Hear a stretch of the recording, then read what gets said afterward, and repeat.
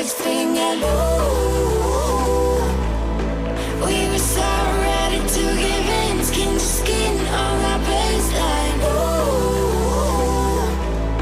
you give me the high pitch feel, baby. Wish I could say it right, but it's first sight the way you looked at me. Couldn't say goodbye. To make it stop, 'cause baby you make me feel something.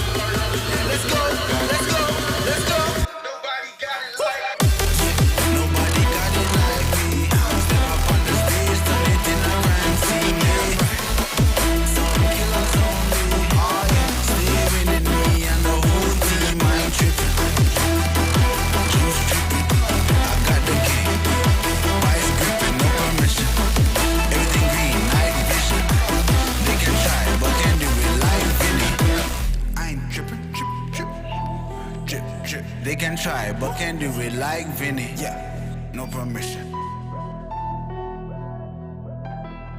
I got it.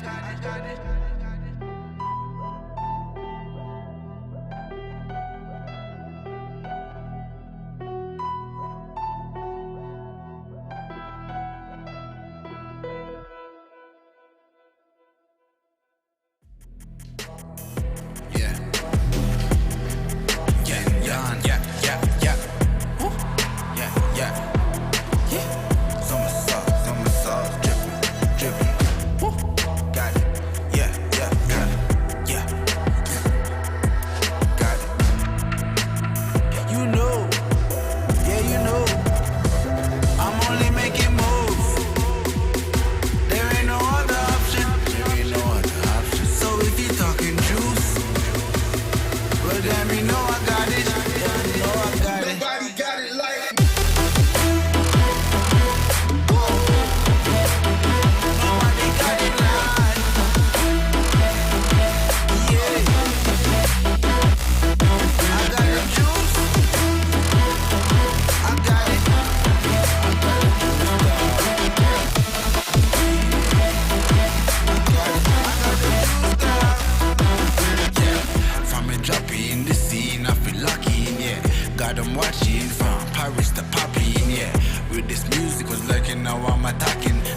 chatting. I just step up and make it happen. It's a lifestyle.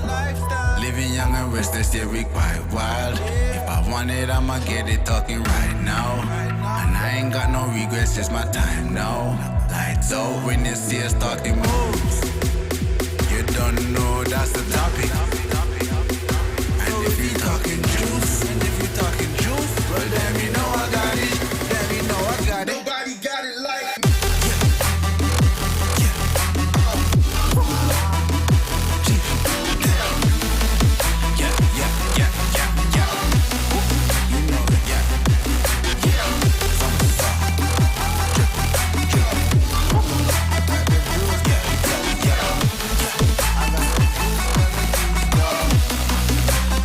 You know.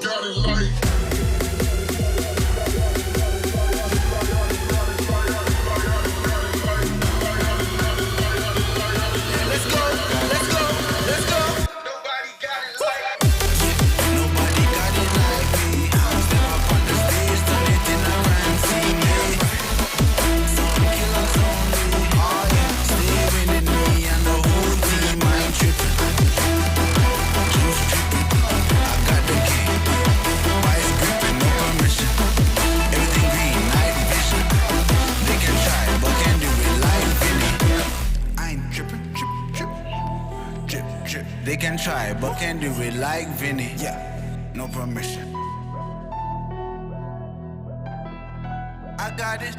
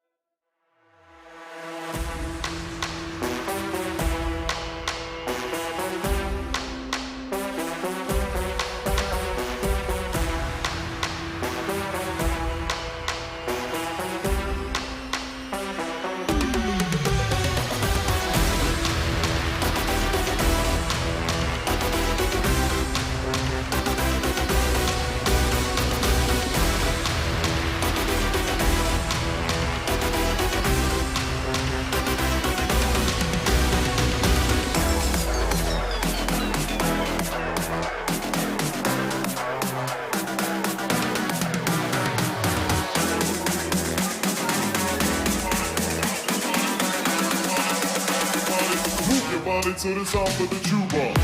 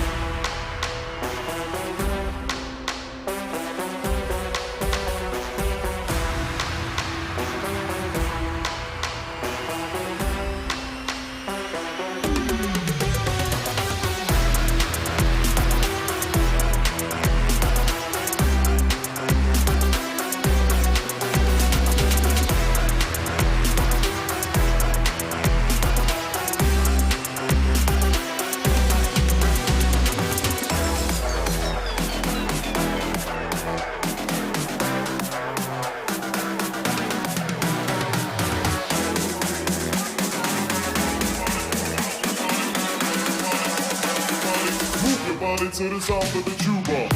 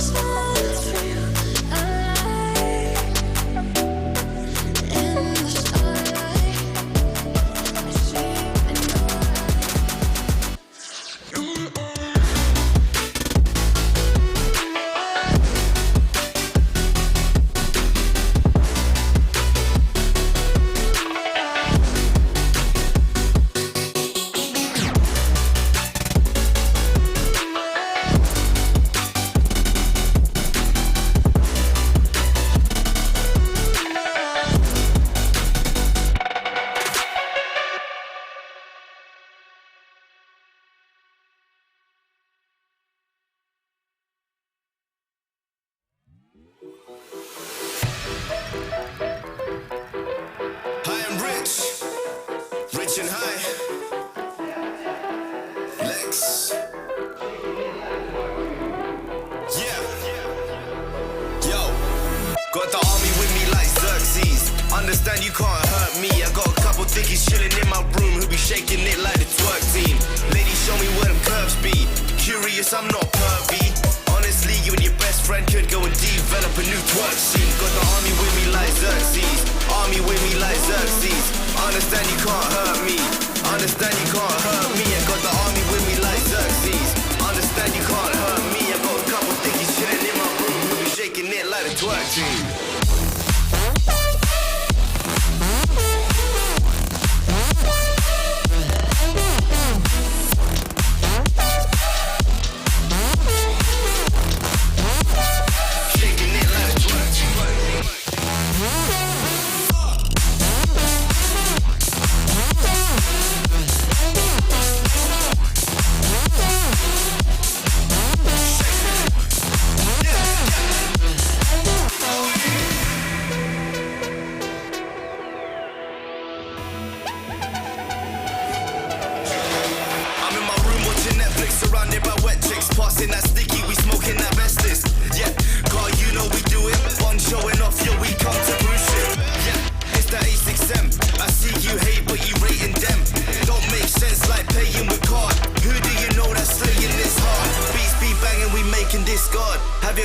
Run straight to my yard and have her up in my bed.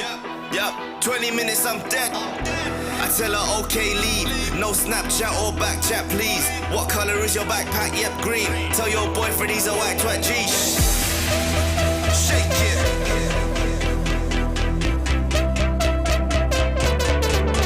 Shake it.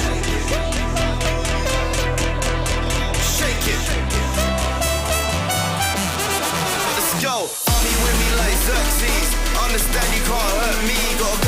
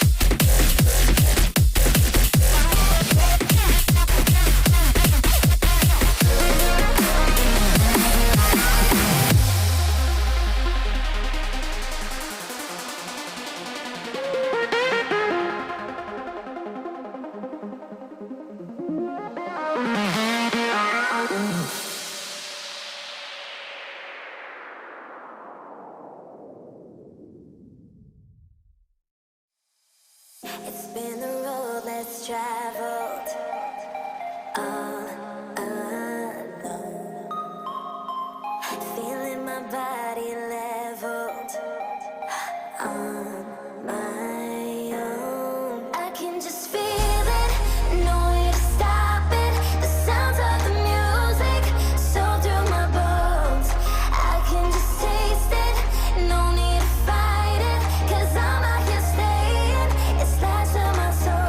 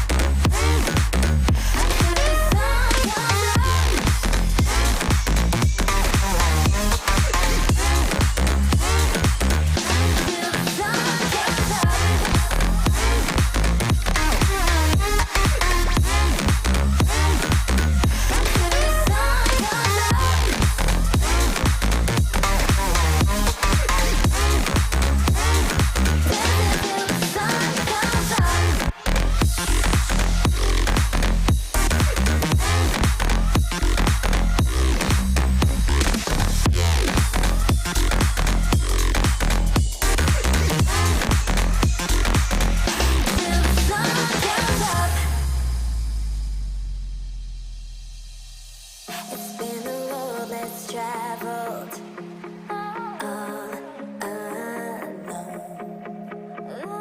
Feeling my body leveled on my own. I think I'm up in heaven, 'cause you were hell. I gave back my freedom, made me well. I can just feel it, no way to stop it. The sounds of the music so through my bones. I can just taste it, no need to fight it, 'cause I'm out here staying. It's back to my soul. 'Cause lightning and thunderstorms are never stopping me before. This night is never over, not until I leave the floor. So that's the passion, baby, I can't ever get enough. So won't you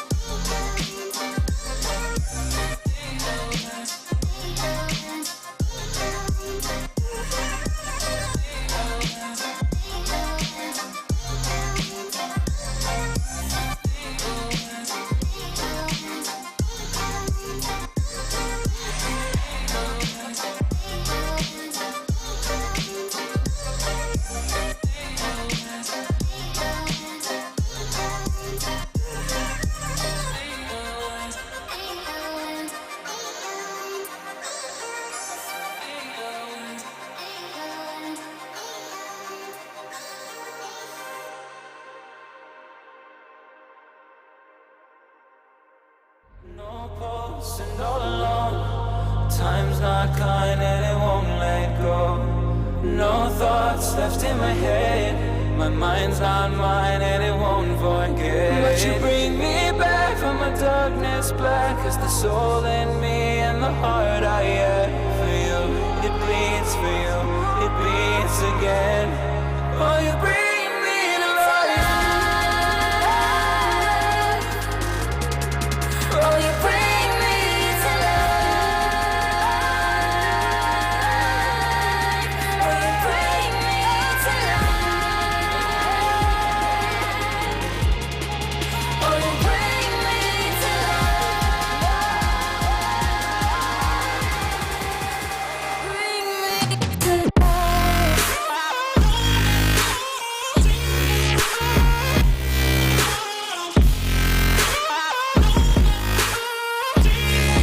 Oh, you bring me to life.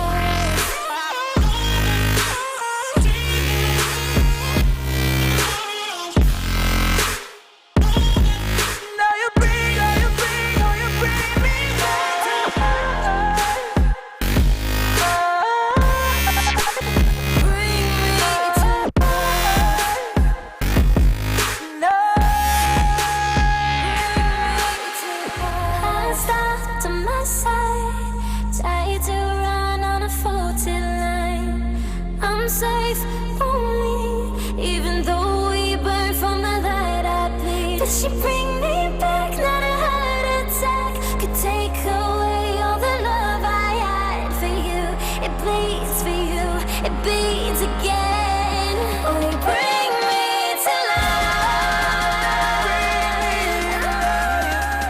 Oh, you bring me to life.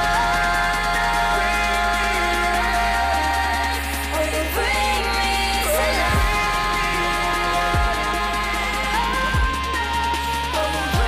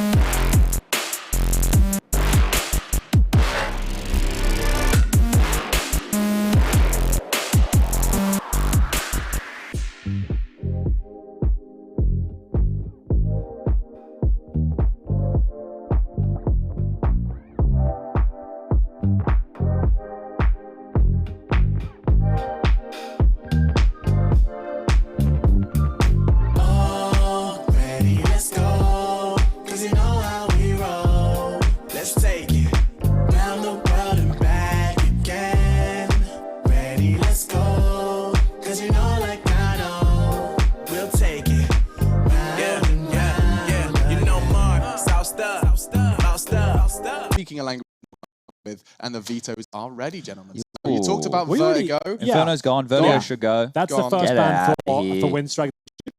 Look, well, Vertigo for the force makes sense, right? Yeah. For we just stated. Now, I said, Overpass. You said Overpass is a good Windstrike have one. looked fantastic on pretty much all maps. Overpass are currently on 4-map. Windstrike that one up, and United TC4's that is their first map. So they're actually going to be a little bit, certainly a bit of a bogey pick coming.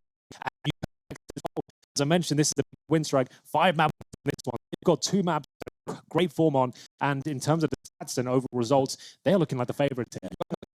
Was played Nuke. We actually liked some of the stuff with them pro. So that's we'll keep on some of them, the economical decisions. But looks like it will be the 3rd map in the series. Obviously, if we need it, it's going to be really good because we can see now. We're talking about with the maps. Lost a couple games. How hungry are they? Can they turn it around? Is it something that's a bigger problem? That can be with Forge right here because domestically in this group, I say 100% they're the best team. Unfortunately, they're doing a 0 and 2. So. Work to do. You need a top 3 slot within the CS side of things. People might be a little bit curious, how do we progress in here? Well, this is more similar to the North American side of things, where it's 6 per group. 3 from each group will be going on through. And as you can see, with this right here, we have the ESL World rankings. Well, Forza ranked 19th. Windstrike, they're not ranked at all. So that should show the disparity, at least in terms of international competition. But as I've already outlined, domestic games, this could just be a mess like we had Furia MIBR. Oh, right, team. I just spotted that. Is the coach Hooch as in Hooch? The Who. That's cool. That's not bad. I It didn't is even him. know. He's still sticking. It's the name that we used to be kind of synonymous with CIS Counter-Strike. He's been around for a while. He was one of the big names in 1.6. Was one of the aspiring pros at that point. Was very hot future. Pretty much made it in CS:GO as well for a couple of years, but then dropped off. Coached him. So interesting to see his name creep back in. It was Hooch was an individual, right? You know, when I was playing from home, when I was locked back in Australia as a teenager, who I would watch an international Counter-Strike, right? And that's kind of the cool thing with a lot of these teams. Like Pro 100, I know that's not how it's pronounced. That's how I'm going to pronounce it. How is it It's pronounced? meant to be something completely different. Okay. Yeah, like something not you would never guess it. You couldn't even possibly guess it if you wanted to, right? I was a bit research, by the way, fellas. Update is Hooch, but he started his coaching in 2020, so this is a brand new project that's cool. for him. That, then. Yeah, that's spot. awesome. And interestingly enough, he stopped playing. He hung up his active player account in 2019, but he was doing talent since 2016, so you've really seen him on the servers since then. That makes about when he started to drop off. And he started to some of the broadcasts and stuff He was doing analyst desk. He was always the episode like that, but that's about the last time I saw him. Well, this Windstrike team as well, they have actually played quite a lot of games. I believe since October last year, this 5 came together, and they've already played like a chunk of games. And obviously, a lot of those would be domestically, but that's been off of our radar, right? You can only cover so much Counter-Strike. Fortunately, for a lot of these names, they don't fall into the cusp of tier 2, and that's kind of where it's for us, because it's very rare that you have these outsider teams coming. When you do, it's 1 or 2 names. And Windstrike hasn't been one of those names for a long time, right?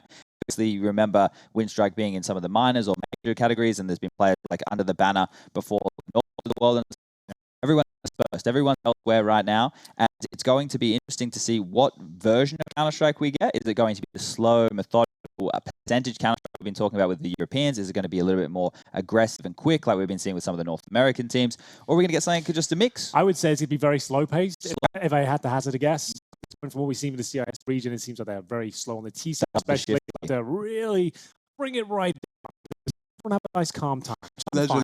Yeah, exactly. Yeah, no, but there was some statistical similarities. It does region to region. We've noticed, for example, Furia versus MBR might have been the best of 3, which in terms of the pace of the rounds, it was a mix-up, and you guys actually were what you're expecting to see here. Talking about the pros and cons of it. Definitely some pros to picking the speed. It's not like it's only a slow man's game. One thing I will say is on the CS play style, as it were, on the CT side, they're generally quite aggressive. Their AWPers especially normally like to go for big picks and trying to be dynamic around the map. So yeah, very passive on the T side, but certainly like to bring the game to the opponents on the CT side. So hopefully that'll be something to look out for. Yeah, and something else to look out for is it sounds like there is a bit of a delay. It's an issue with the client. They'll be reloading back in shortly. This is fine. We know what to do. You can start blowing it up, I guess. No, hold up. We changed the the tone, right? We go to the sit down tone. Sit down. Oh, good. I was actually kind of getting bored of standing up. Back does hurt. Standing is one of those things, Is this right? going higher? I think it does. You should do it. Yeah. Sitting as well, guys. So we should focus on our posture here. Guys, we want to make sure that We're going all high as we can? No, I feel kind of. This feels like a normal hold on, desk now. hold on. Actually, you We're can gonna kind go of as see high as we can. everything. Do you not normally put the chair up that high? I do, yeah. Because when I'm casting, I do this. I kind of put my feet in the little drawer. It looks quite precarious.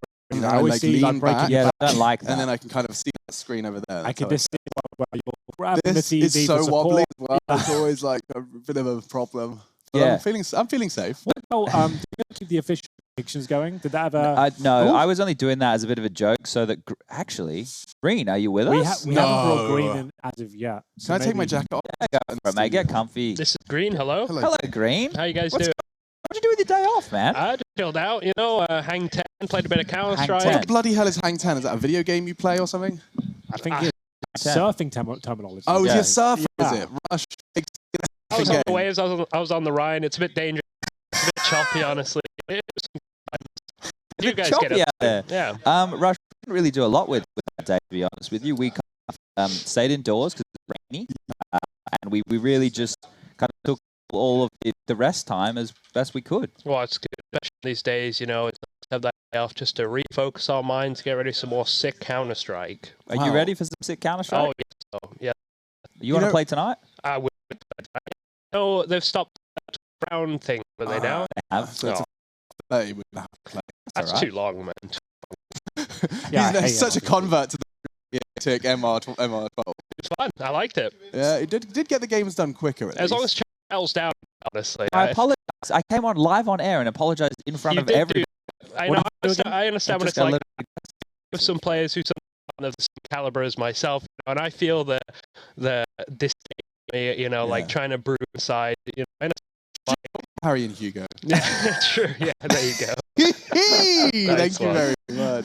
Here all week, ladies and Yeah. gentlemen. No, he really is here all week. And then what next one? And the next one. Okay, so what? Anything else? Rush, can you help stimulate Who the needs conversation to here? stand up? So guys, what do you think of this vote on the screen right That's now? a big pretty vote. cool. Rush, You like who do you that? vote for? Who What needs to stand up? who That is an needs to interesting stand question, up? isn't it? Needs Like, to. who needs To be honest, I think you're both doing a great stand-up job right now. Oh, Anyway, guys, so he's doing it all. Ah. Observer, comedian, and heartthrob. I try. I tried. 6. Rush can jump in like a server and stuff, right? Rush, you ever do that? I'm kind of in the server right The now. server. I can see that there's 4 players currently on the T side. That'd be Windstrike, right? Yeah, Or is it 3 actually, now? there's 4 now. Yeah, so we're getting there. We're getting there slowly. Okay, well, I'm going to say that this is probably going to be quite lengthy. Are you happy to hang around with us? Yeah. Okay, You well, got now we any just need some crazy topics. questions? So, guys, I'm still not on Twitter. Okay. You can tweet at Henry Greer or Alex or Rush.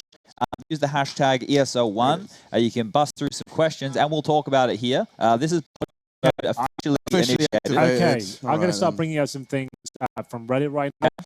Let's have a look, shall we? Let's see what's trending right now. What's popping off? What are people talking about? What are they getting excited about? There is, okay, I can see a lot of people making skins. there's a lot of skins out there right now. Okay. Slow day for news, it seems. There was an update last night. Okay, let's talk about that. 70 megabytes. Wait, So hold on. now- Was it actually? Yeah, so now when you get 17. kills through smoke or while you're blind, new icons appear to show whether it's a headshot or wallbang, whether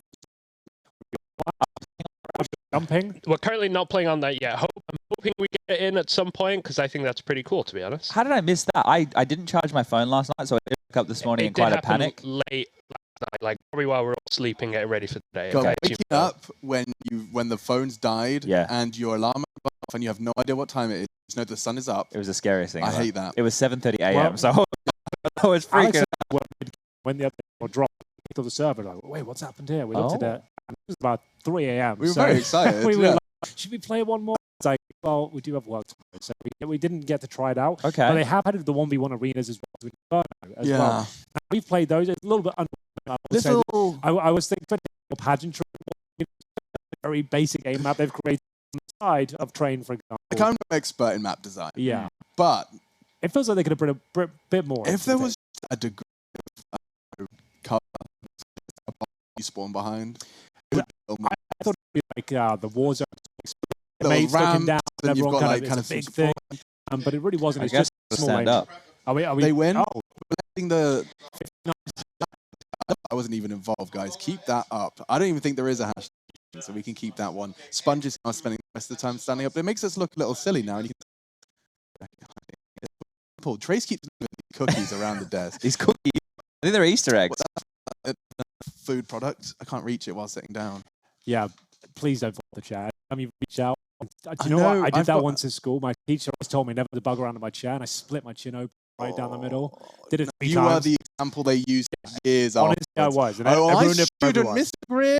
Else was swinging off their chair, enjoying themselves, and I ruined it for the entire class. Never happened again. Curious, very Yeah. curious. I remember the girls that used to stick chewing gum under the desks, ruined the chewing gum for everyone.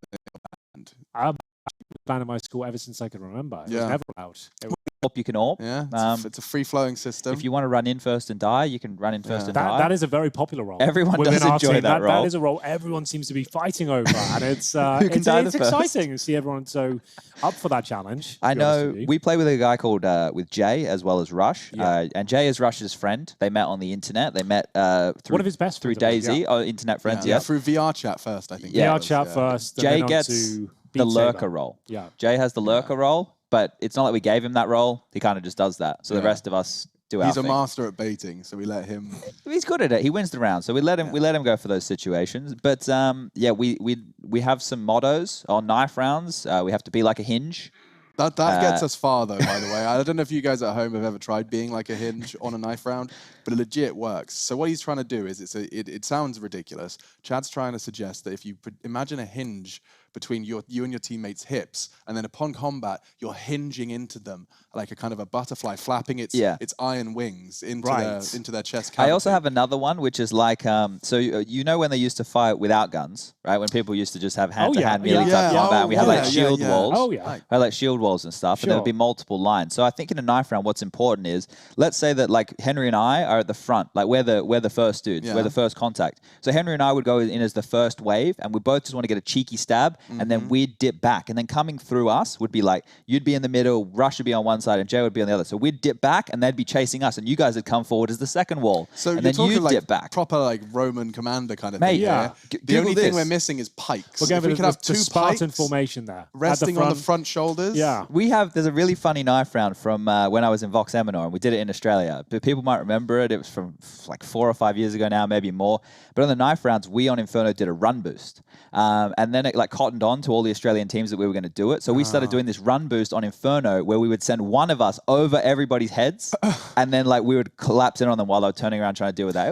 We didn't win, but it was fun. Okay, well, that was a good question. It was I a good thought up in a few question. minutes. I've got the next one coming in here. A bit of a curveball, this one, but I think Okay. it's a lot of fun. Yeah.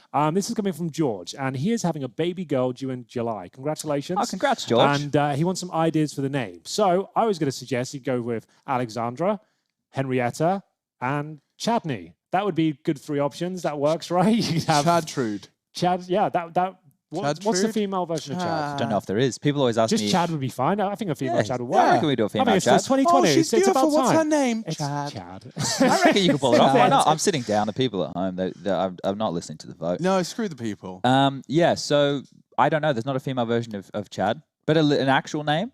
Yeah. I mean, I've always been encouraging people to get creative with the names. Hiko? Don't call it Khaleesi. Hiko's a good one. Hiko's a good one, I Yeah? think. That would work. That'd be Counter-Strike nice. inspired? Yeah, Counter-Strike inspired. You go for a Hiko. Or you could call go it just for more iconic names, like you could go for Guardian, Guardian or an MSL, perhaps. MS. I don't know if Or you the can have acronyms would You work. could call her Matilda, Matilda, Suzanne, and you can have MSL spelled Landstrom. out as like Oh, yeah. that would Or be we nice. combine all of the names of the players. So we could call her Alexander, yes. obviously. Nice. Okay. Alexander Yeah. Kostiliev. We'll just go for the full name. Why don't, I mean, That's did beautiful. I just recall simple No, wait, forename? hold I up, don't hold know how up. close But I was. Sasha then. is the best player, Yeah. right? Sasha's a great a girl's name. Yeah. Yeah, that's it. Let's go with Sasha. Sasha. Sasha. There you go. We'll Sasha. call the baby It's girl so simple. in July. Didn't. There it is. Nailed it. Sasha. That's a nice name for a Counter-Strike fan. Yeah. I think we're solving problems out here. I guys. love it. Keep your Welcome to questions the coming Agony in. Aunt broadcast. I've been told we can go to a break. Do but we that's have just- to? No, I think we're cool. I want to keep doing this if we It's can. no ETA. If you want to get us off the screen, you can. Oh, there we go. Vote. Would you like us to take a break or keep talking like no. nonsense? That's a good Use the vote, actually, hashtag yes for keep talking trash, and no if you want to stare at an idle screen with dubstep playing. Let us know. Now, it sounds like you were influencing the vote That there was a little bit, loaded Alex. question. I may have made my intentions clear, Okay. but it's we get- better than just standing here waiting for us to go again. The questions are slowing down somewhat here. We have got a lot of good I'll ask you a Counter-Strike question questions. if you want. Yeah, go for it. You can ask Are they anything you using the like. hashtag Okay. ESL1? Henry, Not really. have you ever, in the last 10 years of your life, Okay. actually gone on a holiday with the intention exclusively Oh, of going to a no. country, a foreign country, to relax? The last holiday I went on was in 2012. Okay. That was to Tokyo, Japan. So it was a good 8 one. years ago. 8 years. But that was the last time I can remember or recall paying for a trip for exclusively leisure. for leisure. But I'm very lucky I get to travel all the time. And I guess we've had different experiences like Sydney a couple of years ago when events happen in these exotic places. We do sometimes stay an extra bit of time. Forever iconic trip. Yeah, so that was cool. So definitely not like I'm hard done by. I get to travel all over. But yeah, I don't know. Holidays for me is I like staycations. I want to be at home, away from work, and not on the road. Which is a product of our livelihood, isn't it? Yes, and it's a product now of where we do, not where we live right now, but where we live in terms of our home. Yeah. Which is me. For those people not too aware, the three of us live together. The three of us live together in Malta, and we did that because we do travel so much that it turns into our holiday is when we are at home, right? Because we like to play Counter-Strike. I'm not going to beat around the bush. We do enjoy playing Counter-Strike. That takes up a large chunk of our day, and we have a swimming pool. So you get the best of both worlds. Yeah. Kind of. And Chad is the master of like the kind of the vibe once he gets to Malta. I haven't mastered it yet. Okay. But you make sure you're up early. Oh, yeah. He has like kind of a scheduled tanning session. Yep. Then he'll probably walk and like just disappear. I think he walks around Malta like in a circuit. I go down to Spinola Bay every morning for a swim. Don't say it. They'll find you. Malta is a tiny place. There's 500,000 people. If they want to find me, you can find me. Yeah. The people at the news agency, there's a guy with an Australis hat who works at the news agency. Really? There's a lot of esports jerseys around. You go to the coffee shop, you'll see like Fnatic hats and jerseys randomly. No joke. Yeah, I love that. I've bumped into so many people there just in the streets. You go, oh, hi, Henry. I was like, hi. Do you handle that well? I still get. I had a moment on holiday recently. Yeah, I was skiing in Austria and I was enjoying myself. First real break in a while. And lots of the youths of the hotel recognized me, and that's cool. Okay. My issue is when they see me, I know they know who I am. They're like showing their mum their phone, saying like, "Look, this is the guy that's at the dinner table," but they don't come over and say hello. And instead, I just feel like I'm a zoo creature. They're observing from a distance. It's a weird thing, though, right? Like I a couple of years ago was when we were doing the major in London. I went out for dinner one night, and there was who's the comedian, the British comedian, bald guy with Ricky Gervais, Carl Pilkington. And I know who he is, and I know what he does, and I've seen his stuff, but I was like, no, I was obviously talking to the person I was at dinner with who it was. Sure. So if he had overheard any of that, he probably would have had that similar feeling. But I think it's just one of those things where it's like, yeah, I'm cool with it if they want to come up and say hi, I'm fine with that. It's really helped in the past when at like clubs or bars and stuff, and you're out, and if someone comes up and they're like, "Hey, oh my God, Sponge," helps with the ladies. Yeah, it really helps with the ladies. I'll tell you what, the best experience we had is when we were in Copenhagen that time, and we were at that War Pigs restaurant. You remember? Oh yeah, that was great. He recognized us, and he was like, "I'm a big Counter-Strike fan." He hooked us up with like all Shirts, the extras, like merch, and making sure we had free drinks and stuff. Like, that was great. That was the one time it felt like, wow, this is actually all worth it. We've cashed in on some royalties here. This is not bad. And he was very nice. So that was cool. Like places like Scandinavia, like Sweden, especially like Stockholm and Copenhagen, we get recognized a lot more. And they seem to like consider us more like celebrities. Because when you see Australis around walking out Copenhagen, the whole city shuts down. It's insane. Like, they're actually legit sports stars over there. It's pretty crazy, right? When you think about this, because this time has actually given, me specifically, I don't know about you guys, a chance to reflect. Because up until this point, we traditionally do 300 days on the road a year. We're either working or traveling to an event, right? And you normally are just operating on momentum because you don't stop and sit in your home and take stock, and you don't have your memories in the same way that you would, like what I did back when I was a plumber in Australia, for example, right? And one of the things that I've been like taking stock in with that is just how quick we've gotten to this point, like how fast these last 4 or 5 years of doing this have gone. And it's absolutely amazing to see where we were, right? I talk about it. I'm like, well, when I first started like playing CSGO professionally, it was stuff in Cologne and stuff in Katowice where we're still at today. But I've literally seen Katowice as a city change. I've seen like more like hip little coffee shops open up, or, I've seen that kind of stuff happen. I've seen Cologne as a city, little bits and pieces change over the years of being here. But I've seen the esports world change as well, right? And you can see, I first started, I was getting enough money to get by, but now it's like this thing is huge. It's insane. And I don't know where the limit is. That's the coolest thing, right? We don't know how far we're going with this, but we still, ladies and gentlemen, have no ETA. So sorry, we're still going. I've got one nice hot topic we can touch on. Hot topic? It's a bit of a heavy heart, I'm afraid. It was announced today that we won't be having Melbourne this year. Oh, yes. So unfortunately, we won't have a Cashes either, Chad. No. So you've got to be thanking your lucky stars at least for that. Yeah, undefeated right now. So, I was really thanking my to defend stars. his title, Yeah, obviously. the thing is, it is a shame because this is the year I think we really could have done something quite special with it. We've got all the tools, the storyline, everything, a new location as well. It's going to be epic. But if anything, I think it means we can do all these events next year in an uncompromised manner and make sure it's the most epic shit that anyone's ever done in these. Yeah, we might release a bit of a trailer that we were working on a couple years ago, just as a bit of fun. Do we actually have a chance to release that we one? should do. I was talking to the that. people about. We need to ask a couple people for permission and change a few bits and pieces, but we should be able to get that out there. It was quite funny. Yeah, we got some old promotions and stuff we worked on. There's actually some great stuff out there. So yeah, look out for that. Cashes will be back not this year, and I think it's the better way to do it, right? Instead of having a compromised event, it's something as iconic as that as well. We want to make sure we enjoy it to the full potential and give it the respect it deserves. I was thinking about that recently, fellas. Like once all this nonsense is over, the first actual offline event, it's gonna be epic. So lit, dude. Yeah. Like the fact you're gonna have crowd. Not only are the crowd just excited for the Counter-Strike, they're excited that they're getting to see the Counter-Strike again after being locked in their houses. It's gonna be crazy. Living on their living room, suddenly it's like, oh, there they are in person. I don't know. It's gonna be like starting again. It's like suddenly and the first ESL One Cologne with the 15,000 and the VP and the French buses that would pull up and start chanting. I think we go straight back to that. Yeah. Like first event, there's no way it's not going to happen. It's gonna be I absolutely agree. I can't wait. I think it's going to be a lot of fun, and hopefully we can deliver. We're still kicking around. Fingers crossed. Yeah, we'll see if everyone's sick of us by then. You probably are at this point. You're making bingo cards of us out there. Dude. And I know it can be a bit much listeners every day. We are doing our best to evolve and develop these. You don't have to listen to the same things, but we appreciate you for bearing with us. Yeah, I had a meltdown yesterday. I was just shouting at the guys. We were hanging out, and I was just like, guys, there is an internet thread on the internet with all of my bad habits, all of the words I keep saying, and they're all like, hey, look at this, all these things that Alex keeps saying. At least they were nice about it. They were quite endearing, and right? Exactly, and I think it was surrounded by positivity, but actually quite helpful that you guys have given us a list of the things that we say too much. And the kind of self-awareness for me was realizing this is the same words people have been saying for the last 6 years. So I really do need to wake up and do some other things. It is hard to keep track of what you're saying when the constant stream of words leaves your mouth without any sort of pre-approval for 300 days straight for 6 years straight. We were discussing the concept of, and it seems almost counterintuitive to what we do, because I think the cool thing about esports commentary compared to, say, traditional sports is a lot of the hype and stuff can be built by the commentators because there's a lot more talking, right? Sure.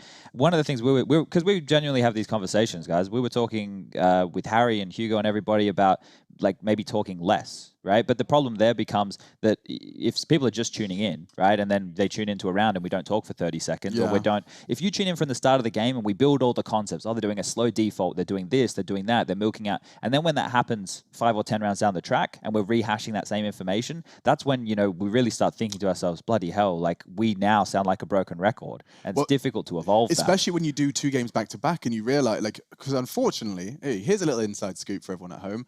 The viewership, the unique viewers, like the new pair of eyes that hasn't been watching the stream, it changes. And I don't have the official stats. I've been given them in the past, but it's something crazy. Like 60% of you are brand new viewers every 30 minutes. Yeah. Like there is constantly new people who haven't heard any of the stuff you said before. So you have to walk this fine line of vocabulary that gets the message across succinctly and effectively, but will get tiring. And the new information that you want to make sure, the golden nuggets come out, but that everybody within that 30-minute window has heard them. It's interesting. It's a whole a bit of a science that I haven't really considered before. But that's boring maybe for you guys. I've received word the update is on its way. We've actually been fixing it. ESEA got the spiders out of the system. Fingers crossed, 2 minutes or more. Okay, nice. So we should be able to we got any more questions? We may as got well. loads of questions. Let's get another I was one kind of going. letting them stack up while you guys were filling the air there. So, okay, let's have a look at some of the good ones, shall we? Do you want fun one or a Counter-Strike Let's go one? fun one. Yeah. Okay. And then we'll go Counter-Strike one. We'll go fun one, Counter-Strike one, fun one, Counter-Strike one. Okay, we'll start with which CSGO event has the craziest crowds? I'm obviously very biased in that regard. I think I'm the same with it. I think the Australians they have been definitely the crazy. I'm not saying it's the best. There's no way to quantify that in terms of They're like rowdy. the loudest and most fun. I think it definitely has to be the Aussies. Yeah, obviously the shoeies and stuff. A lot of people overseas watching that going, "Oh, that's disgusting." All those bits and pieces. It is a little bit, but I love it at the same time. But yeah, there's a lot of like crazy. Obviously, that's a difficult word to kind of throw things in here with. But I think in terms of when you think of the Australian crowd, if any of you have ever watched darts, that's what I think of, right? That's it. It's like a darts. It's like a darts kind of thing. Everyone's there. They're dressed up a bit sillier than they normally would be. Everybody's enjoying a good old drink. Yeah, everyone kind of invests in it, you know, like a little extra. It's not a me thing, even though I am Australian. Like, I would go to watch the cricket or do like a 2020 time, and I'd like to go and watch the cricket, you know? Like, whereas these guys, they go for the atmosphere. And probably if I went for the atmosphere, it might be more fun. So maybe I should start doing that. I mean, yeah, I see people in Reddit threads like talking about like, hey, looking to meet some guys, I'm going on my own. And usually there's a lot of positive outcomes, a lot of friendships formed over these events, just because, you know, chances are your passion may not necessarily align with those within your immediate real life group, but there's a lot of people that do have passions that can now be easily connected. I remember there was a thing everyone was retweeting on Twitter saying like, what were you bullied for? And everyone was doing these heartfelt ones. Right. I didn't do it, but the truth would have been World of Warcraft and RuneScape. What were you bullied for? It's like, wow, that doesn't really sound like much now you put it like that. Yeah, I think that high school is really weird, right? I don't reflect that often, like I was just saying before. And I was thinking about high school, and I was trying to see if I remember too much about it when I saw those tweets go out there. And like, was I bullied? I don't think I wasn't a popular kid. I used to sit at my own on lunchtime and stuff, but that was because like I would stay up until 2 a.m. playing Counter-Strike against my parents' best wishes and then sleep in the first period of the day, which was economics, right? I kind of intentionally isolated myself. You removed yourself from social from interaction. Friends. So. That's fair enough. Let's move on to a more lighthearted question. Yeah, perhaps. okay. This is from my boy Walter. He was part of the Team Sweden. I know the guy. Yeah, he had the glasses and stuff. Yeah. So what's the single worst experience you've ever had at an event? Where to begin, to be honest with you? Well, that's a great question. One that comes to mind is recently when we went to Summit, if you remember, when we were stuck in Paris airports for we were running hours. in Charles de Gaulle. Just because that one comes to mind so vividly right now, I'm just like, that for me was one of the worst days. Should we do a skit of how it went? You could I'll give you, start it off. Look, my whistle. Look, let me give you a little improv help. Right? Okay. So this was the real worst part of the whole experience. This is me running from Charles de Gaulle Airport. Henry and Chad at the check-in desk at the gate. So just so you understand here, passports in hand, sweaty, gamer bodies, out of breath. Hi, here's my passport. Did we make it in time? Yeah, he made it. No we worries. did? Yeah, no Chad, worries. Yeah, Chad, it's okay. Keep running. We made it. We made it. All good. And you're my sister, by the way. You got to whisper in my ear. It's not happening. So yeah, no, they're not making it on the plane, mate. We're not going to get their bloody bags on. Right. No, honestly, mate, it's all good. And that stranger over there, we're getting on. Apparently, it's all good. Great news, actually, Mr. Richardson. What's that?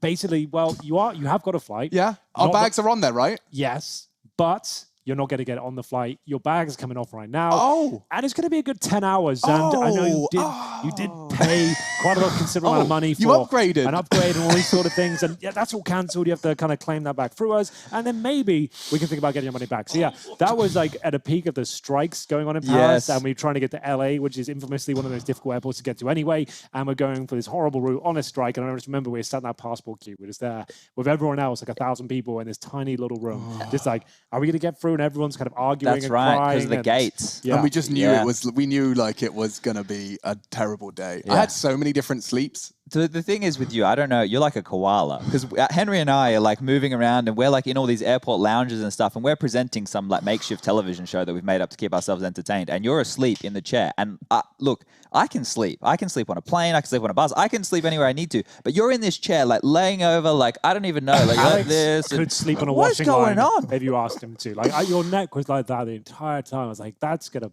like do Have some you damage. seen my neck? It's going to do some curved, bro. damage. It's just like a tree trunk. He's going to have like a spinal injury after this one. I did have a shower and a sauna in an airport lounge. I had a nice shower. I had 2 showers. Didn't you go and get the massage? I had a full facial. That's right. Yeah, I had a steam and then facial. he went to the airport lounge. Then I got that. So it's not a terrible 10 hours, really. It was perfect. No, it was more like an advert towards the end of it. Like they gave me the facial. I don't like saying that too often. It sounds weird. But then they finished it. They're like, okay, so here are the products available to buy. I was like, what do you mean to buy? They're like trying to push all these products on me. I was like, oh, so this is the free facial, so I buy a load of things at the Yeah, end. Did you buy anything? She got mad salty at the end because I didn't buy anything. She's I like, hate that. I was like, I just thought it was like a service, it was for free. It was like more like a marketing thing. And I got the kind of all the kind of relaxation I'd taken in was instantly let out as soon as the marketing came. Oh, you don't understand this was a social pressure, so that you'd spend your money. I was like, oh right, okay. Nothing in life back is to free. anxiety and awkwardness. But that's like the ask culture, guest culture thing I was talking about the other day. This was Alex, actually right? quite insightful. I like this. Now idea. I'm gonna butcher it. Did you hear about this, Henry? Are you The ready ask to culture? recall I don't it? know if I am. Let's not do Put it it in your live on pocket. air. We'll come save back it. because apparently we're waiting on one person in the server. I'm not going to name and shame because I can't. I don't know it. I would immediately name. Hey, and Green, shame. who is it? Who is it, Rush? No, don't do it. Don't do I'm it. not saying. I'm not saying. Don't do it. Okay, well, fours and win strike on your screens. Maybe we can get back on topic if there is only 60 seconds left, but I'm really going to wait until I see this. Yeah, let's wait. I'm It's gonna like a phase hold- game. We haven't even Yeah. heard the music yet. We haven't even had the magic music. Yeah. It is like a phase game, though, right? You need to wait Builds till up. you see round 16 before you believe they can win. Yeah. So let's wait. Let's wait until we get into the server. We got any Counter-Strike questions? Yeah, we got lots of Counter-Strike questions. I wasn't sure whether you'd be too interested in them. Oh, do it. Let's a go. kind of hybrid one, Counter-Strike and fun. Okay. Which pro player has the best in-game name? Ooh. I like Face Crack. Face crack is That's a a really good one. good one. And Get appropriate. right, Face Crack. I think those The are two good syllables. Ones. Yeah. Face crack. I think they roll off the tongue quite nicely. They sound quite deadly. You know, Yeah. I like- exciting, futuristic. I like Some Die Young because it's quite That's another one, it's yeah. quite hipster and edgy. Like I was like into metal music and stuff in high Sure. school. I Some kind Die of get Young. that kind of vibe from it. It's real different. Yeah, I'm thinking through all these player names now. I have to admit, I think Simples is so apt. Isn't it's it, though? It's just ridiculous that the best player happened to call himself Simple. Simple. Yeah. Yeah, it's just too good. It's too good. Other names that I like, I do like some Tony of the, Black. Tony Black. Let's not forget Tony That Black. is a badass name. I don't care what anyone says. Tony Black. That's a good one. Yeah, that's right up there with Damien Steele and Yeah. Johnny Sins. His rebrand was better than North's. Like let's go that that's far. true. He definitely nailed that one right there. That's a big one. Who else is the players? I'm trying to think of Americans. They must get creative in America. Oh, I know. right? 1962 is Henry's favorite. 1962 or numeritos, Yeah. we call him. The fan base calls him. Yeah. He's obviously one of the fan favorites here. That's a few of mine. I like the kind of cool, creative ones, Yeah, not they're just good. like classic gamer names like Tony Black, Face Crack, Get Right. Those are cool. I Yeah. like those ones. Unlike your Henry G's. Henry or your, G's of the world. Yeah, that wasn't the most creative, but it's certainly the most iconic. It has so and it stood you well. Yes, it it stood has. you well. And Kenny copied Henry. he did. Legitimately. Inspired Kenny S. And that's in a quote on some interview somewhere. So go find There that. you go. He wanted to be like his childhood hero, Henry G. That's why he went with Kenny S. I think it's something like, I'm paraphrasing there. Yeah. Something along Well, those this is lines. pretty much basically Pretty much what what he said. Kenny S said. Yeah, though. So something don't, like that. don't worry. Any more, Henry? You're in charge of the content Sorry, yeah, right I was now. doing that. So that was a good one, I thought. Yeah, that was a good one. You guys should start a podcast. We'll listen to that. Oh. Funny you should mention, actually.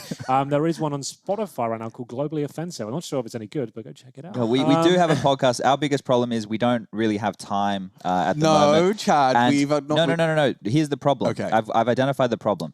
The problem is we don't have time to do the podcast because we talk to each other all day, don't and I wanna want some push out time away content from you guys. That's substandard. And if I'm not in the mood to do it, there's no point doing Yeah. it. So pushing stuff out for the sake of it, I don't like it. I have some So- really good stories that might be coming in the future episodes when we get some time. But we're slowly working out when we have the feeling, like everyone's in a good mood, because we can kind of read each other now. We got to the point where we just constantly around each other. We can tell if they're in a good or bad mood. And I think typically the question podcast comes out of our mouths when we're in a good mood and we think the other two are in a good mood. So I guess what I'm trying to say is not all three of us have been in a good mood for some time. Well, understandably so for the current situation Global we find ourselves situation. in. We're just burnt out, and I don't want to be releasing content that's not fun. And I don't want to be talking enjoyable. about the bloody pandemic. I listen to a lot of podcasts, and you can tell sometimes when people aren't in the mood for it, they aren't necessarily up for it, and I just don't want us to do that. It's supposed to be a fun thing that we're not making money out of. It's a hobby. It's supposed to be fun for everyone. So let's wait until we can do it properly. Yeah. We're about to have some fun. All right, let's put the music on. Let's Let's get do into it. work mode. Here we go. All right, hang on. I'm Chair standing goes up. This better down. be up. Alex, you're going to do the epic intro? Yeah, I'll do it. All right, here we go. All right, hang on. And We need the music, though. We can't have I a like the music to start. Okay. Well, I don't Roman, know- can you find the music, the one that gets us all excited? the really hypey one. I can do it. Hold on. Well, ladies and gentlemen, it's time for us to focus.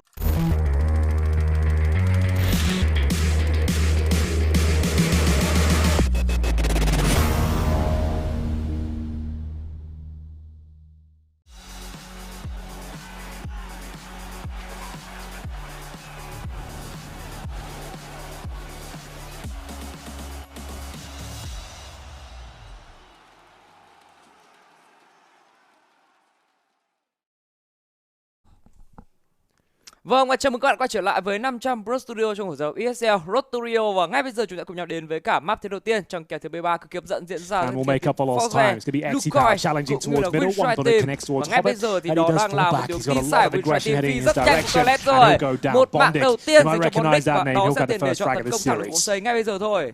Vâng, chỉ có một người solo bonsai Rotation là now, Z committing Power. straight up Tuy nhiên toilet. anh The lại Smokies chết ahead chay of the rồi. flip. Bây giờ bên phía đối phương đã Will tràn be vào baited trong in một now. bonsai Mazel A. taking the fights Đổi as được mấy well. đây It's a còn little không một bạn sketchy. nào Lucky, cả. however, a bit Lách more kết thúc được precise. He'll get himself the first. bonsai A Lucky thuộc hoàn is toàn going kiểm for We're going with soát Lucky, các thành viên definitely bên Lucky. phía Peon. Win Yep. Strike. And we do Trong have khi a đó thì 4v2 Forze, now. hai người Face còn lại crack đều rocking bách the về từ vest. khu vực Jerry bonsai with B the và anh nhìn Julies. đi. He's looking to get a little golden eye on us. Not expecting lên much. một khẩu đua But with his Barretta guns như là một quả akimbo, smoke cơ, chứ không phải là một cái kit. spotted by the Vâng, và first. rõ That ràng thì will be đây sẽ là pistol round dành cho thành viên Island, Try Team thôi. Alien. Alien. Chủ động pick Alien. map We're theo going with vòng Alien. ba. Alien with an E. As Rồi. Jerry, Jerry. he just has to sit it here. They don't have a kid in play. We'll have to just hope he gets it done. The knives are coming out. They're slashing away.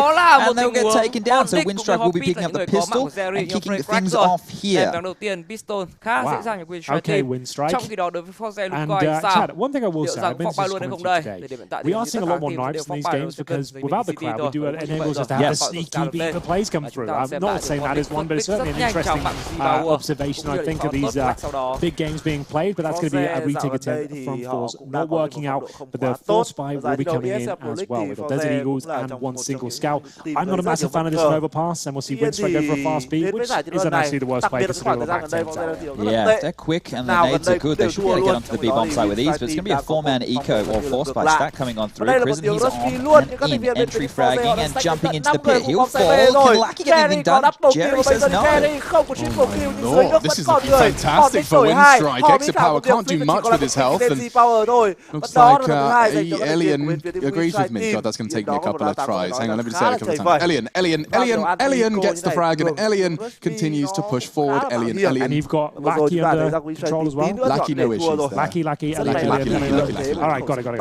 Okay, so that was a decent attempt here with the B stack. I always get a bit anxious when we go for the B rushes against the Force spies coming through, but it works out, so no harm, no foul. We are going to have a bit of partial investment in Force. Look up those 80 grades. I assume they're thrown towards the... khẩu B250 cùng với đó là một chút bom mìn thôi. Còn đối với Winstrike thì sao đây? Ném rất nhiều bom mìn, tránh những tình huống đối phương đẩy shot từ thời điểm đầu, và bây giờ thì họ chiếm được hoàn toàn khu B shot rồi. Và với việc chiếm B shot sớm nhỉ, thì liệu rằng có một tình huống đánh thẳng của khu bom CB luôn hay không đây? Đã có người kê lại khu mid đây, và gần như là một trận đấu Winstrike đánh rất cẩn thận rồi, kê tất cả những vị trí mà bên phía City có thể đẩy được. Hãy cùng chờ đợi xem nào. 3 quả nết. Những quả nết này liệu sẽ có được trả với timing chính xác hay không đây? Trong khi đó thì Winstrike có một player sử dụng khẩu MP5 Elian. Tuy nhiên đây cũng là một player có thể nói rằng hiện tại là có phong độ tốt nhất của bên phía team Winstrike. Và giờ thì bắt đầu đẩy vào rồi. Lucky là người có cho mình 2 mạng với khẩu AK. Chrisen cũng đổi 2. Trên khu vực Heaven còn đó là cái tên Fleet. Fleet bắt được một người. Nhưng thật sự thì cơ hội của Fleet gần như cũng là không có. Thêm một quả smoke để trả ra, và đó là mạng cuối cùng thuộc về cái tên Chrisen. 3-0 dành cho các thành viên của bên phía team Winstrike Team. Còn đối với Forze sao? Cuối cùng thì họ cũng đã thể full buy được và có ốp cho Z-Power rồi. Thậm chí rằng là ốp có giáp 2 luôn, cùng với đó cả smoke nữa. Một round đấu full buy khá là ổn cho Force. Tuy nhiên thì họ lại chỉ có một cái kit thôi. Vậy cùng chờ đợi xem nào. Lượng bom mìn thì thực sự Z-Power cũng như là Jerry đều chỉ có một quả smoke. Unmeasure thì cũng chỉ có hơn một chút, đó là một quả lửa, quả flash thôi. Bom mìn cũng khá khiêm tốn với Force, và nếu như họ không sử dụng tốt cái lượng bom mìn này thì sẽ rất khó để chống lại Winstrike đang khá chủ động ở map thiếu overpass. Z-Power có ốp, và đây sẽ là một điều khiến cho các thành viên bên phía Winstrike phải dè chừng. Nhưng đây lại là một tiếng rush A shot khá là bất ngờ nha. Và các thành viên của bên phía Team Force thì họ bắt buộc phải đẩy thêm cả một người lên. Fleet hạ cũng được Chrisen rồi. Jerry cũng đang bách từ khu vực bom C B về A, nhưng bây giờ thì Hobbit sẽ có cho con mạng của Fleet rất là dễ dàng. Tôi không hiểu Fleet vừa rồi tại sao lại có thể di chuyển cách hớ hênh đến như vậy. Hobbit bắt đi được face crack, và bây giờ thì bên phía Team Force bắt buộc sẽ phải retake khu vực bom C A. Một pha rush A có thể nói rằng rất là láo cho các thành viên của bên phía Team Winstrike, không một ai ngờ đến luôn. Và bây giờ thì bên phía Team Force, Jerry liệu có thể đẩy qua được khu vực ngân hàng hay không đây? Bondic đang là người kê lại rồi, nhưng timing và đó vẫn là mạng dành cho vị trí của Jerry. Có một người móc sau, nhưng Lucky mà đổi 2 rồi, và bây giờ thì vị trí của Jerry cũng đã lộ. Thậm chí rằng còn cái Elian ở phía đằng sau nữa, nhưng đó là Lucky với tổng cộng là triple kill dành cho riêng mình. Một round đấu nữa mà cái tên Lucky lại lên tiếng rồi. 7-1-1 là cái ca đấy anh, thì điểm hiện tại phong độ rất cao ở trong khoảng thời gian đầu của cái map thiếu này. Còn đối với phía Force sao? Họ cũng đang có cho mình những sự khó khăn nhất định. Vừa rồi là một tình huống mà Fleet đã có lợi thế nhưng quyết định của anh ấy lại đẩy lên rất tự tin, nghĩ rằng chỉ có một người hụt mid thôi. 4-0 dành cho Winstride rồi. Và khả năng cao thì sẽ là 5-0 luôn khi mà round tiếp theo Force cũng không có tiền nữa. Sẽ chỉ là một tình huống half bài với những khẩu Deagle và giáp 1. Vậy, chờ đợi xem nào liệu rằng có first pick thành công hay không đây. Nên nhớ rằng đối đầu anh đang là một cái khẩu ốp trong tay của Alien nha. Major boost flash ra rất cẩn thận với Alien. Và bây giờ thì đó làm tiếng bắn trượt rồi, nhưng không sao cả, vẫn còn cơ hội làm lại. Tuy nhiên thì có làm trượt nữa không đây? Như vậy là không trượt nữa rồi. First pick thành công, tiếp tục đẩy ra tới Lucky nhưng lần này nằm xuống tay Fleet rồi. Tiếng đi trở về đó là 4v4 nhưng tiếp tục Hobbit bắt thành công cái tên Z-Power. Vẫn sẽ lợi thế hơn người cho Winstride thôi, nhưng liệu rằng Jerry có thể làm gì hay không đây? Không được rồi, Hobbit quá tỉnh táo và chắc chắn tỷ số sẽ là 5-0 dành cho Winstride khi bây giờ một mình phơi crack đã lộ và đó là mạng cho Chrisen. Rất dễ dàng. Mọi thứ đang diễn ra theo một chiều hướng cực kỳ tích cực dành cho các thành viên của bên phía team Winstride. Trong khi đó thì khoảng thời gian gần đây chúng ta thấy rằng bên phía team Winstride đang có cho mình phong độ cực kỳ tốt. Những player của bên phía team Winstride thì cũng có vài những gương mặt tiêu biểu như kiểu là cái tên Bondic, Hobbit hay là Chrisen. Đây đều là những player đã từng thi đấu ở môi trường cao hơn rồi. Trong khi đó thì hai player còn lại Elian cũng như là Lucky có nói rằng hai ngôi sao trẻ và cái phong độ của Lucky ở những round thi đấu vừa rồi cũng rất là tốt, và đặc biệt thì Elian trong những ngày thi đấu gần đây thì anh cũng gần như là player gánh team dành cho các thành viên của bên phía team Winstride. Vâng, và giờ chúng ta cùng chờ đợi xem một round full buy tiếp theo Force và liệu rằng họ có thể có cho mình thắng đầu tiên hay không. Lần này thì bên phía của Force thậm chí họ còn có cái lượng bom mìn đó là yếu hơn cả round full buy trước. Liên tiếp để thua tiêu Kira cộng với việc không bắt được quá nhiều súng khiến cho lượng kinh tế của Force đang cực kỳ là nghèo nàn. Trong khi bên kia Winstride đang khá thoải mái với 5 round thắng thông rồi. Một key round dành cho bên phía Force, mà nếu như họ tiếp tục để thua nữa thì mình nghĩ rằng là cái first half sẽ thuộc hoàn toàn quyền kiểm soát của Winstride thôi. Họ sẽ điều phối trận đấu và bây giờ thì tiếp tục là first pick thành công đến từ tên Ilian. Người nằm xuống thậm chí sẽ chính là Opper của bên phía Force đưa Z-Power. Hiện tại thì anh ấy đã có Kalia đó là 006 rồi. Và với việc có một cái Opper thọt như thế này thì rất khó để chơi map overpass bên phía City Side. Thật sự Z-Power là một trong những mắt xích rất là quan trọng trong đội hình của bên phía team Force. Chúng ta đều biết rằng cái thành công của Force ở giải thi đấu ESL Pro League một phần lớn cũng nhờ vào Z-Power.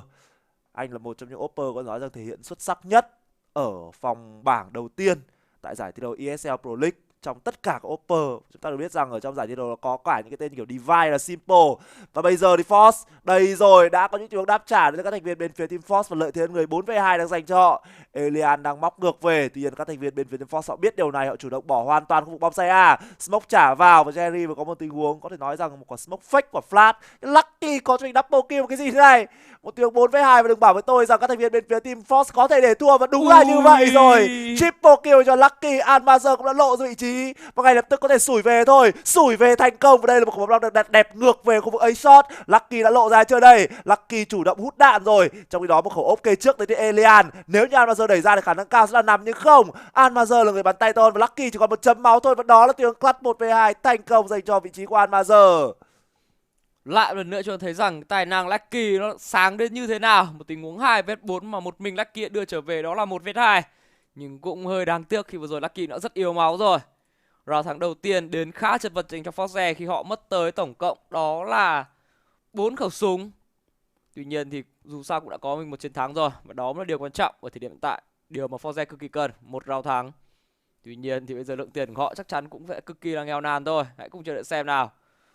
2M4, 2MB9 vẫn có ốp.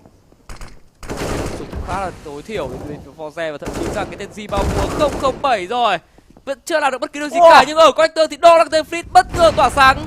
Một tình huống sấy một lại được 3 đến từ vị trí của Fleet rồi, và bây giờ thì thế trận đang đảm chiều nha. Tuy nhiên thì Chrisen kịp thời đổi được mạng Amazon thành công, đưa tình huống trở về là 2v3, cơ hội lại mở ra một chút dành cho Winstride rồi. Rất bất ngờ với tình huống sấy vừa rồi của Fleet. 3 người đi connector nằm xuống trong chóng vánh. Và bây giờ thì bên phía team Force họ đang có cho mình lợi thế nhưng chỉ là 3v2 mà thôi. Và Chrisen đang bò vào trong bom xe B rồi, nhưng vấn đề là nhặt lại quả C4 này như thế nào đây. Vị trí của Face Crack đang là người giữ ở shot. Tuy nhiên liệu Face Crack có kê lại khu vực bom xe B hay không? Elian thì lại là người cầm ốp và anh sẽ phải sử dụng cầu tích 9 rồi, khi mà khu vực connector là một khu vực có thể nói là rất là hẹp.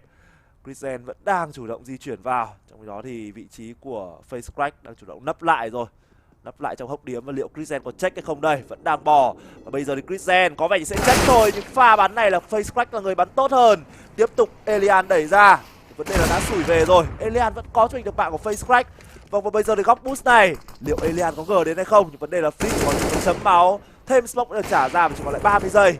Elian sẽ xử lý như nào trong tình huống này đây? Tình huống là rất khó rồi và có vẻ như Elian đang muốn đi xếp khẩu ốp này, không để cúng cho bên phía City Side thêm khẩu ốp nữa. Và tỷ số sẽ đẩy lên thành 2-5 dành cho Fox thôi. Một round đấu nó tiếp tục thì cái tên Z Power đang gặp vấn đề. Tuy nhiên thì người đồng đội của anh đó là Free lại có một round đấu tỏa sáng kịp thời với 3 mạng cho mình ở vị trí connector. 2-5, round đấu tiếp theo bên phía Winstrike cũng đã có những giây đầu tiên rồi, nhưng mình nghĩ rằng họ vẫn sẽ cố bài thôi thì Elian có thể drop ra thêm 2 khẩu AK nữa được. Chắc chắn là full. Elian drop được 2 khẩu AK. Trong đó thì có 2 player cũng đủ tiền có thể mua ở đây. Ba ông không ai đổi được mạng. Tại lỡ đứng một hàng dọc mất rồi, cứ ông đằng sau lại ưu ông đằng trước chắn. Nhưng mà vẫn có điệp viên. 007. Đúng 007 luôn, lâu lâu mới thấy cái ADA như thế này ấy. Không, dạo ở đây em thấy nhiều. Nói chung là cứ khởi đầu không thường là giải cái này kiểu gì cũng có. Thường, nhưng mà thường ấy là nó sẽ bị vướng kiểu 1-2 acid vào ấy. Chứ nó khó lòng mà nó bị nắn nót, nó đẹp đẽ nha, nó 007 luôn. Bây giờ thì có 008 hay không đây. Z Power mặc dù đang cực kỳ là cho kè rồi, nhưng mà anh ấy vẫn liên tiếp được đội tin tưởng giao cho khẩu ốp vào tay. Và liệu rằng có phụ sự kỳ vọng tiếp tục thêm một round đấu nữa đến từ đồng đội từ vị trí của Z Power hay không? Đang bắn có thể nói rằng rất tốt ở những round thi đấu gần đây của các thành viên bên phía team Force. Trong khi đó thì Winstrike, khẩu ốp của Elian vẫn đang thể hiện được một sức mạnh cực kỳ áp đảo ở bên phía T-side. Nên nhớ rằng sử dụng ốp bên phía T-side không bao giờ dễ dàng hơn so với sử dụng ốp bên phía T-side. Trong round thi đấu gần đây chúng ta thấy rằng Elian liên tiếp có những điều first pick được. Và giờ này đang có một góc boost lấy thông tin ở A-Long. Tuy nhiên sẽ không thấy bất kỳ một ai cả. Fox đang chủ động chơi chung một đường default thôi. 2A và thậm chí rằng đang gọi thêm cả Jerry về ư. Không, có vẻ như Jerry sẽ là người bắn hỗ trợ cho khu bom A cũng như là bom B. Đến bây giờ Jerry đang còn thiên hướng muốn lên A rồi. Bắn 3A và chỉ để cho Almazer cũng như là Face Crack là người solo bắn ở khu vực bom B. Và thậm chí rằng họ còn không có được cả khu vực B shot nữa. Một đội hình có thể nói rằng khá là mạo hiểm dành cho các thành viên của bên phía team Force. Và hãy cùng chờ đợi xem nào liệu rằng có check vào vị trí của Face Crack đến từ các thành viên của team Winstrike không đây. Tiếp tục trả ra thêm một quả smoke nữa rồi. Tuy nhiên timing này nghĩ rằng không sớm nữa Winstrike cũng sẽ phải đẩy quả smoke thôi. Không thể chần chừ hơn được nữa. Và bây giờ thì sẽ là búp phát đẩy ra luôn.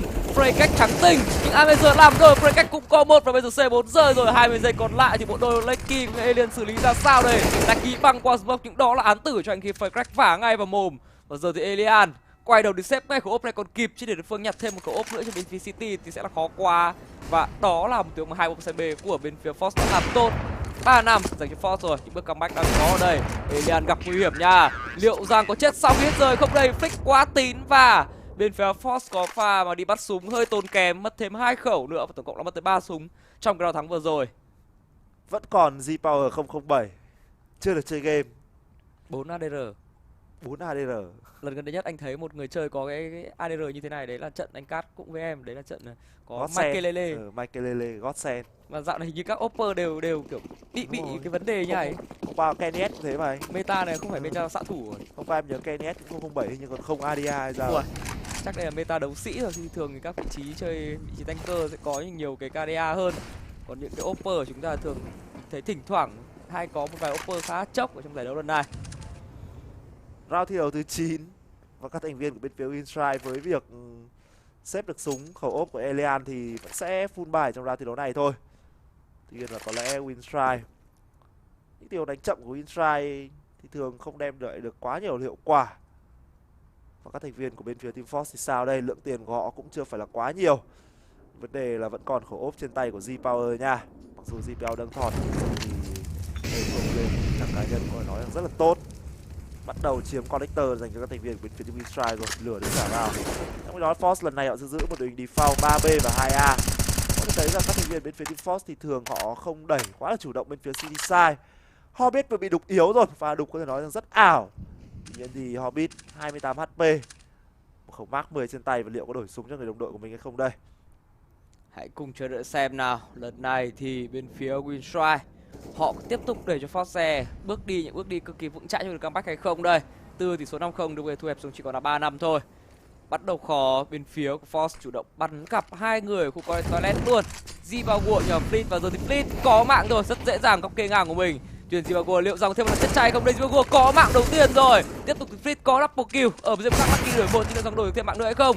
Khi mà đó lại là Zimbabwe hiện lên với cái double kill cho riêng mình và Elian lại thêm một lần xếp súng ở 8-1. Mới chết đúng một lần thôi sau 8 round đầu. Xếp rất kỹ của ốp này nha. Giống James Tham thật sự mà. Và đó lại là tình huống có mạng gì Elian. Double kill cho Elian luôn. Triple kill. Ôi trời ơi, Force thêm một lần nữa mà. Họ đáng lý ra đã có thể thắng một cách nhẹ nhàng và tình cảm hơn, nhưng họ lại nói không. Ui, player Elian này bắn thật sự là kinh nha. Đó đi bên phía team Force cũng phải nói thì ông bắn rất là lỗi nữa, tôi không hiểu tại sao. Nhưng mà Elian thì đây là round thứ 4 liên tiếp anh xếp rồi đúng không? Chính xác. Trải qua 8 round, 9 round thi đấu mới nằm xuống đúng một lần được cái tên Elian thôi.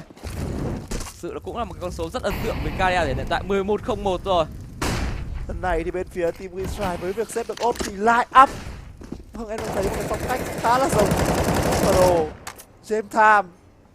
Có ốp Elian, lúc nào cũng vậy và xếp không biết bao nhiêu lần rồi. Elian trong vai James.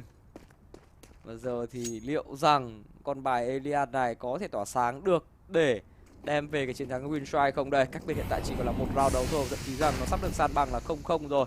Nó sẽ không còn cách biệt nữa khi mà bên phía Force hoàn toàn thể gỡ hòa được. Khi đây là một round đấu mà Winstrike lượng kinh tế đã rất yếu và họ còn mất đi một người từ sớm nữa. Hobbit được em vẫn cứ toxic.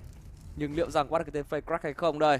Tầm gần như này của Mark 10 không ngắn của 14 net đâu, nhưng ở một bên khác thì cuối cùng Elian cũng đã nằm xuống.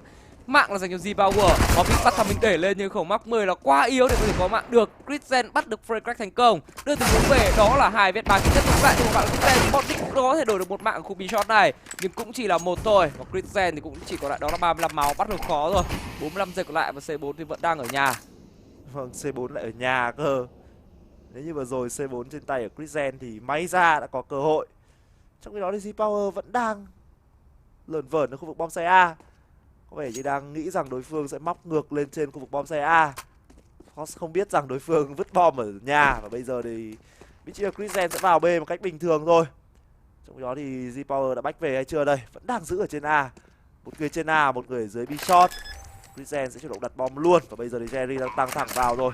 Flash được trả ra rất mù. Trong đó Christian đã đổi được vị trí khác. Bây giờ thì không có cơ hội dành cho Christian.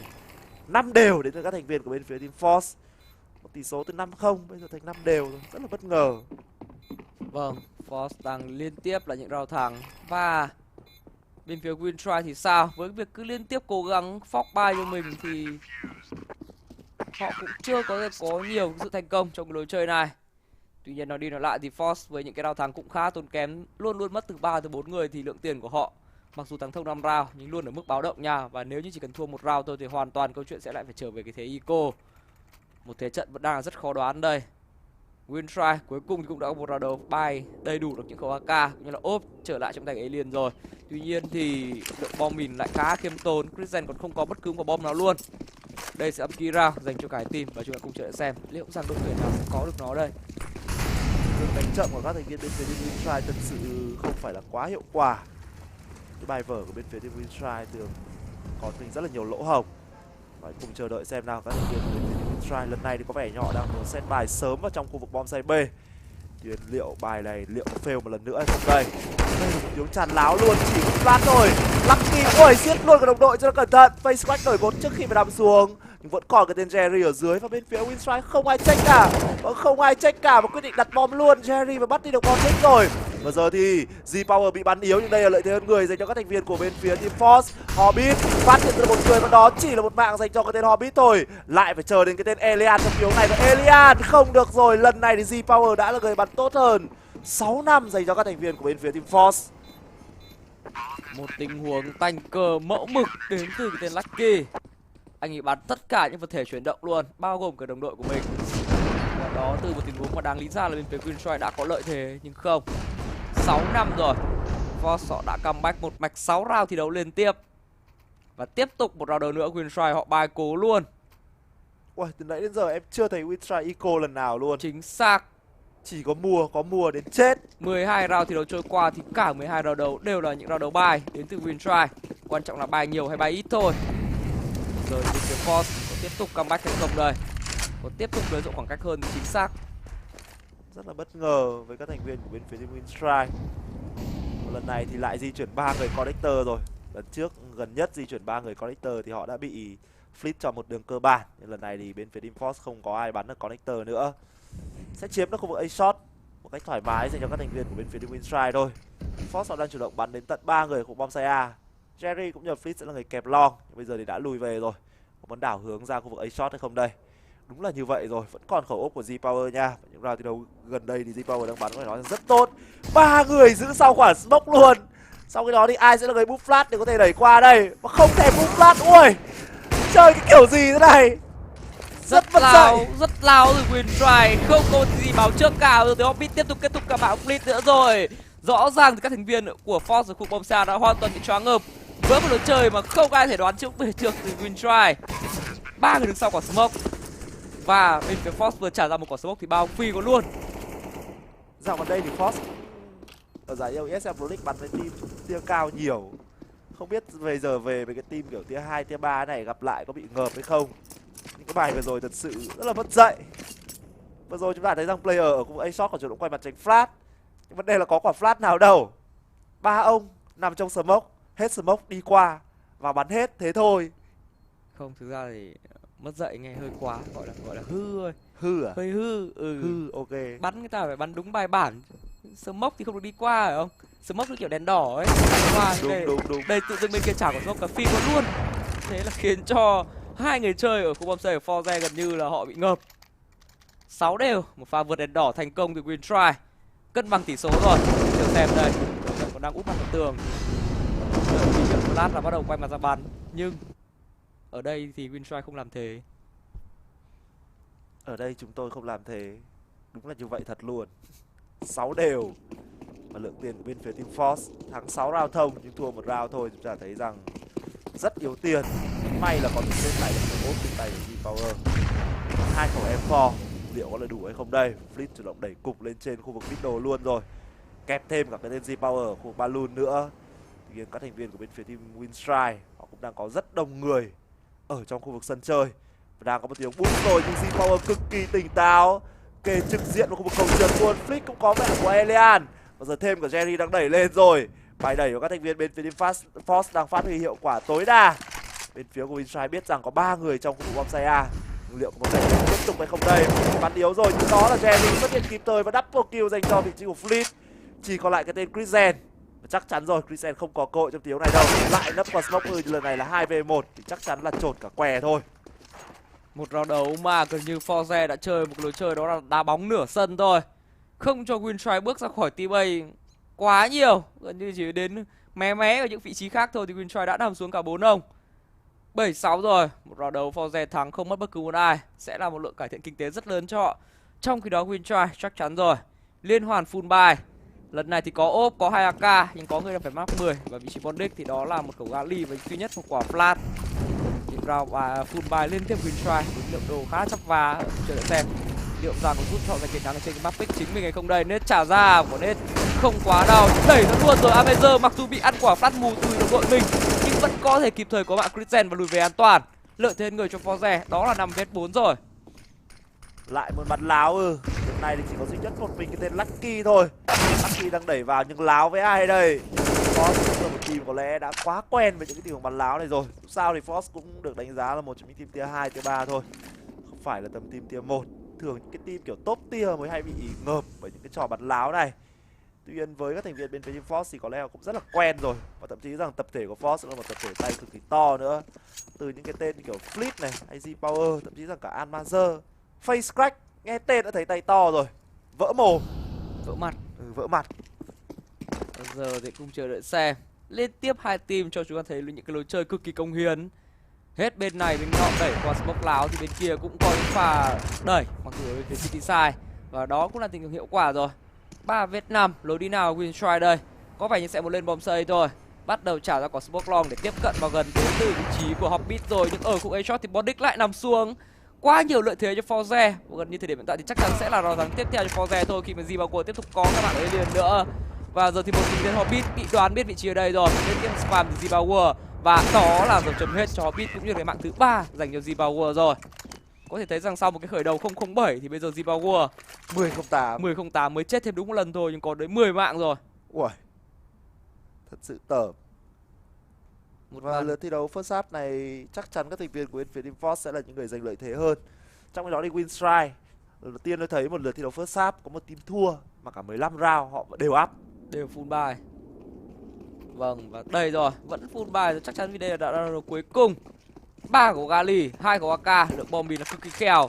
Đồ chơi của bên phía team Winstrike tự ủi chăng, Ilian pha thẳng lên, pha lao thẳng lên cục middle. Không một sự hỗ trợ nào, và ngay tức thì đó là bạn Zimbabwe rồi, rất dễ dàng Zimbabwe lùi về được, cô ấy shot an toàn. Thật sự thì bên phía Winstrike đang sắp khiến mình khóc rồi, khá là xúc động khi nhớ lại những cái ngày đầu mà còn chập chững leo rank Nova 2, Nova 3. Đồng đội cũng chơi kiểu này luôn, round nào cũng đi go rồi Gali xong rồi không pha biết mát. Eco là gì. Kiểu đấy, mình chỉ bảo là Eco đi thôi, bên kia không bật mic trả lời lại mình, cứ up thôi. Winstrike quá nhiều hoài niệm. Bây giờ sẽ cùng chơi để xem một lối chơi như thế này thì Winstrike có thể giành chiến thắng được hay không đây. Round đấu đã chỉ bắt đầu khó rồi nha. Bom mìn còn đã rất khiêm tốn, chỉ còn đó là 2 quả smoke và 1 quả flash thôi. Bắn láo ở khu vực bom xe B thì hơi toang nha. Chúng ta được biết rằng cái cống này rất là hẹp rồi. Có smoke ra bây giờ thì sen một rồi, và đó là Anmazer, một đường cơ bản. Nào Lucky đẩy qua nốt đi chứ còn gì nữa. Lucky có vẻ như đang phải đợi Bondic đẩy vào rồi. Bondic cũng sẽ bị bắt chết bởi vị trí của Jerry. Anmazer 9 máu, vẫn còn quả smoke trước mặt. Và giờ Lucky định làm điều gì đây? 33 HP còn lại, đó là mạng dành cho vị trí của Lucky trước khi nằm xuống bởi G-Power. 9-6 sẽ là tỷ số của lượt thi đấu first half dành cho các thành viên của bên phía Team Force. Tạm thời chúng ta sẽ cùng nhau nghỉ là ít phút trước khi đến với lượt thi đấu second half thôi.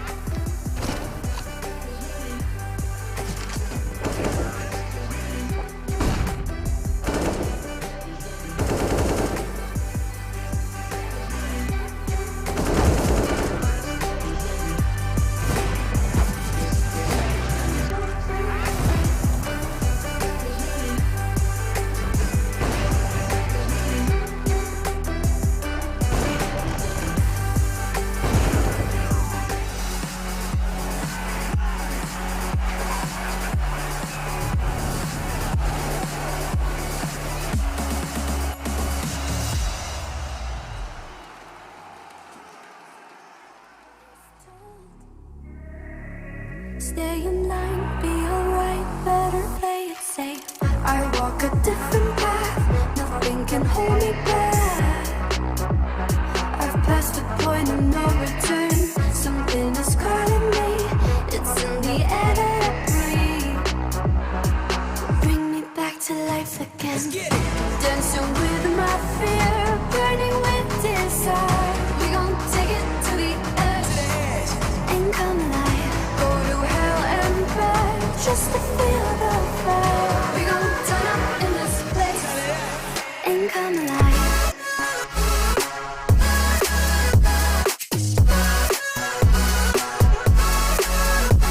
Come alive.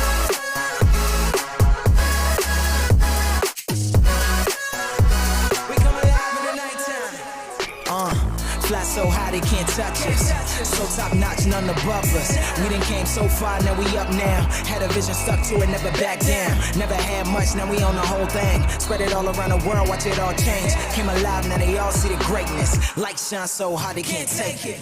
Dancing with my fear, burning with desire. We gon' take it to the edge and come alive. Go to hell and back just to feel the fire. We gon' turn up in this place and come alive.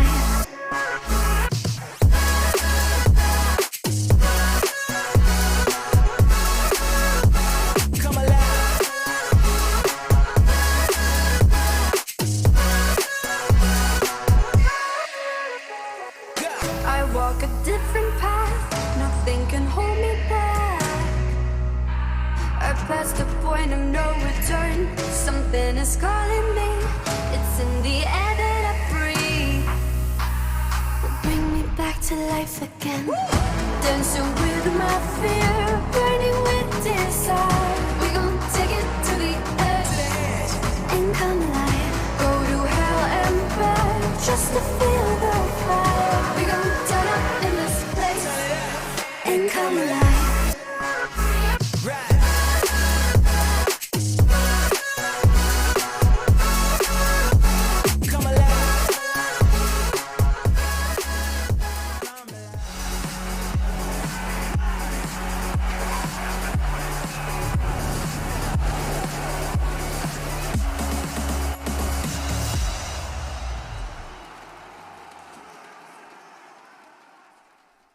9-6 đã là tỷ số của lượt thi đấu first half và đã có những thời điểm mà bên phía team Winstrike dẫn trước 5-0 rồi. Tuy nhiên thì Force đã có một màn thức tỉnh kịp thời, đặc biệt là đến từ cái tên của Z-Power. Từ một player có chỉ số 007 và Z-Power bây giờ hiện tại đang có trình một chỉ số đó chính là 12-08. Chết đúng một mạng sau cái màn 007 luôn. Vâng, và ngay bây giờ chúng ta cùng nhau đến với cả Piston Round thứ 2 của map The Overpass này. Winstrike liệu rằng comeback được hay không đây? Nên nhớ rằng họ đã đội tuyển chủ động pick map The Overpass này nha, và vừa rồi họ pick thành công tên Z-Power rồi. Elian đang có tiếng đẩy rất hay ở đây, nghe ngóng được những tiếng phi từ người chơi rồi. Nhưng ở bom xe B thì Bondic gặp nguy hiểm nhưng không sao cả. Elian có một mạng thuộc middle rồi nhưng Jerry lại làm đôi trong bom xe B. Bắn tốt bao nhiêu thì bom xe B đã khèo bấy nhiêu, và bây giờ Jerry triple kill Jerry rồi, đó không phải là quadra kill, Khánh đã bị sát down bởi cái tên Elian. Tình huống được trở về đó là 2v2. Bây giờ đi nhặt quả C4 vứt ở vị trí hơi xa, bây giờ back về thì bom CB lại được chiếm lại bởi Winstrike rồi. Nhưng Fit thì đã đẩy vào ABC và vô hình chung thì bộ đôi bom CB của bên phía Winstrike hiện tại đang bị quay bởi cả hai đầu. Bây giờ ở đây lộ ra quả C4 rồi nha. Nếu bây giờ nằm xuống thì sẽ là một hết trong bóng xe, nhưng bây giờ không hề nằm xuống mà lại đẩy cho đối phương nằm xuống cơ. Một mình bị chịu Hobbit 1v2 có làm được hay không đây? Vẫn còn một quả smoke trên tay. Và bây giờ thì Hobbit biết một người ở đâu rồi, nhưng dưới nước cũng có người. Lên A luôn đến từ vị trí Forze và bài vẫn chưa bài luôn. Một pha bắn hơi tốn đạn từ Fit một chút thì không sao cả. Hobbit bây giờ chỉ một hit nữa là nằm thôi. Bỏ luôn và lên A đến từ vị trí của Hobbit. Trong khi đó thì Fit sẽ móc ngược về khu vực connector. Và bây giờ thì Hobbit liệu có làm được hay không đây? Bắt đi được Amazer hay không? Một câu trả lời là không. 16 dành cho các thành viên bên phía Force. Một round thi đấu có thể nói rằng cực kỳ hỗn loạn. Lúc đầu thì bên phía của Winstrike họ đẩy 3 người ở khu vực bom xe A này, và Force biết điều đấy. Họ đẩy ngược lại vào trong bom xe B. Sau đấy thì bên phía team Winstrike lại móc ngược với connector. Tuy nhiên thì bên phía team Force, player cầm bom vừa rồi có thể nói rằng cũng về B để di chuyển hơi hơi. Nếu như vừa rồi Amazer nằm thì nó là một thảm họa dành cho các thành viên của bên phía team Force. Mọi thứ nó diễn ra có nói rằng rất là hỗn loạn ở trong cái round thi đấu vừa rồi. Chaos hỗn mang trong round đấu vừa rồi. Nhưng cuối cùng thì người chiến thắng vẫn đang là Foster. Quay trở lại vào round đấu này, Winstrike họ fork buy và những gì họ có chỉ là những khẩu CZ15. Elian có cho mình một khẩu Scout. Lucky thì đó là khẩu P50. Bombin là tương đối nhiều dành cho Winstrike, nhưng liệu rằng như vậy có là đủ hay không đây? Forze thì đó là rất nhiều của Mark 10, nhưng nên nhớ rằng đối phương là giáp 2 nha. Mark 10 bắn tầm xa với những cái khẩu như kiểu là Scout hay P50 thì phần đó cũng hơi khó. Vậy cùng chờ đợi xem nào, đặc biệt khi đối phương có giáp 2 nữa. Bắt đầu nổ súng rồi. Biết rằng đối phương có đông người ở A-Long và bên phía Winstrike cũng đang chủ động bắn 3 bom xa thời điểm đầu luôn. Round thi đấu mà các thành viên của bên phía Winstrike ghi round dành cho họ, nhưng Elian double kill dành cho Elian. Chúng ta có đến tận 2 người đứng ở hai bên ở A-Long. Và giờ thì Face Crack đang đẩy ngược vào, nhưng vấn đề là đã phát hiện ra được quả C4. Fleet cần phải tỏa sáng trong tình huống này. Có thêm smoke để nhặt lại và trả ra luôn đến từ bộ đôi của bên phía Winstrike rồi. Một tiếng bắt bài ở khu vực A-Long. Và đúng như dự kiến thì Force lao thẳng vào cái bẫy của bên phía Winstrike luôn. Và đặc biệt phải kể đến cả việc bắn Scout của cái tên Elian nữa. Rất tín. Thực sự thì mặc dù những player nổi tiếng bên phía Winstrike, những player có tiếng tăm thì đó là Hobbit, là Christian hay Bondic. Tuy nhiên thì những người chơi đang có phong độ cao nhất, đang có màn trình diễn ấn tượng nhất thì lại là hai người trẻ Elian và Lucky. Bạn cùng chờ xem nào, và như vậy Christian và tiếp vào mồm Frey Crack rồi. Một mình vị trí Chris đã lộ từ trước thì làm gì đây? Đẩy ra từ Hobbit, bắn yếu được đối phương. Tuy nhiên nằm xuống ngay lập tức rồi. Chris không thể làm gì hơn khi đó là việc kết thúc mạng của anh ngay lập tức đến từ vị trí Christian. 7-5, chính xác là 70 dành về phía Winstrike. Một round thắng fork buy rất kịp thời đến từ Winstrike trước khi để cho Forze đẩy câu chuyện đi quá xa. Bắt bài khá là ảo. Dù sao map thi đấu Overpass cũng là một map nghiêng về bên phía City Side hơn. Và không biết rằng các thành viên của bên phía team Winstrike liệu có thể comeback được hay không đây. Chiến thắng được second round bao giờ nó cũng ngọt ngào hơn là chiến thắng được ở trong cái pistol round rồi. Chúng ta thấy rằng bên phía team Force lượt fork buy này họ rất yếu súng, chỉ là những khẩu Deagle cũng như là CZ toàn lục mà thôi. Có thể Elian vẫn đang giữ trên tay khẩu Scout và rồi quyết định rush shot nhanh. Vâng, đẩy ra nhìn thấy hai người rồi, Elian không chạy được. Vâng, Elian vẫn sủi về kịp thời, nhưng quả nết này liệu có phải là chính xác hay không đây? Quả nết không tới được vị trí của Elian. Vẫn còn lại cho mình 30 HP. Và bên phía Winstrike đã bảo toàn lực lượng thành công. Tuy nhiên Force có vẻ như đang muốn quay ngược hướng về vùng bom xe B. Hoặc ngược về B shot thôi, và thậm chí rằng có hai người đồng đội chờ sẵn ở B long rồi. Sẽ làm đánh tổng lực lên bom xe B đến từ Force, nhưng họ chỉ có lại đúng một quả flash duy nhất như thế này thì chắc chắn sẽ là không đủ để đánh bom xe B đâu, quá khó. Và có vẻ như vẫn sẽ móc ngược lên bom xe A. Búp một quả flash tràn và A-shot cùng nhau thì nó sẽ là hiệu quả hơn. Còn nếu đi long thì mình nghĩ rằng hơi no hope. Đây rồi, 4 người di chuyển vào A-shot và chỉ có một mình tên Z-Power đi ở long thôi. Hãy cùng chờ đợi xem lần này thì Winstrike họ có thủ bom xe A tốt như là đấu trước hay không. Bắt đầu đẩy ngược ra quả smoke này rồi. Và giờ thì Hobbit. Đây rồi, một pha di chuyển rất khéo đến cái tên Hobbit. Nhưng Fleet cũng đổi đi được mạng của anh. Và giờ thì Elian đang kẹt lại trong khu vực bom xe A. Chỉ có một mình Elian và ngay lập tức thì anh phải nằm xuống. Vâng, đừng bảo với tôi rằng Winstrike để thua cái round này. Bondic bắt đi được Fleet rồi. Điều vẫn đang là 3v3, 3v2 khi Bondic có chung một tiếng bắn quá tốt. Các thành viên của bên phía Winstrike đang có lợi thế rồi, nhưng G-Power lại đổi được một mạng. Và đó là G-Power và cả bây giờ đều phải nằm xuống dưới những khẩu AK cũng như là M4. 8-10 dành cho các thành viên của bên phía Winstrike. Sử dụng khẩu AK quá thuần thục đến từ vị trí của Bondic. Cái mạng thứ hai mình có thì đúng chỉ một tap, một hit duy nhất vào đầu đối phương thôi. Một round thắng nữa dành cho Winstrike và công lớn chắc chắn rồi, gọi tên Bondic 3 kill dành cho riêng mình trong round đấu vừa rồi. Chúng ta xem lại. Bondic player có thể nói rằng rất là già rồi, rất là kinh nghiệm. Cái tuổi đời của CSGO của anh cũng phải nói rất là lâu rồi. Đã từng du đấu qua Hellraiser này, hay là thậm chí rằng có một thời gian này Flipside còn không, Bondic còn qua cả Tai Lu.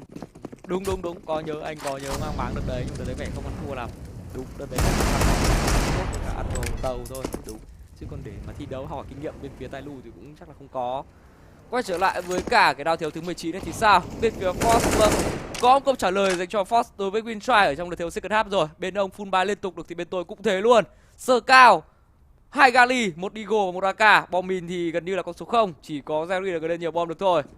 Đội chơi rất cục đến từ Forze, mặc dù hoàn toàn họ thể eco ra đấu này và đấu sau full buy đầy đủ được cách cực kỳ thoải mái, nhưng họ nói không. Và vừa rồi thì Si bao gồm và thằng mồm của Hobbit chỉ với cổng scout thôi, lợi thế người rồi, nhưng vừa nói xong thì mất đi ngay lập tức thì Alien đổi 2 và bây giờ cũng có một mạng. 3v3 cân bằng về người rồi, liệu rằng Bondic có thêm lần tỏa sáng của AK trên tay không? Đây Bondic, đây rồi, C4 rơi nha, người cầm C4 đi một mình và bây giờ để của C4 rơi giữa đường như thế này thì chưa hình dung ra nhặt lại kiểu gì. Bondic trả thêm quả smoke ra và đó tiếp tục làng thêm Bondic bắn qua tin của AK này. Vậy crack có được chỉ một mạng nhưng tình huống đang là 1v2. C4 vẫn đang trong tầm nhìn của bên phía Winstrike nha. Vậy crack khó rồi, vị trí của Christian cũng đã đẩy lên 2v1 như thế này thì gần như Fake Crack không có cửa đâu. Hãy cùng chờ đợi xem nào. Vậy Crack đổi thêm một mạng nữa rồi. Tuy nhiên Fake Crack trở lại 50 máu thôi. Thành công đến từ chiếc Fake Crack. Rất bất ngờ dành cho vị trí của Face Crack. Đúng với cái tên của anh, vỡ mặt mà thôi. Một pha clutch 1v3 có thể nói rằng cực kỳ hoàn hảo dành cho cái tên Face Crack. Và có thể thấy rằng những pha di chuyển rất khéo, người ta gọi là múa thùng luôn, đưa về những tình huống 1v1. Chiêm ngưỡng lại pha clutch vừa rồi của Face Crack. Một pha xử lý có thể nói rằng cực kỳ ổn, biết được vị trí của hai player. Và những pha có thể nói rằng nhảy số trong tích tắc. Thần thủ rất phi phàm đến từ vị trí Fake Crack. Tuy nhiên bây giờ lại là một key round cho cái bên rồi. Những lượng súng khá chắp vá đến từ cả Winstrike cũng như là Forze. Bên phía Forze thấy rằng là có sự xuất hiện của hai khẩu Mark 10. Trong khi đó Winstrike thì chỉ có đúng một khẩu net trên người của Elian thôi. Những player còn lại thì chỉ là CZ. Hobbit có khẩu 45 và lượng bom mìn thì cũng khá là khiêm tốn. Hãy cùng chờ đợi xem nào, hai team đang có một lối chơi cực kỳ cống hiến rồi, không team nào có số lùi cả. Bất kể bên phía City Side hay là T-Side. 1 phút 15 giây, bên phía Forze cũng đã chiếm hoàn toàn khu A long rồi, chiếm hoàn toàn cả khu A short nữa và có vẻ như đây sẽ là đấu họ đánh tổng lực lên khu bom C luôn. Tuy nhiên với việc không gây áp lực bom CB thì khiến cho Winstrike thoải mái bắt bài 4 bom CA và với 4 bom CA như này thì tôi chưa hình dung ra là Forze định vào gì. Đây rồi, vào cái đạp cửa sông vào luôn, break back phải cho mình một mạng, đó là chỉ có Hobbit nằm xuống, nhưng Bondic đã đổi mạng thành công thì Elian không thể làm được gì hơn. Double kill cho Major rồi, Jerry nằm xuống, người vẫn đang tiếp tục duy trì Forze và thậm chí rằng là chiến thắng luôn khi Fleet cùng lúc đó cũng đã kết thúc ngay đi cái mạng của Lucky. 12-8 dành cho Forze và có vẻ như sẽ là bye bye Winstrike trên chính map pick. Rất khó, yếu tiền và thậm chí rằng eco ở trong round thi đấu này thì vẫn sẽ không thể full buy một cách cực kỳ đầy đủ trang bị nhất ở trong round thi đấu tiếp theo được. Thì chúng ta hãy nhìn đi, round thi đấu này mới chỉ được cộng tầm 1.900 thôi, round thi đấu tiếp theo cộng 2.400, thậm chí rằng khả năng cao vẫn sẽ là không có ốp. Nếu như muốn lên ốp thì đó phải là cái tên Christian, ốp không giáp, rất là khó. Các thành viên của bên phía team Winstrike quyết định của họ sẽ là gì đây? Stack 4 người ở khu vực bom xe A luôn, chính xác là 5 người. Một quả flash trên tay Christian, nhưng đây là một round thi đấu mà Force chán thẳng vào trong khu bom xe B, không cần suy nghĩ. Round thứ 13 sẽ đến cực kỳ nhanh dành cho các thành viên của bên phía team Force thôi. Hãy cùng chờ đợi xem.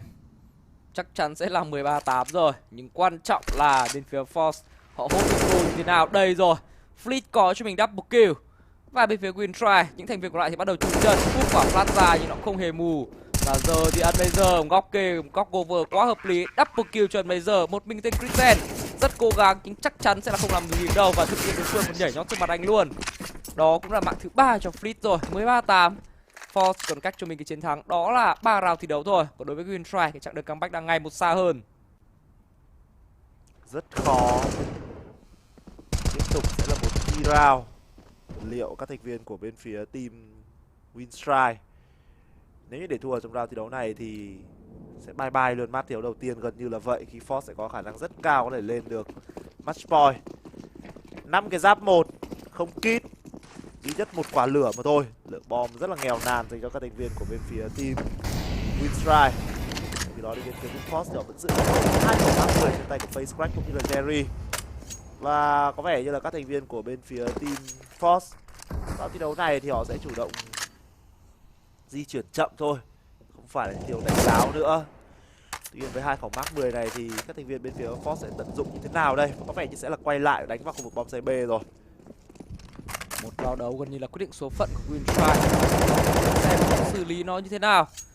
Khá đáng tiếc khi trong một round đấu quan trọng như thế này thì cái tên Alien lại được không cầm vào khẩu ốp, hoàn toàn chỉ đánh khẩu rifle thôi. Và đó sẽ bất lợi rất lớn khi bên phía kia thì G-Power, người chơi đang có phong độ trở lại ổn định hơn ở trong lượt tiêu second half này. Một khẩu ốp kéo ra từ khúc B-shot. Và liệu rằng Wintry có con mồi nào lạc vào cái tầm ngắm của G-Power hay không?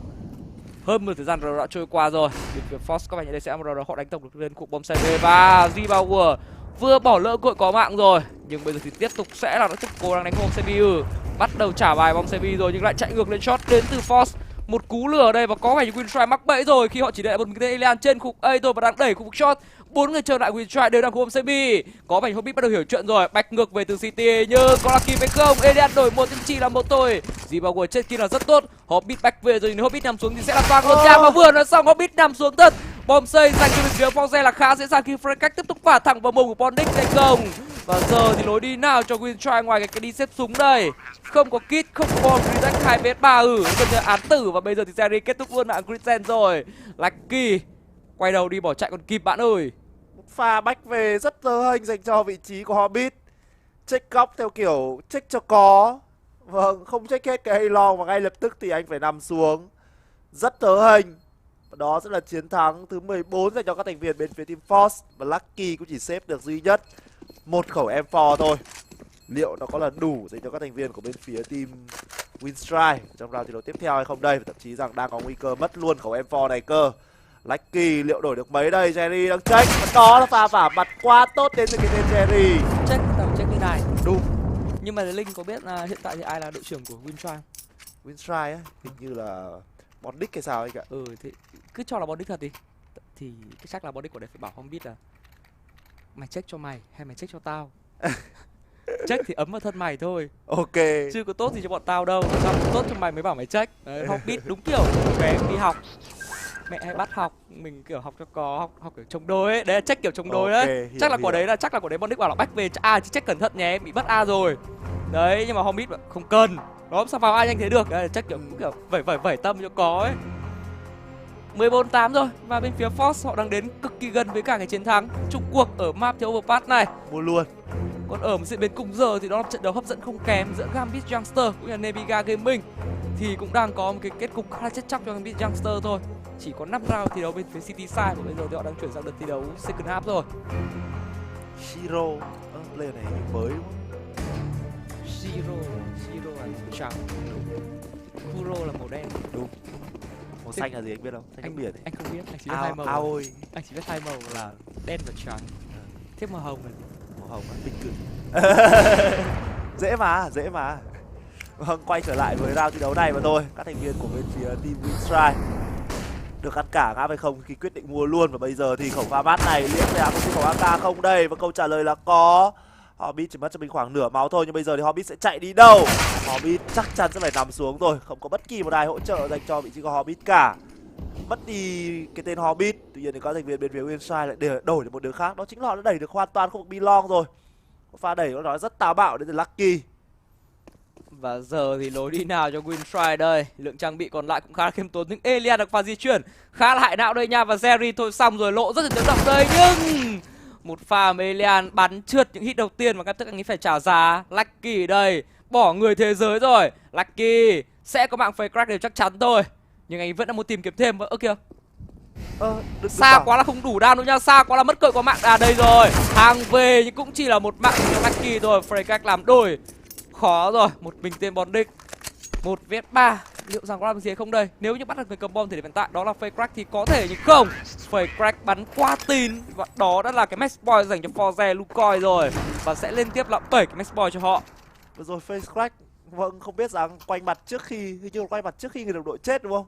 Anh thấy pha phản xạ của Freycrack vừa rồi rất là nhanh. Đây chúng ta hãy cùng xem lại highlight của Freycrack nào. Không biết rằng vừa rồi là có flash ra để Freycrack né hay là Freycrack thấy đồng đội chết ở bên quay mặt. Spider Sen à? Vâng, game đấu gần như cuối đời của Winstry. Cuối cùng thì Elian đã được sờ lại tay của ốp rồi. Đây là một round đấu không hề có bom mìn đến từ Elian. Đồng đội của anh thì cũng có một lượng bom khá ít ỏi thôi. Sẽ là khó, rõ ràng vì luôn cần có nhiều lượng bom. Và vừa nói xong thì Lucky lại nằm xuống vòng cách rất thần kỳ ở vị trí gần Corrector. Nhưng đổi được một đến từ Elian rồi. Cân bằng tình huống là 4v4. Liệu rằng như vậy đã đủ để Winstry có thể comeback được hay không? Nó lại là một câu chuyện khác. Biết khẩu ốp của Elian ở khu vực bom xe B. Tuy nhiên Elian có vẻ đang muốn back lên A rồi. Bỏ hoàn toàn ạ, khu vực bom xe B ư. Để cho mình cái tên Christian lại cầm, à đây rồi. Cứ tưởng cầm USP solo chứ không, cần lại kiểu AK. Và bây giờ thì Freycrack đang có bàn đấu súng với Hobbit trên khu vực A-Long. Gọi thêm cả Anmazer ra rồi xong rồi. Hobbit chạy đi đâu đây? Thậm chí là không cần đến Anmazer luôn. Hai player còn lại của bên phía Team Force. Vâng, chính xác là Winstry. Thì một người đã nằm xuống trên bom xe A rồi. Đó chính là cái tên gánh kèo Elian. Và chỉ còn lại Christian cũng như là cả Bondic nữa. Bondic thì cũng đã có những màn highlight trong cái lượt second half này rồi. Tuy nhiên liệu bây giờ thì Bondic có thể tỏa sáng đây hay không đây? Một tiếng 4v2 quá khó. Và quyết định sẽ là bắt bài luôn ở khu vực bom xe A. Nhưng vấn đề là cần phải đẩy để lấy thêm thông tin. Giờ mà nằm trong bom chờ chết thì nó cũng không khác gì tự hủy đến từ các thành viên bên phía Winstry cả. Rõ ràng đẩy thì cũng sẽ rất mạo hiểm, nhưng ít ra là còn có hy vọng. Còn hơn là việc tử thủ 2v4 như thế này. Và có vẻ như là Winstry hết hy vọng rồi. Force đẩy thẳng một mạch vào bom xe B luôn. Và retake 2v4 khi không còn bom thì nó vẫn nhiều điều no hope. Trừ khi mà bạn bắn ngay những viên đầu tiên vào mồm của hai người cơ. Hãy cùng chờ đợi xem nào. Có viên đầu tiên vào mồm cũng đây, như vậy là bắn yếu thêm Z-Power rồi. Nhưng Christian vẫn chưa thể có bạn tình huống này. Và bom đã làm thành công rồi. Christian nằm xuống một mình Bondic 1v4. Quá khó khi đang còn chạy vượt dã từ bom xe A về. Chiến thắng chắc chắn sẽ dành cho các thành viên của bên phía Team Force thôi. Giờ thì Bondic có hóa simple, tôi tin rằng cũng không làm được đâu. Mặc dù bên phía Force có hai người yếu máu rồi. Và đó là Fleet kết thúc đi được vị trí của Bondic. 16-8 là tỷ số của map thi đấu Overpass. Và nó dành cho các thành viên của bên phía Team Force. Đấy, có thể nói là khá là dễ thở thôi.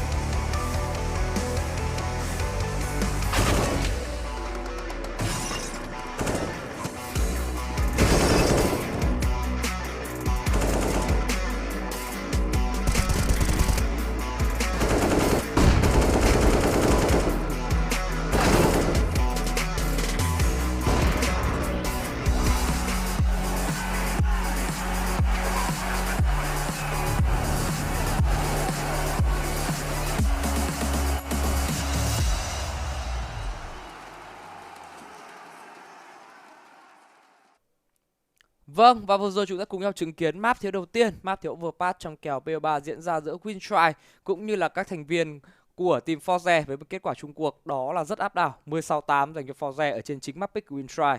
Vâng, và có lẽ là bây giờ thì chúng ta sẽ cùng nhau nghỉ giải lao ít phút trước khi đến với map thiếu thứ hai, map pick của các thành viên bên phía team Forze, và đó chính là map thiếu The Nook. Hứa hẹn cũng sẽ là một map thi đấu cực kỳ hấp dẫn.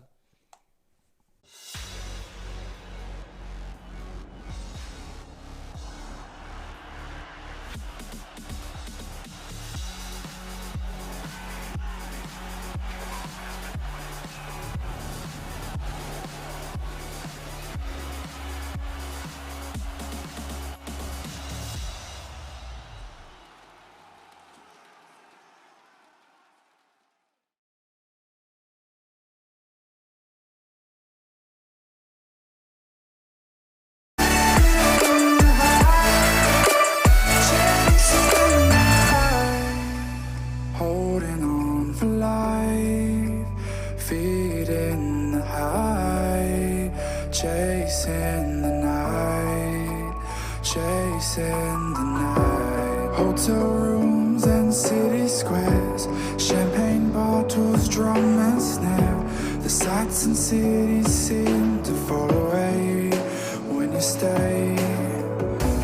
Locked in love for a night or two, losing sleep just to get off you.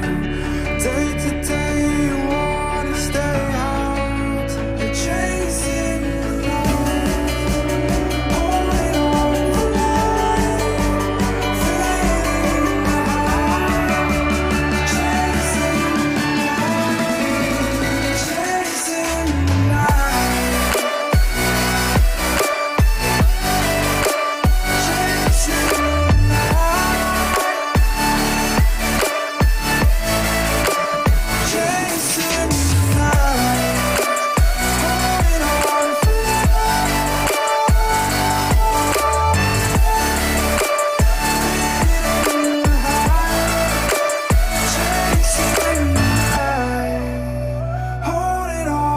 life, feeling the high, chasing the light, chasing the night, chasing the Let's take our time right now, it's just a vibe with you. I feel alive, now I'm feeling like earth to the fine, will it stand the test of time? Right now I need a sign.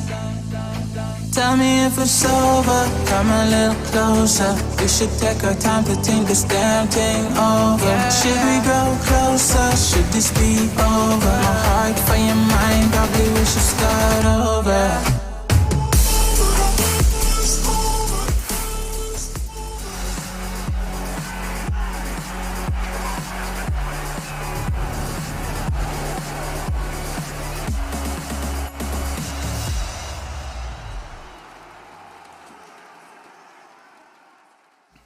My goodness, Fours, they managed to pull it out when it matters. They're down 0-2, but taking Winstrike's map pick, and a team that's undefeated from the region so far. I didn't have time to put my jacket on, but I'm sure you'll get over it. And Chad and Henry, much more presented with a collar, the burgundy number, Not the really racing sure green. I really went for the full dress attire here today, but I've certainly got a shirt on, Chad. You've kept the business as usual. Can I actually just start this with a completely off-topic conversation? Absolutely. Every time I see your vest, it reminds me of a piece of trivia that I think of loads, and I don't think anyone else actually has the thought. I just really struggling with hand-eye coordination here. I think about, which is that you know that all countries and cities are completely free reign for branding. Yeah. So you know all of those like discount stores, not naming any names. You'll typically see lots of like Los Angeles and like the Brooklyn. You can do whatever you want, right? Because Katowice. Yeah, or Katowice on your chest. They're all like you can't copyright them. So a lot of people use them as branding to make it look like a brand that isn't actually doesn't exist because of the name value of the city. So whenever I see people walking around with like Brooklyn on, I know that's a cheap shirt. Okay, well, that's good. I'm glad we learned that today. Where's Henry, you're wearing a cheap vest. I can tell you what store he got that from, just to guess. I could guess. Which one? That's either Top Man or Primark. Oh no, this Santa Cruz is a proper skate brand. That's from Santa Cruz. No, this is from Tilly's. They're a skate brand. They're really famous. It's One of the most iconic fashion skate right brands now. ever. Okay, Can I let me get us somewhere here. I want to do this. With this matchup right here, for a lot of people at home, including us here on this side of things, it's some of our first opportunities to watch individuals like Elian and Lackey, and obviously we know Chrism, we know this. We've seen some names, yeah. We know Bondic, we know Hobbit, but in terms of the other names coming in here, what did you guys think? What did you make of them? I thought he had decent mechanical skill. Sure. It's similar kind of tendencies as Jamie, as you pointed out, trying to save the weapon. They seem like they rely on him a lot. Maybe they build a system around his star potential. He can hit some shots, but it didn't seem to be enough. I was still more impressed by XC Power, to be honest. Sure, and I think one of the things that I picked up with Winstrike there was you could see that they were going for some more rhythmic style of Counter-Strike, right? There was more fast-paced things after they won a key round. It felt like, they obviously didn't take too many ecos or any ecos whatsoever. Just there, it felt they kept forcing behind. Lots of Mac 10s, lots of these low-buy scenarios right there.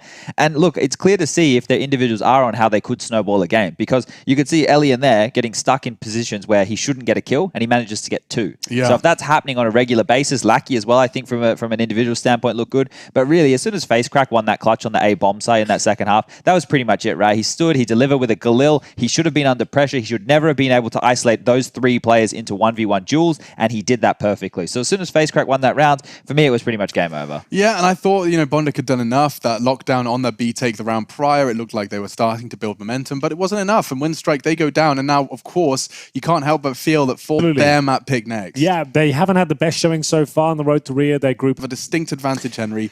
0 and 2, but they're certainly one of the favourites going forward in this group as it stands. So I'd like to see them step up here, which they absolutely have.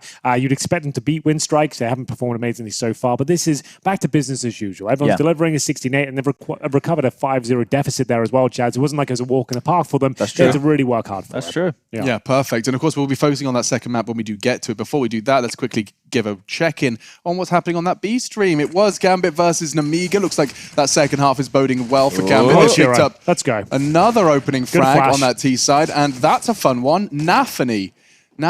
Oh, so Speedak has found his home from Hard Legion. He was dropped from that team, and he's now on Namiga. So Speedak maybe was one of the names that people might remember with Hard Legion, who were in the Berlin Major. They had a bit of a run there. You had Krat in there. They were Dream Eaters at the time. You, me, and Sue. After we were having some beers with the boys after they had a pretty good run. We right? did. Remember that? Yeah, I remember the they were all smiles, broken English, but very ready to party and have a conversation. Well, we haven't partied for a while, have we? It's been There won't be any for a parties, any while. going out. I saw Scrawny. He was like, "I'm never not going to dance on the esports after party dance floor." Yeah, I'm never gonna dance. It feels weird now. I can't even remember the last after party I was even at. Let alone when the next one's going to be. God knows. Either been a way, while, maybe hasn't we it? start a party during the break, because that's where we're headed now. We're going to go ahead and perhaps find some party poppers and pop off for a quick 5-minute break. When we do come back, ESL One's road to Rio does continue with map 2.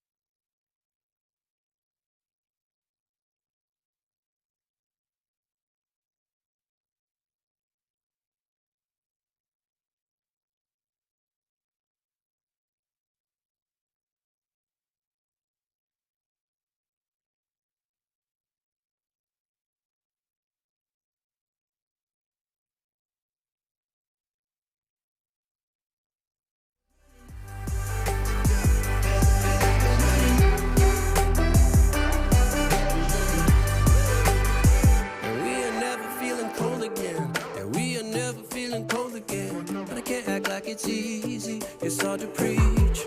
Cause I've been burning trees and watching fall. If we cannot breathe out, we go forward. Sure, I was searching for cure, fishing a little wildlife. And when I'm low on fuel, I'll still be running till my back broke. Halfway, lost hope and I'll check it. Hard roads, I didn't think I'd come back fast. Cause I was running roads, so many nations. Even when it's so sweet, I ended up zero. This is such a ghostly revelation. I may have fucked up all my chances. Been around the globe, looked around at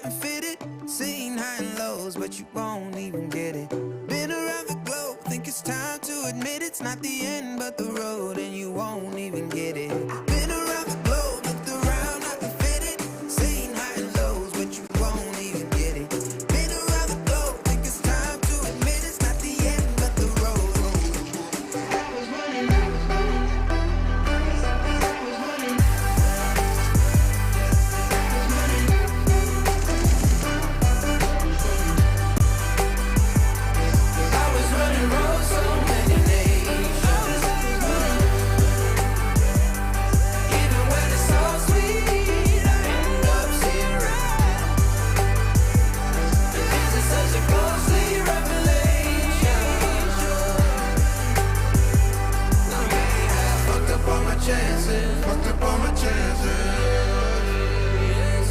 I was running, I know.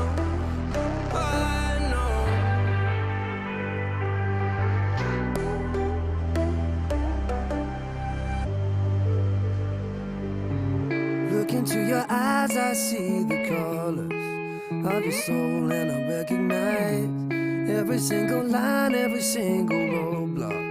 We are two hearts that beat in time, and that time was looking down all night, blocking out the sun that we need. Maybe we can change our stripes and colors. You're the only one I see. And I take it all or nothing at all. Driving through the night till I'm at your door. Go outside, stay up all night. And I take it all or nothing at all. Driving through the night till I'm at your door. Go outside, stay up all night. Sleep through the sunrise.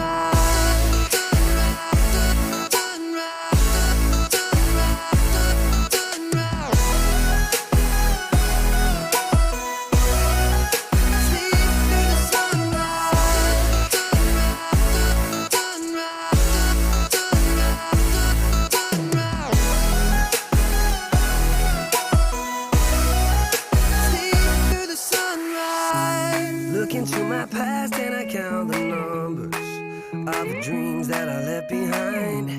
I don't even care now that I've discovered a new kind of peace of mind. Up above us, looking down on us, there's an angel I know. We don't need to worry or discuss much. It's time for me to hit the road. Take it all on.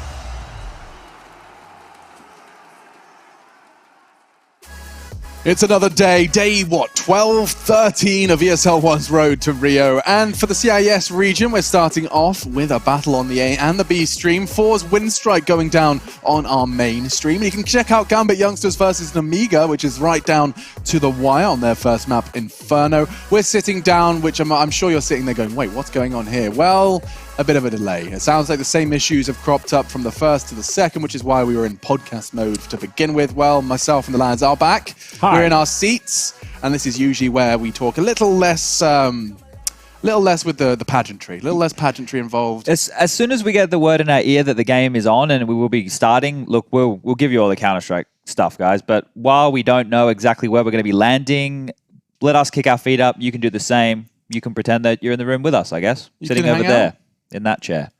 There is a chair that we could imagine them all to be sitting in. It would be quite cramped, wouldn't it? Well, I don't know. There's probably about 3 people watching right now. I think we could get at least 2 people on that chair. Yeah, you're right. And the third could kind of just watch them watch. Yeah, voyeurism, I think that one's called. Yeah, the peeping Tom. Yeah, some people are big fans of that here. But look, Henry, you were the question master. I've got some great questions for you. I'm so glad you asked. This one's directed directly at Chad Birchall. That's me. Have you ever been to the Blue Lagoon on Comino, Malta? No, we Love haven't. that place. We haven't gotten there yet. There's been a little bit of an issue with that. Even though we live in Malta, we haven't spent a lot of time there. We've been to St. Peter's Pool. Kalanka Bay. We went to Kalanka Bay. Il Kalanka Bay. That was nice. Popeyes? You didn't come with us to Il Kalanka Bay. wasn't We've got to get you out of there. You'll enjoy. I desperately want to take you there. I'll take. You did Popeyes? Yeah, I've done Popeyes. Okay, so we've all done Popeyes. Popeyes is great. Popeyes is good fun. But the Blue Lagoon, we have to get to the Blue Lagoon. Now, we have a number for a guy with a boat. Let me look up the Blue Lagoon. I'd want to do it without the guided tour. I'd like to do the private Blue Lagoon experience. Yeah, we still need a boat, though. Yeah, we're going to do the private boat. That's what we did with me, Henry, Kenny. You know, he had a couple of his friends. We did a whole private boat thing, but we didn't go to the Blue Lagoon. No, it apparently is gorgeous. It is. It looks pretty good. It is nice. And you know how Jason Moses O'Toole bought those giant comical flippers? They're yours now. I can use them. They're yours. So I can swim around the Blue Lagoon. And the same colour as your Crocs. Breakneck pace. So, they are? Yeah, same colour. Same yellow, banana yellow. Scuba. Oh, I shouldn't have said the soul of them. It shows I've been giving them far too much use. Trace, he believes that they belong in the house, don't leave the house. Okay. I've found they're quite an ergonomic work shoe. All right. We don't have a work uniform per se, so I guess if you wanted to make them your work uniform, I think they might become it. Yeah, the airiness. Do you want to come with us? Oh, look, there's Margot. There's a bloody picture of my flamingo It's the exact same flamingo in the Blue Lagoon. Let's take her with us. That's a good question. So no to answer that one. But we want to. But we do want to for sure. Moving on. Where do babies come from? That's a can of worms in itself. We can't really go there, I'm afraid, although it is quite a loose show. We are going to move on. What is your favorite tattoo on your body? Any plans for any CSGO-inspired tattoos? Now, I have kind of deliberated over that. Yeah. I've got lots of tattoos, but CSGO ones, I don't know. It's such a huge It's part a great of your game. life, I love isn't that it? game, and I'll probably get like a little nod to CSGO, but I won't get like the logo or a weapon skin on me. Do you know at what some I was point. thinking could be cool? It's What? like, you know, the kill feed icons. Sure. Like there is something to be done with that, I think, that Like you could get away with. The players that got their spray moments, Oh, the symbol on the Cold Zero one, that's cool. That's Absolutely really cool. do that, but I don't really have anything like that in the game, so I would just be getting like the bomb code on my arm somewhere or something like that, or like a knife skin. Like I've got a dagger on my finger. I guess I could have got like a CSGO knife there, but that would be lame as well, wouldn't it? That wouldn't really be cool. Especially because, you know, the whole style of all of your other tattoos Yeah, it is wouldn't in really one fit style. You'd have to find a part of your body that hasn't. The face, we can go over the CSGO Okay, tattoos. now I'm so Now glad we're you feeling said it. it. What do you reckon, Chad? A Face tattoo? balaclava You, ladies and tattooed gentlemen, people on at your home, face. you should have seen when I saw Henry's tattoo. He has a tattoo that not many people can see. I can see it. That one, yeah. And now we were actually, Henry came to visit me, and we were working. I was working at the Blast event in London, and Henry came and visited, and I was sitting there behind him, and we were watching. That was the night the Super Bowl was on, and I was looking at the screen, and Henry was just in front of me, down to the left of me, and I just went, Henry, yeah, what's that behind your ear?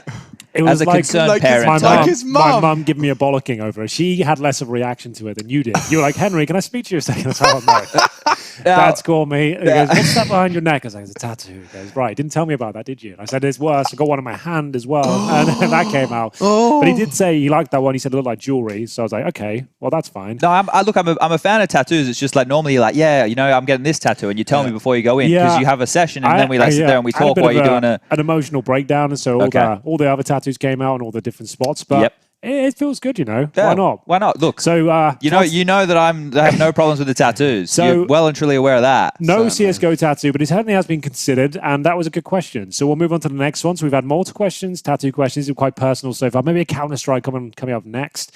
Could you guys move your jacket/shirt to the left? I think they want us to swap shirts down the line.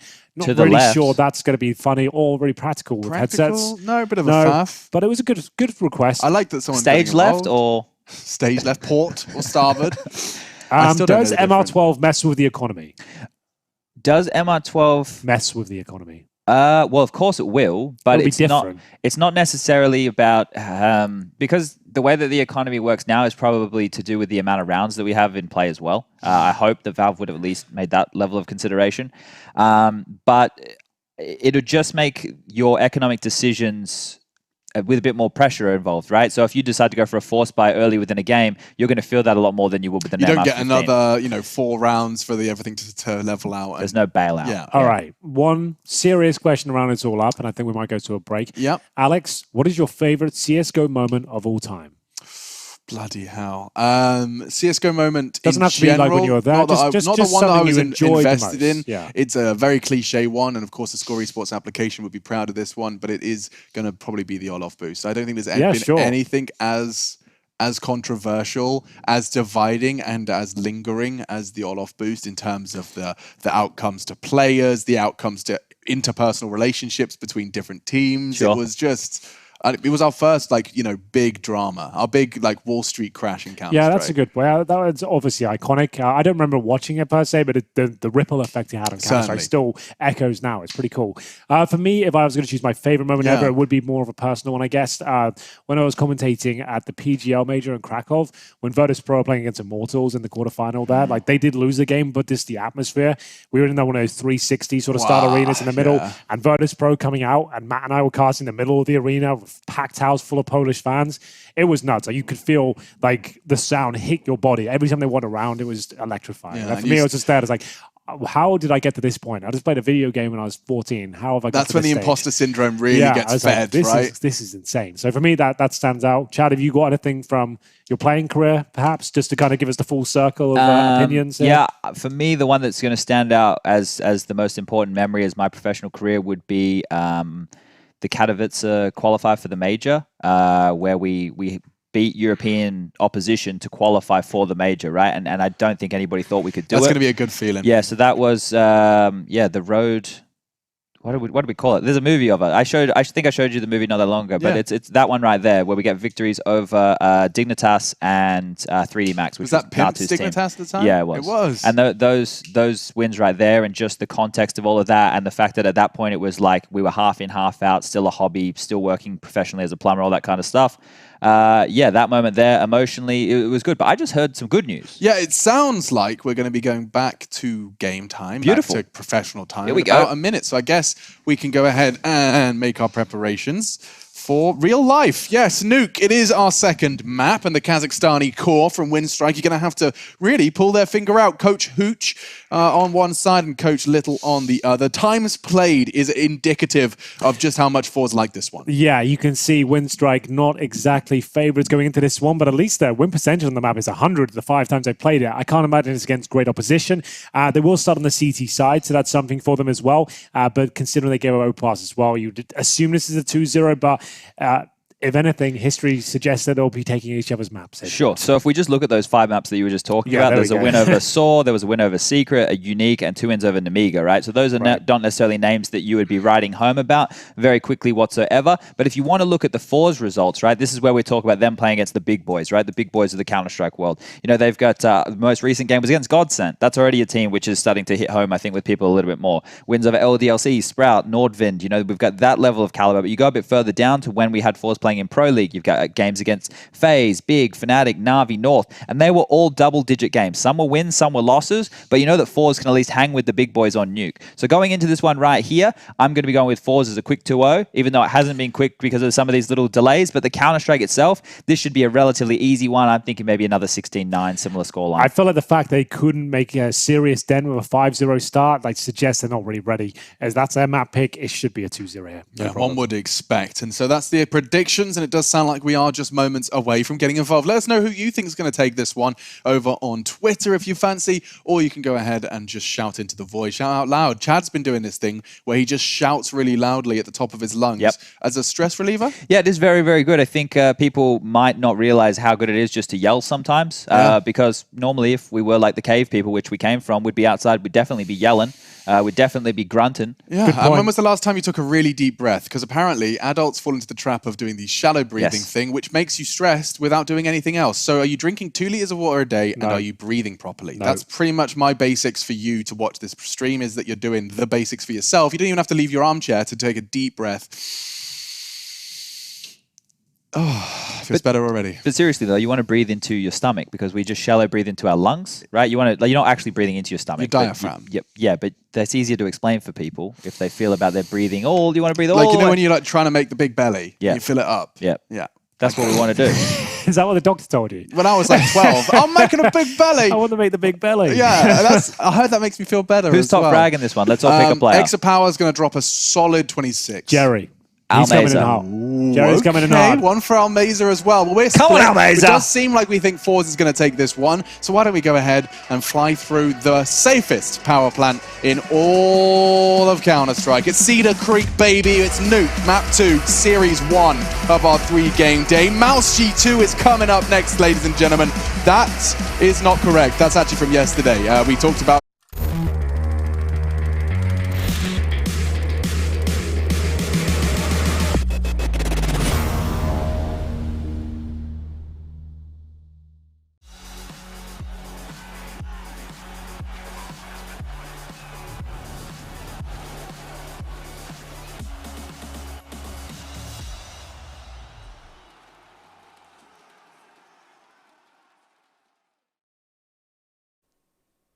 Vâng, và chào mừng các bạn đã quay trở lại với trận thiếu B3 diễn ra giữa Windstrike cũng như là Forze Lucoy. Ngay bây giờ chúng ta cùng đến với map thứ tiếp theo thôi, map thứ 2 và được pick bởi chính các thành viên team Forze, người đã có cho mình cái chiến thắng ở trong map đầu tiên. Và cùng chờ đợi xem nào, Forze sắp phải team sai trước, họ đang cùng nhau tràn ra hai người lóng, và vừa rồi là một pha mà vả mồm tốt đến từ Zimbabwe. Cùng lúc đó thì Jerry đã bắt được cả Lucky, người đứng ở khu vực Viram nữa, và bên phía Windstrike mất đi hai vị trí cực kỳ quan trọng và bây giờ họ khó rồi nha.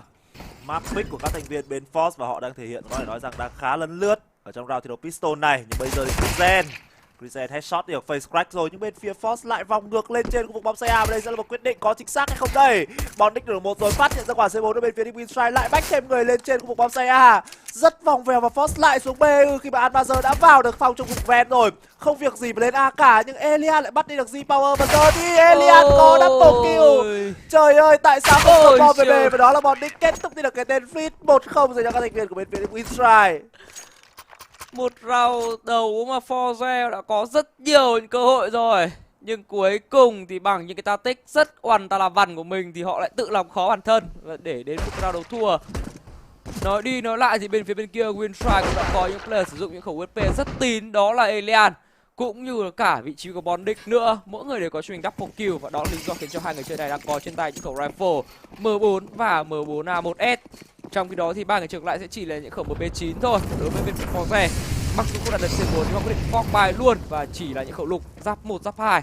Bom mìn thì cũng là khá nhiều nhưng hầu hết đều là flash thôi. Và có vẻ như flash tràn xuống phe nữ, có tràn là phe không đây nhưng lại tràn ra nhau luôn. Và bây giờ thì hai bên cùng trắng nhưng bên nằm xuống thì lại là bên đường Winstrike rồi, đổi một tung Bondix nhưng chắc chắn là không đủ khi mà đội đội nằm xuống hết rồi. Elian cố gắng nhưng cũng chỉ đổi được một thôi. Hai khẩu súng to nhất của bên phía Winstrike, mỗi khẩu đổi một trên thì đó là Polygon rồi. Và bây giờ thì Lucky cũng chỉ làm thêm một trước khi nằm xuống bởi Z-Power. Một round thắng quá bất ngờ dành cho bên phía của Forze Lukoy. Mọi thứ diễn ra có thể nói rằng trong tích tắc, và các thành viên của bên phía team Force đã là những người giành chiến thắng. Thực sự thì Force đã thi đấu ở map thi đấu núc này rất là nhiều với các top team. Khi mà giải thi đấu ESL Pro League thì 5 team họ gặp này, Face này, Fnatic, Navi, Not, Big đều thi đấu ở trong map thi đấu núc, và thậm chí là họ có đánh bại được những tên kiểu Not cũng như là Big. Trong khi đó thì họ để thua trước Face, Fnatic và Navi nhưng đều với những tỷ số có thể nói rất là căng. Trận nào thì bên phía team Force cũng lên được đến tận 2 con số cả, ít nhất phải là 10 round. Đây là một map có thể nói rằng không hề yếu dành cho các thành viên của bên phía team Force đâu. Và hãy cùng chờ đợi xem nào. Một round đấu mà rõ ràng hỏa lực của Force đang mạnh hơn rất nhiều so với Winstrike. Khi mà họ có cho mình đó là những khẩu M4 AK Mark 10 và 19, bên phía bên kia thì hoàn toàn là những khẩu lục thôi. Elian có một khẩu Scout, chỉ với khẩu Scout thì sẽ làm gì đây? Úp flash và nhảy xuống từ khúc nóc nhà mini rồi, nhưng vừa rồi thì Hobbit đã có súng bắn tốt trước khi nằm xuống bởi quả lửa của Fake Crack. Elian đây đổi thêm một mạng nữa và lợi thế hơn người lại đang dành cho bên phía Winstrike, đội tuyển được yếu súng hơn. Liên tiếp những round đấu mà các team họ fork bài và đều có cho mình những lợi thế nhất định rồi, và liệu rằng đây có phải một round đấu fork bài thắng nữa hay không đây? Winstrike team họ đang có lợi thế nha. C4 thì cũng đã lộ ra rồi. Bên phía của Winstrike cũng đã dồn người về khu vực locker. Trong khi đó thì Elian, khẩu Scout đã lộ ra từ trước, bây giờ thì khẩu Scout này không thể có thêm một bạn nữa. Lucky cố gắng hỗ trợ cho người đồng đội của mình nhưng đó là tiếng bắn hơi lỗi. Và giờ Lucky đã bị kẹt lại rồi, chắc chắn sẽ không có cơ hội gì cho Lucky đâu. Lợi thế đã mất, Bondix đang cố gắng đẩy ra. Và vấn đề đây chỉ là một khẩu CZ75. Với việc lượng súng của bên phía team Winstrike họ quá yếu thì họ không thể làm được gì của bên phía team Force cả. Và tỷ số chắc chắn là 2-1 dành cho các thành viên bên phía team Force thôi. Grisen, một khẩu CZ75 trên tay, móc ngược về và quyết định của Grisen sẽ là gì đây? Bên phía của Force có vẻ như không ai kê lại cả, những bom cũng đã đặt trong khu vực bom xe A rồi. Và giờ thì Grisen cố gắng bắt càng nhiều càng tốt. Z-Power quá tỉnh táo và đó là 2-1 dành cho các thành viên của bên phía team Force. Và giờ thì chắc chắn rồi, Winstrike sẽ phải có cho một round eco thôi, không thể nào bài cố nữa. Còn đối với Force, đây cũng sẽ là cơ hội để cho họ gia tăng cái cách biệt, nới rộng cái khoảng cách về tỷ số hơn nữa. Phía Winstrike team nên nhớ rằng thì họ đang được thi đấu bên phía City Side trước ở map theo the look. Và nếu như họ bị bên phía T-Side của Force dẫn trước khá sâu ở lượt first half thì rất khó để comeback được ở lượt tiếp second half. Mình nghĩ rằng nên chắc chiêu từng round đấu một phía Winstrike. Sau cái round đấu này thôi, đối với cái round đấu eco thì là đầu hộp, chỉ lại USP không giáp không bom rất khó để chống lại. Force đang rất mạnh về phía T. 5 USP, không giáp, không bom, chắc sẽ chỉ là chết thôi. Vậy cố gắng đi hốt eco rồi, chạy rất nhanh cái khẩu Mark 10, phát hiện ra một người nữa nhưng face crack còn lại chỉ 1 HP. Và chắc chắn rồi sẽ để cho một người đồng đội khác đánh K. Jerry cũng lại là một khẩu SMG nữa. Hai khẩu SMG của bên phía team Force đang phát huy tối đa tác dụng. Khẩu SMG thứ 3 đâu rồi? Jerry đẩy ra và xin chết rồi. Tuyến cũng đã biết được vị trí của player cuối cùng bên phía team Winstrike. Ui, Force cử cả 3 người đi bắt cái khẩu USP này luôn cho nó cẩn thận ạ. Rất là cục đến các thành viên của bên phía team Force. Và giờ thì liệu rằng khẩu USP này có bị bắt hay không đây? Hãy cùng chờ đợi xem nào. Round tháng thứ 3 thì đã đến với cả Force rồi. Còn Hobbit thì có đến với cả Notford hay không đây? Z-Power Vâng, có vẻ như không dám đẩy hơn nữa rồi. Không nên quá mạo hiểm khi chỉ để bắt một cú USP. Một khẩu súng mà có bắt được hay không thì kết quả nó vẫn tương tự. Đối phương cũng sẽ được chính phủ cấp lại cú USP ở đấu tiếp theo thôi, nếu như có nằm xuống round đấu này. 3-1 dành cho Force Lukoy. Ở đấu tiếp theo thì Winstrike họ đã thể full buy được rồi. Tuy nhiên thì có thắng hay không lại là câu chuyện khác. Nhưng bây giờ quay trở lại Hobbit thì sao? Thôi xong rồi, không xếp thành công của USP. Ui, săn luôn. Lại có định làm gì với cái xác đây? Vâng, cứ gật đầu rồi, nhưng không đến mức sấy. Thôi thì ít ra phân tích kiểu fanatic. Chỉ Hodico thôi nhưng trông cũng khá kinh với Force Lukoy. Vậy tình huống đi chợ của mình ở khu bom xe B. Quay trở lại Winstrike vào đầu full buy này thì sao? Gọi là full buy cho oai thôi, nhưng mà thực ra Christen cũng chỉ có khoảng 19 và lượng bom mìn thì ngoài Christen ra những player còn lại đều là khá yếu, và quan trọng nhất là không có cầu ốp. Bên phía CDSide ở lúc này thì cũng sẽ là vấn đề rất lớn cho Winstrike team. Christen chỉ là một khẩu MP9 thôi. Thì có thể nói rằng yếu hơn đây lại là một tiếng set tài ra rồi. Flash tin chạm. Bây Spec và double kill có thể nói rằng khá dễ dàng, thậm chí rằng lại có thêm một tên Lucky nữa. Và trả nà quá nhanh. Có vẻ như Winstrike vẫn chưa tìm ra được cái bài, cái cách để hóa giải tình huống book flash vào trong cuộc xây của bên phía team Force. Tỷ số là 4-1 dành cho Force Lukoy. Còn đối với Winstrike thì sao? Câu chuyện đang dần trở nên đáng buồn hơn rồi.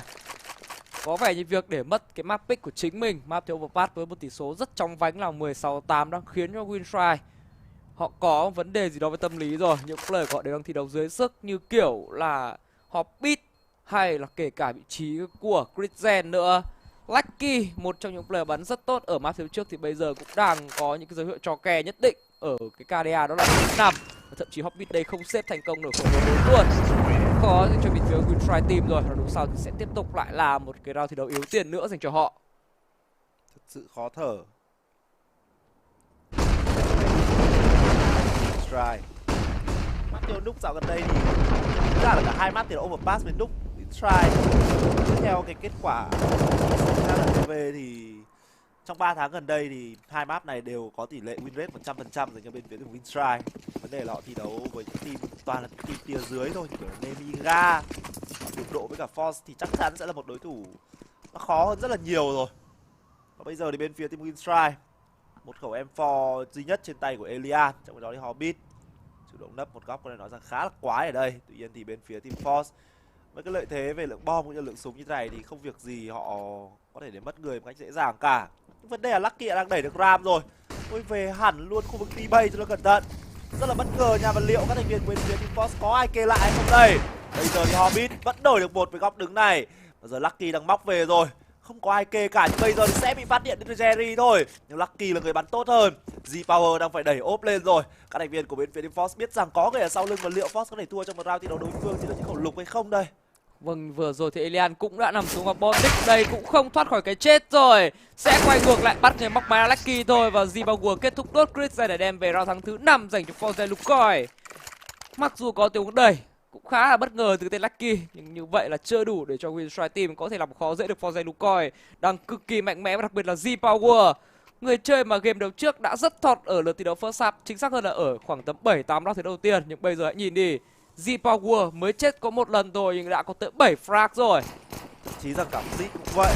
Đây có thể nói rằng chính là hai ngôi sao trong đội hình của bên phía team Force. Fleet cũng như là G-Power, hai player có một sự kỹ năng khá là tốt. Trong khi đó thì các thành viên của bên phía Winstrike, những ngôi sao của họ như Elian thì vẫn chưa lên tiếng quá là nhiều. Và bây giờ thì G-Power bắt đi được Hobbit rồi. Vâng, nhảy xuống hơi quê đến từ vị trí của G-Power khi mất đi đến 42 HP, nhưng không sao cả. Dù sao thì G-Power cũng là một opper. Thiếu máu hay khỏe máu nó không quá là quan trọng. Có lợi thế hơn người, và các thành viên của bên phía team Force sẽ làm gì đây? Vâng, liên tiếp những round đấu mà Winstrike họ để mất người vào thời điểm sớm và không đổ lại được bất cứ điều gì cả. Thông tin thì cũng gần như con số 0 luôn. Nhưng Lucky đây, một pha đẩy Ram. Biết rằng Horobi không có ai, nhưng nên rằng đối phương không phải là không có ai mà đang nấp sâu rồi. G-Power đang kê lại đây, và nếu như Winstrike có ai dại dột đẩy tiếp thì sẽ là nằm luôn. Nhưng Lucky có một rồi, Bondic cũng vậy luôn. Một tình huống 2 đổi 1 đây, và bên phía Winstrike đã thể cân bằng tình huống về người, đó là 3vs3 rồi. Mỗi bên đều có một thương binh, đó là Lucky cũng như là cả Major nữa. thế trận lại đang được mở rộng hơn cho bên phía Winstrike. Họ có cơ làm được nha, nhưng có làm được hay không lại câu chuyện khác. Nhưng bây giờ thì Fritz đẩy lên level, nhưng đó bắn lại là quá lỗi đến từ chiều Fritz và cũng là cơ hội để cho Christian có double kill. Một tình huống mà tôi không tin nổi là pro player có thể bắn trượt được, nhưng Fritz đã nói một điều ngược lại luôn. Bây giờ thì một mình ăn bây giờ 1v3 với chỉ 34 máu quá khó rồi, và đó là lần thứ 2 dành cho Winstrike với một màn tỏa sáng cá nhân đến từ Christian cùng sự hỗ trợ của đồng đội Anh, đó là Fritz bên phía bên kia nữa. Bắn thế thì chịu. Vâng, đối phương đừng im cho mà bắn rồi. Vẫn trượt được ạ. Xong thì Fritz ra thấy một pha bắn vào lòng đất. Round thắng có thể nói rằng khá là may mắn dành cho các thành viên của bên phía Winstrike khi mà họ có đến tận 6 người trong round đấu trước. Chính xác. Winstrike chấm Fleet, một trong những lực bắn xuất sắc nhất ở round đấu vừa rồi. Và hiện tại thì tỷ số là 5-2 và đến lượt cả Jerry cũng là Winstrike team một quả nết phá cửa nhưng cuối cùng thì nó lại bay vào góc nhà. Một quả nết đó tan trong hư vô rồi, không để làm gì cả. Giờ thì Jerry tự đục một lỗ đây và ngó xem có tôm bên phía bên kia hay không. Các thành viên của bên phía team Winstrike, đây vẫn sẽ là một key round dành cho họ. Trong khi đó thì bên phía của Force, lượng tiền có thể nói rằng vẫn đang cực kỳ nhiều. Round thắng của bên phía Force luôn luôn giữ được rất nhiều súng, và hãy cùng chờ đợi xem nào. Force lại quay về set bài ra khu vực A-Long. Các thành viên của bên phía team Winstrike thì họ đang dồn đến tận 2 người ra ram. Duy nhất Elian sẽ là người giữ ở bên ngoài outside thôi. Nhưng đây sẽ là một bài A-Long cơ bản, và A-Long cắt đôi khu vực thùng đỏ. Và Elian sẽ rất khó để có tầm nhìn trong tình huống này. Vấn đề là có xuống secret hay không dành cho các thành viên của bên phía team Force. Nó có vẻ như sẽ gài 2 người xuống secret rồi. Trong đó là Winstrike bắt buộc phải cử cái tên Hobbit bách về hỗ trợ cho khu vực bom site B. Áp lực đã được gây lên trên khu vực bom site B. Tuy nhiên thì liệu các thành viên của bên phía team Force có thể đục được vào khu vực bom site A hay không đó mới là vấn đề. Vâng, một trận đấu hiếm hoi mà Force họ đánh rất chậm, 35 giây rồi. Vẫn chưa hề lộ ra ý đồ triển khai và bây giờ bắt đầu tràn vào ram, và đó pha vào mồm rất tin đến tên Amazer. Elian không đổ được bạo tình huống này lửa đã tràn ra và Elian mất vị trí rồi, chắc chắn sẽ buông bỏ cái ram cho bên phía đối phương. Fleet tiếp tục kết thúc được bảng bóng đích thành công. 3 Việt Nam rồi, rất cố gắng từ Hobbit nhưng cũng chỉ bắn được Amazer thôi, và đó là cái mạng tiếp theo cho Amazer trong round thi đấu này. Bom side B clear hoàn toàn rồi. Và đó cũng đồng nghĩa với việc là round thắng thứ 6 sẽ đến với Forze thôi. 2 Việt Nam retake của Omsebi, Matthew lúc này là tự ủy. Thậm chí bây giờ xếp súng là khó cơ khi Fleet đã phát hiện ra pha di chuyển về City đến từ vị trí của Elian. Và giờ thì Elian là người kế trước nhà và Fleet đâm đầu vào dọ rồi. Một mạng dành cho Elian, nhưng bây giờ thì cả 4 thành viên Forze sẽ đẩy lên và tìm cách kết thúc mạng của bộ đôi bên phía Winstrike thôi. Hãy cùng chờ đợi xem nào. Vẫn còn flash nha, hoàn toàn bút flash mà cùng nhau được. Nếu như bắt được thêm khẩu ốp này nữa thì gần như round sau Winstrike sẽ yếu, và bây giờ thì bắn yếu được một người nữa thì Elian rồi. Christian giạt ra kết thúc ngay mạng của Fake Crack, và có vẻ như Forze cũng biết sợ rồi. Khó. Vâng, khu vực này là khu vực rất khó để có thể bắt được 2 người.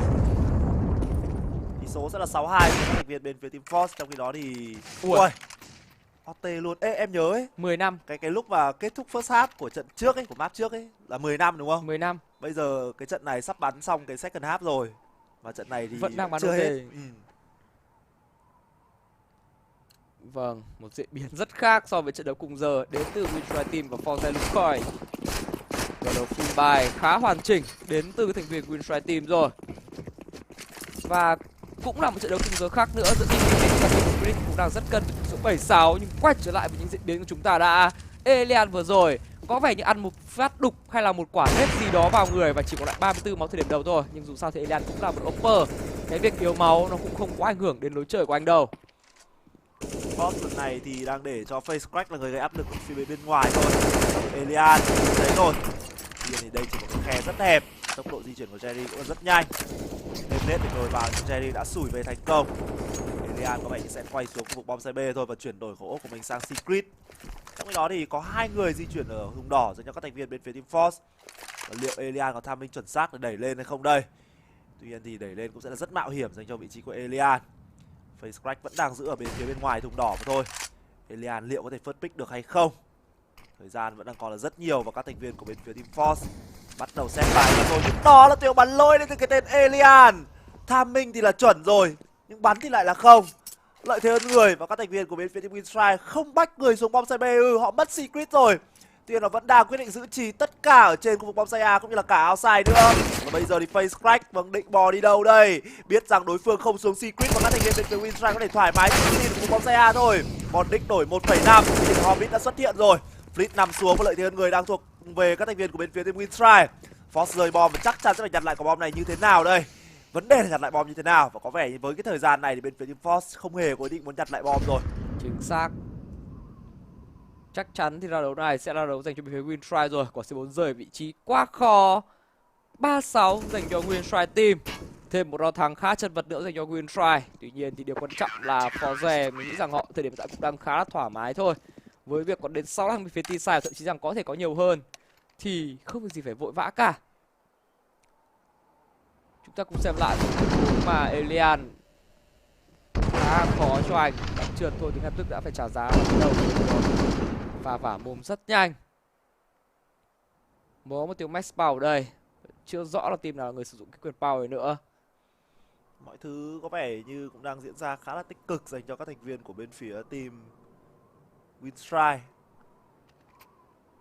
Khoảng cách cũng chỉ là 3 round thôi. Tuy nhiên thì cơ hội comeback là vẫn có. Dù sao Winstrike không phải là một team yếu trong khu vực CIS này. Vẫn là trận thi đấu cùng giờ. Gambit Youngster đối đầu với Zeniga. Mọi thứ có vẻ như vẫn đang rất là căng. 16-18. Không biết rằng thật ra thì Gambit Youngster cũng là một team có triển vọng khá là lớn trong khu vực CIS. Tuy nhiên thì so với những cái tầm kiểu team tier trên, không phải là team tier 1, tầm tier 2 đâu, như kiểu là Force hay là Winstrike thì vẫn là một con đường dài dành cho các thành viên của bên phía team Gambit Youngster. Và đây rồi, có vẻ như tình huống POW đã kết thúc. Quay trở lại với trận thi đấu giữa các thành viên của Winstrike và Force thì Elian vẫn có ốp ở trong round thi đấu này. Đây là một khẩu ốp không giáp dành cho vị trí của Elian nha.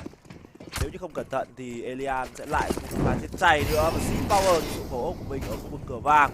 Một tiếng một first pick người, tuy nhiên thì Z-Power có vẻ như ăn nết khá là đau. Và có phải lùi về hay không đây? Rất nhiều áp lực ở trong khu vực lobby, và các thành viên của bên phía Team Force thì sao? Vẫn là một đội hình default thôi. Lối chơi của bên phía Team Force trong mát thì lúc này khá là chậm, ngoại trừ cái bài đánh A láo, đánh A nhanh với những quả flash của mình.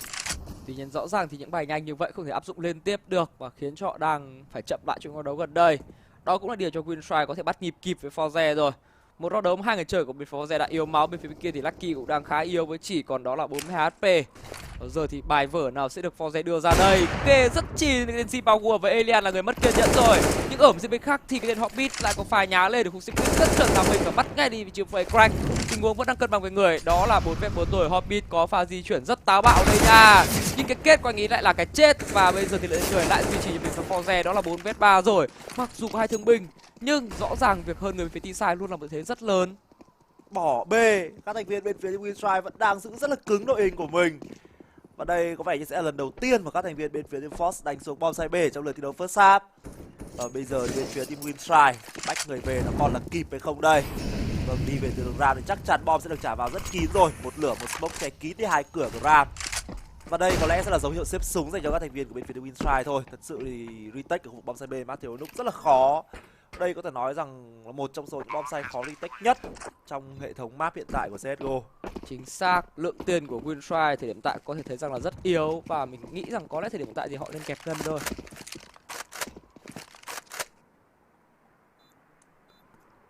Bảy ba. Có vẻ như các thành viên của bên phía team Winstrike bắt đầu cảm thấy khó thở rồi. Chính xác, Forze chủ động big map lúc này và họ đang chơi cực kỳ lấn lướt đối phương. Khác hẳn với Winstrike, map thì overpass, chủ động pick nhưng cuối cùng đợt first half kết thúc với một tỷ số thậm chí rằng còn nghiêng về Forze.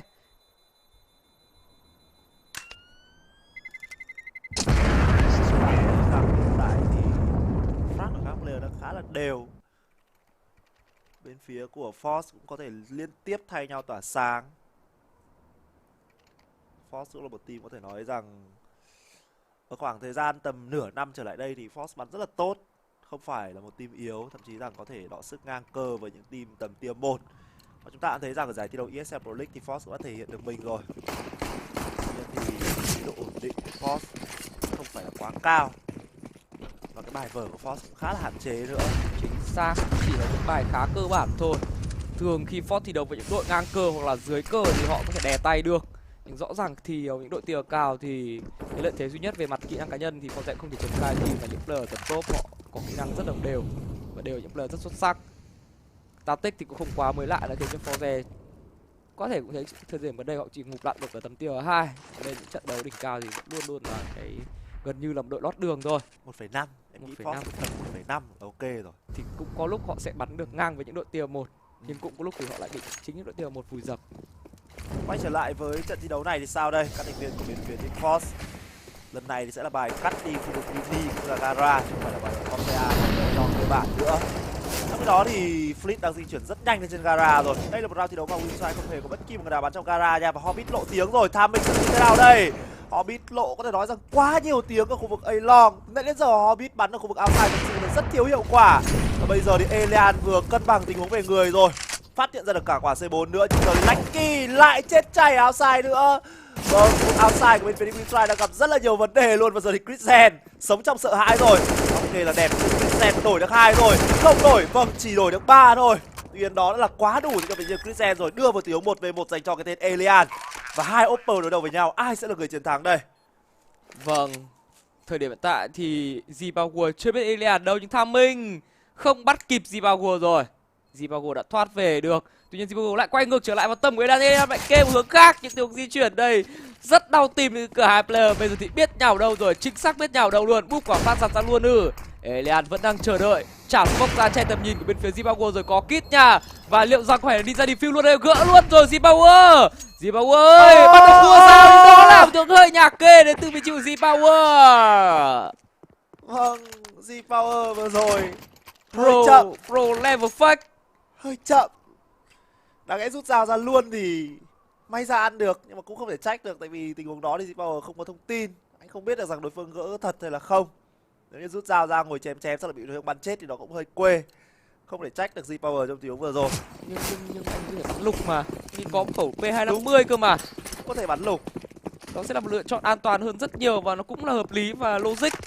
Nhưng thôi, sao thì chúng ta là một người có X-ray, có góc nhìn thứ ba, nó sẽ dễ dàng hơn so với cả vị trí của người trong game rất căng thẳng trong một trận thiếu quan trọng như thế này. Quay trở lại với bên trên màn hình thì sao? Một pha đẩy ram rất xuất sắc từ bộ đội Winside rồi. Elian cùng với Lucky có mạng của Z-Power. First pick thành công và bây giờ thì sẽ là khá lợi thế đây của bên Winside team. Một con flash có thể nói rằng cực kỳ chính xác vào trong khu vực lobby. Và giờ thì Hobbit liệu có chết chay nữa hay không đây? Nếu như chết chay thì sẽ là rất nhà quê và đúng là chết chay rồi. Tôi không biết đây là lần thứ bao nhiêu mà Hobbit đã chết chay ở phía bên ngoài khu vực outside nữa, rất tệ. Một trận thi đấu có thể nói rằng đáng quên đến từ cái tên Hobbit. Lợi thế hơn người hiện tại không còn dành cho các thành viên Winside nữa rồi. Tuy nhiên Lucky đã có nghe thấy tiếng người trên đầu mình hay không đây? Lucky chỉ đang dưới khu vực locker thôi, trong khi đó thì gọi thêm cả Fleet lên nữa rồi. Và giờ thì Chrisen chỉ là một khẩu MP9 không thể vượt qua được khẩu AK của Almazer. Nhưng bây giờ thì Lucky đổi 2 rồi và thậm chí ra còn bắt được cả quả C4 nữa. Một pha di chuyển quá hay đến từ Lucky. Rất may mắn là vẫn còn Lucky ở khu vực outside, chứ để một mình ông Hobbit thực sự là toang. Và giờ lợi thế về người cộng với việc đã phê ra quả C4 rồi thì mình nghĩ rằng Winside họ nên tận dụng, họ nên chắt chiu cái round đấu lên rồi. Và bây giờ thì Lucky vẫn chưa thể có mạng của bất cứ một player nào trong Force cả, bị quay cả hai đầu và đó là án tử cho Lucky rồi. Botic đẩy ra nhưng Botic vẫn chưa thể có mạng của Jerry. Tuy nhiên ở phía bên khác thì Elian lại bắt được cái tên Amazer và cơ hội vẫn là rộng mở cho bên Winside thôi. Jerry cũng chỉ còn lại đó là 20 máu và thời gian thì cũng chỉ còn lại đó là 20 giây. Jerry cố phi lên đây nhưng mà Elian rất bình tĩnh rút khẩu HP ra kết thúc ngay đi mạng của Jerry và đem về round thứ 5 dành cho Winside team rồi. Rất căng. Tuy nhiên thì mọi chuyện vẫn đang là khó dành cho các thành viên bên phía Winside. Khi mà Force vẫn là còn cực kỳ nhiều tiền và với lượng tiền này thì họ vẫn sẽ có thể thoải mái trở lại trong round tiếp theo. Một tình huống Blacky đã cứu Quy đến từ vị trí của Hobbit và Hobbit nằm xuống khá là dễ dàng, cũng ở vị trí outside. Blacky nữa. Quay trở lại với round thứ 13 thì sao? Full buy được đến từ cái team. Tuy nhiên thì phần nào đó Force vẫn đang đột nhỉnh hơn một chút, nhưng vừa nói xong thì Elian first pick ngay được vị trí của Z-Power rồi. Ngày hôm nay thì hai Opper chúng ta đối đầu rất nhiều và thì vẫn đang là một chỉ số khá cân rồi. Lần này người này bảo người sau và người kia lại vả lại. Quay trở lại đây thì sao? Vâng, Elian một pha bắn ốp tốt cũng như thêm quả đất lấy được mạng Amazer ở diễn biến khác thì hai người chơi khác của Force cũng đã nằm xuống và chỉ để lại đó là một vị trí Fleet thôi, một vết nằm nữa rồi. Đổi bột nhưng cần phải đổi thêm 4 mạng nữa thì anh ấy mới thắng được cờ. Vâng, có vẻ như các thành viên bên phía Force hơi vỡ trận trong tình huống vừa rồi. Ở đâu cũng chết. Và bây giờ thì bên phía team Winside chắc chắn là sẽ có cho mình ra thằng thứ 6 dễ dàng thôi. Nhưng từ từ đã. Vâng, bom sang bên trống nha. Nhưng Fleet chưa biết điều này. Một tiếng fake mở cửa thôi. Còn với các thành viên bên phía Winside thì sao đây? Họ vẫn đang rất bình tĩnh.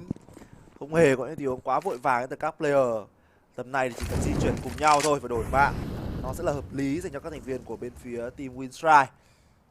Khóa tất cả các đường rồi, Ram cũng bị chặn lại, có mỗi duy nhất khu vực outside thôi, nhưng đang có một khẩu ốp kê chéo từ trong bom xe A ra.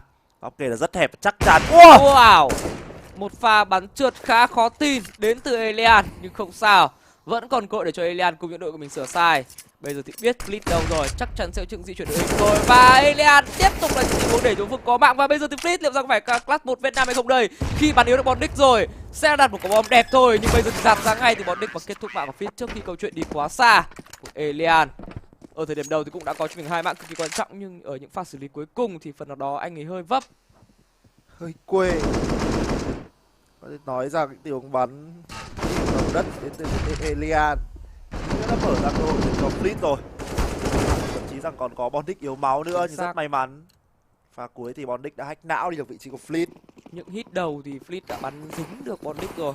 Nếu như pha đấy có mạng Bondic luôn thì chắc chắn sẽ là một thế trận cực kỳ khác. Tuy nhiên thì cũng rất khó trong một Việt Nam như vậy, mà đã làm tới 3 mạng thì đã là quá xuất sắc đến từ Fleet rồi. Quay trở lại vào đấu này, cuối cùng thì Forze đã rơi yếu tiền, và đây là một đấu mà chỉ một mình Fleet có AK giáp 2. Đồng đội quanh thì chỉ là những khẩu lục. Có pha cày kill đây, double kill rồi, nhưng bây giờ thì liệu rằng có mạng thứ 3 không đây? Hết đạn mới đen chứ, nhưng không sao, chúng này còn đạn, và đó là 3 mạng cho mid ở khu screen. Như vậy đã là quá đủ rồi. Tiểu buff flash hỗ trợ có thể nói là rất xuất sắc dành cho những người đồng đội của Hobbit. Và giờ đi Jerry định làm gì đây? Ra outside và đấu với ốp rất là toàn. Và Lucky là người kết thúc đi được mạng của Z-Power để cân bằng tỷ số là 7 đều. Rất bất ngờ, đã có những khoảng thời gian mà chúng ta tưởng Force sẽ là những người giành một chiến thắng áp đảo, nhưng không, mọi thứ đã được đưa trở về thế cân bằng 7 đều. Vâng, rõ ràng Hobbit ngoài cái thời kỳ mà anh ấy vô địch Major cùng với clap của Gambit ra thì cái tên Hobbit thì còn để lại cho mình rất nhiều ấn tượng. Kể cả sau khi đã có cái danh hiệu Major đấy rồi. Tại sao? Đó chính là 3 phần hậu truyện của The Ring, một trong những trilogy phim mà anh rất thích theo dõi. 3 phần hậu truyện. Cái này gọi là tiền truyện chứ. Không, nhưng tùy ý là nó ra sau phim ý, còn về timeline thì nó ra trước.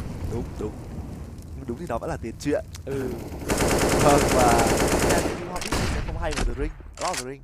Không, mỗi phim nó sẽ hay theo một cách khác nhau. Không, nhưng mà cái Hobbit phần 2 em nhớ là vâng, quay trở lại với round thi đấu này đã face crack và cùng đi được Prison rồi. Trong khi đó thì Bondic, vâng, góc kê này bên phía của Force đã đoán được điều đó mà không có tình huống đánh bom xe rất là nhanh thôi. Thậm chí ra vừa rồi em thấy không có một quả flash nào luôn, tràn thẳng vào, cứ mở cửa đi vào thôi. Đúng. Đi chợ. Và đó cũng là cái công thức mà Forze đã có cho mình rất nhiều chiến thắng ở khoảng gian đầu. Tuy nhiên thì về sau họ lại không sử dụng nhiều nữa, và bây giờ khi mà quay trở lại đội đánh nhanh đó thì ngay lập tức Winstrike lại vỡ trận ngay. Và giờ thì chắc chắn rồi, chắc chắn sẽ là 8-7 thôi. Mặc dù bên phía Forze toàn thương binh hạng nặng, tuy nhiên thì quá khó để retake với một khẩu ốp khi thậm chí rằng Hobbit đã nằm xuống rồi. Giờ thì Elian làm gì đây? Một Việt Nam với khẩu ốp, đó là điều không tưởng. Và round thứ 8 dành cho Forze lục coi. 8-7 sẽ là tỷ số. Tạm thời lại nghiêng một lần nữa về dành cho các thành viên bên phía. Ngay bây giờ chúng ta sẽ nói trước khi đến trận của Việt Nam. Get one, so I got one. Stop saying you're a boss when you now one. You ain't sacrificed now, you ain't lost none. All over the gram like you got a bag. You ain't big dog, we ain't hear none of that. I'm in the gym looking like a running back. And you know the flow, got him coming back. Who I was in the past, I'm unattached. Only focus in this moment is bringing the summer back. Oh, respect my grind, elevate souls and I spread good vibes. Young divine, you know I gotta shine. Raise your hands for a good time.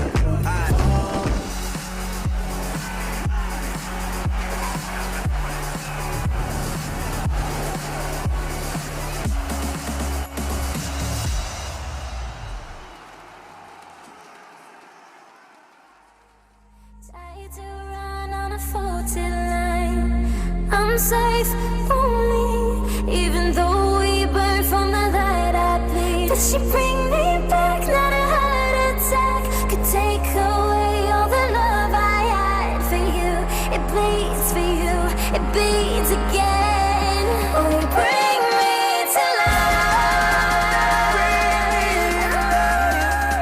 Oh, you bring me to life.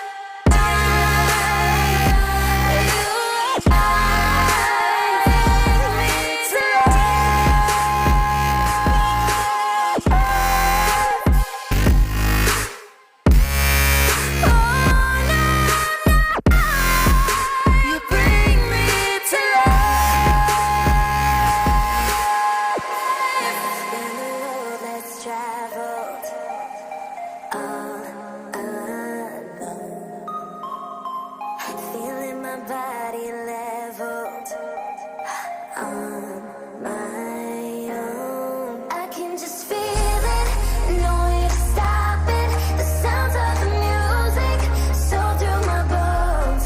I can just taste it, no need to fight it. 'Cause I'm out here staying, it's fast in my soul. 'Cause lightning and thunderstorms are never stopping me before. This night is never over, not until I leave the floor. So there's a passion, baby, I can never get enough. So don't you try and stop me, dance until the sun comes up.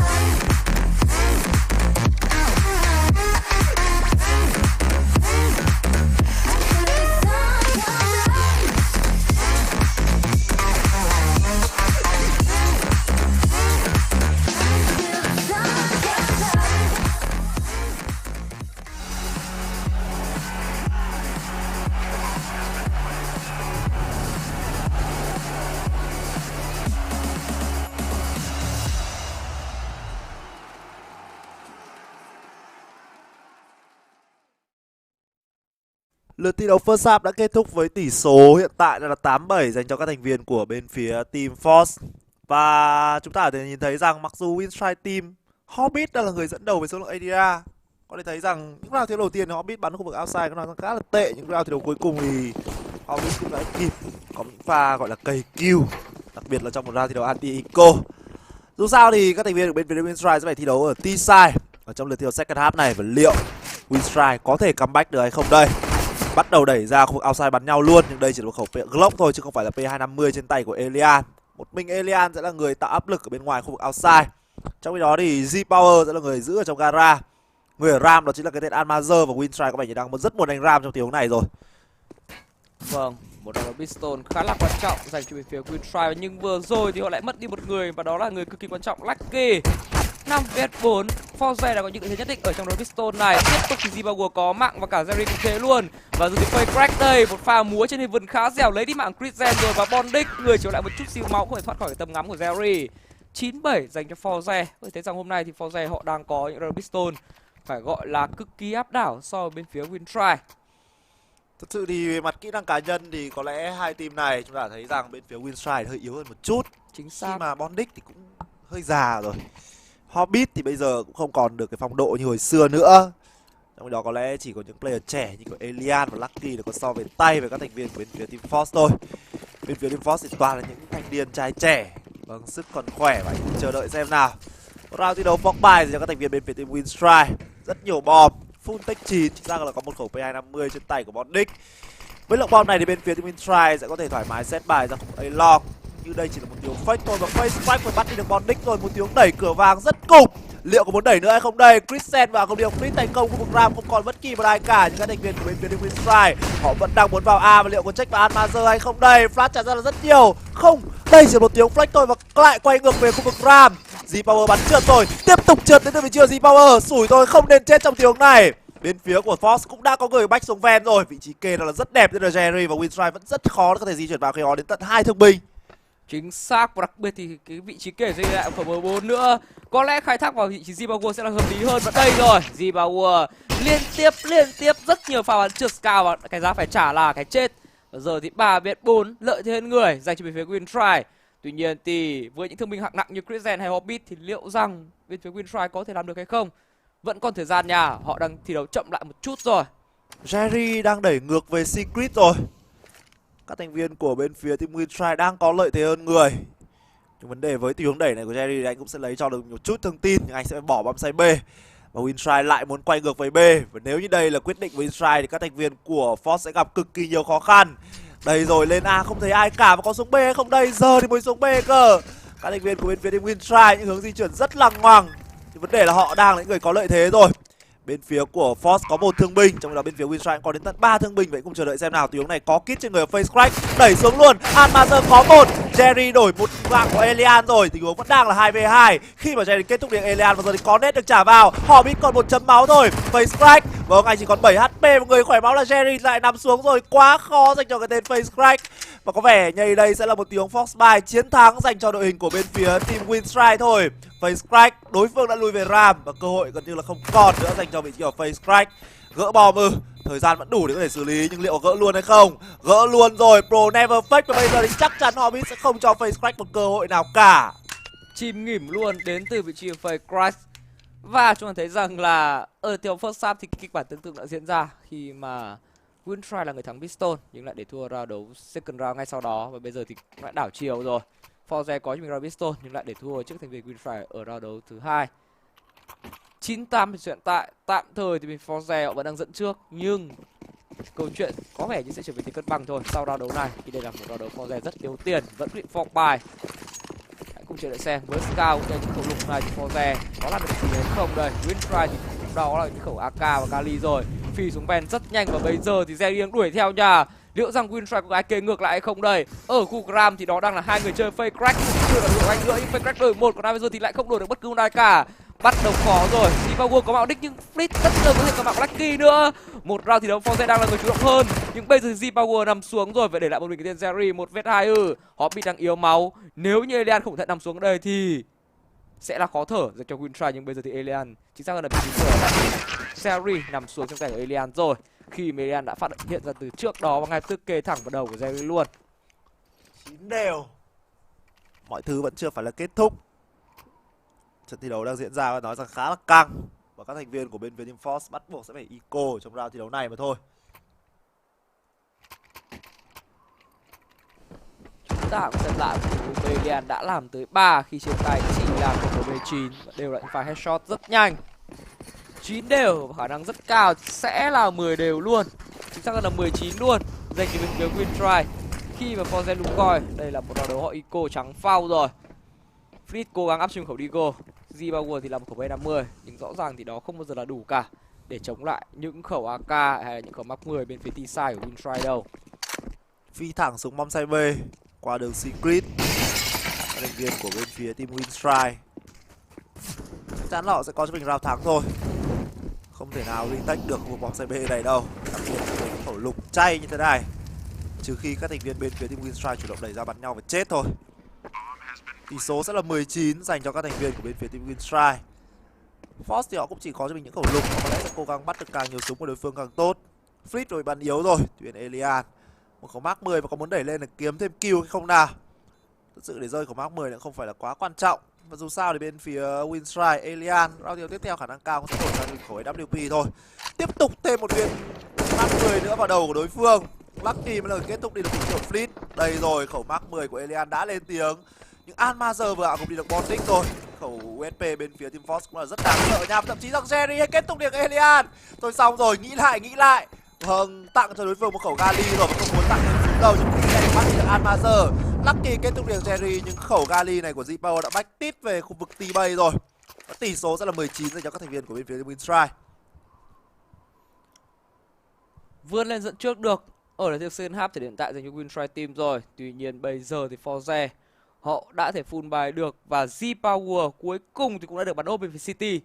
Vãi cùng chờ đợi xem vị trí của Z-Power liệu rằng có thể tỏa sáng được để phần nào đó cân bằng lại thế trận hay không đây. Nếu như Forze Lukoy tiếp tục để thua round đấu này thì cách biệt sẽ nới rộng là khá cho Winstrike team đó.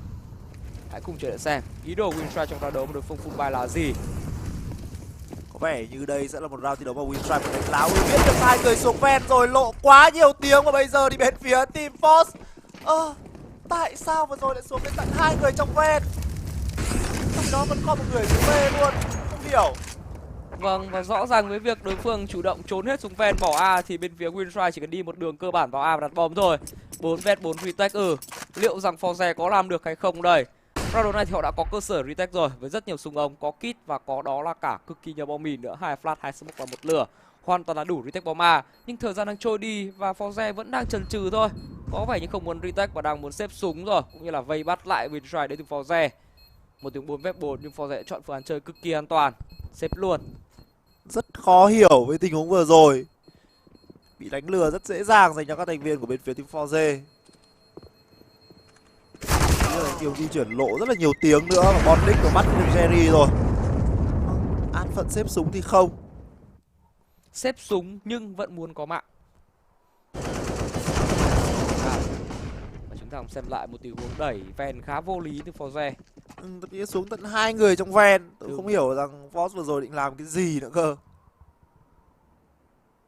11-9 rồi, Forze họ cũng đang đứng trước những cái nguy cơ để thua trên chính map pick của mình. Và đây sẽ là một cái round đấu quyết định rất nhiều điều dành cho Forze. Với việc xếp thành công 3 súng thì họ vẫn có thể bay được trong round đấu này, nhưng nếu thua nha, họ sẽ bị gồm một cao sẽ là 9 vô rồi. Zimbabwe có pha phân tích rất ảo diệu đây. Lucky đập xuống, tiếp tục từ Amazer, Perfect lên tiếng rồi, double kill cho Amazer. Elian đổi được 1, nhưng mà rõ ràng thì đây mọi người đều có thể nhìn thấy tỷ số 10-11 đã hiện ra rồi. Elian chỉ đang vùng vẫy trong vô vọng thôi. Tiếp tục là một tình huống đánh láo. Có lẽ là cũng chỉ sử dụng được một lần thôi. Chính xác, đó là cái hạn chế của những bài phi nhanh. Bạn không thể làm quá nhiều lần liên tiếp được. Đặc biệt là ở cái đẳng cấp thế giới như thế này. Chỉ một lần thôi thì chắc chắn là lần sau cái team City họ sẽ có cách chống lại những bài phi. Elian C4 vẫn đang cầm trên tay. Tuy nhiên đây là một khẩu AWP. Trong khi đó thì bên phía của Force họ vẫn đang rất bình tĩnh thôi. Round thi đấu đã kết thúc ngay từ những khoảng thời gian 1 phút 30 giây rồi. Chính xác. Tuy nhiên là Elian vẫn đang muốn cố gắng kéo dài nó thêm ra. Và trong lúc đó thì mình có để ý là một số bạn khán giả xem kênh, đặc biệt là bạn Thủy Vũ đang có thắc mắc là ai đang cast, thì xin giới thiệu một lần, mình là caster Huilova, Facebook của mình là Huy Giang Nguyễn, Ava thì là Ava hoạt hình. Nguyễn Giang Huy. Huy Giang Nguyễn, em search Huy Giang Nguyễn thì ra. Và bạn đồng hành của mình là Trọng Linh, đã có vợ rồi.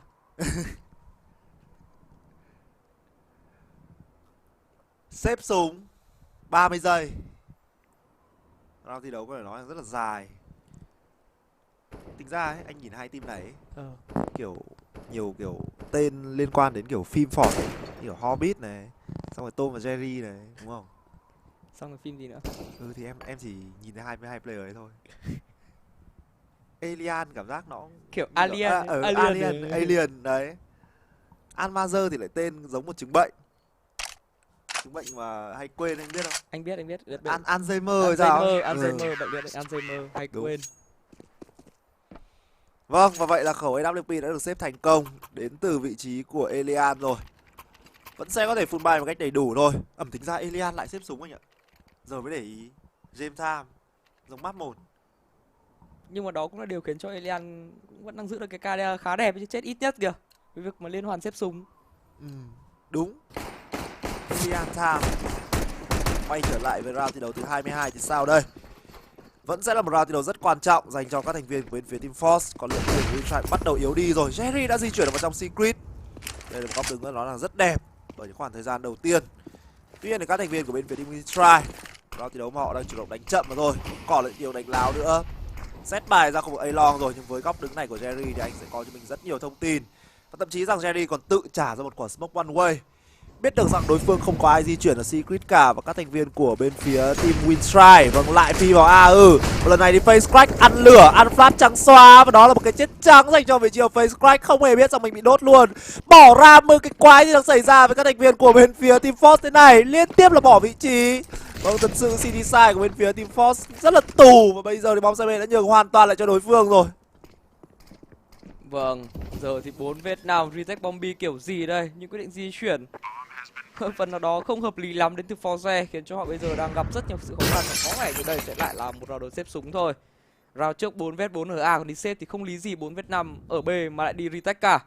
Tỷ số được nâng lên thành 12-10 dành cho Winstrike, và Force thì họ vẫn chưa thể nào mà cân bằng được tỷ số ở thời điểm hiện tại. Rất bất ngờ khi mà sang bên phía City Side để các thành viên bên phía Force sẽ bắn tù đến như vậy.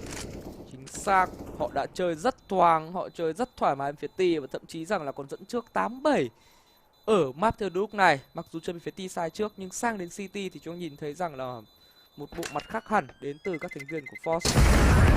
Rất tù. 12-10. Và bên phía team Force với việc xếp được 4 khẩu súng thì họ vẫn sẽ có thể full buy trong round thi đấu tiếp theo thôi. Đã có một quyền timeout dành cho các thành viên của bên phía team Force rồi. Tuy nhiên thì liệu sau quyền timeout này mọi thứ sẽ thay đổi như thế nào đây? Chính xác, một quyền timeout được sử dụng đến từ Forza Luca để cho các bạn viewer có thời gian live cho kênh 500 Pro. Khi thời điểm hiện tại chúng ta đã chạm mốc 3.000 người xem rồi, nhưng số lượng like còn chưa tới 100. Một tín hiệu đáng báo động ở đây. Và Forza nhận thấy điều này, họ ngay lập tức sử dụng quyền timeout tactic để kêu gọi những lượng like đến từ các bạn. viewer yêu quý của kênh 500 Bros cũng như là những bạn mới xem kênh lần đầu. Mỗi một like sẽ là một cái động viên rất lớn đến cho đội ngũ caster của 500 cũng như là cả các player trong trận đấu nữa. Ok, là quay trở lại với round thi đấu thứ 23. Các thành viên của team boss sau quyền timeout này thì họ sẽ thể hiện được cái gì đây? Z-Power sử dụng khẩu ốp ở khu vực Ram rồi. Lần này lại bắn kẹp đến tận 2 Ram dành cho các thành viên của bên phía team Force. Và ngày hôm nay thì Force luôn luôn sử dụng những cái đội hình bắt bài trong map Tiểu Núc này. Và thật sự thì những kiểu bắt bài của bên phía team Force thường không phát huy hiệu quả. Lần này thì vị trí của bên phía Force đây rồi, lại sử dụng khẩu ốp ra khu vực A-Long. Chưa thấy một round gì đâu mà Force bắn cho mình một đội hình default cả. Lúc thì bắt bài giống Ven, không chết này.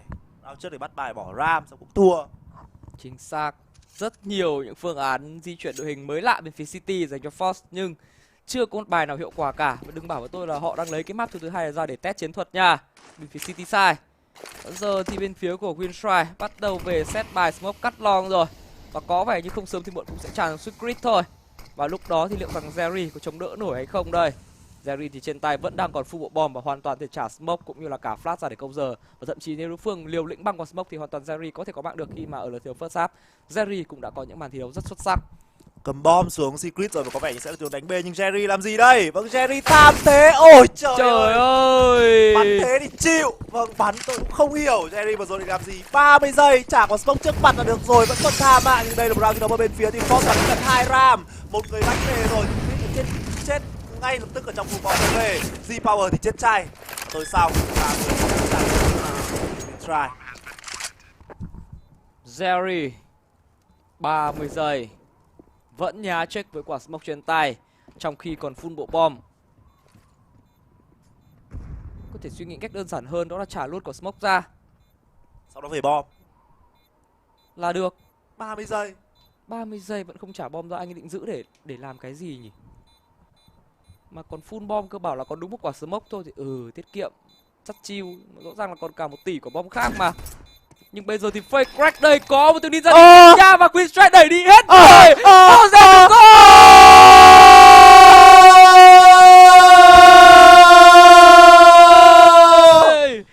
Không thể tin nổi, Queen Strike team 4v1. Ôi trời ơi. Forze Lucoi, một pha ninja defuse tôi không thể tin được nữa. Một quả bom kin và các thành viên của bên phía team Winstrike và để thua một round.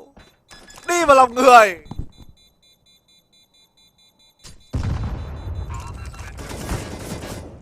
Một phút mặc niệm bắt đầu dành cho Winstrike team. Một tình huống 4v1 và bây giờ chắc chắn sẽ là tinh thần được cải thiện, nhưng bây giờ thì 2 đổi 2 thôi. Tuy nhiên về phía Winstrike, Elian chỉ còn lại đó là 12 máu. Forze Lucoi, liệu rằng với round thắng cực kỳ bất ngờ vừa rồi thì họ có thể comeback được luôn hay không đây? Có lẽ là bây giờ các thành viên bên phía team Winstrike vẫn đang còn bận chửi nhau cơ. Lỗi của ai trong tiếng vừa rồi, chúng ta chờ đợi xem nào. Có một tình huống 3 mạng dành cho cái tên Almazer. Chắc chắn là một cú sốc tâm lý đến với cả các thành viên Winstrike team rồi. Những lối chơi phần đó đã trở nên ngờ nghệch hơn đến từ cả 5 người chơi của Winstrike team. Còn đối với Forze Lucoi, một round thắng như vừa rồi chắc chắn sẽ là một cú búp rất mạnh vào tinh thần dành cho Forze Lucoi. Nhìn đi, những đường bắn trở nên nắn nót hơn rất nhiều từ Z-Power và những pha xử lý của nó tỉnh táo dứt khoát hơn đến từ Almazer và cả 3 người chơi còn lại nữa của Forze. 12 đều rồi và bây giờ thì Forze chiến thắng round đấu này thôi thì nó sẽ đẩy được Winstrike về một thế chuẩn bị yếu tiền chứ chưa yếu ngay. Tiền vẫn đang ủng hộ các thành viên của bên phía team Winstrike hơn ở đội hình của bên phía team Forze. Tuy nhiên thì có lẽ về mặt tinh thần Force vẫn đang là những người có cho mình cái lợi thế hơn. Dù sao thì bên phía team Winstrike cơ hội của họ vẫn đang còn là rất nhiều. Force thậm chí vẫn là team gặp khó trong tình huống này hơn cơ. Hobbit đã xuống được Secret rồi. Trong khi đó người giữ ở dưới bom survey lại là cái tên Jerry một lần nữa. Nhìn ông Jerry này tôi mất đi hết cái sự tin tưởng rồi trong cái tình huống xử lý ở 2 round thi đấu trước. Chính xác, Jerry với những pha mà cầm smoke ở khoảng 30 giây không khác gì là một canh bạc cả. Quay trở lại với cả round đấu này thì sao? Bên phía Winstrike họ muốn chơi chậm lại rồi. Rõ ràng không thể nhanh được ở thời điểm hiện tại nữa. Họ cần phải chậm lại, họ cần phải nắn nót hơn trong những pha xử lý của mình. Một round thua cực kỳ là chết người đã đến với Winstrike trong tình huống 4v1 vừa rồi. Chắc chắn bây giờ thì Winstrike không còn chỗ cho sai lầm ở đâu, khi mà dần dần thì trận đấu chúng ta đang trôi về những cái round đấu cuối cùng. Rất bất ngờ khi bên phía Team Force, Jerry cũng chỉ giữ trong ven thôi chứ không giữ hẳn xuống khu vực Secret. Liệu điều đấy có khiến cho các thành viên bên phía Team Force gặp khó hay không đây? Sen đổi được 1 rồi nhưng bây giờ thì Fleet không được chết trong tình huống này và thôi xong rồi. Thậm chí rằng cả Jerry cũng nằm nữa cơ. Thật sự là đội hình của bên phía Team Force ở dưới khu vực bóng xe rất là lỏng luôn. Chính xác là như vậy rồi. Và giờ thì Bondic thoải mái thôi. Đặt bom cũng sẽ là đem về round thắng thứ 13 cho Winstrike Team rồi. Còn đối với Forze Lucoy, vui thôi đừng vui quá. Có vẻ như họ vẫn đang hơi ngập tràn trong niềm vui chiến thắng ở round đấu trước. Một round đấu để thua cũng khá trong vánh, đổi được duy nhất một mạng đến từ vị trí của Fleet. Cũng phải kể tình huống bắn vừa rồi của một player đi đầu ở Ram nữa. G-Power cầm ốp ghế trước và chết không kịp ngáp. Trong đó tôi nghĩ rằng Force nên bắn một cái đội hình cơ bản hơn. Cứ bắn mấy cái đội hình phức tạp. Nãy thì 2 Ram, xong bỏ Secret. Xong của ông Jerry thì cũng chết chay. Jerry rất là phức tạp. Force làm cái trò con bò để làm gì? 13-12 rồi, Winstrike lại một nữa vươn lên dẫn trước. Còn Forze Lucoy tiếp tục sử dụng quyền timeout nữa để kêu gọi like cho kênh 500. Rất đầu tư đến từ Forze Lucoy. Và mong rằng là sau lượt timeout tactic này thì lượt like có thể tăng lên con số 2.000, khi bây giờ thì nó đã chạm mốc 1.000 like rồi. Ở một diễn biến khác thì các thành viên của Nemiga Gaming đã giành chiến thắng ở map thứ đầu tiên sau loạt thi đấu overtime cực kỳ căng não. Tuy nhiên sang với map thứ hai, map thiếu đất sai thì họ lại đang bị Gambit Jamster và không trượt phát nào khi đang dẫn trước với tỷ số là 7-2. 7-2 nhưng mà đấy trận này cũng 7-2 sao mà anh? Mọi thứ vẫn đang còn ở trước mắt và tôi đang nhìn thấy các thành viên của bên phía Force. Thật sự thì nói thẳng luôn một câu là nếu như tỷ đấu như thế này thì thua là điều xứng đáng thôi. Không hiểu tại sao tự tin pick cái map thi đấu núp đến như vậy, trong khi bắn CD side rất là tù, cứ thích bắt bài thôi. Và giờ thì đây gần như là round đấu quyết định số phận của Forze Lucoy rồi. Nếu thua round đấu này thì ít nhất Winstrike sẽ chạm tay vào Macboy trước khi round đấu sau Forze Lucoy hết tiền. Nhưng ở đây thì cố quả nết cực kỳ chất lượng. ISO 999 rồi. Nó câu máu của toàn bộ 3 người chơi bên phía Winstrike và đều là những lượng sát thương cực kỳ lớn nha. 2 người chơi mất đi một nửa lượng máu rồi. Đây sẽ là một chút xíu gì đó lợi thế hơn cho Forze vào thể điểm đầu. Tuy nhiên liệu họ tận dụng được hay không đây? Nghe thấy những tiếng chạy ở bên ngoài rồi và ngay lập tức Force có một người được boost lên trên tầng 2. Tuy nhiên liệu có là đủ hay không đây? Các thành viên của bên phía Team Force, chúng ta nhìn thấy rằng đang có một player đẩy ngược ra Heaven, nhưng đối phương cũng đang có rất đông người ở ngay bên ngoài thôi. Cái tên Face Crack, timing của anh sẽ là như thế nào? Và Face Crack đây rồi, nhìn thấy một người, nhìn thấy ở người thứ hai, không nên chết đến vị trí của Face Crack. Căn timing để đẩy ra nhưng bây giờ đối phương đang kê lại rồi và giờ thì Face Crack, vâng, đẩy ra rất cục với những Face Crack của Bondic cũng bị bất ngờ hoàn toàn trong tiếng vừa rồi. Jerry kết thúc việc Lucky rồi, Elian đổi được bạn của Fleet, nhưng tiếng vẫn đang là 4v2 và các thành viên của bên phía team Winstrike rất khó. Không nên để cho khẩu ốp của Elian có mạng nữa, chỉ cần có những điều mình quê trước thôi. Các thành viên Force không việc gì phải đẩy ra cục cả khi C4 cũng đang nằm trong tầm kiểm soát của họ. Chính xác là như vậy rồi. Hãy đợi hết time đi, rồi muốn đi bắt súng hay muốn đi làm trò con mèo gì thì làm, đến từ các thành viên Forze Lucoy. Còn thời điểm hiện tại chỉ cần đứng im thôi là thắng rồi. Chưa bao giờ chiến thắng đến dễ như vậy, chỉ cần đứng im thôi. Nhưng bây giờ thì Zimbabwe thậm chí rằng còn muốn có thêm mạng luôn, và đó làm được khi có cái mạng của Christian. Elian cũng nhận ngay một cái chết sau đó và mạng dành cho Amazer. Quyết định bắn 2 ốp hay không đây? Không. Không vậy chỉ một AK, 2 AK, một ốp thôi. Đây sẽ là round thi đấu quyết định số phận của các thành viên bên phía team Winstrike. Một round thi đấu full buy và nếu như để thua thì mọi thứ sẽ nên cực kỳ tồi tệ khi mà họ hết tiền. Cái round đấu vừa rồi là một round đấu bắn quá hay từ Face Crack để những bước di chuyển. Đầy sự uyển chuyển, đầy sự thông thái trên khu Heaven. Và giờ thì Winstrike họ đang nhận ra công thức để chiến thắng rồi. Đó chính là những lượt pau để kêu gọi like đến từ kênh 500 Pro. Rõ ràng từ nãy giờ đội tuyển nào kêu gọi được nhiều lượt like hơn thì đều có những lợi thế nhất định. Forze vừa liên tiếp 2 lần pau kêu gọi được khoảng hơn nghìn like thì đã có cho mình những màn comeback ấn tượng với những round thắng cực kỳ bất ngờ. Đặc biệt là tiếng Ninja Defuse rồi, và bây giờ thì Winstrike họ cũng có muốn những cái chiến thắng như vậy. Bây giờ em nghĩ là muộn rồi. Đối phương đã đi trước một bước rồi. Chính xác. Đi trước 2 bước luôn, 2 lần pau. Chính xác. Không sao cả, chúng ta có đến 3.500 bạn đang xem kênh mà mới chỉ có 1.200 lượt like thôi. Winstrike hoàn toàn thể kêu gọi thêm 2.000 lượt like nữa, và lúc đó thì sẽ áp đảo Forze. Hãy cùng chờ đợi xem nào. Số phận của Winstrike sẽ là như thế nào đây? Các thành viên của bên phía Team Force vẫn sẽ là khẩu ốp trên tay của Z-Power. Và lần này thì bên phía team Winstrike vậy thì sẽ là một tactic đánh chậm thôi. Khẩu ốp của Z-Power lại được luân chuyển về khu vực Ram. Và liệu Winstrike có ngờ đến điều này hay không đây?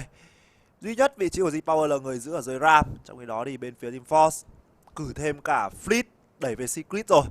Vâng, player cầm AK thì lại ra Secret. Tuy nhiên đây cũng là một quyết định có thể nói rằng ổn thôi. Nó có thể tạo đến bất ngờ khi các thành viên bên phía Winstrike thường cũng ít khi ngờ đến điều này. Khẩu ốp của Elian vẫn đang được kê ở trên khu vực silo.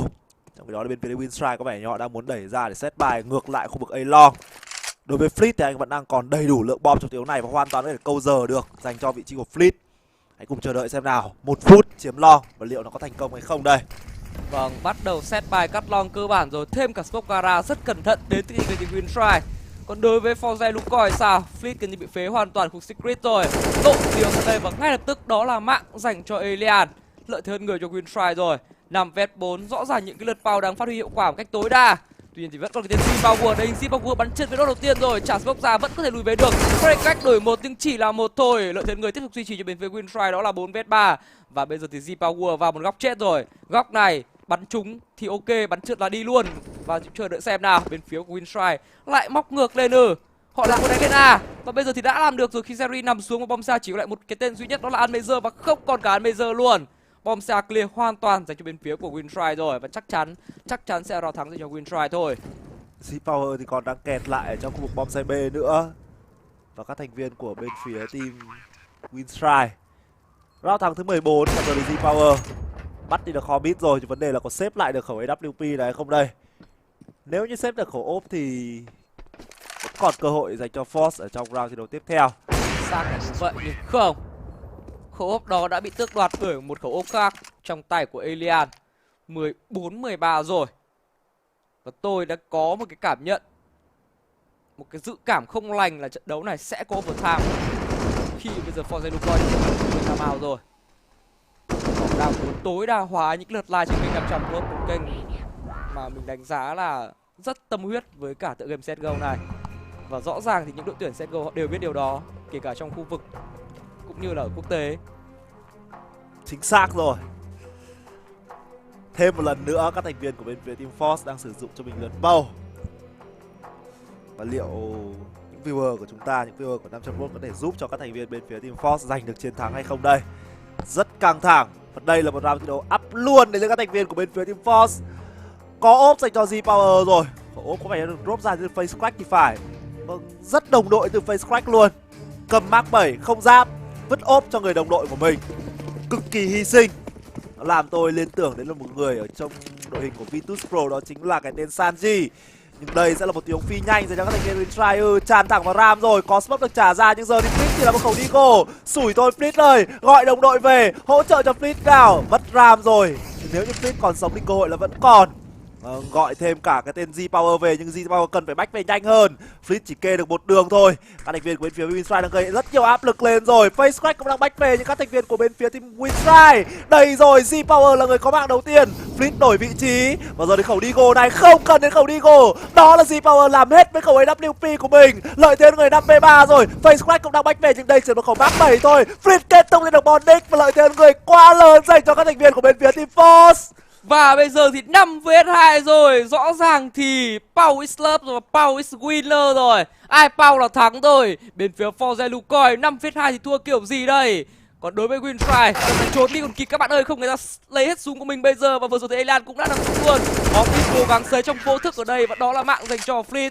Một màn shopping cực kỳ thoải mái từ Forze Lucoy và trông khác gì là Black Friday đâu. Cứ ập vào mà chọn đồ thôi. Rất nhiều AK để nhặt về dành cho bên phía của Forze Lucoy. Và vừa rồi thì công lớn chắc chắn phải kể đến cái tên Z-Power và cả những bạn đã bấm like kênh trong lượt power vừa rồi của Forze nữa. Vâng, cứ team nào power là thắng.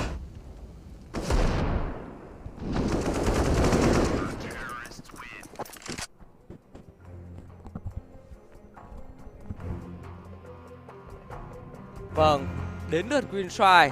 Họ cũng muốn bắt trước rồi. Tí tởn rồi, cũng Pau. Liệu dòng Pau tầm này có kịp hay không đây?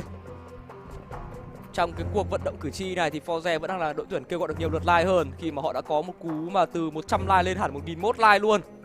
Trong khi đó Winstrike, những đợt Pau của họ có vẻ như vẫn chưa phát huy nhiều hiệu quả lắm, khi mà dần dần thì các bạn cũng có vẻ đang chán với cả những cái màn vận động like này rồi. Hết rồi. Hết phép rồi. Hết phép rồi, đúng rồi. Đây sẽ là một key round dành cho các thành viên của bên phía team Winstrike. Nhìn vào cái lượng súng của họ đi cực kỳ chắp vá. Nhưng nên nhớ rằng ở khởi đầu lượt second half này thì cũng đã là một round full tech 9 và một khẩu PA50 thì Winstrike đã làm được rồi. Đây là một khẩu Mark 7 trên người của Face Crack nha. Vâng, Face Crack vẫn chưa được thể hiện ở trong round thi đấu trước và lần này thì khẩu Mark 7 liệu có khiến cho các thành viên bên phía Winstrike gặp khó hay không đây? Đây rồi, bắt đầu set bài trong vùng bóng dài A nhưng quả không trả ra tham mình là quá chuẩn. Almazer có 1, có 2 đến từ vị trí của Almazer, công C4 ra đây. Lucky đổi được 1 rồi nhưng khẩu Mark 7 của bọn Nick chính xác ở Face Crack đã lên tiếng. Bọn Nick là nạn nhân và giờ thì rơi C4, 2 thương binh hạng nặng còn lại. Chắc chắn đây sẽ là round thắng dành cho các thành viên của bên phía Team Force. 2 khẩu tech 9 cộng vào là tech 18, liệu rằng có đủ để cho Winstrike có nên một phép màu hay không đây? Cá nhân mình đánh giá là không đâu. Và Force Lucoy sau rất nhiều quyền pau thì cuối cùng họ đã đội tuyển chạm được vào map boy trước. Mặc dù có thời điểm chúng ta tưởng rằng là Forze đã gục ngã trên chính map pick của mình với những sai lầm mà chúng nhìn đi. Jerry đã có một tình huống đặt tâm như đúng rồi, đã đặt thẳng vào đầu luôn cơ. Wow, cái gì đây? Đây rồi. Có cái cửa mà, bình tĩnh đi em. Không biết đâu tự nhiên bóp cò anh. Đấy thì mọi thứ nó mới trở nên tếu táo này. Và giờ cùng chờ đợi xem nào. Mình nghĩ rằng thời điểm hiện tại thì chúng ta chỉ cần tìm ra ai là người sẽ có mạng của Lucky cũng như là Alien thôi. Chứ còn để mà nói là Winstrike làm được một điều gì đó thì tôi nghĩ là không đâu. Hãy cùng chờ đợi xem các thành viên của bên phía team Winstrike. Vâng, đi xếp mấy khẩu tech 9 này thì nhìn nó hơi... Thì cũng chấp nhận được, còn hơn là... Được còn hơn, đây. Thì ra mày chọn cái chết. Rất dễ dàng thôi, 15-14. Lượng tiền của bên phía team Winstrike trong round thi đấu tiếp theo. Bây giờ là có chút quanh khoảng 3.000 tiền. Liệu đó có phải là số vốn đủ để giành được loạt thi đấu overtime, hay các thành viên của bên phía Team Force sẽ là người kết thúc luôn kèo thi đấu BO3 này với tỷ số 2-0 đây. Trời ơi, tuy nhiên hãy nhìn lượng súng lục này đi thì có vẻ như là khó rồi, rất khó Winstrike team. Khi Forze hiện tại thì đó đều là những khẩu AK nha, bắn đến 3 AK với City thì nó cực kỳ sướng. Bây giờ thì thậm chí Zimbabwe được chọn vị trí khá bố đời đây trên nóc nhà luôn. Có mạng nào hay không đây? Như vậy là chưa có mạng gì Zimbabwe và đây chắc có một mạng rồi. Và tiếp tục thì đó là Jerry với cả Frame đường nữa. Alien và Christian đổi 1 nhưng cả hai đều đã bị bắn yếu máu, đặc biệt là Alien. Chỉ còn lại đó là 12 máu mà thôi. Và Zimbabwe có mạng của bên phía đối phương hay không đây? Người ta đã yếu máu lắm rồi. Rút lục ra cho nó gọn gàng thôi. Không, vẫn một bắn ốp tới chết. Và bây giờ thì vẫn đang lợi thế cho Forze thôi. Góc đứng rất là bố đời đến từ vị trí của Z-Power. Đối phương đã xuống vào Secret rồi nhưng vấn đề ở dưới Secret còn đó là cả cái tên Fleet nữa. Và Christian cũng rất yếu máu. Alien đang cố gắng tạo một điều gì đó nhưng vấn đề Z-Power vẫn đang giữ quá chắc chắn ở đây. Fleet kết thúc điểm Christian rồi và có vẻ như mọi chuyện rất là chấm dứt. Bye bye. Alien nhặt được khẩu AK nhưng đây là khẩu AWP kế trước và 16-14 sẽ là tỷ số ở match thi đấu thứ hai. Chung cuộc 2-0 dành cho các thành viên của bên phía Team Force trong kèo thi đấu BO3 ngày hôm nay.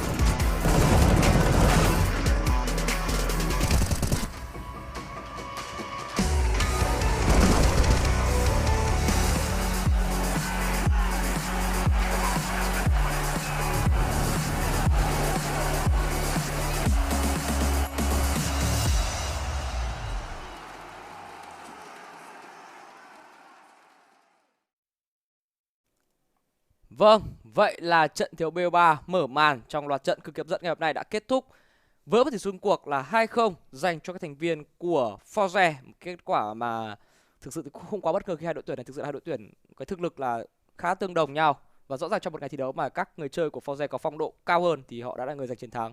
Mặc dù match 2 chúng thấy rằng là một chiến thắng cũng khá vất vả. Chính xác rồi. Và có lẽ là bây giờ thì chúng ta sẽ cùng nhau nghỉ ra ít phút trước khi đến với những lượt trận hấp dẫn hơn trong ngày thi đấu hôm nay thôi.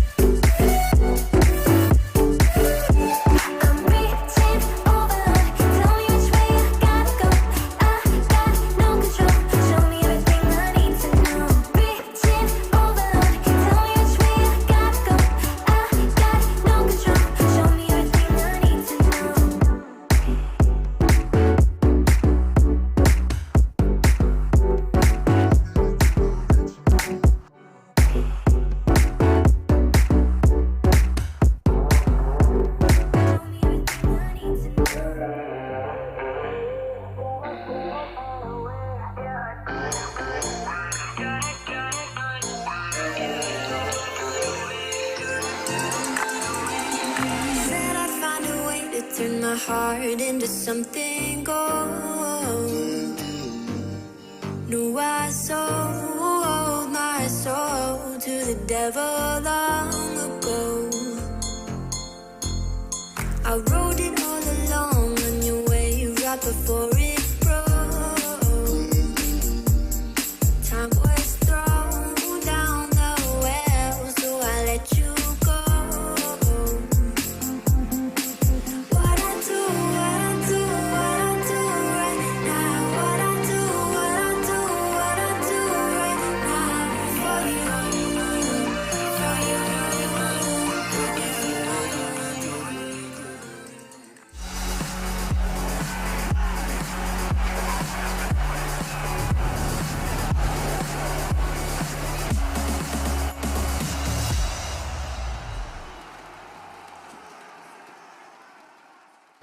Fours finally out of the starting blocks. They get their first win on their road to Rio, and it's up against Windstrike, who've been doing quite the opposite of Fours. It's been nothing but wins, apt for their name. Not today, though, and we're here for the Mountain Dew Amp Game Fuel post-match. We're ready to break it down, and what better person to introduce other than Chad Sponge Birchall and Henry G Greer, as how he goes by nowadays. It's also going to be Jerry, who we love talking to. We're gonna have a bit of a tough time this time. We've got so many questions for you. Hello, Jerry. Can you hear us? Hey. Yeah, I can hear you good. Fantastic. Thank you for calling in, bro. So first things first, I don't know how to explain it best, but I want to get the right answer out of you, so let me try. The fours today didn't look like the fours that we were talking about on previous winning interviews. Does it feel like a different fours to you in the server today? Yes, it is. And we're working to get it back. I mean, to get back the old form. Yeah. We just create a new path with a new coach and try to follow that. But as you can see, it didn't work well for us. So now we're rebuilding that path and trying to, consume both of them in one. So. With this new coach, Jerry, it seems like you maybe overanalyzed some of the plays there. There was one man that sticks out in my mind is when you sent 3 CTs down the vent. It seems like you saw maybe a smoke or a tell from them. I have no idea. Maybe you could explain a little bit more as to why those sort of rounds were happening. Oh, we were thinking that those guys will go down again as they did before for the vent in the round beginning for the squeaky door.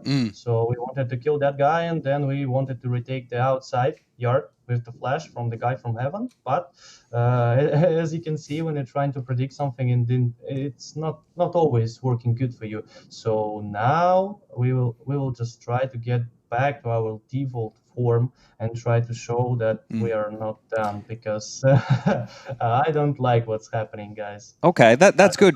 Jerry, do you want to do us a favor, and it'll probably help the viewers at home a little bit as well, is when you say like things they just don't feel right, do you want to kind of give them an idea of what that means? Because it looks like from our perspective that things are getting overcomplicated in the players' heads. Yes, it's exactly that you said. It's overcomplicated in our heads. I think we were training a lot. We have 100 hours and everything was fine, but it's always inside your head, and that's what's happened with us. So we were overthinking, we were over-preparing, and maybe because of that, we a little changed our approach to the game. I mean, not approach when you're watching demos and preparing to enemy. No, I mean inside our heads. Something just happens like bloom, and we are a bad team now. So we can't do things we did. We can't do things we did before. We can't win clutches we did before. We can't communicate as we did before. So we created a new plan. We called it ABC. So the first thing A is that we do the same calls as we did before, but we are adding something new that the coach bring us in this team. Nice. And the B is a team speak. I would say that team speak when you clarity, say, like it's precision, yes, it's clear.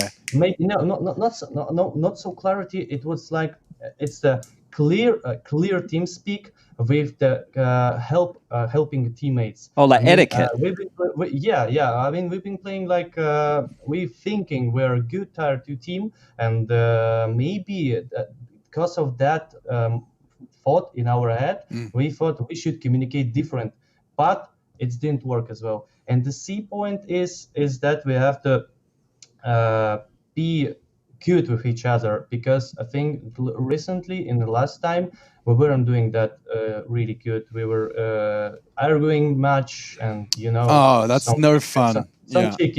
some cheeky things. And now we have ABC, and we will try to follow that till we get our form back. Yeah. So I hope it's gonna work. Honestly, Jerry, that sounds like you've got a great plan in place. We never get the details like that normally, so I feel like I'm convinced. I'm ready to see more from Fours. You're one of my favorite teams to watch in action in the top of Tier 2. Well, I'm sure maybe getting that Tier 1 communication will get you to that final level. Looking forward to seeing more from you, dude, and good luck on your adventures. Thank you. Perfect. There's his stats on screen. Good Andre We'll have to ask him next time how we say his last name. But honestly, that is such a great answer. Jerry is such an earnest, honest guy, right? Like, he will come and he will tell us whatever is on his mind, and it's very difficult to get that out of anybody, and I love it. And sorry, Henry, you go. It was just the point where he said, the fact that we're arguing middle of the match. How many players has that happened and not told us? It's such a powerful level of insight that there's just something awry in the squad. Sorry for that. No, we're good. We're good. I'm very just happy to see that they're aware that there are some issues. And, honestly, from our perspective, we're watching it. We're seeing the issues go down. They're not as aware of what the issues are while they're playing, right? These are things they need to go back and dissect. So they still got the victory. It almost felt like a loser interview, didn't it? But I guess considering their position in the road to Rio before that game, they probably felt like they were losers before going in. I said to you after that, the break there, you can see why they're 0-2 right now, right? You can see it written all over the walls, and he's aware of it as well. So at least they're not deluded in the sense of, oh, it's just a bad day, we'll be back tomorrow. He knows there's serious issues within the team, and they need to be changed. As we saw on the server, they were lucky to get through this with a victory, to be honest. The Ninja defuse actually saved their life right there. And you also have I wanted to ask about that as the tone of the interview seemed a little bit down, so I was like, you know what, let's just leave the fun questions out of this He one. probably didn't have any fun on that one. He's probably sitting there biting his nails. But another point just to throw into this mixing pot of emotion and maybe reason for results is they went from competing against the likes of FaZe Clan, Na'Vi, the big teams, right, who potentially they needed a new direction with, but against the other teams who are regional squads like Windstrike, like these other names, Namiga, obviously Gambit Youngsters, they shouldn't have to try and play a new version. They should play their old style of Counter-Strike, because that's what got them to this point. That's what got them to being one of the best looking teams from the CIS region. So great stuff for getting the win on the board, and I hope that opens the floodgates for Fours. Certainly, and why don't we quickly see what the floodgates look like. The other teams, he's listed them off. We'll bring them up just to my side. They're going to appear here with my magical hand. Team Spirit still undefeated, 3-0, so keep your eyes on those. That's Windstrike's first loss. That keeps them at the second spot, and we have to go to the second page to show you where Fours currently reside. Underneath the Gambit Youngsters, that's their first win, yes, but those two losses still haunting them in the grand standings. That's Group A of the CIS standings. We could also tell you what's coming up today, because we do have a FaZe Godsend, and more importantly is Astralis Dig, Heretics Nip. I don't know which one I'd want to be watching. I'm going to have Astralis Dig, one eye on obviously. each screen. Astralis Dig all the way. Yeah, okay. That's where you got to. You're a bit of a Dig fan, though, I'm a isn't massive Dig. I'm starting the fan club. Chad, you want to be the first member? I'm okay. All right. I just realized they could have the hashtag Big Dig Energy. We were talking about CSGO tattoos earlier. I'll get a Freiburg tattoo. That's what I'll do. That'll make everyone happy. You talk about him all the time. Yeah, exactly. It would make Why sense. haven't I done that already? Freiburg. I didn't like the one behind the ear, Henry. How do you think I'm going to feel I'm about gonna the get Freiburg Freiburg's face tattoo? on On my the neck? neck. Okay, Yeah. great. Yes. All down. And then you'll actually have Major a QR, trophy in hand. You could have a QR code tattooed underneath. Yeah. You scan it with your phone. You just hear Anders going, "Are you kidding me?" Well, should maybe we get out of here? just an That was idea. good. Anyway, that's the end of that for me, myself, Chad, Henry, all of those idiots. More coming up though. Trace Serenthus, Harry, Russell, and Hugo Byron steering this ship, hopefully towards more and further afield. We'll be back tomorrow. See you then.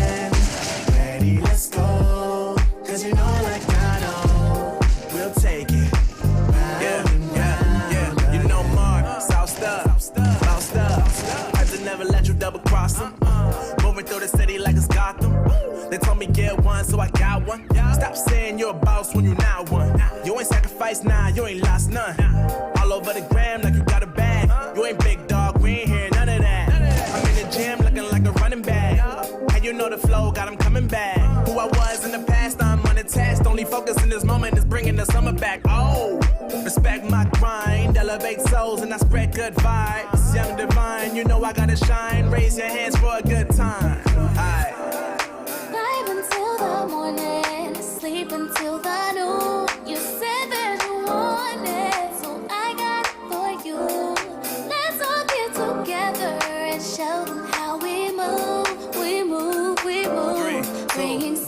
to you. Oh, ready, let's go. Cause you know how we roll. Let's take it round the world and back again. Ready, let's go. Cause you know like I know. We'll take it round and round. Yo, hold up, let me switch my flow up. Back in high school, they were telling me I'll blow up. Doing talent shows and man, everyone will show up. Got in an accident and still made it for them to go nuts. You know what? I'm so what? I'm so That means I can't describe the way I vibe, the way I slide. And with the rhymes that make the dimes all close their eyes and fantasize. I'm divine calling their phone number. No, you know I love it. And you know me, I can't sleep without blazing beats on stages for their ones gracefully. And I got a smile that they hate to see. Young, black, successful, though life gets stressful. Though life gets stressful, go and vibe out with whoever you next to. Vibe until the morning, sleep until the noon. You said that you want it, so I got it for you. Let's all get together and show them how we move, we move, we move. Bringing summer to you. Oh, ready, let's go. Cause you know how we roll. Let's take it round the world and back again. Ready, let's go. Cause you know like I know. We'll take it round and round again.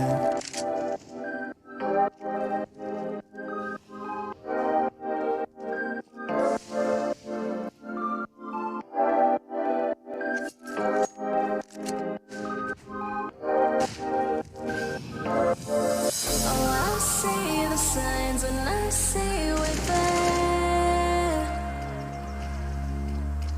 And I feel the lies and I feel the same. Forever hold, no matter if we cast away. A fire in the dark.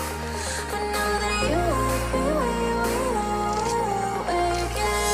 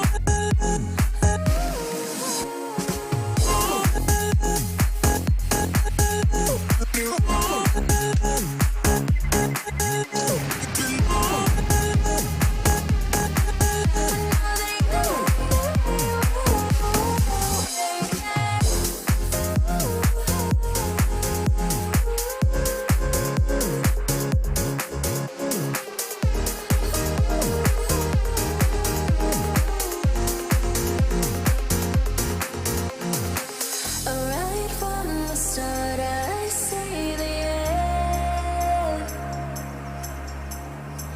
A world torn apart, but I know we're meant. Forever hold, no matter if we cast away. A fire in the dark.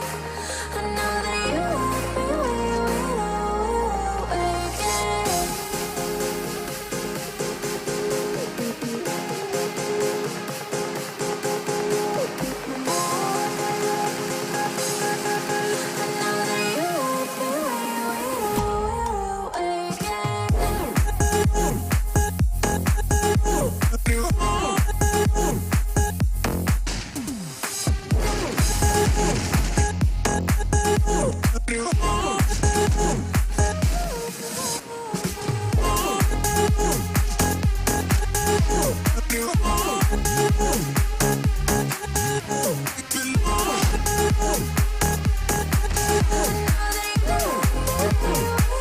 No pause and all alone. Time's not kind and it won't let go. No thoughts left in my head. My mind's not mine and it won't forget. But you bring me back from my darkness black. Cause the soul in me and the heart I have for you.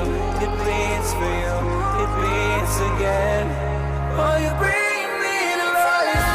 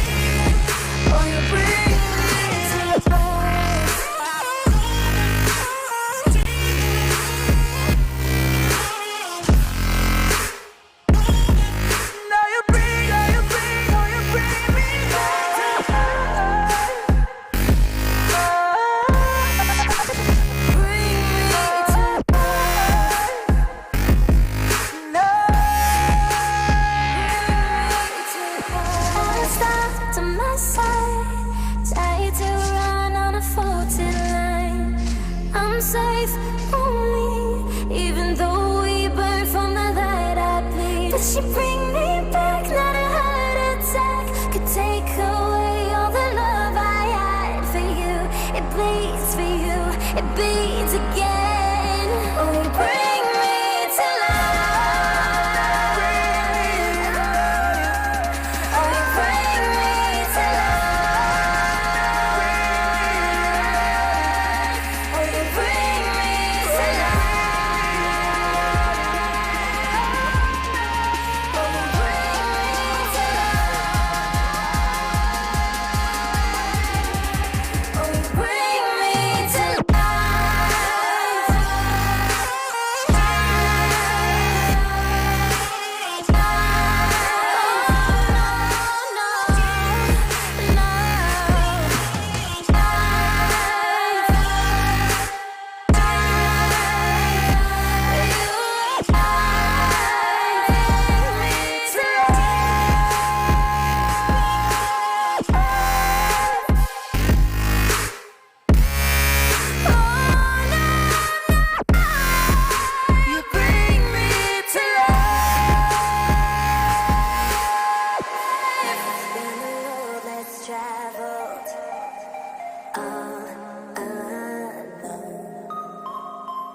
feeling my body leveled on my own. I can just feel it, no way to stop it. The sounds of the music so through my bones.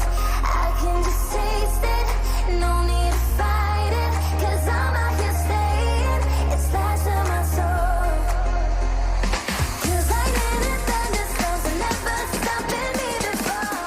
This night is never over, not until I leave the floor.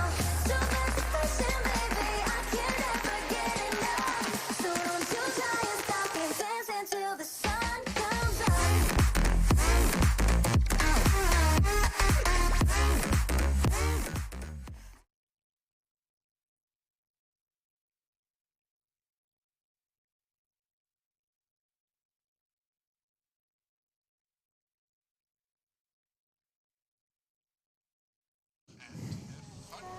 Welcome back to the Esl One Road to Rio, this time featuring FaZe Clan taking on God Sent right here for our second matchup of the day. You did just get a taste of what this studio had to offer. My name, that's not important, but what is important is the fact that the Esl One Road to Rio has been marching on, and we are glad to have you here with us. And that means dollar bills, y'all. Alongside of me is going to be that of Harry and Hugo, as their stage names, of course. I'm not really sure what the get-up's all about, but we will ride with it for as long as can be, fellas. Yes, indeed, Trey. So we've gone for like a very 80s S, like, matching shell suits. I think, we've really pulled it all together. I feel great. This is how I wish I could always look, honestly. I spent 10 grand on this as well. So, yeah, I hope it's worth it. Yeah, but what hope about it's better than just this one laugh. Me too. I was thinking the same thing. I got this sick boombox. It's Bluetooth enabled. Of course, it's very flexible too. Here you go, Hugo. Whoa, that's a hit track right there, Trace. Thanks very much. Before we get too far into the game, let me remind you that the Esl One Road to Rio, the Road to Rio is the exact way to qualify for this major, and there are several events leading up to it. Now, of course, within the confines of what we've got going on, FaZe taking on God Sent, I think this could be anybody's game. Yeah, this is the top of the group right now. That's a crazy situation that we're at, right? Like, FaZe have looked really, really good. They may have struggled in Stage 2 back of the Pro League, but here, Road to Rio, the major on the line, all the money, all the chips, and they're here to play. Yes, they are. And of course, Hugo will be featured on a 80s sort of rendition of Alvin and the Chipmunks a little bit later in the day, but for the time being, we're going to bring in a man that makes it rain all day. His name is Howie, and we have him online with us. What's up, Howie? What's up, son? How's it going? Just another day in the office, if you couldn't tell. You guys look great. Thanks, man. I was hoping to really impress you with this. That's kind of what I was going for. Speaking of which, let's talk about FaZe Clan and the impressiveness that you guys have. Talk to me a little bit about how each day goes when you're not having matches of best of threes back to back to back. It's been a lot of preparation. Janko's been doing a lot of preparation for us, going through opponents for us, and making sure we have a style to play against anyone. Yeah, that's basically it. Right. I'm kind of curious, right? Like the results in the RMR are looking great for you guys, right? Currently sitting top of the board, undefeated. Things are looking up. I'm just curious, like in your eyes, what do you think has led to this? Like, it feels like a real turnaround, man. Like the results have felt very, very consistent. Everyone's been stepping up in spades. How have you got there? I think it's just been a lot of playing from all of us, especially now that we're home. Everybody's playing all the time. Nobody can leave the house, basically. So it's been a lot of gaming and a lot of preparation, as I said, with Janko. I think that's been the key for us during this road to major. Rain, you mentioned Janko and you talk about his help leading up to the game. So I want to hear what he's like in the server, right? Here at the Road to Rio, coaches can have their input while the matches are live. So how useful, how integral has Janko been in maybe in-game leading or even just keeping you guys calm when things are getting stressful? He's been really good at it. Like most of the time, he's not saying much because we don't want to interrupt with Nico when he's making his calls, of course. But Janko has a lot of good input during the games. If Nico is struggling with a call or like we look a little bit lost, then Janko can step in and help us out a lot. So aside from Janko, I kind of want to know something that's gone on here with you, man. It's a little colder now that you've gone for the haircut. I'm working on mine. I just want to know if it's cold for you.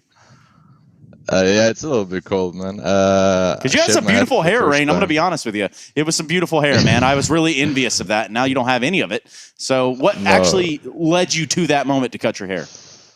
I don't know. If I was ever going to shave my head, it would be now because I'm not going outside, so I don't really care. I haven't shaved my head in 20 years almost, so it's a little bit different, but I'm going to grow it out again for sure. Yes. Yeah, and of course, it takes a little while to do those things. Rain, I understand that there might be some things distracting you around here, and it has nothing to do with us. There is a game to be played. We're going to let you go ahead and take on Godsent inside of the server. Thank you for joining us, Rain. All right, thank you, guys. Easy as that, guys. So I don't know. He seemed to have a little bit of a giggle about it, but ultimately, what do you think, fellas? I mean, me and Rain, we got a lot in common, man. We haven't been bald for at least 20 years.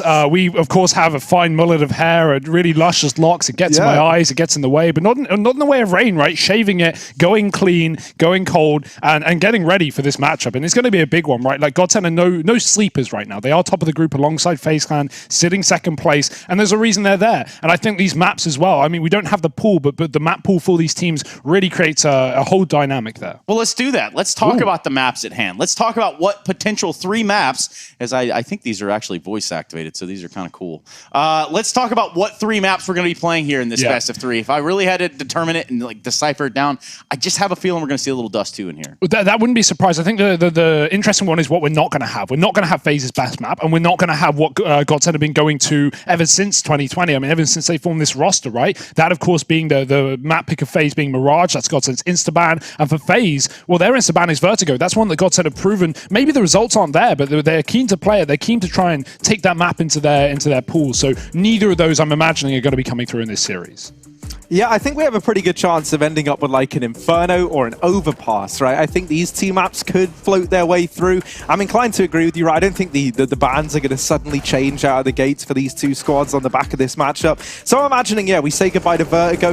I'm thinking we say goodbye to Mirage. And then, I think we could see something like an Inferno pick coming through for FaZe, a map that hasn't really been too kind for Godsent as of late, and one that FaZe have looked good on. So I feel like that stands a pretty good chance of coming through there. I think the important thing to remember is whatever map we have, FaZe shouldn't be worried. They shouldn't be coming into this game, and I doubt they are, feeling like, we're really on the back foot, guys. Godsent have pushed us into a corner. That's not going to be the case. This is FaZe. I mean, Godsent, of course, they're up-and-comers. They've got a lot of great players, but they haven't at all got the tenure or the notability as some of these players in the FaZe roster. All of these players in the FaZe roster. You say notability, I say notoriety, because there are a lot of heavy hitters across the FaZe lineup, and we know them to be that project in which they can kind of make up for some of the tactical side of things with their firepower. But when that's not going right, that does create a bit of an issue. We do have those vetoes flying in right here, right now, and that's going to be Mirage and Vertigo out first. Yeah, wow, we've really got to take a deep dive look at this one, Trace. It's getting interesting. The picks coming through. I'm leaning on Inferno or Overpass. Overpass going to be the pick for Godsent. That's actually kind of cool as well. FaZe, they've had trouble on that map. So, while they've been keen to leave it open, they've never really been picking into it. It's one that they always save till their second ban. So the fact that they're floating that early means Godsent are going to take it away from them, and Nuke as well. Yeah, I think this could be a really exciting matchup. Yeah, Nuke makes sense. It's a good FaZe map, right, as well. So that one goes on through. Now, that is a map that Godsent have looked pretty decent on, right? right? So I think that's a nice ballsy move from FaZe, right? Kind of admitting that, yeah, you know, we'll play them on a map that they look decent on. We'll take them toe-to-toe there. Inferno gets removed from the Godsend side, and then the train ban from FaZe. That's going to leave us with Dust 2 at the very, very end, Trace, just as you predicted. Yeah, that's kind of actually what I thought was going to happen. And it wasn't a prediction. I was just telling you all that the third map was going to be Dust 2. So we got Overpass first. How do we feel about these teams on Overpass in a big picture scope? And I'm not talking about the firepower. Well, you know, Godsend, they've been looking pretty good on this map as of late. And for FaZe, it's one that, you know, that they used to be looking decent on, but it feels like as of late, they have had their fair share of trials and tribulations. You look at this Godsend squad, they've got victories over the likes of Fours and Spirit. I think perhaps two of the more impressive names on that list, right? Obviously from the CIS region, but Team Spirit over there, they're really shaking things up. They're looking stellar. So, you know, that's a pretty decent victory for the Godsend squad to have. Then you look over at FaZe and, you know, yeah, okay, they've got wins over North, they've got wins over VP on this map, but whenever they've kind of faced teams that are on the level above that, you know, when you look at your Na'Vis, when you look at your Astralises, they have fallen short. But it is still a comfortable map for FaZe, right? It's one where the win rate might not look that great, but you look at the opposition that they've had on this map whenever they have lost, and it kind of goes without saying, right? I just think back to like Pro League game, that 16-4 beating Astralis gave them on their map. But I do agree when you say like, oh yeah, this is versus the tier 1s, this is versus the top teams in the world. Well, like, you know, Godsend, safe to say, aren't going to be favored against FaZe in this matchup. So regardless of the map, again, echoing that, FaZe should be comfortable wherever we end up, and I'm sure they are here in this best of 3 series. I still think there's a good chance for Godsend to take us, you know, the whole distance, but I'm going to be leaning the way of FaZe, as most will. Don't get ahead of yourself, Hugo. It's not like, you know, we have much else to do but to wait on this game to start. And I'm not quite ready for predictions, but one thing I am ready to tell you about is our fresh clothing, quite flea, if I don't mind saying so. And you can find that over at shop.eslgaming.com. That's where you can get the real deal stuff, not whatever in the hell Harry has ordered us from Amazon. Now, since we do have a few extra seconds before we jump into the game, not to derail us too far, but since we're already here, Harry, what was the inspiration for this, and why am I dressed like this? Well, you know, the other guys, right, they're keeping things like pretty Rio themed. You know, you got like the floral touristy shirts. We got like some exotic wildlife about the place. We had a Brazilian flag in here as well. But I just wanted to take it one step further. I thought like a really hard-hitting, you know, all-encompassing kind of design was the way to go. And that's how we've ended up with this. That's how we've ended up looking the way we do, Trace. I see you laughing, you know. Like this isn't a joking matter. This is our lives now. Yeah, I understand that. This is our lives now, but also like it's just hair on my shirt. I look at Hugo and I think of the guys from The Matrix, you know, the guy that can double himself down into 2 people.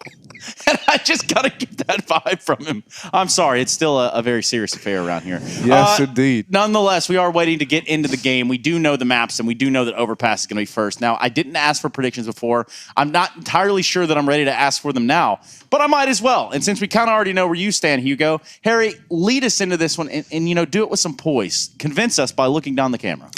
Yeah, you know, so I think FaZe are coming into this as the favorites, right? I don't think there's any denying that. But Godsend, they have been performing in what feels like, I don't want to say like peak. I don't think they've necessarily reached the peak yet, right? But it's been like an upwards trajectory for this squad. They've been looking better and better by the day. And I personally love as well the man that they've got in the coaching slot, right? Someone with a lot of Counter-Strike tenure behind him. That's, of course, Devil Walk. You feel like he's going to be more involved than ever with this squad. You've got some bright names in the server, you know, Madden, just to give you an example of someone who played, maybe someone hadn't really heard much about. Of course, Heralding from Montenegro, he has been impressing us time and time again in the server. Really looking good. And I think Godsend actually could upset this one. I'm going to lean in favor of the Godsend boys. You can see Harry like justifying that self, like rationalizing. And he's like, he goes into that sentence thinking FaZe all the way, and he's like, actually no, Godsend, they're all right. They could do something here. Yeah, Godsend. Well, I'm going to flip the table completely. I'm going to throw all of his toys on the floor because FaZe, they're going to take this one, Trace. But Hugo, you're telling me that there's no way Godsend can have a fight here, or are we expecting 3 maps? What are you thinking? Give me something here for the side of Godsend, because they do have, you know, a little bit of something behind them now. They have some numbers on the board. For sure. They've got experience. They've got great players. You know, these guys have played on the world stages, but again, so have FaZe, and everything Godsend have done, FaZe have done twice as well. So really looking at the results there, I don't think how you can really lean in favor of Godsend to win the series. Of course, upset potential is always there. Of course, Godsend have looked good in this season, and as well, the maps are fine. You know, no one's going to be necessarily out of it via the pool, which is always a good thing. But no, FaZe. You're not changing my mind, Trace. I'm staying with FaZe. I'm not changing your mind. I'm not even trying to blow your mind. What I am trying to do is take a look at these GG.bet odds, fly them in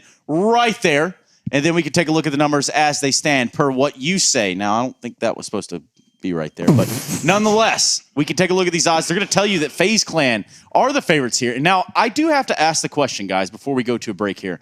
Is this something that we see time and time again with these sort of dynasty teams, or these teams that have, you know, just a namesake within the crowd? I always feel like there's something to be said there about the odds and just a namesake that gets these teams propelled to the front of the line. Yeah, and you know, like FaZe, they don't just have one, right? They've got 4 in this squad, and like Brokey is the only exception to that. But that's not to say he doesn't look great in the server, right? He just doesn't have the same like hard-hitting weight to his brand yet, I guess you'd say, that someone, you know, like your Nikos, like your Coldzerras, like your Olafs do, right? Like, you know, there's just a lot of talent in this team. And it's almost like, you know, if you went back and you like cherry-picked key players from years gone by, and then you assembled a team, this is how it would look. Yeah, and this is Reddit's team of 2020 or 2018. And maybe. I really feel like that's why FaZe, you know, like there's a lot of expectations on this squad as a result because of the names that are in it. So what does that mean you guys are supposed to be then? Fired? Fired. Probably that. And speaking of being fired, we're going to go to a quick break. When we come back, we're going to be jumping into that first map of the series. Overpass on the cards between Godsent, between the FaZe Clan, and you with us. I wouldn't want it any other way. We'll be right back after this.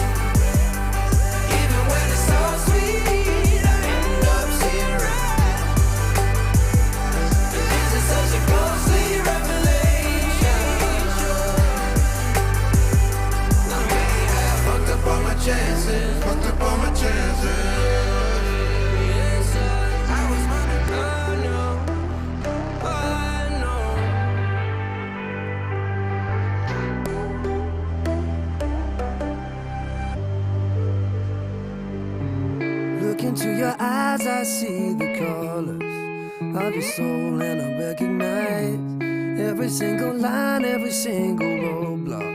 We are two hearts that beat in time. In the towers, looking down all night, blocking out the sun up in here. Maybe we can change our stripes and colors.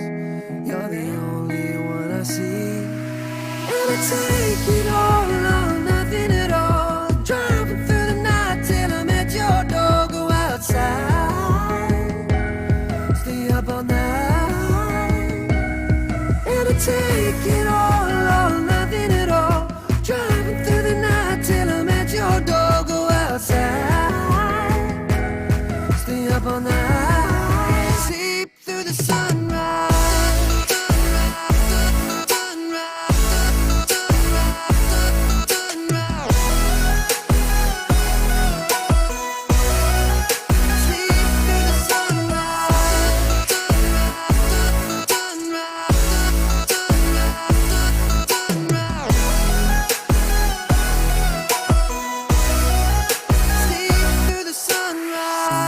Look into my past and I count the numbers of the dreams that I left behind. I don't even care now that I've discovered a new kind of peace of mind. Up above us, looking down on us, there's an angel I know. We don't need to worry or discuss much. It's time for me to hit the road. I'll take it all or nothing at all. Driving through the night till I'm at your door. Go outside, stay up all night. Sleep through the sunrise.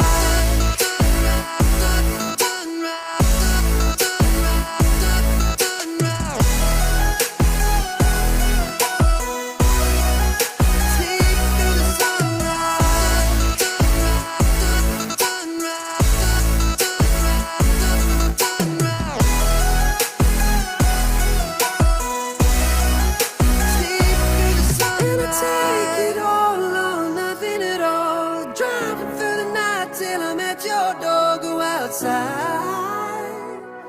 stay up all night.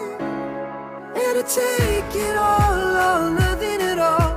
Driving through the night till I'm at your door. Go outside, stay up all night, sleep through the sunrise.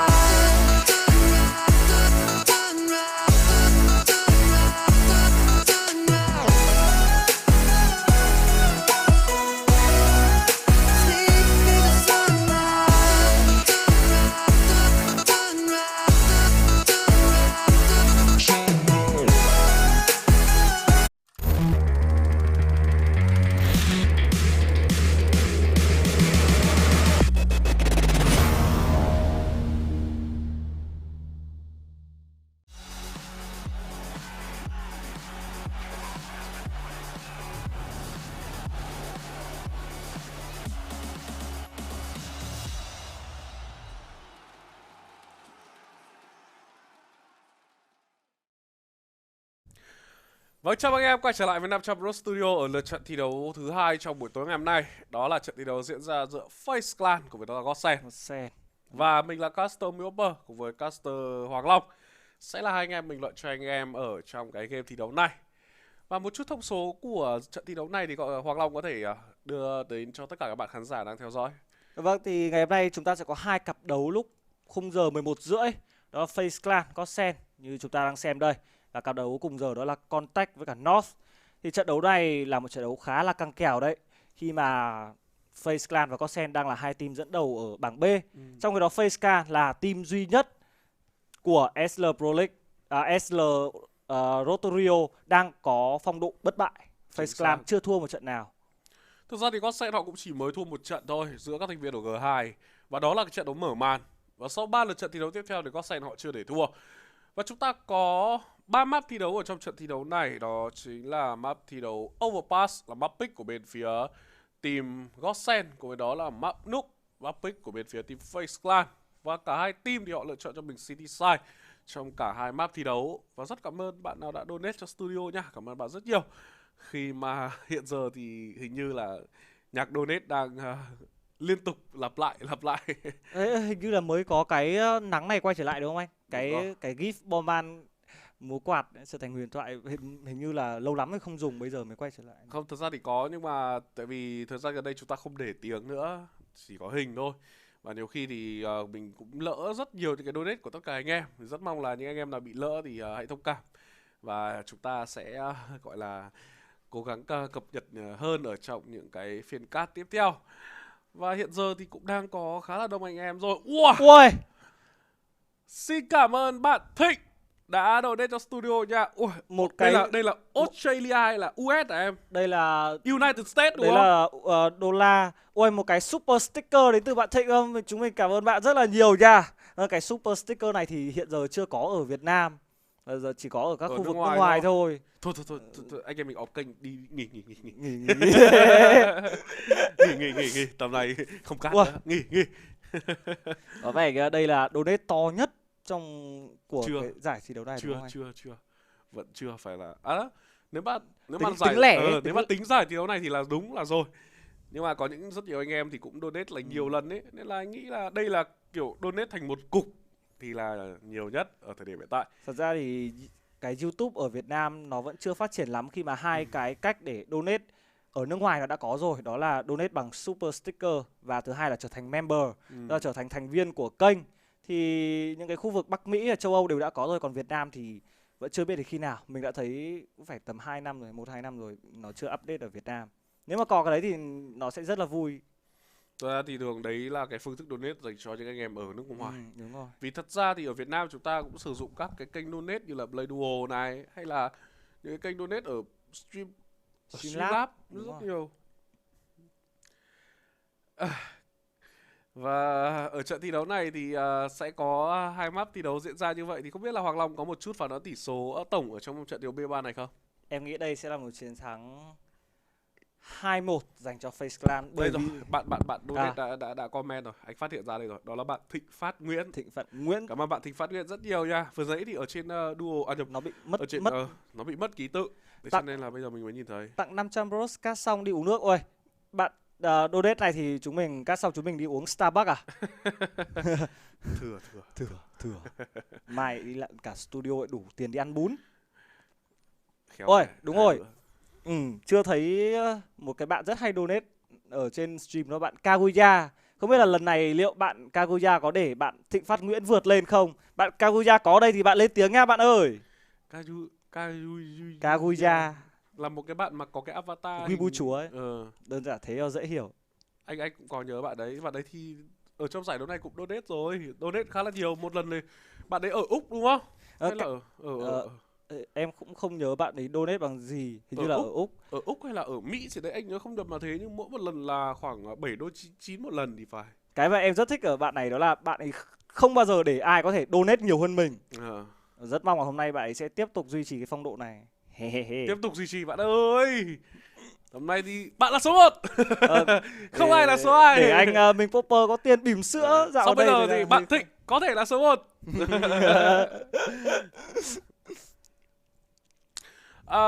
Đây là Caster Hoàng Long anh em nhé. Fujin thì có lẽ là ngày mai Fujin sẽ trở lại với anh em. Sau một quãng thời gian Fujin quyết định nghỉ ngơi thì có lẽ là nhớ công việc, nhớ anh em, nhớ bạn bè. Và quan trọng nhất là được vợ cho phép.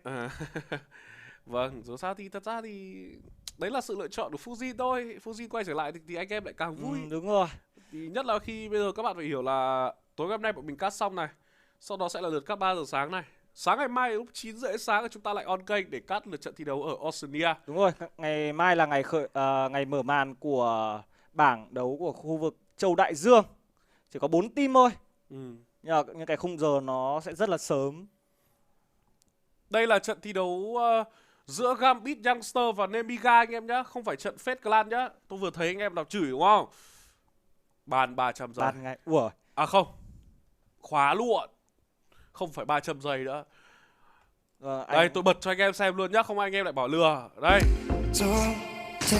Gambit Youngster anh em nhá, chứ không phải Fate Clan nhá. Ông bà vừa chửi chúng tôi đúng không? Xin phép. Rồi. Bàn.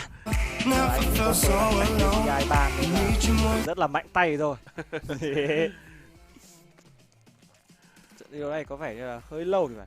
Không biết là ngày hôm qua có bạn nào xem kèo máu kinh điển của Achalit và G2 nhưng mà ở trên cái game khác đó là Valorant. Một kèo cũng rất là thú vị và thôi, mà gần như tất cả các pro player đều on stream. Mình có thấy rất lâu rồi chưa thấy Device stream này, Dupri stream này, Kenny S stream này. Đây, những người mà mình hôm qua mình có đá qua, cười cái phơ lớ thôi, cũng có vẻ là khá là vui. Để quảng cáo cho game. Trận thi đấu giữa Fate Clan thì cũng chưa được bắt đầu. Có vẻ như là có một chút lỗi kỹ thuật gì đó. Và hiện giờ thì ban tổ chức của Esl họ đang chiếu tạm cái trận Gambit Youngster với cái Nemiga. Trận này thì đang có tỷ số là 1-1 và đang bắn map thi đấu thứ 3. Caster Nini bao giờ stream hả anh? Có lẽ là chiều mai thì anh Bom sẽ quay trở lại stream anh em nhé. Stream, thế còn cast thì cũng chưa biết nhỉ? Chắc cast thì sẽ là 0 giờ buổi tối ngày mai. Anh Bom sẽ có cast 11 giờ tối mai thì sẽ là lựa chọn anh Bom cast. Hình như là bây giờ em nghĩ là giờ này anh Bom vừa trở về từ sân bóng. Bọn anh cũng vừa đi đá bóng về. Không, Bom Ban thì cũng đã về rồi, về nghỉ ngơi thôi. Và có lẽ là nghỉ ngơi nhưng mà sẽ có nhiều thì việc phải làm. Buổi tối làm gì thì chưa biết đúng không? Sẽ có nhiều việc phải làm. Chẳng hạn như bình thường thì em thấy buổi đêm thì caster Fujin hay gọi hay call Facebook, call mess với cả người yêu ở nước ngoài. Còn nếu mà thỉnh thoảng anh vợ hay anh đi đâu xa thì cũng hay gọi điện cho nhau ở buổi tối đúng không? Không. Không à? Bọn anh lấy nhau rồi khác em ạ. Fujin thì vẫn đang là trong quãng thời gian yêu thôi, chứ chưa hẳn là đã lập gia đình ổn định. Mới chỉ là dừng ở vấn đề là vẫn đang yêu thôi. Thì nói chung là bao giờ cái quãng thời gian mà mình yêu ấy thì nó sẽ ngọt ngào lắm, nó sẽ màu hồng lắm. Nhưng đến lúc mà các bạn trưởng thành, các bạn có gia đình rồi, các bạn có con rồi thì lúc đấy các bạn sẽ phải lo quá nhiều thứ nữa. Các bạn không có thời gian mà nói lời yêu thương với nhau đâu. Bọn tôi, vợ chồng tôi nói thế thì cũng thỉnh thoảng. Thật ra thì nhắn tin cũng sẽ có nhắn rất là nhiều, nhưng mà kiểu mà bảo là nhớ nhung hay là khóc lóc gì thì gần như sẽ là không có. Đây là những cái lời khuyên mà bạn chỉ được nghe ở những caster như kiểu Minh Popper hay là Trọng Linh thôi, còn một số caster thì chúng ta chưa được nghe đâu. Đúng rồi. Thì đến lúc mà các bạn lập gia đình rồi thì các bạn sẽ phải lo rất là nhiều thứ, đặc biệt nhất đó chính là cơm áo gạo tiền rồi.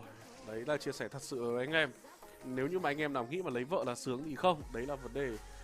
Nó không hề sướng mà cũng không phải là khổ. Đấy, các bạn sẽ có những lợi nhiều thứ. Lợi ở chỗ là ví dụ như các bạn bây giờ như mình đi, 11 giờ đêm mình đi cắt dài thì khoảng 6 giờ chiều là hai vợ chồng đón con về, nấu cơm ăn cơm. Ăn cơm xong thì mình cho con chơi cùng với con một lúc. Để nếu mà con có đi vệ sinh hay như nào thấy thì mình cũng hỗ trợ thôi. Thì xong rồi con đi ngủ, hai mẹ con đi ngủ thì mình lại dắt xe mình đi làm. Đến sáng mình về thì mình ngủ xong rồi mình lại dậy đưa vợ đưa con đi làm rồi mình mới về nhà ngủ. Như anh em thì cũng biết là 6 giờ sáng, ví dụ có những trận 3 giờ ấy, 6 giờ sáng mình cắt xong, mình về đến nhà khoảng 6 rưỡi 7 giờ đi thì mình cũng không được ngủ luôn. Mình phải thức để đợi vợ con ngủ dậy, xong mình đưa con đi học, thì xong mình mới về nhà ngủ. Cảm ơn bạn Thịnh Phát Nguyễn một lần nữa nha. Phá đá Charlie nhưng thay vì đâm 50 đô cho Acha thì đâm cho 500 em thì hơn. Mà tên mình là Phát nhé, nó hiện ngược đấy. Ok, cảm ơn Phát rất nhiều. Nguyễn Thịnh Phát. Cảm ơn bạn Thịnh Phát nhiều nha. Rất nhiều rồi. Đấy, rõ ràng là nói chung là đến lúc anh em lấy vợ thì anh em sẽ hiểu thôi. Có nhiều anh em chắc chắn là trên kênh chat thì cũng có gia đình rồi, có những em chưa có những em vẫn đi học. Anh em vẫn chưa thể hiểu được cái cuộc sống gia đình như nào. Còn Fujin thì vẫn chưa bị gò bó quá nhiều về vấn đề gia đình, vẫn có thể bay nhảy được. Tầm này thì có lợi thế bay nhảy thì mình cứ bay nhảy thôi. Đúng đấy. Nếu mà các bạn nghe chia sẻ của anh Minh thì các bạn cũng thấy là cái thời gian biểu của một caster thật ra nó cũng không sướng một tí nào cả. Bởi vì như bạn thấy thì hầu hết tất cả các giải đấu đều là đến từ châu Âu, thì nó sẽ diễn ra vào cái khung giờ buổi đêm ở Việt Nam. Thế nên là các bạn xem thì thấy sướng thôi, chứ nếu mà bọn mình cái giờ đấy cast thì nó cũng thật sự là cũng không đơn giản một chút nào. Toàn bộ cái lịch sinh hoạt này, toàn bộ cái đồng hồ sinh học nó sẽ bị đảo lộn và mình sẽ phải làm quen trong một thời gian rất là lâu. Mà nếu không quen được thì các bạn sẽ có những triệu chứng như là kiểu mắt thâm này, thâm quầng này, rồi mệt mỏi, rồi mọi thứ nó dẫn đến ức chế. Nó cũng không phải là dễ đâu, mà các bạn cần phải có một cái thần kinh khá là tốt. Chính xác rồi. 500 rốt tí cắt tên nói to tí nhé Minh. Ok bạn ơi, cảm ơn bạn Nico Kovac nhá. Tí nữa mình sẽ chú ý. Nico chưa vào bắn mà lại lên đây để chat à? Nico ơi, bắt đầu đi để chúng mình còn xem nào. Mãi chờ bây giờ gì nhỉ? Lịch là 11 rưỡi. Bây giờ đã là gần 12 giờ. 11 giờ 50 rồi. Tức là đã delay 20 phút rồi. Trận đầu ngày hôm nay cũng delay nhá. Trận đầu ngày hôm nay delay nhưng may là trận đấy là 2-0. Đấy là trận đấy xong luôn. Anh có thể chia sẻ cuộc sống gia đình với anh Bom. Thật ra thì anh cũng có mà. Nói chung là anh em chơi cùng với nhau, anh em trong công ty sống cùng với nhau nhiều thì bọn mình những cái vấn đề đấy bọn mình không ngại chia sẻ. Bọn mình rất là thoáng trong những vấn đề như thế. Và kể cả sắp tới thì anh Bom có cần những sự hỗ trợ như thế nào, mua quà ra sao, hay là kiểu làm thế nào để có một cuộc hẹn hò gọi là nó nồng cháy nhất, được không? Đúng rồi. Hoặc là hỗ trợ những cái như kiểu là nếu mà di chuyển những quãng đường quá xa thì nó sẽ như thế nào. Đơn giản. Lại cảm ơn bạn Thịnh Phát một lần nữa nha. Ủa, tính ra là cũng được khoảng 60 đô rồi đấy. 60 đô ấy, nhiều đấy. Cảm ơn bạn Thịnh Phát rất nhiều. Và Viking mở trước các anh thì hiện giờ cái cơ sở Viking thì bọn mình vẫn chưa mở cửa. Nếu như anh em nào muốn theo dõi thì có thể theo dõi ở trên fanpage của Viking. Vừa rồi thì mình cũng anh Bom cũng đã đi đá bóng về thì anh em cũng biết rồi. Nhưng mà thôi, đến giờ mình làm việc mà, nên là mình cũng quay trở lại với công việc thôi. Cho em hỏi là nếu làm caster full time thì có bị quá tải không các anh? Thật ra thì cái công việc caster không có định nghĩa là full time hay là part time. Cái công việc caster của các bạn tùy thuộc vào lịch trình của giải thi đấu. Và cứ mỗi một trận thi đấu các bạn cast xong thì nói chung là đến lúc các bạn đi làm thì sẽ có những quy chế của công ty riêng. Đó. Thời gian gần đây thì bọn mình cũng chưa có tuyển thêm caster mới. Nếu như thời gian sắp tới mà ví dụ như là Fujin đi lấy vợ này mình hoặc là caster Trọng Linh kiểu con lớn phải lo nhiều thứ quá. Hoặc là Hoàng Long đến lúc lên Hoàng Long bây giờ đang học đại học rồi đúng không? Đến lúc mà học hết đại học. Học hết đại học xong thì lại phải đi làm những công việc khác chẳng hạn, nó khác. Và cảm ơn bạn Mạnh Phạm Tiến với 1.000 yên Nhật. Cảm ơn bạn rất nhiều nha. Anh em mua cà phê uống nhá. Cảm ơn Mạnh Tiến rất nhiều. em không biết yên Nhật là bao nhiêu nhưng mà em nhìn cái khung chat màu vàng này thì em sẽ Có vẻ như là to hơn là 4,99 đấy. ít nhất là 20 đô anh ạ. À không phải, đây là sắp xếp theo. Đây là sắp xếp theo anh nghĩ là đây là sắp xếp theo lần lượt chứ không phải là theo trình tự mệnh thời gian giá anh ạ, đâu. theo trình tự thời gian. Đúng không? Anh nhìn cái màu ấy, nếu mà hình như là màu xanh thì là 5 đô, à đâu màu xanh thì là cái nào cũng thế, đến 10 đô thì phải. Còn màu vàng thì em nhớ là 10 hay 20 đô gì đấy, còn màu cam là màu hồng là 50, còn màu 100 thì sẽ là màu đỏ. Ok, cảm ơn anh em rất nhiều. Và nếu như mà anh em cứ tiếp tục làm như này thì chúng tôi sẽ lại tâm sự tiếp. Chúng tôi không cắt giải đấu nữa. Chúng ta lại ngồi tâm sự với nhau thôi. Vâng, cảm ơn tất cả các bạn rất nhiều nha. Và hiện giờ anh em vẫn đang nhẫn nại và chờ đợi trận thi đấu giữa Face Clan. Với đó là one player having connectivity issue. Như vậy thì đang có một chút lỗi về kết nối trận đấu. Đường truyền thì phải, có vẻ như là player nào đó bị mất mạng rồi. Connectivity issues. Như vậy thì chúng ta sẽ phải chờ. Trận thi đấu đầu tiên cũng bị delay, trận thi đấu này cũng bị delay luôn. Lấy vợ rồi thì tặng quà hay tặng tiền thì vợ thích hơn. Nếu như theo cá nhân mình thì bạn thật ra ấy, bạn nên tặng quà. Nhưng mà muốn tặng quà thì bạn lại phải có tiền. Mà tiền ở đâu? Để mình đi làm về xong mình lại đưa cho vợ mình. Thì bây giờ mình lại bảo vợ mình là đấy, bây giờ em thích gì em đặt em mua luôn đi, anh tặng. Đấy, oai không? Oai không em? Sao? Lại là oai luôn. Giờ kiểu ví dụ nhá, sinh nhật, ví dụ sinh nhật vợ ạ. Đấy. Đấy, bây giờ 12 giờ đêm, vợ đang ngủ gọi dậy. Ok chưa? Em có biết hôm nay là ngày gì không? Hôm nay là tròn 27 năm, 26 năm ngày sinh nhật của em. Đấy là mình đang tính cho vợ mình nhá. 26 năm ngày sinh nhật của em. Anh không có gì ngoài tấm chân tình này. Bây giờ cuộc sống của anh, đi làm, thẻ của anh em cầm, tiền của anh chuyển hết cho em.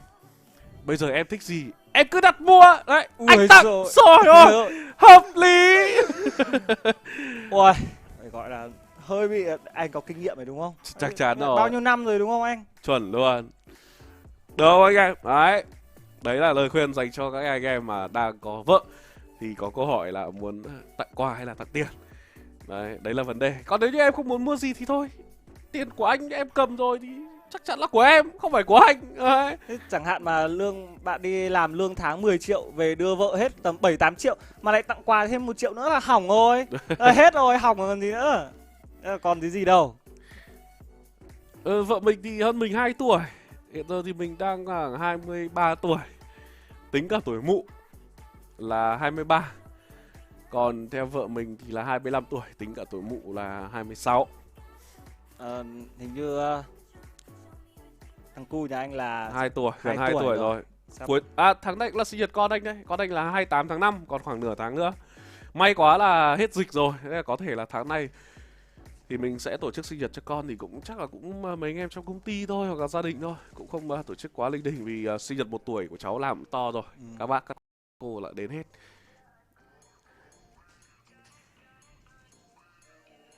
Làm sao để xem ping của player?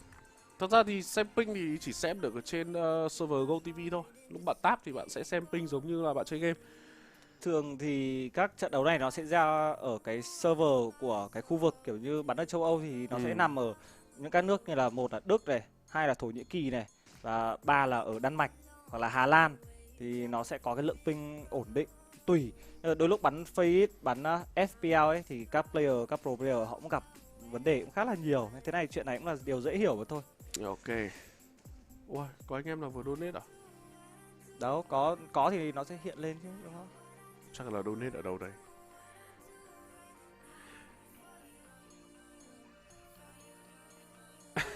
Anh em soi kỹ thế. Mình 23 tuổi. Tuổi mụ là 24 tuổi. Mình 23 tuổi nhá. 97 với cả 2020 là 23 mà. Có bạn bảo là cho tiếng caster to lên không?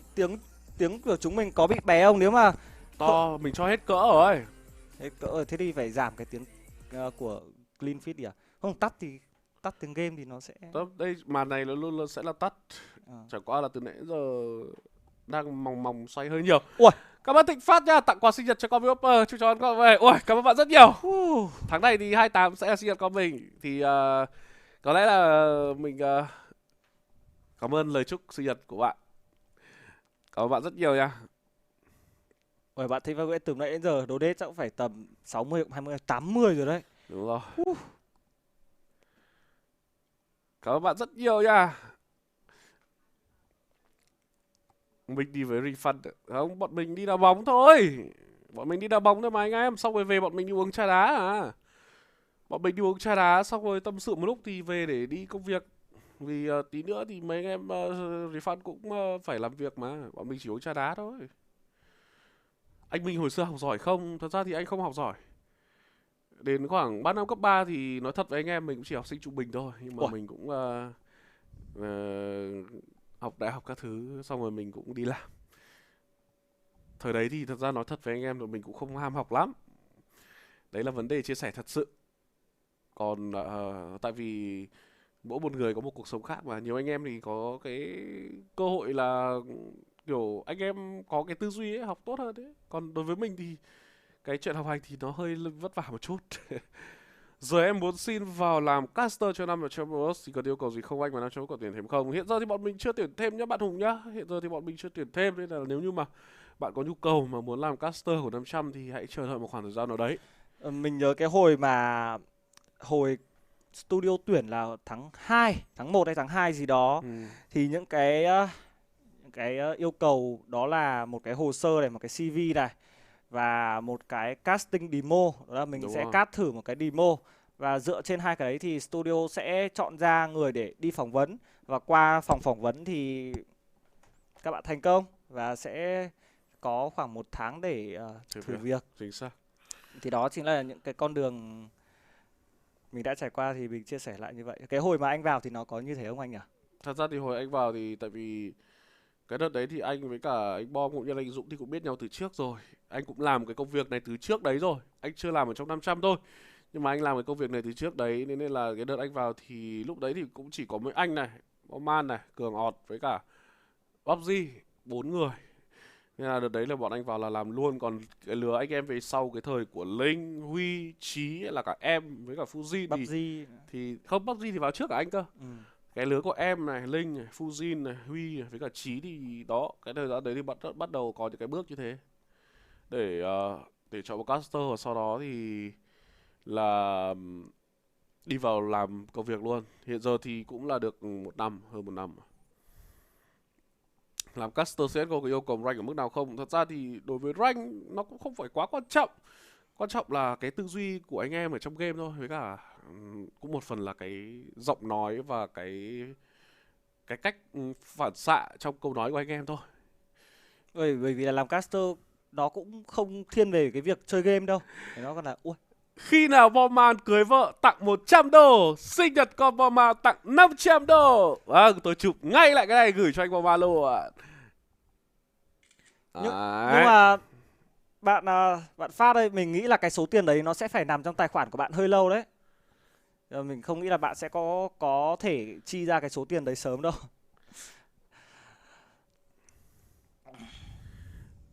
Cảm ơn anh em rất nhiều.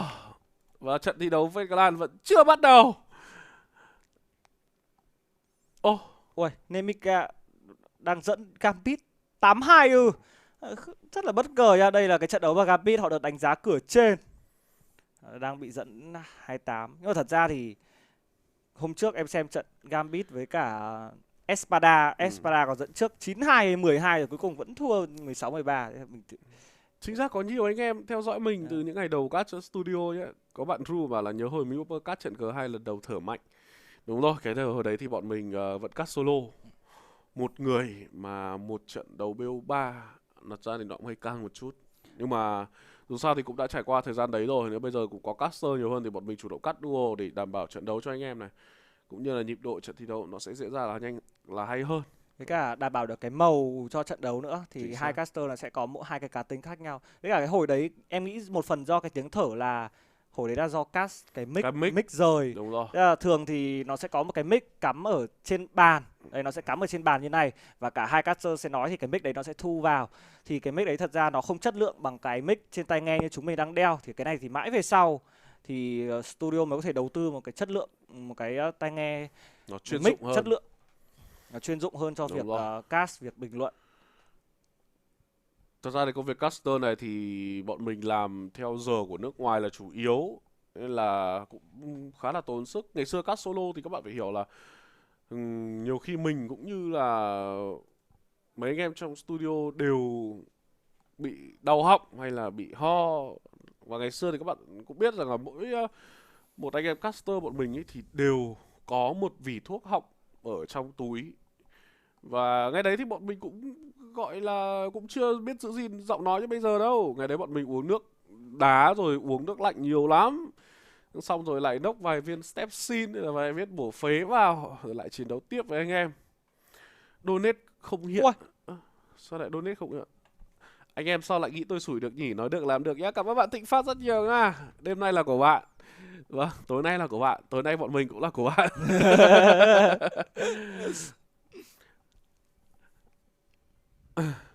Cảm ơn anh em rất nhiều nha. Những cái donate ở trên Play Duo hình như là đang có một chút trục trặc. Khi mà từ nãy đến giờ vẫn chỉ là một donate xoay liên tục thôi. Có lẽ là đang có một chút lỗi. Thì có tí nữa mình sẽ gọi kỹ thuật viên vào để chỉnh lại cho anh em.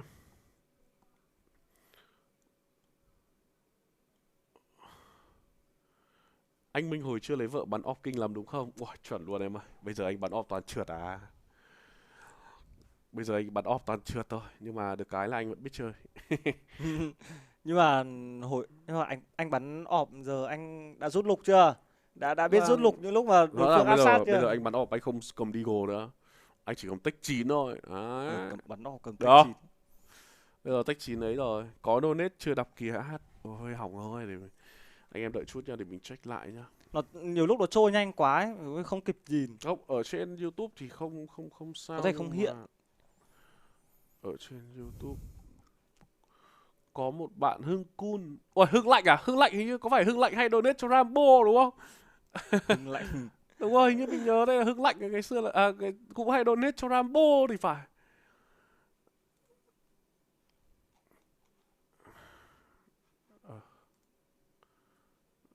Đâu vậy? Anh xem lại cái bạn Hưng Lạnh ngắn gì không? Có. Oh. Hello Nini đâu. Nini. Đâu gì à? Không có đây login này. Anh em đợi mình chút nha để mình check lại nha.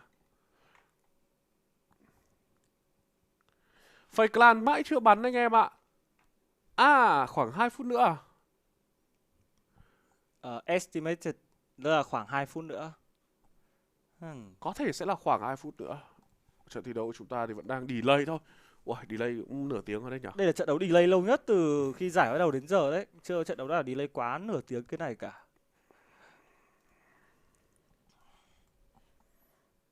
Hôm trước anh Minh vào Discord ta tích cho mà toang quá anh ạ.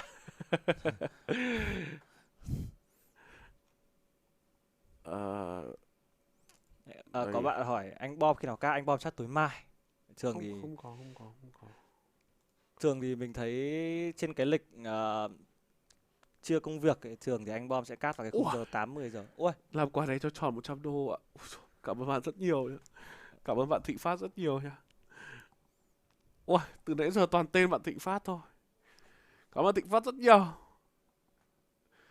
Có vẻ như tối ngày hôm nay bạn Thịnh Phát đang gọi là khá là may mắn nha. Và lên donate cho studio. Cảm ơn bạn rất nhiều nha. Thay mặt cho studio cảm ơn bạn Thịnh Phát. Nhà anh Minh có gần studio không? Nhà anh cách studio khoảng tầm 8 cây. Anh ở trên ở đoạn cuối đường Thanh Niên ở cửa khẩu An Dương. Nếu mà nói về nhà gần studio thì chắc có mình với cả nhà anh Bom. Nhà mình với nhà anh Bom cách nhau khoảng 200 mét.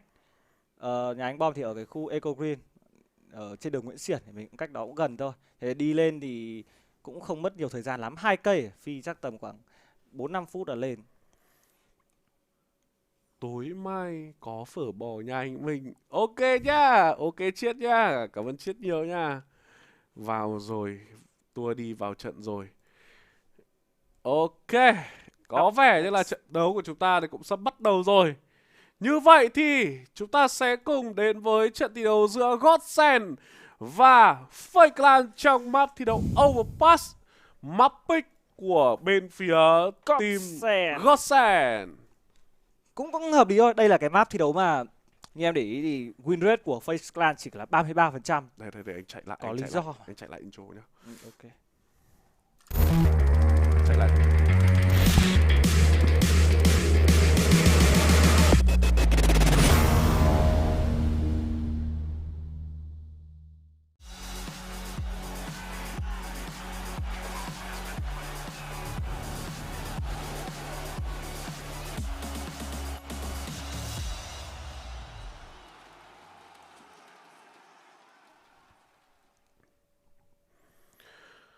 Vâng, xin chào mừng anh em đã quay trở lại với 500 Pro Studio ở lượt trận thi đấu tiếp theo. Và chúng ta có cặp trận thi đấu diễn ra giữa Fake Clan và Godsend. Map thi đấu đầu tiên sẽ là map thi đấu Overpass, map pick của Godsend. Và chúng ta sẽ cùng đến với Pistol Round. Fake Clan sẽ là người xuất phát ở bên phía City Side. Và đây là round thi đấu mà họ chủ động đẩy tới 3 người ở khu vực Connector. Cùng với đó là 2 V-Shot bắn nhau rất nhiều ở khu vực V-Shot. Là Kozera có cho mình 3 cái mạng trong chớp mắt. Michael Lele chỉ đổi được một thôi và còn một mình Crystal không đi đâu cả. Đó là qua ra kill dành cho Kozera. Trận đấu mới trôi ra được qua được có 20 giây. Kozera đã có cho mình 4 cái mặt. Rõ ràng là các thành viên của Fake Clan họ tay to hơn rất nhiều đội hình của Godsend. Và những cái tình huống bắn như vậy thì quá là dễ dàng dành cho bên phía của Fake Clan thôi. Round thắng đầu tiên thuộc về các thành viên của Fake Clan. Và đến với round thi đấu tiếp theo thì có lẽ là sẽ là Eco trắng đến từ đội hình Godsend. Hợp lý thôi, vì họ không đặt được bom mà. Nếu mà Foxby thì chỉ là những khẩu Nickel rất khó để đối đầu với những khẩu SMG và rifle của bên phía Face. Round thi đấu Eco trắng Godsend không phải là một tình huống rush, chỉ là tình huống kiểm soát khu vực middle cũng như là connector thôi. Điều này cũng không có quá nhiều ý nghĩa khi Fake Clan họ biết rằng đây là một round thi đấu yếu tiền của Godsend. Họ chủ động bắn lùi sâu để hạn chế mất ít súng nhất có thể. Anh nghĩ là map thi đấu Overpass này là một map đấu mà Fake Clan họ đang không hề mạnh. Và có thể họ sẽ giành chiến thắng được, nhưng sẽ là một cái kết quả nó hơi vật vã một chút. Hãy cùng chờ đợi liệu điều đó có xảy ra hay không. Khi mà trong round thi đấu này, Red đã có tình huống ép gần đội hình của bên phía team Godsend ở WC. Và sẽ là tình huống tràn nhanh 5 người cũng bóng tay A thôi. Red headshot ở vị trí của Maiden trước khi nằm xuống. Zen đổi đội 1 và như vậy thì cũng chỉ là tình huống đổi 1. Rocky đem về đó là Quara kill trong round thi đấu này. 2-0 dành cho Fake Clan. Thêm một cái Quara kill nữa. Mới chỉ có 2 round thi đấu trôi qua thôi. Và đã có 2 người có được 4 kill. Đó là Rocky với Kozera. Khởi đầu cứ gọi là mát máy. Ở đây sẽ là round thi đấu full buy đến từ Godsend. Chắc chắn là sẽ là full buy rồi. 5 khẩu AK và lượng bom mìn đang là rất nhiều. Và chúng ta sẽ cùng xem là map pick của Godsend thì họ sẽ có những tình huống chiếm đóng như thế nào. Godsend đang di chuyển ra khu mid với 4 người và sẽ có người kê lại bom sai về. Đó là vị trí của Steko. Rain cùng với Broke đang là cặp đôi kiểm soát khu vực nhà vệ sinh dành cho Fake Clan. Một quả nết theo tham minh chưa chuẩn đến từ Rain rồi. Bây giờ Godsend sẽ thực hiện những bài chiếm khu vực playground cũng như là A-long mà thôi. Bên phía Fake Clan họ đã đẩy được khu vực B-long rồi. Rất nhiều thông tin. Giờ thì vị trí của Nico đang bách thêm về khu vực Boxea dành cho Fake Clan. Đây là một round thi đấu mà họ có rất nhiều lợi thế về mặt vị trí. Bắn có khác gì chơi một trận thi đấu mờ đâu. Khi mà đẩy rất nhiều vị trí. Hãy cùng xem là tài năng trẻ Rocky đổi cho mình được một đầu. Thậm chí Maiden bây giờ chưa dám ra. Và A-long cũng đang bắt đầu xuất hiện rồi. Đó là Nico với double kill. Stickle và Zen trong tình huống 2 vs 4. Quá khó dành cho bộ đôi của Godsend. Và đã về được đến 4 người trong cuộc bom Saya. Và vị trí của Orlop đã móc về đến cả teammate rồi. Stickle sẽ khó đoán ra điều này. Và Orlop headshot đi Stickle thành công. Tỷ số sẽ là 3-0 thôi. Chắc chắn là như vậy rồi. Zen trong một tình huống 1 vs 5 thì cơ hội nào dành cho anh chàng này đây? Vẫn chỉ là tình huống walk ở khu vực short, tìm kiếm những cơ hội trong vô vọng. Khả năng cao là sẽ cống cho bên phía Fake Clan thêm vài khẩu AK. Phát hiện được vị trí của Olop và Zen vẫn đang cố gắng làm một điều gì đó dù có bom đang rơi ở khu vực nhà vệ sinh. Vì vậy là Zen quyết định xếp cái khẩu AK này. Sẽ phải xếp một cái quyết định chơi. Anh nghĩ là sẽ không xếp đâu khi mà những tình huống Zen đang di chuyển ra và muốn cống mạng cho đối phương ư? Không. Và nếu như xếp trong round thi đấu này rồi thì khả năng cao round thi đấu sau bên phía của Godsend họ sẽ khá là yếu tiền nha. Em đoán đây sẽ là một round thi đấu half-buy hoặc là eco với những khẩu lục đến từ Godsend. Gen với cái khẩu AK xếp được này thì sẽ là hy vọng duy nhất dành cho họ. Ở Face Clan một khởi đầu quá là thuận lợi khi đội hình của họ ở bom xe đang bắn rất là cháy kìa. Không cho Godsend có cơ hội vào được nhà vệ sinh, chứ đừng nói là tiến vào khu vực bom xe. City Side đang có 4 khẩu AK và một mình Coursera là người sử dụng cho mình một khẩu M4 thôi. Có 4 người chưa phải nằm xuống mà Rain đã chết mất 2 mạng rồi. Trong cả đội hình của Face Clan đến tận 4 player trước phải chết. Rất là hủy diệt.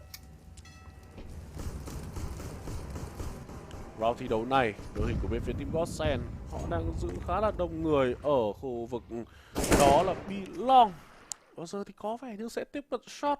Không biết là Face Clan họ có thua trong một round thi đấu half bài của đối phương hay không.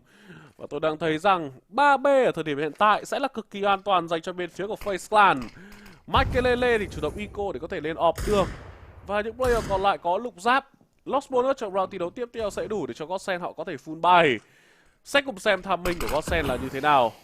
Vẫn đang cố pick người ở khu vực bom xe A. Đến từ cái tên Maiden với một khẩu Digger. Và đội hình của họ thì đang dồn rất đông ở khu vực shot. Cao đây sẽ round thi đấu đánh vào A đến từ Godsend với một tình huống Biter đến từ Maiden. Liệu Nico có back về khu bom xe B hay không đây? Trong bom xe B chỉ có bộ đôi, đó là Coursera và Olofmeister mà thôi. Nhưng trận thi đấu này Coursera đang bắn tốt. Maiden Biter không thành công ở khu bom xe A rồi. Như vậy thì chỉ có duy nhất một quả flash cũng như là smoke trên người của Gen thôi. Và trong tình huống này bắt đầu di chuyển vào khu bom dài. Có một mạng đến từ về phía Face Clan. Bây giờ là triple kill rồi. Gen đổi cho mình một mạng. Trong bom dài B thì đó là double kill. Sẽ có smoke được ném ra. Và rất xin lỗi anh em, chúng ta sẽ cùng chờ đợi khi round thi đấu này kết thúc. Chúng tôi sẽ chỉnh lại quality của cái trận thi đấu này. Giờ thì Gen sẽ có tình huống đặt bom. Tín hiệu đường truyền của người đang không tốt cho lắm. Gen còn 24 máu đặt được bom. Nhưng đây sẽ là round thắng thứ 4 dành cho bên phía của Face Clan thôi. Tỷ số là 4-0. Xin lỗi anh em một chút, lúc nãy chúng mình để chất lượng là auto nên là nó đã tự lùi về 360. Và giờ thì mọi thứ sẽ ổn rồi thôi.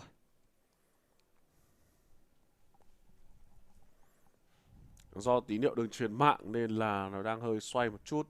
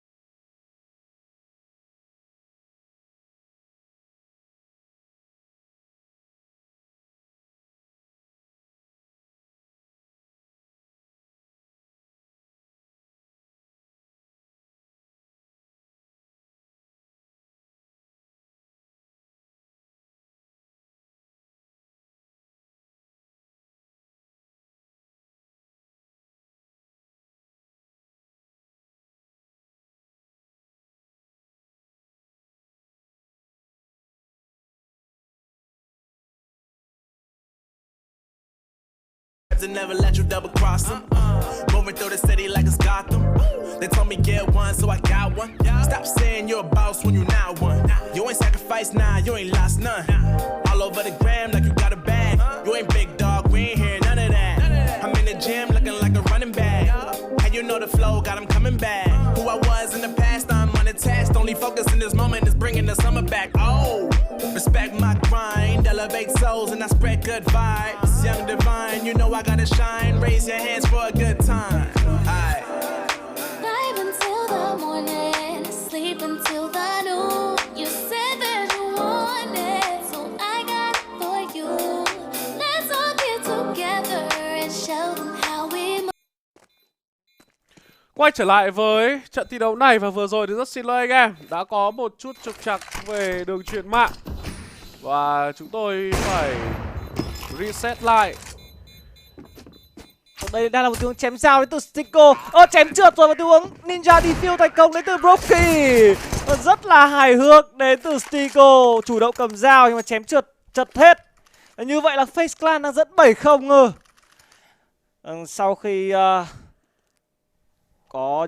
Sau khi tí điệu mạng trở lại thì Face Clan không cho Godsend được chơi game. Rất xin lỗi tất cả các bạn rất nhiều. Và ở trận thi đấu này tỷ số đang là 7-0 dành cho bên phía của team Face Clan. Ui, Rocky còn chưa chết một lần nào luôn ạ. 12 chết không. Thực sự là khủng khiếp luôn. Godsend, họ có vẻ như đang bị ngợp trước cái lối bắn thiên về tay to của Face Clan rồi. Quyết định tràn ra từ khu vực connector nhanh, nhưng mà vẫn chưa thể vào được khu bóng CB. Michael đang một entry và headshot ngay được Coltera. Olomeister quyết định là chủ động lùi về, chờ sự backup đến từ Nico. Bây giờ thì Nico một quả đê rất đau vì chưa Michael và headshot ngay xuyên thùng. Nico bị đổi mạng rồi nhưng Maiden cũng bị bắn đỉnh. Vị trí của Olop chắc chắn sẽ có mạng của Crystal mà thôi. 3v3 dành cho cả hai team, ở lợi thế về máu là một chút dành cho Face Clan, chưa kể là họ có đến tận 3 cái kit nữa. Ren đang móc và Ren là người chiến thắng trong tình huống đấu skill vừa rồi. Ren cũng nằm xuống mà giờ còn một mình Stico mà thôi, vẫn là cái tên Stico sống cuối. Mà còn Ren tham mình ném bom là sai, tình huống được đưa về là 1v2 dành cho Stico. Vẫn rất là khó khăn mà thôi. Khi mà có khẩu off của Broky kê trực diện ra khu vực Belong thì lắc ra Stico bắn trượt thôi, nhưng mà Olofmeister quay lại rất nhanh. 8-0 dành cho Face Clan, vẫn chưa có một tia sáng nào dành cho Godsend cả. 8-0. Và có vẻ trận thi đấu này sẽ kết thúc nhanh khi mà Godsend họ đang để cho đối phương thắng quá nhiều round đấu, và thậm chí Broky vẫn chưa hề bị lấy mạng. Không check hết góc tới từ đội hình của Godsend. Đây là map pick của họ. Có vẻ là quyết tâm giữ chinh tiết đến hơi thở cuối cùng đến từ Broky rồi. Vẫn chưa phải nằm xuống lần nào cả. Và đây sẽ tiếp tục làm round thi đấu full buy đến từ Godsend. Lượng bonus round của họ chắc chắn là đã max. 2 quả lửa liên tiếp đã trả ra vào đường đi của Michael. Như vậy thì Orb được ngắm trực diện từ khu vực A-Long tới từ vị trí của Broky. Có Orb ở trên người, nhưng không biết rằng là Nico một tình huống căn vết để đục không có connector. Và giờ thì có vẻ như là Godsend họ đang muốn chiếm khu bom A, khi mà bom B họ đặt bom được mấy round thi đấu liền rồi. Và không hề có một round thi đấu nào họ chiến thắng cả, đều để cho đối phương retake được bom thành công. Đội hình chia ra vẫn đang là rất lẻ, và những tiếng động thì cũng lộ ra là rất nhiều. Không ai check lại ở cửa WC cả. Zen đổi cho mình cái mảng của Olop trước khi Maiden nằm xuống, và một tiếng bóc sau dẫn lộ vị trí rồi. Và Stico kết thúc đi được lên. Mọi thứ đang mở ra dành cho các thành viên của bên phía team Godsend, thì Coltera đổi được mạng của Zen ở trước đó rồi. Vị trí của Broky hình như đã bị lộ khi Godsend họ đã chủ động di chuyển thẳng lên khu bom xe luôn. Bom xe bên phía Face Clan hoàn toàn trống trải. Một tình huống bách lên một màng đến từ Nico, liệu có làm được gì hay không? Headshot được Stico rồi. Crystal sẽ không thể đạt được bom tình huống này, chủ động đẩy vào bắt đi được Nico luôn. 2vs2 vị trí của Broky bắt được Crystal. Còn lại một mình Michael và 2 Opper. Bắn trượt đến từ Michael, và đây sẽ là một tình huống móc đến từ Coltera, không có cơ hội dành cho Michael, và đó là tỷ số 9-0 dành cho Face Clan. Một trận đấu một chiều trên map thi đấu Overpass này. 9-0. Thật sự thì Face Clan họ đang thể hiện quá tốt cái phong độ của mình. Thắng 4 trận thi đấu liên tiếp, chưa thua một trận thi đấu nào cả. Chưa bao giờ cái Face bắn ở một giải đấu mà phong độ khủng khiếp đến như vậy. từ cái thời đỉnh cao của đội hình khi mà còn có Carrigan năm 2018. Có vẻ như là cái thời gian giãn cách xã hội khiến cho những nơi vui chơi bị đóng cửa, khiến cho các thành viên FaZe Clan tập trung vào try hard, và đây là thành quả. Round thi đấu bên phía Godsend tiếp tục có thể full buy, vẫn có off dành cho Michael. Nico có vẻ như vừa bị bắn một viên off vào chân, đúng hơn là tiếng spam qua tường. Một chút lợi thế dành cho Godsend mà thôi. Bộ đôi ở Bombshell đang là hai con quái vật Broky và Rain. Broky nên nhớ rằng anh chàng này vẫn chưa phải nằm xuống một lần nào cả. Như vậy thì bên phía của team Godsend họ vẫn chưa thể mang về cho mình chiến thắng đầu tiên. Và cái mặt như thế này thì tôi nghĩ là trận thi đấu này sẽ kết thúc sớm cho bên phía của FaZe Clan thôi. Trận thi đấu đi lên quá lâu nó cũng sẽ ảnh hưởng đến tâm lý của các player. Như vậy thì Broky bắt được vị trí của Crystal, di chuyển nó khá là ngây thơ. Có vẻ như Godsend họ đang chưa thể hiện được phong độ của họ. Orlop đang chủ động nhá và nhá ra ở đây. Coursera headshot đi Stickle rồi, chủ động trả lửa nhưng mà Zen đã đi qua được quả lửa đó. Và giờ thì Zen có cho mình được double kill. Khu vực bom say B đã clear. Nhưng đây sẽ là lợi thế hơn người. Chính xác hơn đây sẽ là lợi thế hơn máu cho bên phía của Godsend. Cơ hội để giành được round thắng đầu tiên trong trận đấu này là đây. Khi mà Nico chỉ còn 18 máu mà thôi, và thậm chí Michael còn đang có một góc kê rất đẹp ra khu vực connector. Vị trí của Rain đang rất là bình tĩnh, một quả flash trả ra đến từ FaZe Clan rất trắng luôn. Góc kê khá đẹp dành cho Nico, và nếu Michael tò mò thì đó sẽ là một án tử. Vitek vẫn rất là chậm rãi dành cho FaZe Clan mà thôi, không có lý do gì họ phải vội vàng. Nhưng mà Michael vừa headshot được Nico, double kill dành cho Michael, và Broky quyết định là đi giữ Jin rồi.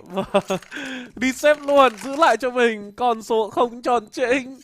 Quyết định quá là an toàn đến từ vị trí của Broky. Round thắng đầu tiên cho bên phía của Godsend. Bây giờ mà 9-0 rồi lên 9-6 hay sao nhỉ?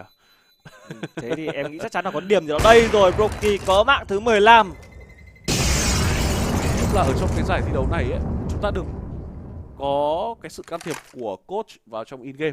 Thế cho nên là Nico gần như là không phải làm quá nhiều. Nico chỉ tập trung đi bật nhau thôi. Thật sự nên là như thế. Play của FaZe Clan là những player có kỹ năng cá nhân phải gọi là, em nghĩ là tốt nhất thế giới khi mà họ có 3 player có chỉ số headshot cao nhất, đó là Coursera, Rain và Nico. Những player đấy nếu mà đạt được thực sự phong độ đỉnh cao mà có một cái người lãnh đạo tốt thì gần như đây sẽ là bộ ba bất khả chiến bại dành cho FaZe Clan. Liệu họ có tận dụng được hay không thôi, đấy là câu hỏi.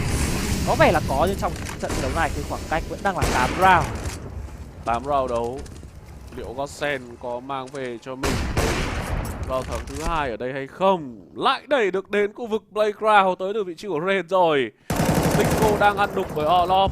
Rất nhiều tình huống đục xuất hiện và khu vực Bilong đang bò chay, không ai nhìn khu vực Bilong cả. Vâng, giờ thì Orlop Buster nằm số 7 gen. Michael kết thúc đi vị trí của Nico và chỉ còn lại một mình Coursera ở khu bom sai B thôi. Một quả lửa ném vào ABC và Coursera đang kẹt. Như vậy thì không ai check lại khu vực này của Coursera. Hãy cùng xem nào. Round thắng thứ hai đang tới với bên phía team Godsend rồi nha. Rocky có muốn đi xếp cho mình cái số 0 này nữa hay không? Với cái tình huống di chuyển đội hình này của FaZe Clan thì đây sẽ là một round thi đấu xếp súng mà thôi. Vậy là Broky vẫn là một cái chiều mới khi anh chàng này chưa phải nằm. Chưa chảy. chưa phải nằm xuống thì nó sẽ đúng cái ngữ cảnh thôi. Vâng, đang thua rồi nhưng mà Crystal vẫn đang khá là nghịch ngợm khi những cái tình huống bắn như vậy thì có mang lại hiệu quả gì đâu. Nhảy check này nhảy check với chúng tôi à? Vâng, đã yếu lại còn ra gió. Một mạng rất dễ dàng cho Rain. Tỷ số sẽ là 2-9 nhưng đây sẽ là một tình huống móc được connector. Smoke ném ra khá là kín thôi, sẽ an toàn thôi. 2-9. Vẫn xếp được 3 súng đến từ FaZe Clan, hoàn toàn có thể. Không, đúng hơn là lượng tiền của họ đã bắt đầu yếu rồi. Thắng 9 round thông nhưng mà thua 2 round liền, lượng tiền của họ đang dần về mo.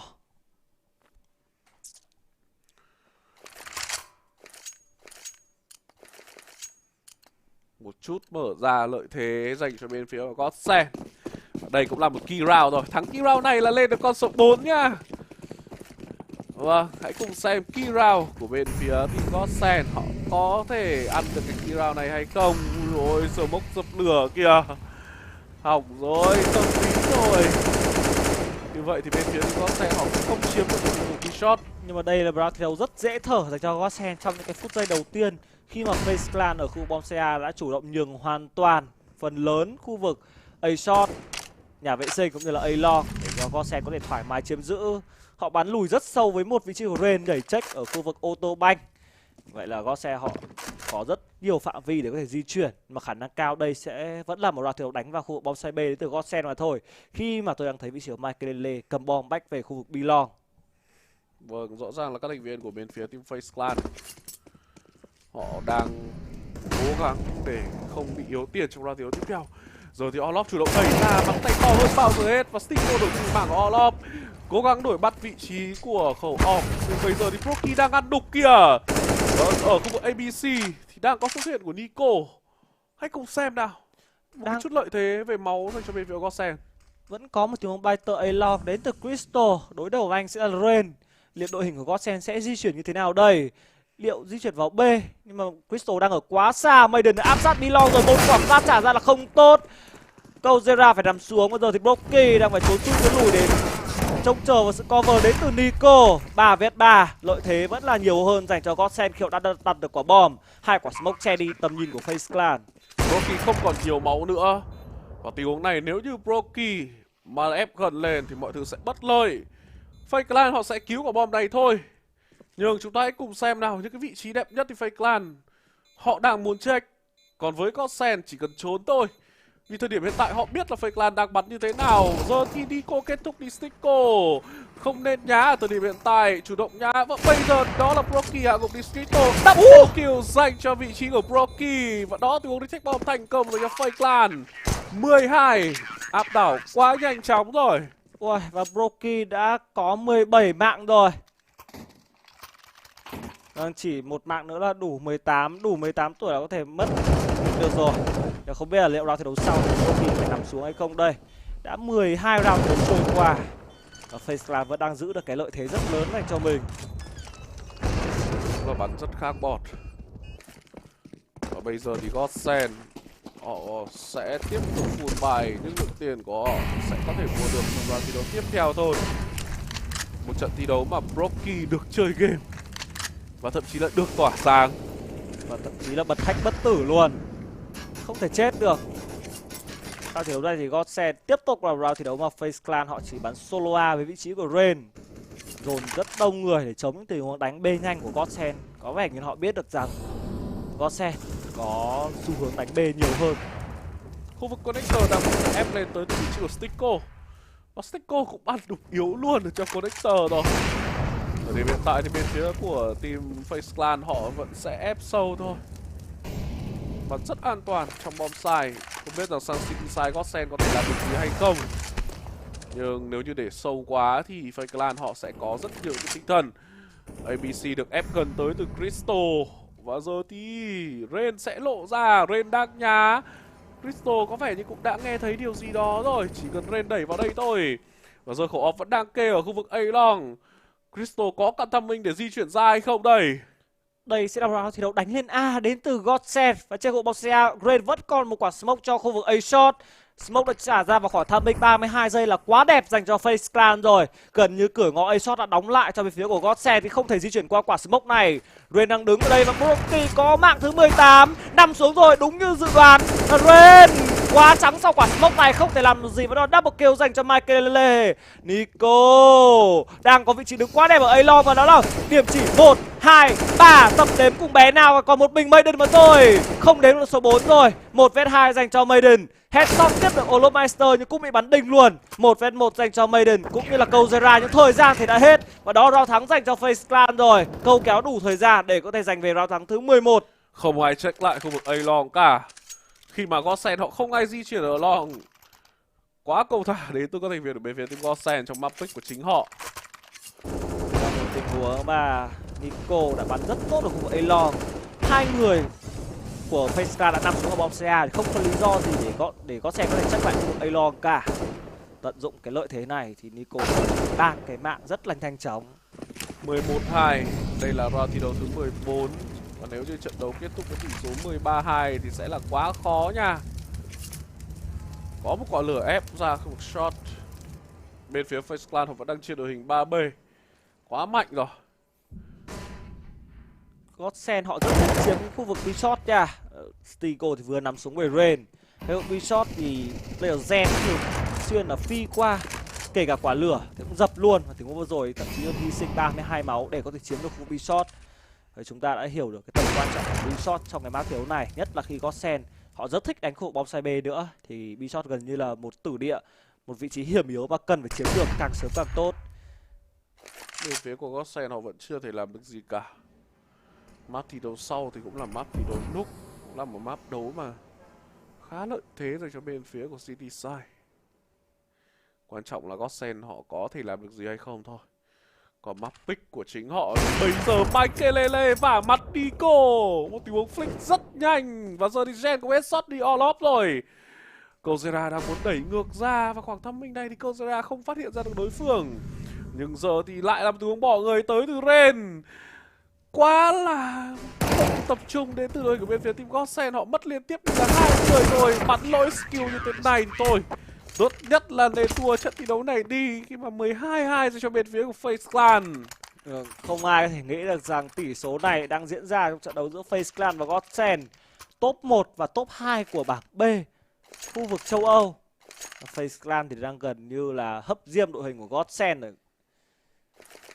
Crystal mới có 3 mạng chết 14. Còn Broky thì đang có hiệu số khủng khiếp, đó là 19-1.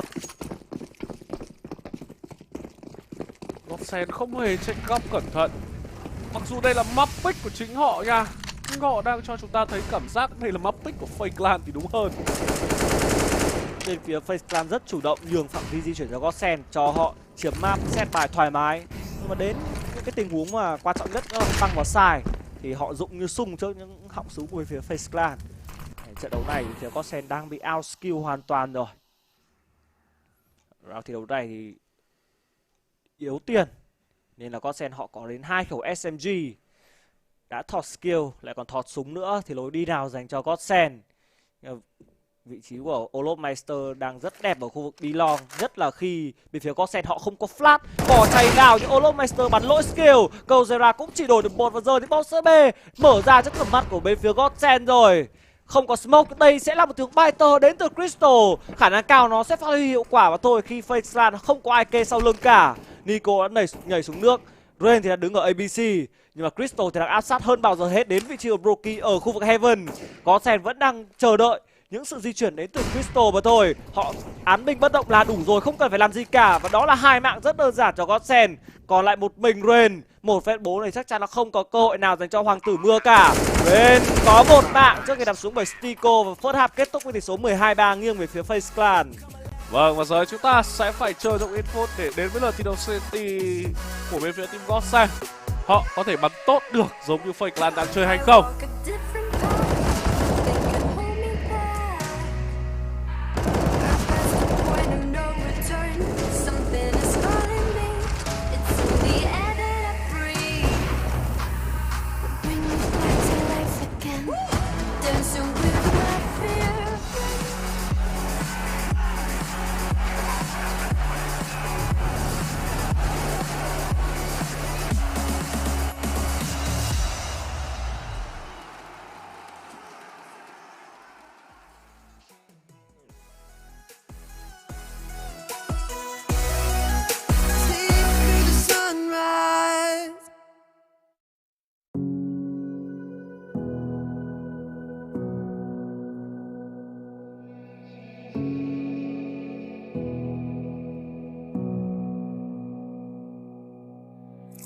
Sitting on a bench, waiting for the time to pass, dreaming of what happens next. I see what I wanna be, questioning my destiny, only knowing what I see. I don't even realize I've already made a path, and I can change it anytime. I can't take it back. I know what I want, but it seems so damn far away. I know I sound crazy to the ones who said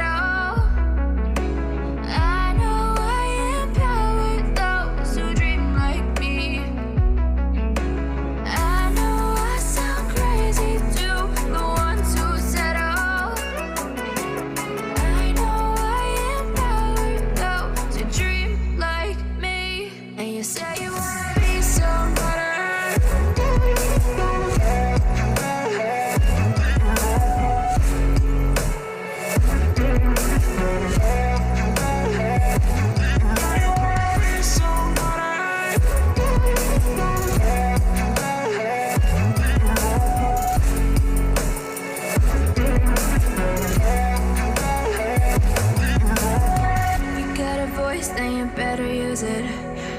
yourself day after day, it's time to prove it.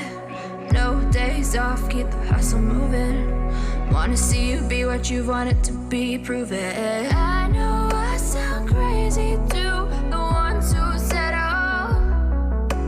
I know I empower those who dream like me. I know I sound crazy to the ones who said oh. I know I empower those who dream like me. And you say you wanna be somebody.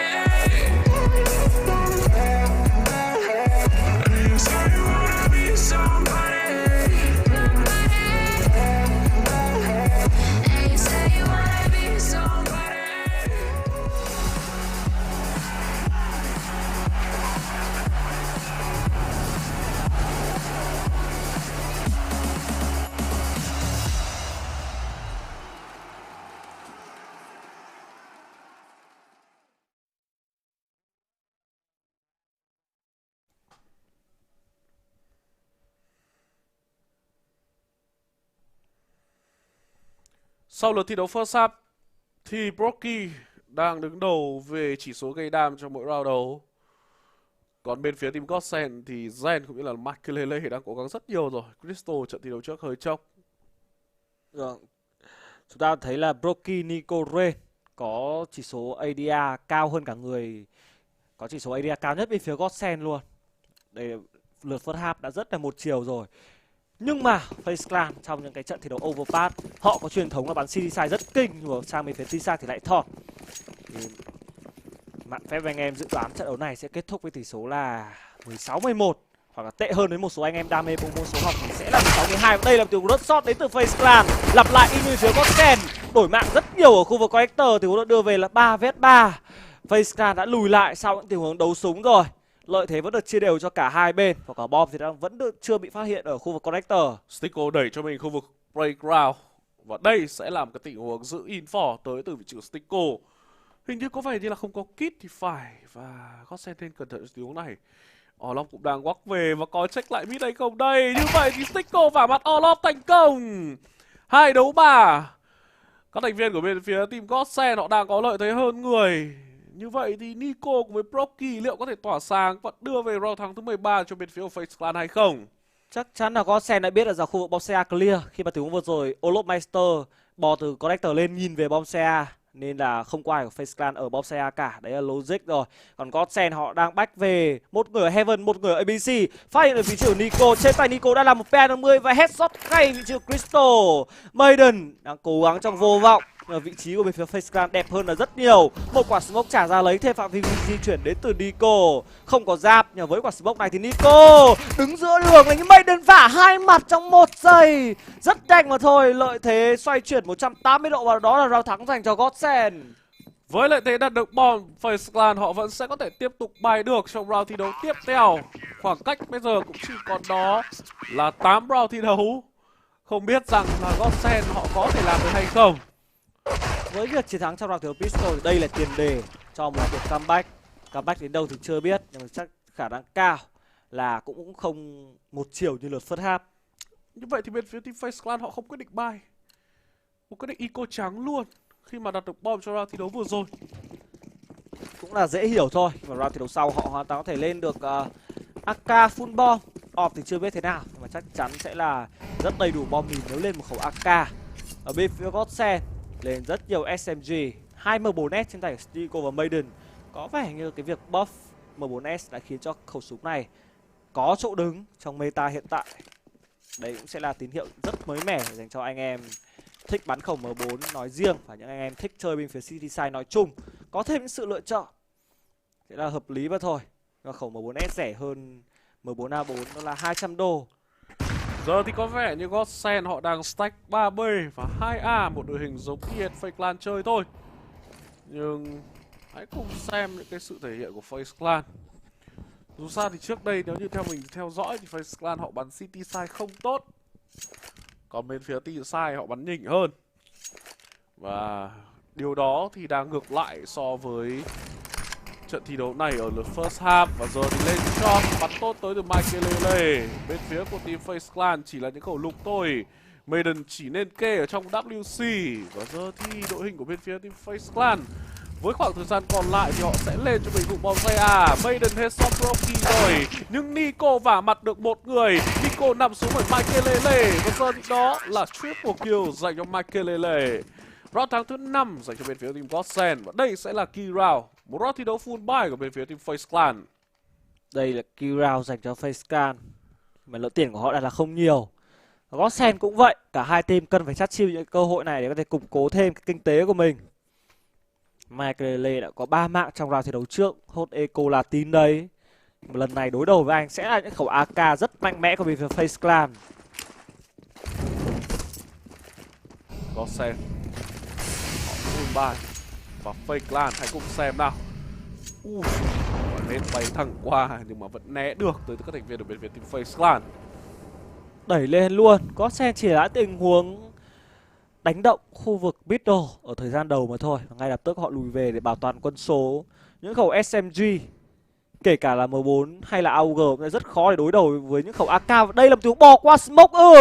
Bỏ qua smoke đến từ Stigo không hợp lý rồi.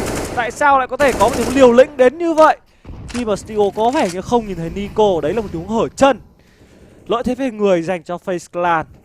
Khoảng tham minh còn đó là 1 phút, không có việc gì phải vội vã cả. Và ở Bobsaya đang có một góc stack khá là chí mạng đến từ Maiden, chí trả đấy. Nhưng mà FaZe Clan đang không có ai ở gần cái khu vực nhà vệ sinh hay là A-shot cả, mà họ đang di chuyển ngược về khu vực Bobsaya B cơ. Như vậy là cái thiếu boost này sẽ trở nên vô dụng dành cho Godsend. Và thêm một người nữa bách về khu vực Bobsaya, đó là Crystal. Và giờ thì làm đánh lô khu vực Bobsaya đến từ Godsend. Bắn 4 người ở A luôn, và đây là lô trượt rồi. Không phải thần lô thì đừng đánh lô nha. Một Bobsaya B hoàn toàn trống trải dành cho FaZe Clan. Sẽ là một round thắng rất dễ dàng, một free round dành cho FaZe. Hiểu là info nào để cho Godsend họ muốn bắt bài của Bobsaya nữa. Và Bobsaya B đã hoàn toàn clear. Giờ thì retake làm sao đây khi mà đội hình của bên phía team FaZe Clan họ có quá nhiều lợi thế. Bắt đầu di chuyển xuống khu vực connector. Và tình huống retake bomb này, Kit là có Olop đang là người giữ lại ở đây. Và có vẻ như là đội hình của Godsend họ sẽ tranh thủ tình hình, bắt được vị trí của Olop rồi. Nhưng bây giờ thì quyết định sẽ là xếp súng luôn. Quá an toàn đến từ các thành viên ở bên phía team Godsend. Chắc chắn sẽ phải xếp súng thôi, khi mà round thi đấu sau lượng tiền của họ không còn nhiều nữa rồi, không còn dư giả nữa. Với những cái khẩu súng xếp lại này thì họ vẫn còn nuôi một chút hy vọng để có thể lật ngược thế cờ trong cái round thi đấu tiếp theo. Crystal với khẩu UMP đã cố bắt đi súng của bên phía FaZe Clan. Liệu có được hay không đây? UMP đấu tầm sao với AK ơi. Rain thì đã bị bắn yếu. Bom liệu có đổ chết không? Và như vậy là Rain phải nằm xuống bắt súng thành công đến từ Crystal. Nhưng mà tỷ số thì vẫn là 13-5 dành cho FaZe Clan mà thôi. Như vậy thì bên phía của team Godsend họ vẫn sẽ có thể ép đối phương yếu tiền trong round thi đấu này. Không lộ cho lắm nhưng mà cái bóng ấy, quan trọng là cái bóng lộ ra và khiến cho vị trí của Stico phải nằm số trong tình huống vừa rồi. Ui, một con dao rất là đau thận trên tay của Crystal, một con M9 Bayonet gần full blow. Với những cái con dao này rất là hiếm ở trên cái thị trường market nha. Anh em nào hay chơi CD thì sẽ biết. Đây là một round thi đấu mà phi shot nhanh đến từ FaZe Clan không thành công thì có một con lửa trả ra, một tiếng bút lên cái khu vực connector này. Maiden cầm bom rồi, úi rồi quả nết. May là không gây quá nhiều đam lên Crystal, nhưng mà Maiden trước đó thì cũng đã bị spam yếu bởi Rain rồi. Cả hai player thì đều đã trở thành thương binh hạng nặng, lợi thế vẫn được chia đều cho cả hai. Như vậy thì nếu như muốn giành chiến thắng trong round thi đấu tiếp theo thì cần phải thắng ở round thi đấu này. FaZe Clan họ đã chặn mình 13 round đấu nhưng thật sự là sẽ là cực kỳ vất vả và khó đánh. Và đây cũng là lý do vì sao mà Godsend họ không nên bắt bài đối phương trong những cái tình huống vừa rồi. Dù sao đi chăng nữa thì bonsai của map thi đấu này sẽ mất rất nhiều thời gian để có thể vào. Và chúng tôi không hiểu lý do vì sao họ lại muốn bắt bài. Khi mà đội hình của bên phía team FaZe Clan thì họ đang tranh thủ từng vị trí một để có thể di chuyển được vào bonsai. Đây là một round thi đấu mà đội hình của Godsend đang đứng những vị trí rất đẹp. Các player đều có sự liên kết với nhau, nhưng mà giờ thì Michael đã bỏ đi cái khu vực A-shot khi mà có thông tin Crystal đẩy clear đi cái connector này. Rất nhiều thông tin info dành cho Godsend. Crystal đẩy ngược về khu Belonger. Tham mình sẽ là hơi chậm dành cho Crystal. Cái FaZe Clan đang áp sát cửa ngõ của khu bom xe rồi. Rất nhiều bom được trả ra. Và đội hình của Godsend buộc phải lùi về. Michael có mạng của Rain. Olofmeister phát hiện ra người móc máy. Bom sẽ được đạt thành công dành cho Broky ở khoảng tham minh, đó là 17 giây. Vẫn chưa đặt bom đến từ Broky. Sẽ sớm thôi. Maiden phát hiện ra thị trường Kozera, nhưng Kozera có cho mình cái double kill. Liệu có triple kill hay không đây? Đối đầu với anh đang là Stico. 3vs4 dành cho Godsend, và tình huống này đang là rất khó khăn. Michael đẩy ra ăn của Flash là rất trắng. Crystal cũng thua trong pha đấu skill với Olof, và giờ có một mình Stico. Double kill dành cho Stico. Khả năng cao thì đây sẽ không phải là một pha clutch thành công, khi Stico có rất nhiều máu. Đúng là như vậy. Mạng dành cho Nico, và đó là tỷ số 14-5 dành cho FaZe Clan. Như vậy thì dẫn quá sâu đến từ các thành viên của bên phía team FaZe Clan rồi. Thôi xong rồi, có vẻ như map thiếu này sẽ kết thúc rất chóng vánh mà thôi. Tỷ số đã là 14-5. Map thiếu sau thì lượng tiền của Godsend rất thòn. Không ngoài dự đoán khi mà Michael Crystal tiếp tục phải bắn cái khẩu SMG. Tệ hơn là Gen chơi cho mình khẩu 57. Và quyết định là đẩy hai connector đến từ Godsend. Đối đầu với họ đang là vị trí của Rain. Vẫn là cái pha bút quen thuộc này. Rõ ràng là các thành viên của bên phía team FaZe Clan họ đang hơn hoàn toàn đối phương. Thêm một tình huống bút nữa, nhưng Maiden bây giờ đã bắt được một người. Có mạng dành cho vị trí của Crystal và lợi thế 3vs5 rồi nhà. Đây cũng sẽ là một key round vì FaZe Clan họ cũng đang rất yếu tiền. Bom sái B đã bắt đầu di chuyển vào rồi. Nico bò chay từ khu Belong vào. Rất là liều lĩnh. Mà liều thì ăn nhiều, như vậy là biết của con CB. Gen backup về kịp thời. Hơi đen cho Nico với khoảng tham minh của mình. Và như vậy là cơ hội gần như đã đóng lại dành cho FaZe Clan rồi. Nico là hy vọng cuối cùng. Và giờ thì còn lại bộ đôi Broky và Kozera. Cô đơn lạc lõng ở khu vực T-Bay. Đối đầu với họ đang là 5 player bên phía Godsend. Chắc chắn là không có cơ hội. Dù sao thì các thành viên của bên phía team Godsend họ đang có cho mình cơ hội lên round thi đấu thứ 6, và đúng là như vậy rồi. Và nếu như là lên 6 thì có thể sẽ là con số 7 được nha. Trận đấu vẫn chưa được kết thúc, và bên phía team Godsend họ nên bắn một cách an toàn hơn. Lại đẩy láo rồi. Giờ thì Broky hạ gục đi Stico. Di chuyển là quá khó hiểu đến từ đội hình của bên phía team Godsend. Cái cảm giác như đây là một trận thi đấu giữa LM của người đó là team ME. Rất là chênh lệch ở một chiều. Mà dù sao thì Godsend đã lên được round thắng thứ 6. Rất có khả năng sẽ là 7. Cái đây là một round thi đấu mà FaZe Clan họ bị reset tiền. Lượng loss bonus chỉ là 1.400 mà thôi. Thế thì như vậy khả năng cao là Godsend hoàn toàn có quyền tự quyết để lên được round thắng thứ 8 nha. Đúng rồi, đây sẽ là một round thi đấu FaZe Clan họ phải bay luôn. Vì nếu như eco thì sẽ phải eco 2 round. Nhưng Rain có cho mình một khẩu ATA, Broky hy sinh bắn một khẩu P50 thôi. Nếu như thua trong round thi đấu này, tỷ số sẽ là 8-14 dành cho bên phía của team Godsend. Và vẫn sẽ có thể làm được đến từ Godsend nha. Hãy cùng xem nào. Với lượng tiền của họ giờ thì cũng đang khá là ok thôi. Họ cần phải giữ cho mình những số lượng người như thế này, đừng nên mất thêm quá nhiều người nữa. Xếp được rất nhiều tiền đến từ FaZe Clan khi mà Broky chủ động eco để lên off cũng là dễ hiểu. Kozera cũng giữ cho mình 1.800. Ý đồ của FaZe Clan sẽ là gì đây?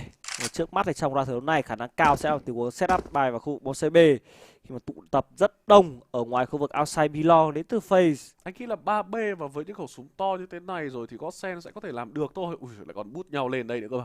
Khá là thoải mái đến từ đội của bên phía team Godsend. Em đã thấy rất nhiều những tình huống mà T-side họ tràn vào từ khu vực Belong, Monster đấm mồm được người ở khu vực Toxic, và sau đó thì headshot luôn người boost. Không cẩn thận thì Godsend hoàn toàn có thể thủng B trong cái tình huống này. Chúng ta hãy cùng chờ cái tình huống entry đến từ Broky khi mà anh trên tay anh chỉ là một khẩu P250 mà thôi. Nhiệm vụ của Kozera với cả Rain sẽ là đổi mạng. Stico ăn flash rất trắng và Broky thì cũng vậy. Một mạng này cho Stico. Gen là muốn cover nhưng nằm xuống với Kozera rồi. Olofmeister có double kill và chuyện gì đang xảy ra vậy? Maiden chỉ đổi được một thôi, và đây sẽ là round thi đấu thua eco đến từ FaZe Clan. Thua Foxby thì đúng hơn, nhưng mà Foxby vẫn còn đến 2 người không có giáp thì khác gì là eco đâu.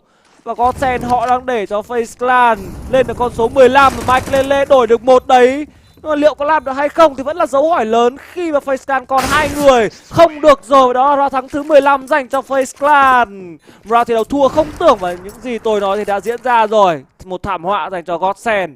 Bắn quá các em đến từ đội của bên phía team Godsend. Như vậy thì tỷ số sẽ là 16-6 thôi. Olofmeister là người cầm tech 9 tăng bom sai và đã làm cực kỳ tín trong đoạn thi đấu này. Vâng. Những cái tình huống bắn của Olop khiến chúng ta nhớ về ngày xưa rất là nhiều, khi bộ ba Olop Meister, Tech9 và Overpass đã từng một thời làm điên đảo cộng đồng CSGO với những cái tình huống rất là huyền thoại. Bây giờ thì sẽ là tình huống rất bê nhanh rồi, một quả nết khá ổn. Thêm một quả nết nữa được ném ra nhưng mà vị trí của Zen quá trắng. Ôi, Olop Meister có đến double kill và đây đúng là dấu chấm hết rồi. Dấu chấm hết dành cho các thành viên của bên phía team Godsend ở trong round thi đấu này. Olopat đang hiện hữu ở trong cái map theo đầu tiên này. Oloviser đang tỏ ra là một con cáo quá nhiều kinh nghiệm. Godsend thì làm được gì đây? Chắc chắn là map thi đấu này sẽ kết thúc với tỷ số là 16-6 và thôi. Không có bất cứ một cơ hội nào cả, dù là mỏng manh nhất. Giờ thì Broky bắt được Michael và còn lại Maiden với 12 máu thì làm sao mà có thể làm được. Dấu chấm hết dành cho các thành viên của bên phía team Godsend với tỷ số là 16-6 thuộc về FaZe Clan ở trong game thi đấu này.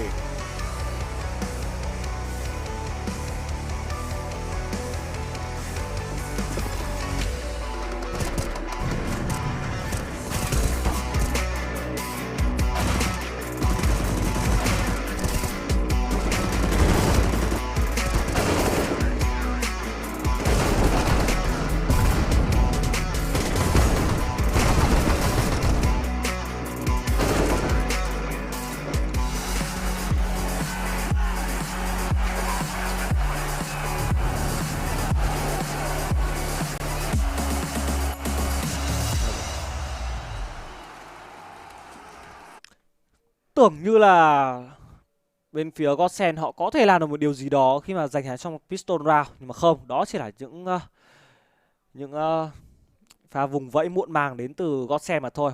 Và map thi đấu đầu tiên đã kết thúc với một tỷ số rất trong vánh 16-6. Và có vẻ chúng ta sẽ nghỉ ngơi trong ít phút trước khi đến với map thi đấu thứ hai, map thi đấu đi núp. Đúng, chính xác là như vậy rồi. Và rất mong là anh em hãy đừng chuyển kênh. Chúng ta sẽ gặp lại nhau sau ít phút nữa thôi. Cảm ơn tất cả các bạn đã theo dõi game thi đấu đầu tiên. Ngay bây giờ, hãy cùng đến với màn hình chờ của giải thi đấu Esl One To Rio.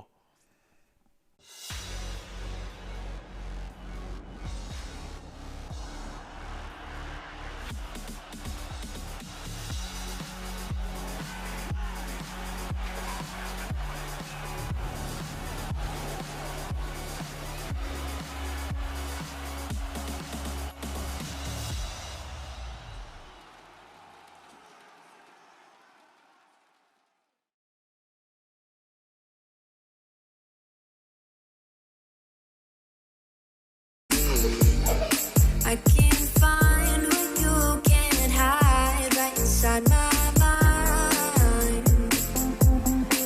What I do right now. What I do right now for you, for you.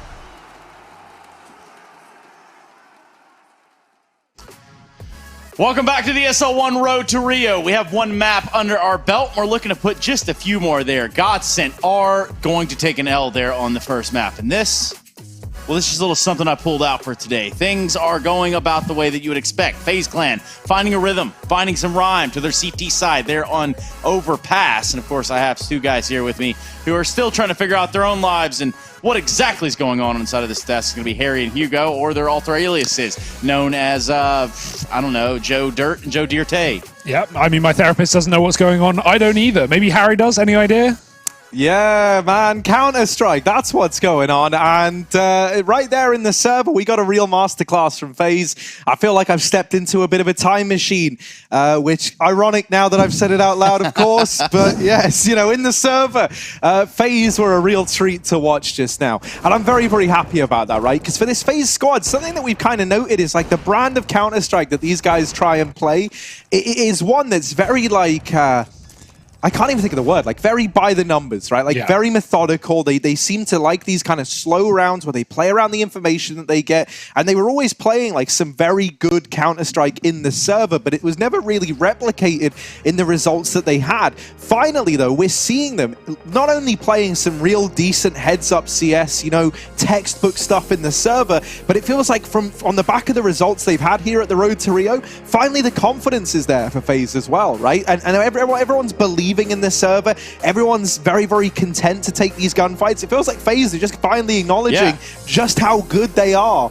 And yeah, I mean, we saw that firsthand from Brokey. He literally had no deaths up until what, round 13? Yeah, he went finally getting his first on the board. He ends out this entire map 24-17, which is crazy for all things considered. That is real big money right there. Bling, bling, y'all. Yeah, especially when you look at him versus Michael Elliott. We just had that graphic up, right? The two AWP players. We've now seen Brokey really fully take that role as a result, right? Moving away from Olaf, moving away from Nico. It's Brokey on the AWP, and he goes 5-1 in head-to-head duels against Michael Elliott. Are you taking what I'm saying any more seriously than usual, Harry, or do you think it's a little bit more slanderous? Because Tracy's having a ball over in the corner. I'm just looking at you and I'm thinking like, okay, any second now, these guys are going to look at each other and say, party on Wayne, party on Garth, and then there you have it. That kind of does fulfill the entire, you know, I don't want to say fantasy, that kind of sounds weird, but ultimately it does really build the picture, finish out the picture. And for us, the picture continues. This series does get the drive on, but ultimately Godsent, as it stands, not able to match up on their own map pick. No, I'm hoping Nuke is a little bit different, right? When we look at some of the rounds played on that CT side, FaZe, they were all over it. They were pushing, they were flanking, they were stacking bomb sites.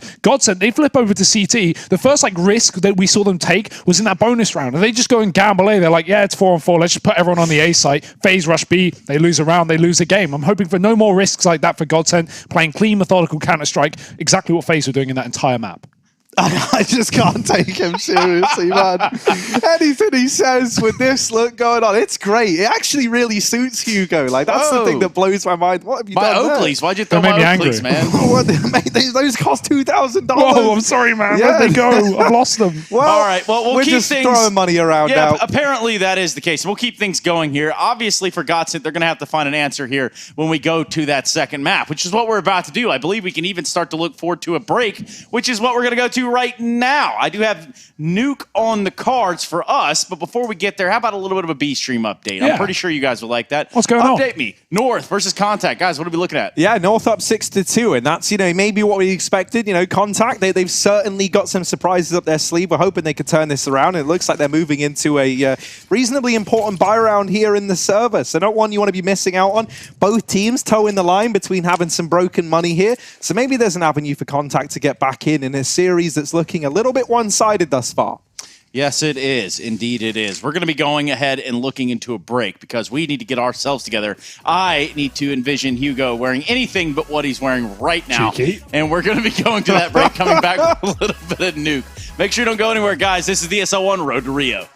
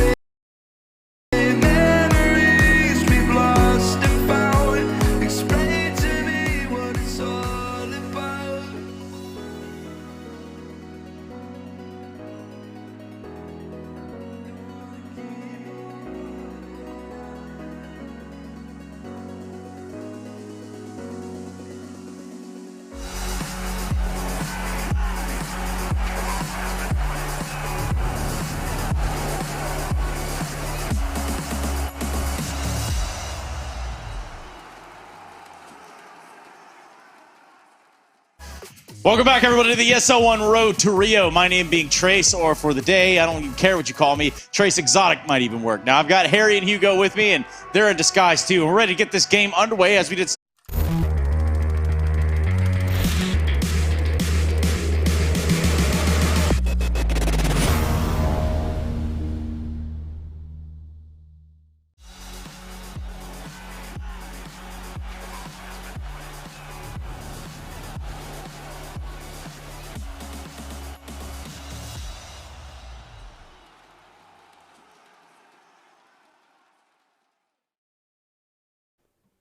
Vâng, xin chào các bạn đã đến với map thi đấu thứ 2 trong trận đấu giữa Godsend và FaZe Clan, map thi đấu núp, và đang có những hình ảnh của round thi đấu Crystal.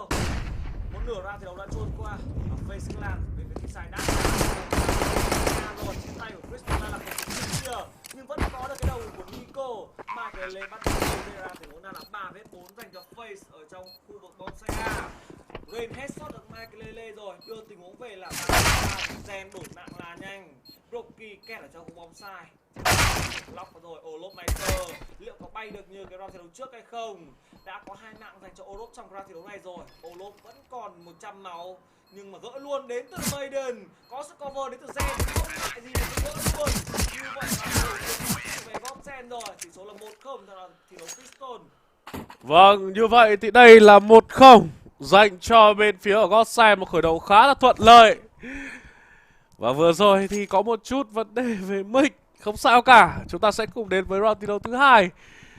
Map thi đấu lúc này là map thi đấu Godsend họ bắn cũng khá là tốt nha. Một map thi đấu mà cho thấy rằng là với cái chỉ số đó là 77% giành chiến thắng trong map thi đấu núp. Không sao cả, hãy cùng quay trở lại với round thi đấu thứ 2 thôi. Một round thi đấu rất mãn nhãn đến từ các thành viên ở bên phía team Godsend. Và có Kids là một cái lợi thế quá lớn trong cái round thi đấu vừa rồi. Đội hình của bên phía team FaZe Clan trong round thi đấu này họ quyết định force buy ngay và những khẩu tech 9 đang xuất hiện. Vâng, vẫn là những khẩu tech 9 trên tay của Broky. Bây giờ là tiếng set full bài bom xe, rất nhiều lửa được trả ra từ FaZe Clan, một biển lửa luôn. Maiden có mạng của Rain, Holomeister có một, rất nhiều những đổi mạng nhưng Nico có cho mình double kill. Liên tục là tiểu giao tranh khủng khiếp ở trong bóng xe và Stico đưa tình huống về là 2vs2. Cơ hội dành cho Godsend vẫn là nhiều khi mà họ đang kiểm soát được khu vực Heaven cũng như là lobby. Bom chưa thể được đặt đến từ FaZe Clan nha. Trên tay của họ chỉ là những khẩu Nico thôi và Stico không nên tò mò tình huống này. Đối đầu với anh đang là câu ra sau quả smoke. Stico là người chiến thắng và giờ thì còn một mình Nico mà thôi. Nico rồi thì thăm mình sẽ là cực kỳ khó khăn. Chủ động dồn về góc đường này và có vẻ như vị trí của Nico cũng đã bị lồ. Bây giờ thì khẩu Nico đó là đầu ngay dành cho Michaelele. 2 round đấu thuộc với các thành viên của bên phía team Godsend. Rất may là Godsend không để thua trong cái round force buy với FaZe Clan. Một bài setup A rất đáng sợ. Maiden vừa rồi hơi mất thời gian phản xạ. Nico đã làm 2 rồi, nó cũng đã là quá đủ. Và bây giờ thì sẽ là round thi đấu Eco đến từ bên phía của team FaZe Clan. Và một chút khởi đầu có hy vọng dành cho đội hình của bên phía team Godsend. Giờ thì đến lượt FaZe Clan, họ sẽ Eco. Olop có cái giáp 1 đấy chắc là xếp được nhiều tiền những round thi đấu trước. Đúng hơn là ở round thi đấu đầu tiên anh ta đã không nằm xuống, một quả nét trả thẳng vào mặt của Rocky. DE Clan liệu có phát huy được đúng như cái tên của mình hay không? Rain giờ gây rất nhiều khó khăn ở trên nóc silo nhưng mà trước đó thì Rocky đã nằm xuống rồi. Tiếp tục đi theo anh đó là Kozera. Maiden đang làm chủ cái khu vực A-Long với một khẩu MP9. Lợi thế đối với họ là rất nhiều khi trên người FaZe Clan gần như không có giáp. Nếu như muốn giành chiến thắng trong cái map thi đấu này thì đội hình của bên phía team Godsend họ nên chơi tốt hơn. Stico bắt đi được Nico và đó sẽ là round thắng thứ 3 dành cho bên phía của Godsend thôi. Khi đây là tình huống 2vs5 và họ không nên mất súng, họ cần phải ổn định lượng tiền của mình. Rain vừa bị bắn yếu ở trên nóc silo, 19 máu còn lại. Cái khẩu tích này trên tay Olop ghê cực kỳ luôn, cực kỳ nguy hiểm luôn. Giờ thì Olop sẽ phải nằm xuống thôi, và là một mình Rain đã có một từ móc tốt ở khu vực A-Long. Đó là mạng cho Zen, 3-0 thuộc về phía team Godsend. Anti-eco rất là đơn giản để cho Godsend mà thôi, họ không mất bất cứ một cái khẩu súng nào cả. Và giờ thì đến lượt FaZe Clan, họ sẽ full buy. Và đây thì sẽ là key round khi mà lượng tiền của họ sau khi lên đồ là không nhiều. Maiden là người có 3 kill trong round thi đấu vừa rồi. Và đây sẽ là một round thi đấu được đánh giá là quá nhiều hy vọng dành cho bên phía của Godsend nha. Một key round. Nếu như thắng key round này sẽ là 5-0 dành cho bên phía của team Godsend. Hãy cùng xem họ có làm được hay không. Rocky tăng rất nhanh, cũng có những quả nét được ném ra khu vực A-Long rồi. Lần này thì FaZe Clan đã không mắc phải cái tham minh ném nét A-Long của Godsend nữa. Rất nhiều tầm nhìn dành cho FaZe Clan mà Godsend họ chủ động không bắn ở khu vực Gara. Mà trên tay của Michael đang làm một khẩu scout nha, nên cẩn thận. Nhưng Olop Meister làm gì mà còn 28 máu thế kia. Cao làm tiếng đấu súng, đúng hơn làm tiếng dẫm lửa đến từ Olop. Và đã đẩy được Ram đến từ Stico rồi. Rất liều lĩnh nhưng mang lại cho bên phía Godsend rất nhiều thông tin. Gen đang là người trấn giữ khu vực Secret với một quả lửa. Tham minh trả lửa lá chuẩn. FaZe Clan vẫn đang kẹt ở khu vực A-Long. Như vậy thì góc đường này sẽ cực kỳ khó check nha. Stico làm 1 rồi. Bây giờ thì ngay sau đó thì Kozera đổi mạng và tình huống là 4 đấu 4. Bây giờ thì khẩu scout Michael không nên cương skill quá làm gì cả, hãy nên bắn cẩn trọng ở khu vực dưới chân Secret là những tuồng bắn lỗi skill của bên phía Godsend. Crystal đã làm quả bom rơi ở đây. Crystal nên làm thêm điều gì đó và khẩu scout đang được mang trở về. Và giờ thì Crystal muốn chọn cho mình một góc đứng cương skill thì phải. Michael kết thúc với Procky. Quả bom đang rơi ở một vị trí rất vất vả và sẽ khó khăn dành cho FaZe Clan. Ren vẫn đang di chuyển lên từ khu vực Ram rồi. Hãy cùng xem nào. Sẽ là một thế gọng kìm dành cho Godsend mà tôi. Bây giờ thì Ren tham minh nhưng mà vẫn hạ gục được Crystal. Còn một tích Michael cũng nằm xuống dưới tay của Nico. Một đoạn thi đấu mà Nico bắn cũng không trượt vào cái mồm nào luôn. Godsend họ bắn trượt tầm khoảng 2 viên M4 đầu tiên thôi. Ngay lập tức nhận một viên Naka của Nico vào mồm. Rõ ràng là bên phía của team Godsend họ đang quá yếu skill. Trận đấu này thì theo cá nhân mình đánh giá sẽ là 16-11 hoặc 16-13 dành cho FaZe Clan thôi. Vì đây là một map thi đấu núc, một map mà City Side sẽ có rất nhiều lợi thế. Và Godsend thì thật ra họ hơi yếu skill một chút nên là họ cần phải có cho mình những cái chiến thắng nó sâu hơn một tí ở bên phía City Side. Nhất là khi mà Broky có vẻ như đã hết mana từ cái map thi đấu rất bay. Ở đây là một đoạn thi đấu FaZe Clan đang di chuyển rất đông ở khu vực A-Long nha. Mà tại sao cái bức tường smoke lại kiểu gì đấy kia? Thêm một quả smoke nữa được trả ra và vô số flash bay lên bầu trời. Chạm của Secret đến từ FaZe Clan rồi. Godsend chắc chắn là biết điều này. Người trấn giữ cái khu vực Secret lại đang là Crystal với chỉ một khẩu MP9. Cần thêm những sự backup đến từ đồng đội. Một quả smoke che đi khu vực dưới chân Secret. Và đây là Crystal. Nhưng Crystal đã có một tình huống bút trao lên để bắt góc đứng headshot này. Có vẻ thì Crystal sẽ không đoán ra. Và giờ thì đầu lộ nhưng mà Nico lại trượt chân. Bây giờ thì Crystal vào mặt Nico đầu tiên. Nhưng ở khu vực outside A-Long vẫn còn đó là một người đang bay tờ. Đó là Olop. Đối đầu với Olop đang là Michael và rất khó để Olop có thể hoạt động được ở cái khu vực A-Long. Michael thường như có mắt nhưng mà Olop lại đang hạ gục thành công rồi. 4v4. Như vậy là FaZe Clan sẽ phải đổi hướng xuống khu bom B ngay luôn khi mà thông tin ở bom của họ đang là không nhiều. Ôi, đây là một tình huống kê lại ven. Và giờ thì bộ đôi của FaZe Clan đang lên. Nhưng một quả lửa chặn lại khá tốt. Trong bom vẫn còn Maiden. Và Gen đang chủ động lùi về. Như vậy bom B chỉ có lại một mình vị trí ở Crystal thôi. Quả bom sẽ được mang vào B. Ơ kìa, tại sao Crystal lại nhảy xuống? Chúng tôi không hiểu vì sao Crystal lại làm như vậy. Bom A bây giờ thì sẽ phải rotate về. Và tình huống đi check bom này sẽ là 3 đấu 3. Nhưng mà skill của bên phía team Godsend sẽ là yếu hơn. Một mạng cho Stico rồi. Phát hiện trong bom có người và chỉ còn lại một mình Kozera trong tình huống này. Một đầu cho Kozera. Vị trí của player Stico ở đâu? Kozera biết vật đó sẽ là pha clutch. Nhưng mà Kozera lại nghĩ rằng người cuối cùng ở trên khung phòng điều khiển. Tỷ số là 4-1 dành cho bên phía của team Godsend. Nice try Kozera. Đó vẫn là một round thắng dành cho Godsend mà tôi. Khoảng cách được nâng lên là 3 round rồi. Đây sẽ là một round thi đấu mà Godsend dù họ giành chiến thắng nhưng mà với việc mất đi 4 súng thì lượng tiền của họ đã được đưa về thế yếu rồi. Vâng, súng Secret đối đầu với những khẩu M4 bắn toàn mồm như để thua trước một khẩu MP9 à? Tôi không hiểu tại sao Crystal lại nhảy xuống. Khi mà cái góc đứng Crystal nó rất đẹp đúng không? Crystal lại nhảy làm gì? Có thể đấy là từ muốn trượt chân nữa hay là Crystal không, Crystal ở đấy là chủ động nhảy bởi vì nghĩ là đối phương mở cửa không? Tạo bất ngờ, đây vẫn sẽ là full bay. Và không có một ai chặn lại bài này. Trong bom sai đang yếu máu. Kozera có mạng của Maiden, cực kỳ yếu máu rồi. Nhưng Crystal chỉ đổi được 1 và tình huống đưa về là 4 đấu 3. Bây giờ thì đội hình của bên phía team FaZe Clan họ chiếm lại được vị trí và đó là cực kỳ đẹp. Không có tình huống chặn rớt. Và tỷ số sẽ là 2-4 dành cho bên phía của team FaZe Clan thôi. Rất dứt khoát đến từ những anh chàng ở bên phía FaZe Clan. Một quả lửa trả ra đốt đi rất đau nhưng mà họ vẫn quyết tâm là vượt qua luôn. Như vậy là bom xe thủng và round thắng thứ 2 dành cho FaZe Clan đang đến rất gần rồi. Gen thậm chí có thể sẽ bị bắt lại. Orlop đang có timing kê lại khung Secret. Nhưng bây giờ thì Gen lộ đầu. Ôi, bắn tay quá to đến từ bên phía của team FaZe Clan. Và giờ thì chỉ còn lại một mình Mike Lele thôi.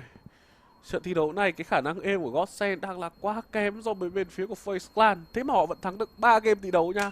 Họ chỉ thua một trận duy nhất thôi. 3 trận. Và xem nào. Úi giời. Úi giời.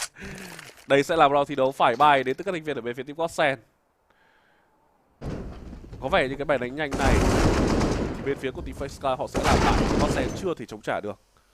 Cái mà Godsend thiếu trong cái tình huống chạm rớt cửa vàng đó là một quả nết chuẩn tham minh.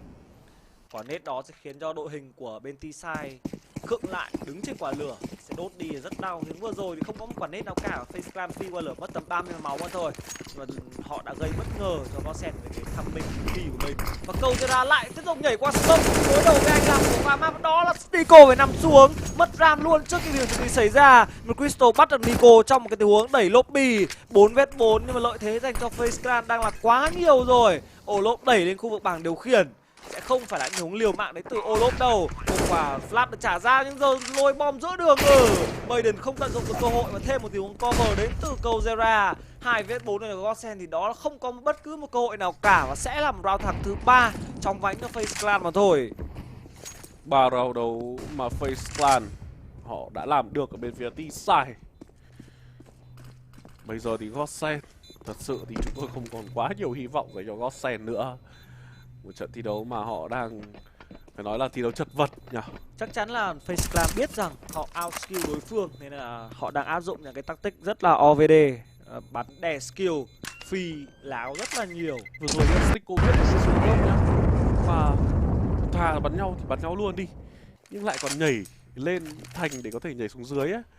Cũng đen cho Stico khi vừa chảo quả smoke ra thì Kozera phi qua luôn. Đây này, nhảy này. Không hiểu là tình huống nhảy thì phải vấn đề gì nữa. Có vẻ như Stico vẫn hy vọng là rằng là anh ta có thể sống sót trong cái tình huống vừa rồi, nhưng mà điều đó thì đã không xảy ra. Khu vực Ram mà clear thì gần như bom CB sẽ không thể bách về kịp cho bên phía City Side. Trận này Rocky 005 kìa.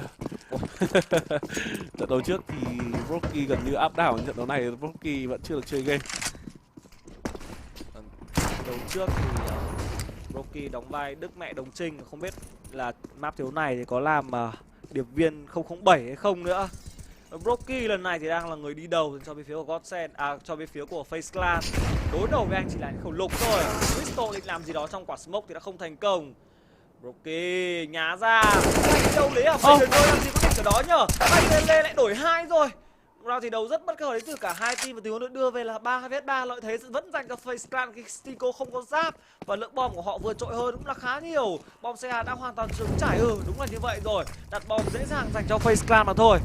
Đây là tình huống muốn lên ven luôn tới từ Mike Lele và quá sai lầm. Trong tình huống này thì Stico cũng như là Gen có cho mình 2 khẩu AK. Nhưng tình huống đấu 2vs3 nó sẽ là cực kỳ khó khăn. Tỷ số sẽ là 4 đều dành cho bên phía của FaZe Clan thôi. Mỗi đội của bên phía team Godsend sẽ giữ lại cho mình 2 khẩu súng này. Round thắng thứ 4 dành cho bên phía của FaZe Clan. Nói chung là bên phía của Godsend bây giờ họ không được phép bắn cương skill quá nhiều, vì đội hình của FaZe Clan đang áp đảo hoàn toàn. 4 đều mà lượng tiền của hai bên hoàn toàn có thể full buy được trong cái round thi đấu tiếp theo. Sẽ là rất căng thẳng trong cái round thi đấu tiếp theo dành cho những anh em đam mê bộ môn số học. 4 đều rồi. Round thi đấu sau sẽ full buy được đến từ các thành viên của bên phía team Godsend.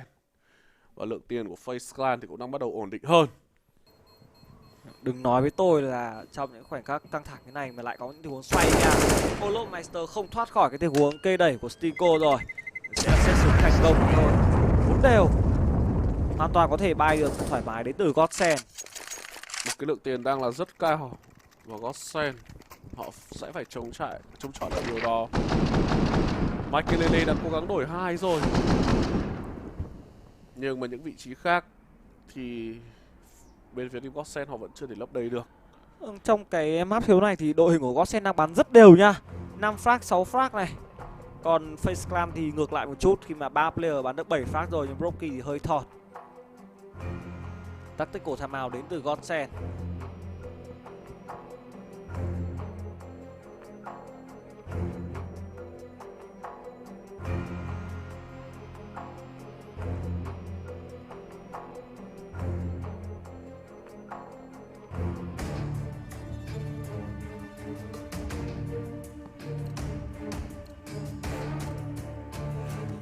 Timeout đã hết và round thi đấu thứ 9 key round dành cho Godsend.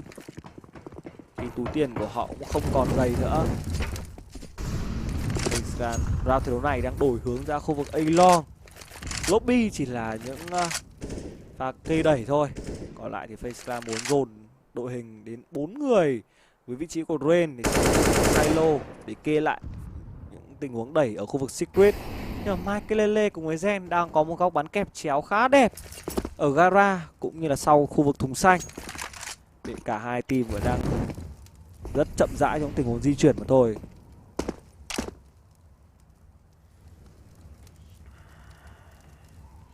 Giờ thì các thành viên của bên phía team Godsend họ đang giữ cho mình đó là một đội hình khá là đông người của bonsai A. Còn trong bonsai B vẫn đang di chuyển ram tới từ Stico thôi. Hãy cùng xem là có vẻ như FaceClan họ đang muốn set bài khu vực outside A-Long. Một cái bài đánh che đi khu vực garage, che luôn cả mini rồi. Họ sẽ tăng vào khu vực garage. Lửa Secret. Thôi xong, ở trong khu vực garage thì đang có đó là vị trí của Crystal thì phải. Nhưng bây giờ thì Maiden kết thúc đi được câu Zera bằng một quả net. Và cũng là một tình huống spam từ trước đó. Khu vực Secret đã được thông tới từ bộ đôi Nico và Ren. Chưa có một tín hiệu nào là back về khu vực Secret hay bom CB đến từ Godsend cả. Họ chưa biết được rằng là khu vực Secret đã được tấn công bởi FaceClan. Những quả smoke vừa rồi thì khả năng cao nhất đó là bên phía FaceClan sẽ di chuyển xuống Secret rồi. Bây giờ thì Stico đã back về rồi nhưng lộ vị trí bị kẹt ở trong khu vực trung điểm. Nhưng đó thì one tap đến từ Stico nằm xuống ngay dưới khẩu ảo của Broky. 3vs4 là vẫn làm tiếng biter trên khẩu bonsai của Olop. Vâng, Olop làm gì vậy? Làm gì có ai của bên phía Godsend ở bonsai đâu. Maiden đổi 1 và Olop cũng bắt đi được với nhiều Crystal 2vs2. Bom đã đạt thành công nhưng Olop chắc chắn đã lộ rồi. Và Olop đang chọn một con đường di chuyển khôn ngoan hơn, sẽ không di chuyển vào cái tâm của Maiden. Thôi xong rồi, khả năng là Maiden vẫn sẽ bị gục với Olop. Nhưng bây giờ thì Maiden đã nhìn thấy Olop từ trước đó. Bắn quá lỗi skill đến các thành viên ở bên phía team Godsend. 5-4 thuộc về FaceClan. Một cuộc comeback khá là mạnh mẽ. Và giờ thì bên phía của team Godsend họ yếu tiền trong round thi đấu này. Sẽ có half buy thôi. Ôi, lên M4 không giáp luôn nữa. Không, nhưng mà đúng rồi, gen lượng tiền là khá nhiều anh ạ. Như có thể thấy là họ lên M4 này, họ lên giáp 1 này vẫn còn khoảng 2.000 cơ mà. Phóc bay luôn đấy mà. Em nghĩ đây là một round thi đấu half buy thì đúng hơn. Khi mà chỉ có một mình Stigo là để là mua hết thôi. Còn Maiden lượng tiền như này thì round thi đấu sau vẫn có thể mua được Farmat, cả gen cũng vậy. Thật ra thì mua M4 thì có bắn nhau lại với FaceClan đâu. Hãy cùng xem những tình huống cầu may đến từ các thành viên ở bên phía team Godsend. Và vẫn sẽ chiếm cho mình khu vực outside long. CB bài mà có đến tận 3 khẩu M4. Liệu những khẩu súng này có thể lên tiếng trước những khẩu AK đang chứng tỏ là vượt trội hơn rất nhiều của bên phía FaceClan hay không? Vẫn làm round thi đấu di chuyển đông A-Long. Chủ động sẽ là lần này thì không có bất cứ một quả smoke nào cả. Sẽ là bất ngờ lớn dành cho đội hình của Godsend đây. Không có những cái khẩu súng ngắm để có thể có được một tầm nhìn rộng rãi ra ngoài khu vực A-Long. Mà M4 đấu với AK thì lợi thế chắc chắn là nghiêng về phía T-side rồi. Giờ thì đội hình của Godsend họ vẫn đang giữ lại. FaceClan sẽ khá là khó đoán khi mà bên phía của team Godsend vẫn còn M4. Như vậy thì sẽ là một tình huống lên cao, lộ vị trí rồi, Zen đổi 1 của Nico. Và giờ thì tiếp tục là một tình huống Maiden cương skill lên. Ren vẫn tiếp tục đổi đi cho mình cái mạng của Maiden. Tình huống này đang là 2vs3 rồi. Michael hạ gục đi All of Master thành công. Với việc Olomeister nằm xuống thì FaceClan họ đã không thể di chuyển lên khu vực Secret nữa. Đổi hướng về mini rồi. Nhưng trong bom xe đang là vị trí Michael kê lại với một góc rất đẹp. Khẩu AK nữa nha. Góc này không phải là góc check. Nếu bộ đội FaceClan di chuyển hớ hênh thì một mạng nằm xuống là điều chắc chắn.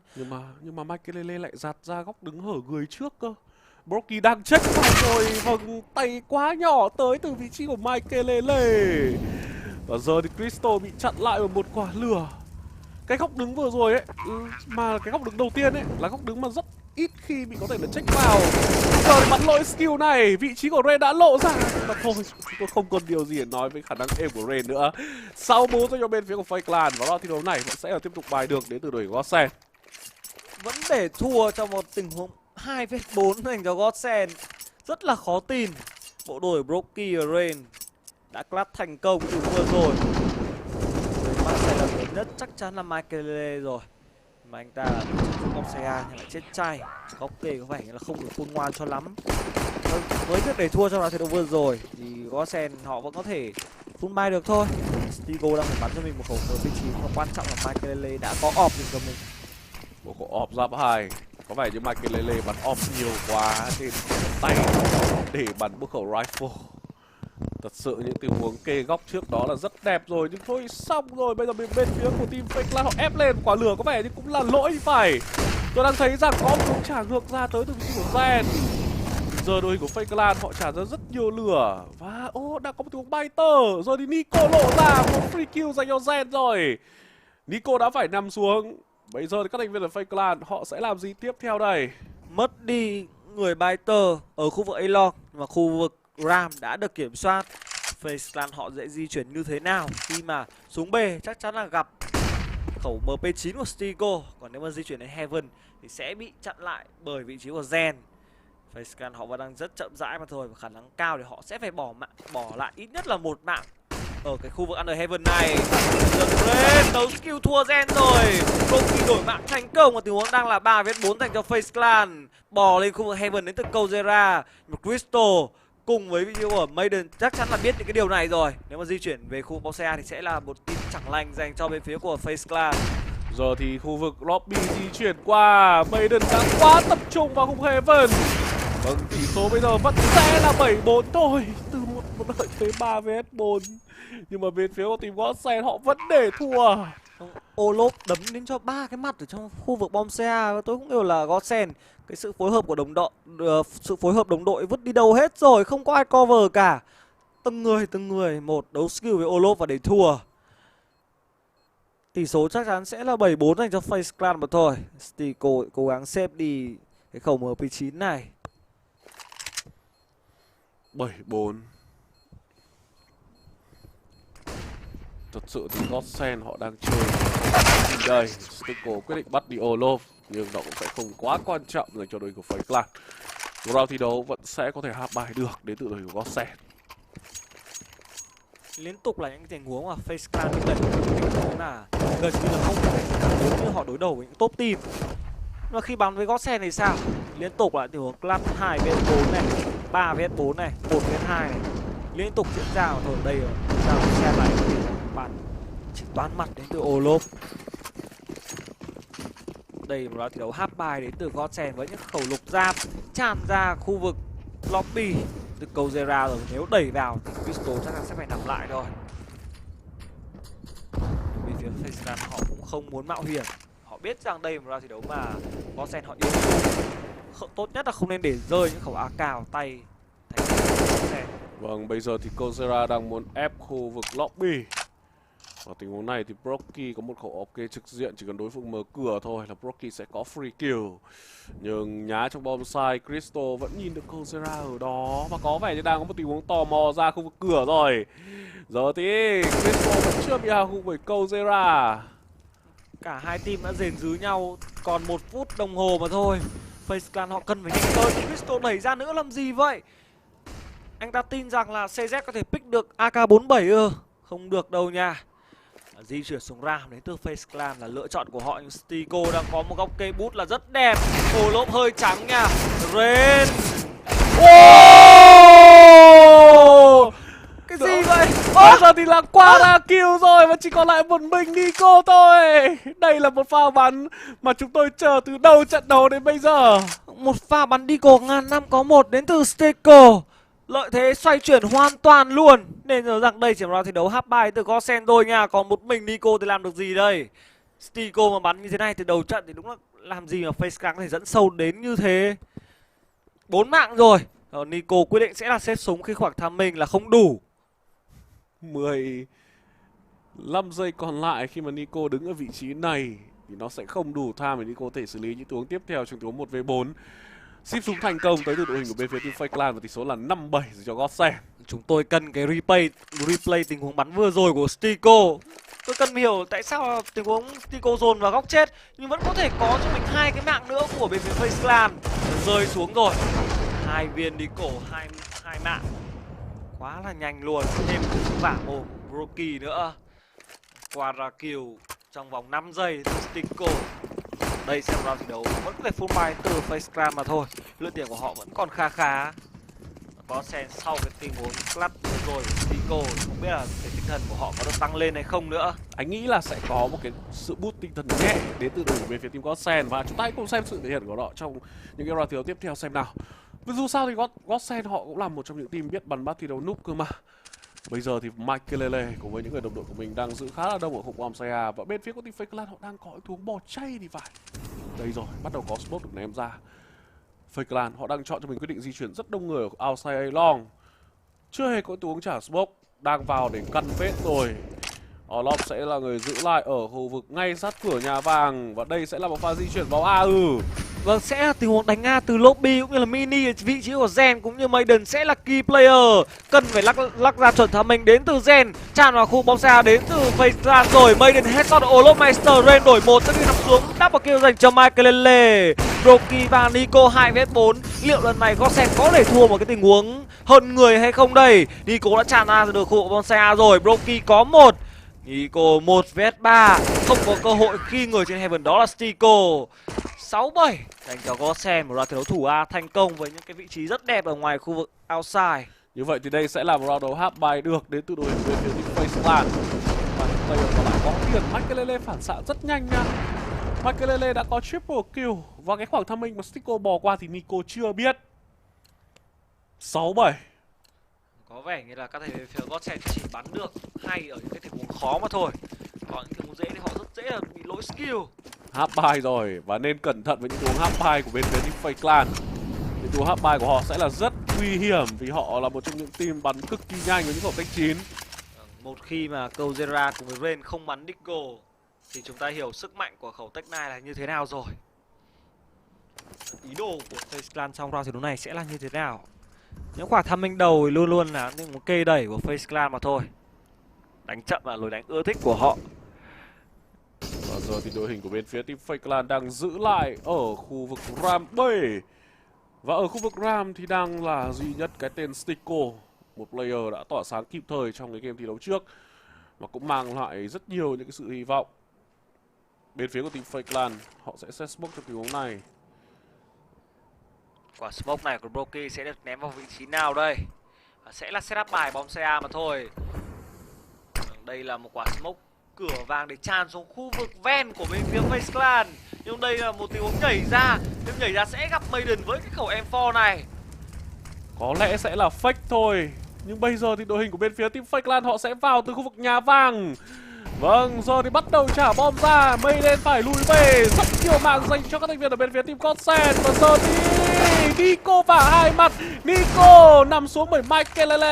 Và giờ thì đó là mạng dành cho Michael. 7 đều dành cho bên phía Godsend và thắng trong round thi đấu half bài. Chúng tôi chưa bao giờ vui đến như thế. Thật sự luôn. Như vậy tỷ số đã cân bằng rồi. Trong round thi đấu cuối thì Godsend đang tràn trề hy vọng để có thể có một kết quả ít nhất là có lợi khi mà bước vào lượt second half. Hội trợ súng ở khu vực City Bay. Đây sẽ là một round thi đấu mà cả hai đều có cho mình đầy đủ rất có thể những lượng item. Rớt làm cái gì kìa. Nico phi rất nhanh đã chiếm được cái khu vực thùng đỏ rồi. Có một người đã chạy 3 chân 4 cẳng xuống cái khu vực secret đó là Zen. Vâng, Zen di chuyển một cung đường hơi liều lĩnh một chút khi đã chạy từ City Bay ra gara rồi vòng về secret. Thường thì nguy hiểm. Nico vả mặt của Michael với một cú orb. Mọp để thua AK và Nico. Có 5 kill dành cho riêng mình rồi để thua trong tình huống đấu skill với Stico nhưng không sao cả. Vẫn là 4vs3 dành cho Face Clan. Olof vừa bị bắn yếu ở khu vực lobby. Cần phải có info được báo ra dành cho Stico khi mà Rain đã móc Heaven rồi. Info ở đâu? Và nếu như với tình huống móc máy này sẽ là quá nhiều lợi thế dành cho bên phía của FaZe Clan. Có ai check lại hay không đây? Ren đã bị hạ gục bởi Gen. Như vậy thì đã có một tình huống kê lại rồi. Bắt đầu tràn vào BB. Kozera đổi mạng của Gen thành công. Trong bom site đang có 2 người. Olop đang yếu máu. Và Crystal bắt yếu được một player. Double kill dành cho Crystal hay không? Nhưng Stickle đã có 2 mạng và chỉ còn lại một mình Kozera. Đây sẽ là pha solo 1vs1. Kozera có bom và thời gian là 36 giây. Nó vẫn sẽ là đủ để cho Kozera có thể xử lý được. Nhưng với khoảng timing walk như thế này thì Kozera sẽ cần phải nhanh hơn. Có thể anh ấy sẽ xuống được khu bom site B. Stico vẫn còn rất nhiều máu và đang chọn cho mình một góc đứng rất là khôn khéo. Với cái góc đứng này, anh ta có thể backup được cho bom xe B rất nhanh. Và Kozera quyết định của anh chàng này sẽ là chạy một mạch từ khu vực Ram xuống bom xe B để đặt bom. 10 giây hoàn toàn có thể thoải mái đặt bom dành cho Kozera mà thôi. 24 máu còn lại, liệu Kozera có thể hoàn thành được cái tình huống clutch 1vs2 này dành cho FaZe Clan hay không? Thật ra thì Kozera bắn AK thì cũng có khác gì một khẩu Deagle đâu. Và giờ thì Stico đang chủ động nhà thôi xong rồi. Tham mình khả năng là đó là nhìn thấy được Kozera 8-7 dành cho bên phía của team Godsend rồi. Và như vậy thì với con số 8 này họ chỉ cần thắng Piston round thôi.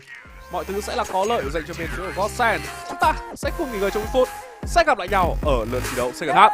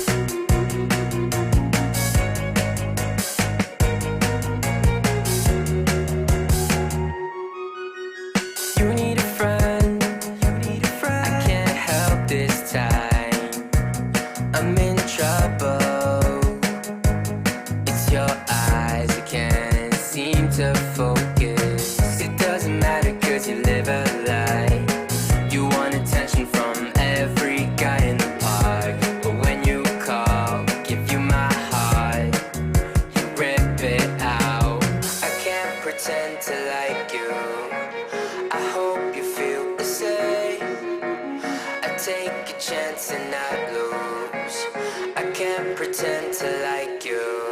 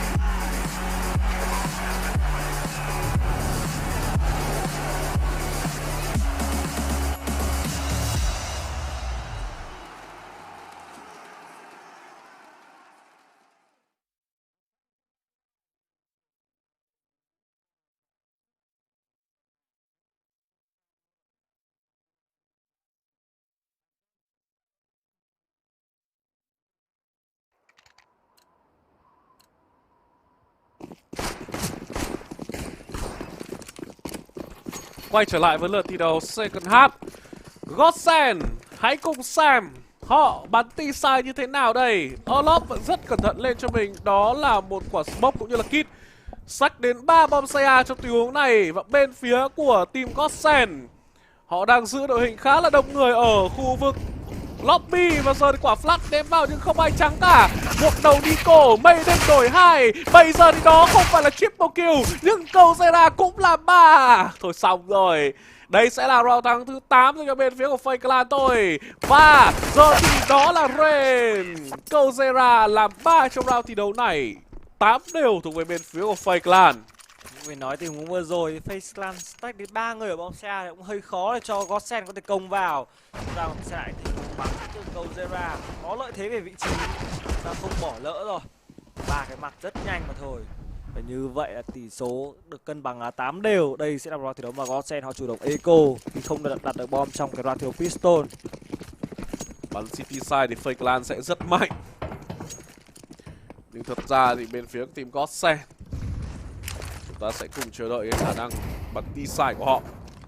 Một quả nết rất đau ở giữa Stico.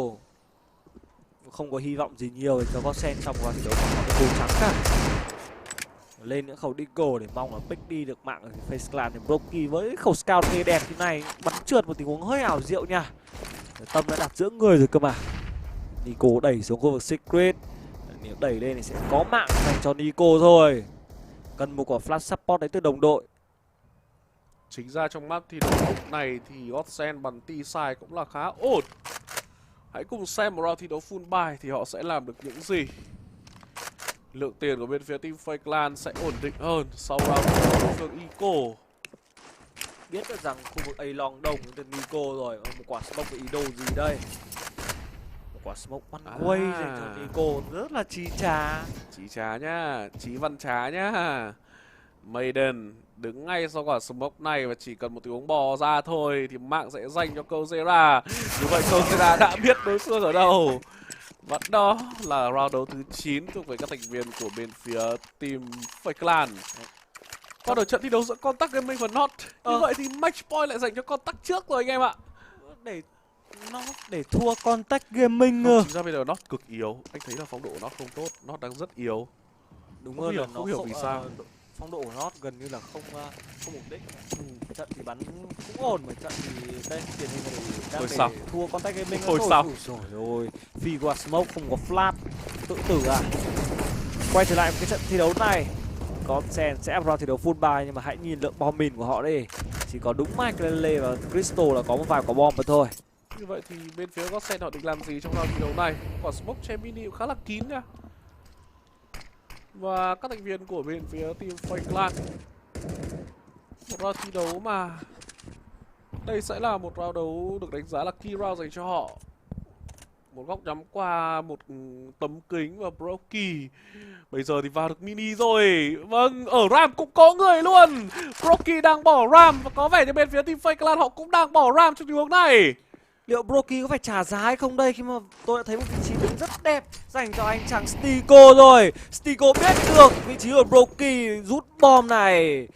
Quyết định của Godsend sẽ là di chuyển xuống đâu đây? Biết được rằng Ram clear, thêm một người nữa đẩy lobby, đó là câu Zera. Và như vậy là tràn thẳng xuống khu vực bom CB đến từ Godsend. Còn lại một mình Olop Meister. Một khẩu Famas thì hơi yếu và tình huống đang là 5vs3 dành cho Godsend. Quá nhiều cơ sở để có thể giành chiến thắng. Vậy thì có vẻ như FaZe Clan họ đang muốn đi xếp những khẩu súng này. Ren đang muốn xuống cố gắng vì vừa rồi đã có một tiếng bắt được mạng đến từ vị trí của Nico. Có vẻ bên phía của FaZe Clan họ vẫn đang muốn làm một cái điều gì đó. Nếu như câu Zera ăn mạng thì nó sẽ là dễ dàng hơn. Bây giờ thì câu Zera vả mặt được Stico thành công. Tình huống lại được đưa về là 3 đấu 3 nhưng thời gian không còn nhiều nữa. FaZe Clan quyết định xếp cho mình 3 khẩu súng này. Tỷ số sẽ là 9 đều dành cho bên phía của Godsend. Rất may mắn là FaZe Clan họ không cứu bom. Vâng, nhưng mà cũng phải nói là Godsend họ còn tận 3 người nữa cơ. FaZe Clan họ cũng hài lòng với cái kết quả là Kozera lút về được khẩu AK rồi. Hài lòng cả đôi bên. Không biết là ở trận thi đấu, không biết là ở trận thi đấu Not có thua được 2 không nhỉ? Em nghĩ khả năng cao là dễ lắm. Nhưng mà Not pick Vertigo. Not hay pick Vertigo và thôi mà. chỉ là chưa bắn thôi. chưa biết mèo nào cắn mèo nào đâu. Và Vertigo mới thì con tắc chưa bắn. Đấy. À đấy có bắn nhưng mà thua 16-9 Godsend này. Rồi tiếp chính Godsend. Khó nhỉ. Đây là một bài setup smoke ra khu vực A-Long rất là nhanh, một bức tường smoke quen thuộc và rất nhiều trong giải thi đấu lớn. Có vẻ như là Fake Clan đây sẽ là một key round đối với họ. Chỉ cần Godsend thắng round thi đấu này thôi, round đấu tiếp theo Fake Clan sẽ rất yếu tiền. Còn Stico thời điểm hiện tại có vẻ như ăn quả nện rất đau. Spam tới từ Rain. Và cái góc đứng này ấy, chúng ta mà xem nhiều team Liquid ấy, thì TZZ bắn góc này cực kinh luôn. Hình như Rain đoán được với nhiều Stico nó đục chúng rồi. Stico bắn kiểu gì mà vẫn vào mặt Rain vậy? Giờ còn Stico... một máu. Một thôi máu xong này. Rồi, thôi xong rồi. Là số phận của Stico chấm dứt. Nhưng mà vẫn là một tình huống bắn rất ảo nhá. Đúng rồi, chính xác là như vậy. Stico vẫn có lợi thế với khẩu AK. Khẩu AK bao giờ bắn viên vào đầu thì sẽ chết luôn. Và giờ thì trong bom side B đang có bộ đôi của bên phía team Fake Clan bắt bay bom side B 2 người. Thì đây là những cái góc kê phải nói là được cực kỳ đẹp dành cho bên phía của team Fake Clan. Sẽ có smoke được ném ra, không ai có thể check được vị trí của Nico kia đâu. Và giờ thì Crystal yêu máu đặt được bom thành công và sẽ rất bình tĩnh tới các thành viên của bên phía team Godsend thôi. Sủi thành công dành cho Crystal rồi và quả bom này đã đem đến cửa nhỏ. Bị spam nhiều đến từ Crystal và quyết định gỡ luôn đến từ Nico. Cầm dao ra lấy thân mình lâm lộ cho Mai đến từ Olomeister và cuối cùng thì tactic đó đã thành công theo một cách không thể ngờ tới. Olomeister quyết nhảy xuống lấy thân mình che đạn cho người đồng đội của mình gỡ bom. Và điều đó đã phát huy tác dụng khi mà Nico đã có thể gỡ bom thành công. Đấy cũng là một tình huống fake.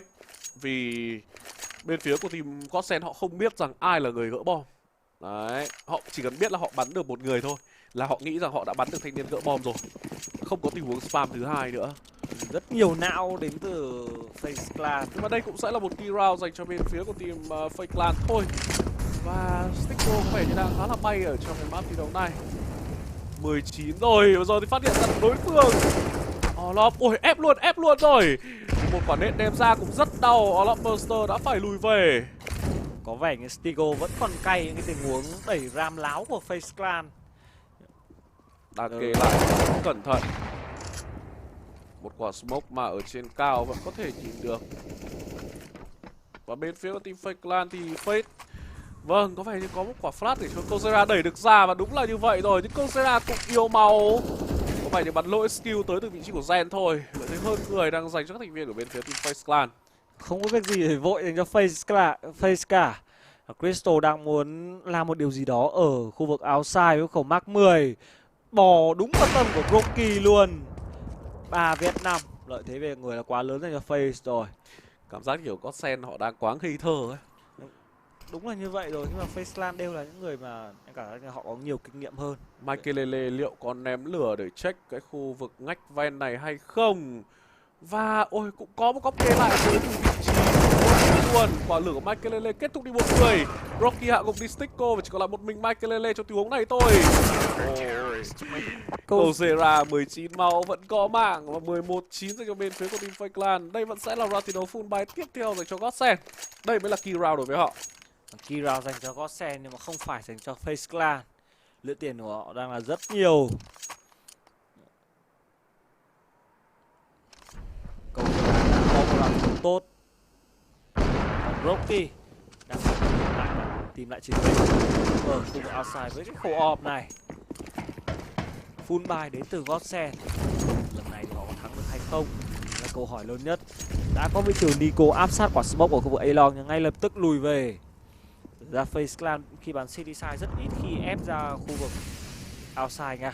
Lối bắn A-Long của Face Clan khá là khác Archalit, nhưng mà Archalit họ thường đẩy gồm ra smoke thông tin. Còn trong round thi đấu này thì Godsend đang muốn di chuyển về khu vực Ram. Sai thầm mình đến từ Olop nhưng rất may là có thể chạy về. Ngốc trả ra một quả lửa cũng được ném ở khu vực Under Heaven. Như vậy là không cho Godsend có thể di chuyển được. Nhưng quả smoke này đó là một quả smoke one way dành cho Olop và Stico không biết. Vâng, thật sự thì các thành viên của Godsend họ không hề tập trung vào trong cái trận thi đấu này Phải nói rất nhiều trick bắt người cho Face Clan với quả smoke. Chúng ta đã thấy smoke one way của Nico ở khu Secret rồi và giờ lượt Olop rèn lộ vị trí ở khu vực lobby. Olop đang muốn đẩy ngược ra đặt tầm sai vất vả vào mặt của Michaelele. Cuối cùng thì cũng bị sắp down bởi Maiden rồi. và lợi thế vẫn đang dành cho bên phía FaZe Clan nha. Nhưng mà Maiden có vẻ như sẽ có một tình huống mở cửa theo tham minh tới từ vị trí của Rain thôi. Nhưng Crystal đang xuống đặt bom và góc đặt bom này Rain vẫn chưa dám mở cửa. Ôi thôi xong rồi, đục quả này là đi này. Ui mà vẫn chưa có một tình huống đục nào của Rain cả. Đội hình của FaZe Clan họ đang về. Và đây là một quả smoke. Crystal đang muốn bò ra Giờ thì Crystal chủ động bò ra đây, bắt được một người, biết rằng người thứ hai đang ở đâu, nhưng đó là mạng cho Nico. Tình huống đưa về là 2 đấu 3. Rain vẫn đang ở cánh cửa đơn. Ui, góc đứng này của Maiden là cực kỳ chí mạng này. Bắt đầu lộ ra rồi. Những tình huống đục vẫn đang xuất hiện. Maiden không muốn lộ vị trí ra ở đây. Maiden đang đứng ở một vị trí làm bố của cả thế giới. Gen có cho mình 2 cái mặt rồi. Rocky sủi rồi, chạy ngay đi trước khi mọi điều dần tồi tệ hơn. Như vậy là Gosen đã lên được round thắng thứ 10. Round thi đấu rất khó tin thì Gosen vẫn có thể làm được trong cái tình huống 3vs4. 10-11 dành cho bên phía của Gosen. Và đội hình của bên phía team FaZe Clan họ yếu tiền trong round thi đấu này thì phải, nhưng vẫn sẽ có drop được, vẫn sẽ có thể full buy được đến từ đội của FaZe Clan. Vẫn rất là căng thẳng mà thôi. Chưa thể biết được rằng ai giành trong cái map thứ 2 này. Sẽ là một round thi đấu full buy dành cho cả hai team, nhưng đồng thời là một key round dành cho cả hai luôn. Vẫn còn nhiều em phỏ quá em ạ. Lại còn có cả Digo nữa. Nếu đâu Gosen thắng 16-11 thì sao nhỉ? Thế thì sẽ là bất ngờ quá lớn. Trong round thi đấu này thì yếu tiền. Rain hình như là Rain drop. À đâu, Rain không drop gì cả, chỉ đơn giản là yếu tiền thôi, phải bắn Digo. Vâng, đội hình của bên phía team FaZe Clan họ nên tập trung hơn. Thế mà round thi đấu vừa rồi họ có lợi thế nhưng họ để cho Gosen bắn toàn mặt thôi. Ui, cái sticker đây là red laminated rồi full sticker hole. Howling Dawn sticker bị ban rồi không còn nữa và rất là đắt nha. Ấy à, Nico lại tò mò này nằm xuống cái tay của Crystal. Thế về người cho Gosen không có biết gì, họ phải vội vã cả thoải mái mà thôi, nhưng Rain thì đã đẩy được khu vực cửa vàng. Vị trí đây đã lộ tay nhưng mà Stingo vẫn headshot được Rain thành công. Khu vực trong lobby thì đó là vị trí của Kozera. Với cái lợi thế quá lớn này thì liệu có round thắng thứ 11 dành cho bên phía của Gosen hay không? Khả năng rất cao là điều này sẽ xảy ra. Maiden đang đẩy vào khu vực mini. Brocky có một khẩu ọp kê lại từ trong side, một mạng dành cho Brocky. Chạm vào luôn hay không đây? Brocky headshot được Crystal vẩy rất nhanh. Ôi, triple kill dành cho Brocky. 3 tình huống bắn không tưởng nhưng rút bom giữa đường thì phải trả giá. Lốp đang muốn cover cho người đồng đội của mình, lộ cái đầu đến từ Stico rồi. Cầu giờ là có một góc kê rất đẹp và đó là headshot luôn Michael. Còn một mình Stico mà thôi. Tất cả thay đổi 180 độ với một tình huống bắn ọp. Người ngoài hành tinh đến từ Brocky. Bắn thế thì chịu rồi. 12-10 dành cho FaZe Clan rồi thì đến lượt Gosen yếu tiền. Vẩy rau này thì Gosen chịu làm sao được. Sự luôn. Phía của team FaZe Clan đánh rất to hơn hẳn hoàn toàn. Nhưng mà thật ra họ để 10 round thì Gosen bắn ra mắt thi đấu này được đánh giá là tốt rồi nha. Đây là một round thi đấu eco. Tỷ số có thể sẽ là 13-10. Và đội hình của bên phía team Gosen họ đang muốn di chuyển nhanh vào cửa quân đây. Rain yếu máu rồi, thôi net chấm dứt. Vâng, nhưng đó lại là mạng cho Kozera. Và giờ thì Crystal hạ gục đi được Rain. Brocky kết thúc đi Michael. Brocky bắn trượt rồi. Crystal sẽ kê lại tình huống này, ép đến từ khu vực phòng thay đồ. Và giờ thì Kozera hạ gục đi Stickle thành công. Orlov kết thúc đi Crystal nhưng bom đang ở B. Đặt bom thôi, Zen sẽ là người xử lý 1vs4. Đặt được bom để cho lượng tiền của Gosen nhiều hơn. Góc bên trái có người. Vâng, thôi xong. Đó là một mạng dành cho Nico quá dễ dàng. Nhưng mà đó là một round thiếu thành công đến từ Gosen rồi. Vâng, không hiểu tại sao FaZe sao lại bỏ bê cái tương vừa rồi. Gosen được free 800 đô cho mỗi người. Vậy là 800 nhân với 5 là 4.000. Thoải mái mà thôi. Giờ thì dư giả để buy rồi. Có thể lên họp nếu thích đến từ Michael. Tỷ số đang là 13-10 nghiêng về phía FaZe Clan. Gosen vẫn có thể làm được nếu mà họ tận dụng những cái thiếu full buy. Khi mà họ cần thắng 2 round nữa thì mới có thể đẩy được FaZe Clan vào thế yếu tiền. Đây sẽ là một key round cực kỳ quan trọng dành cho bên phía của Gosen. Và team FaZe Clan thì họ vẫn đang có rất nhiều tiền thôi. Đây cùng xem round thi đấu này sự lựa chọn của Gosen sẽ là như thế nào đây. Smoke rất nhiều ra khu vực outside lỏng. Nico đang là người kê lại. Và trên mái nhà H thì Rain cũng đang có góc kê khá đẹp rồi. Có quyết định đẩy làm ram luôn rồi. Michael vẫn đang kê ở dưới và giờ thì Nico cũng chưa xuất hiện ra, đã vào được làm. Nico kết thúc đi Crystal. Maiden có cho mình được double kill ở đây. Bombshell tạm thời, ui ôi, smoke lôi không sao. Kia kìa Stico. Stico tại sao lại không bắn Olofmeister nhỉ? Tình huống được đưa về là 3v3 rồi. Maiden đã entry được 2 cái frag ở khu vực bom xe A. Clear được bom xe A rồi nhưng mà quả bom thì vẫn chưa thể vào được khu vực bom site. Nếu mà chần chừ thì Gosen hoàn toàn có thể đánh mất đi cái cơ hội này. Và chúng ta phải cùng chờ cái tình huống di chuyển đến từ Gosen mà thôi. Đặt bom là thành công đến từ Michael. Nhưng mà để thủ của bom này thì cũng sẽ rất là khó khăn. Một người thì đã bị đít. Có vẻ như đã có một người bị disconnect rồi. Đó là tình huống này đang là 3v3 mà. Và giờ còn chúng tôi vẫn chưa biết. Vâng, có vẻ như là Proki sẽ xếp cho mình khẩu off và tỷ số sẽ là 11-13 dành cho Godsend. Chúng tôi không hiểu chuyện gì đang xảy ra ở trong cái round thi đấu này. Vâng, cái tên Olofmeister đã biến mất khỏi HUD của Esl nhưng mà vừa rồi thì Olof vẫn có được một mạng. Chuyện gì vừa xảy ra vậy? Đưa cho câu chiếc còng tay, đưa Nico vào phòng bay. Khẩu off của Proki có rất nhiều hoa văn rồi, thôi xong rồi. Godsend đã lên được con số 11 rồi.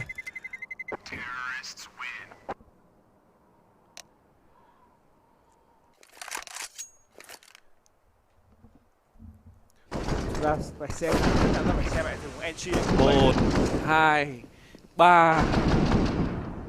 Không có 4.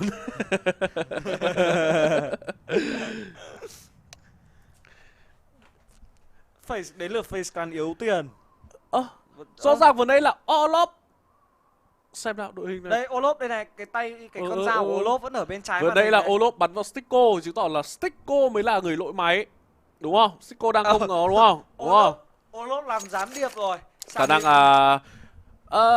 em hãy thắng ngày làm tiền điện nhá. Ui, em quên mất chị ơi. Chịu khó tí, em đang bắn dở cái giải. Thôi đóng luôn đi, em chị ngắt điện đấy. Chị buồn cười, đợi tí. Em bắn xong trận em đóng. Không nói nhiều, cắt điện nhá. Đấy, suýt phát Stico Polygon. Chúng ta phải chờ cái tình huống reconnect lại đến từ Stico mà thôi. Có technical thôi. Chắc chắn là lỗi máy đến từ Stico. Một là bị bà chủ nhà ngắt điện, hai là mất điện toàn khu. Đây rồi, quay trở lại rồi. Và round thi đấu này sẽ bắt đầu sớm thôi. Bên phía Faceclan lợi tiền đang là hơi yếu khi mà tôi thấy Nico với Rain hơi thọt một chút. Sẽ drop được một súng đến từ Rocky. Và Rain sẽ phải chịu chơi cho mình một khẩu FAMAS hoặc là SMG. Một khẩu MP9 cho chính xác.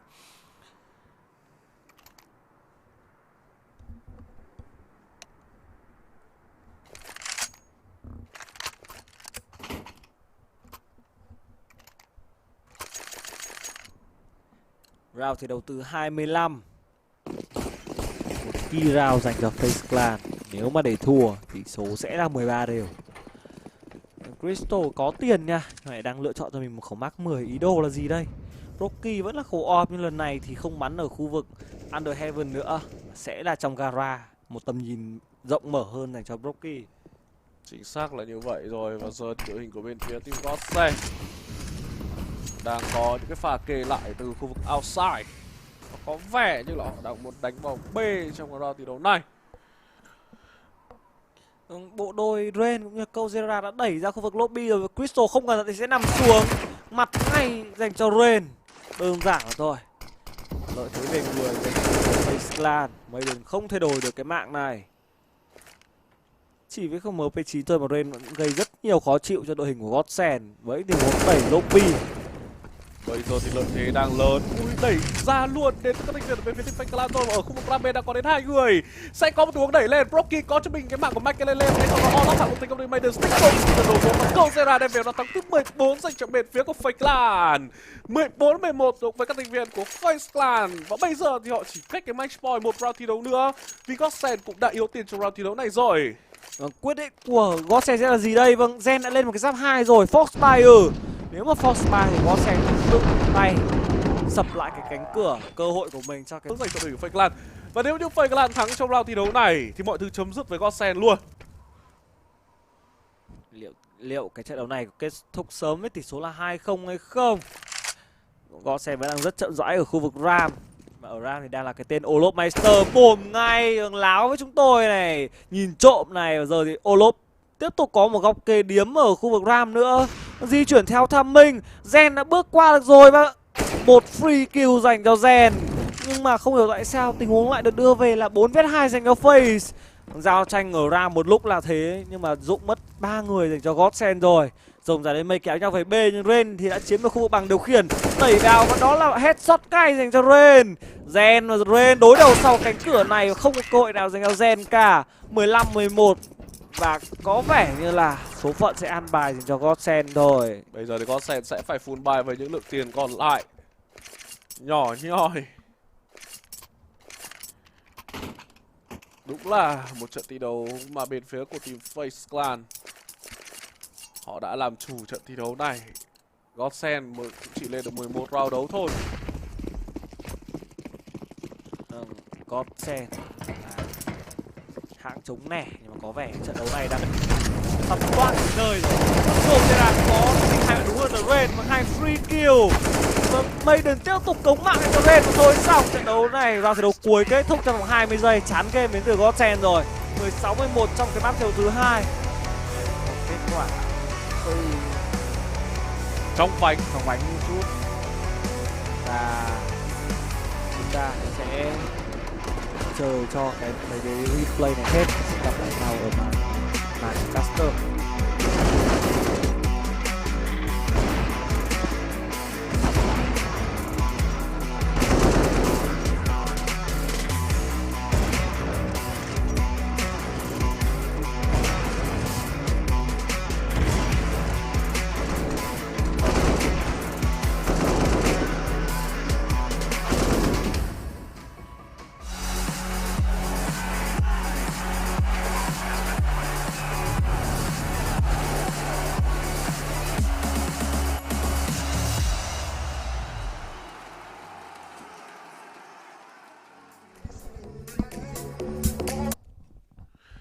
Vâng, như vậy thì chúng ta đã kết thúc trận thi đấu diễn ra giữa các thành viên của bên phía team Face Clan, của bên đó là Godsend rồi. Và lượt trận thi đấu tiếp theo sẽ được cast bởi caster PUBG cũng như caster Chí ở trận thi đấu giữa Achalit và đối thủ của họ là gì? Anh hãy Achalit và Dignitas. Vâng, một trận đấu mà không biết là lần này thì Achalit có thắng Dignitas với cái tỷ số là, anh còn nhớ trận mà Achalit bàn Vinip mà đội hình cũ đúng không? Và 15-0. Không, đội cũ là họ trẻ, còn đội hình này thì thôi, đội hình này Achalit ngày xưa em nhớ ngày xưa không? Nip cũ không? Toàn nip cũ đây đúng không? Vẫn line-up đấy. Bắn như nào? Họ toàn hủy diệt cái line-up đấy thôi. Thế thì bây giờ suy ra là line-up này cũng sẽ thế thôi. Vâng, và cảm ơn anh em rất nhiều. Có lẽ là mình cũng như là Hoàng Long sẽ nghỉ tại đây thôi. Chúng ta sẽ gặp lại nhau ở trong những lượt trận thi đấu vào buổi sáng ngày mai. Khi lượt trận thi đấu lúc 3 giờ xong thì 9 rưỡi sáng nha anh em. 9 rưỡi sáng hãy bật kênh 500 lên để xem những trận đấu ở khu vực Oceania. Và chúng ta cũng sẽ có những caster mới góp mặt ở trong lượt thi đấu buổi sáng. Anh em hãy cùng chờ đón xem là ai nha. Cảm ơn tất cả các bạn rất nhiều. Và bây giờ thì hãy cùng gặp lại nhau ở trận thi đấu tiếp theo.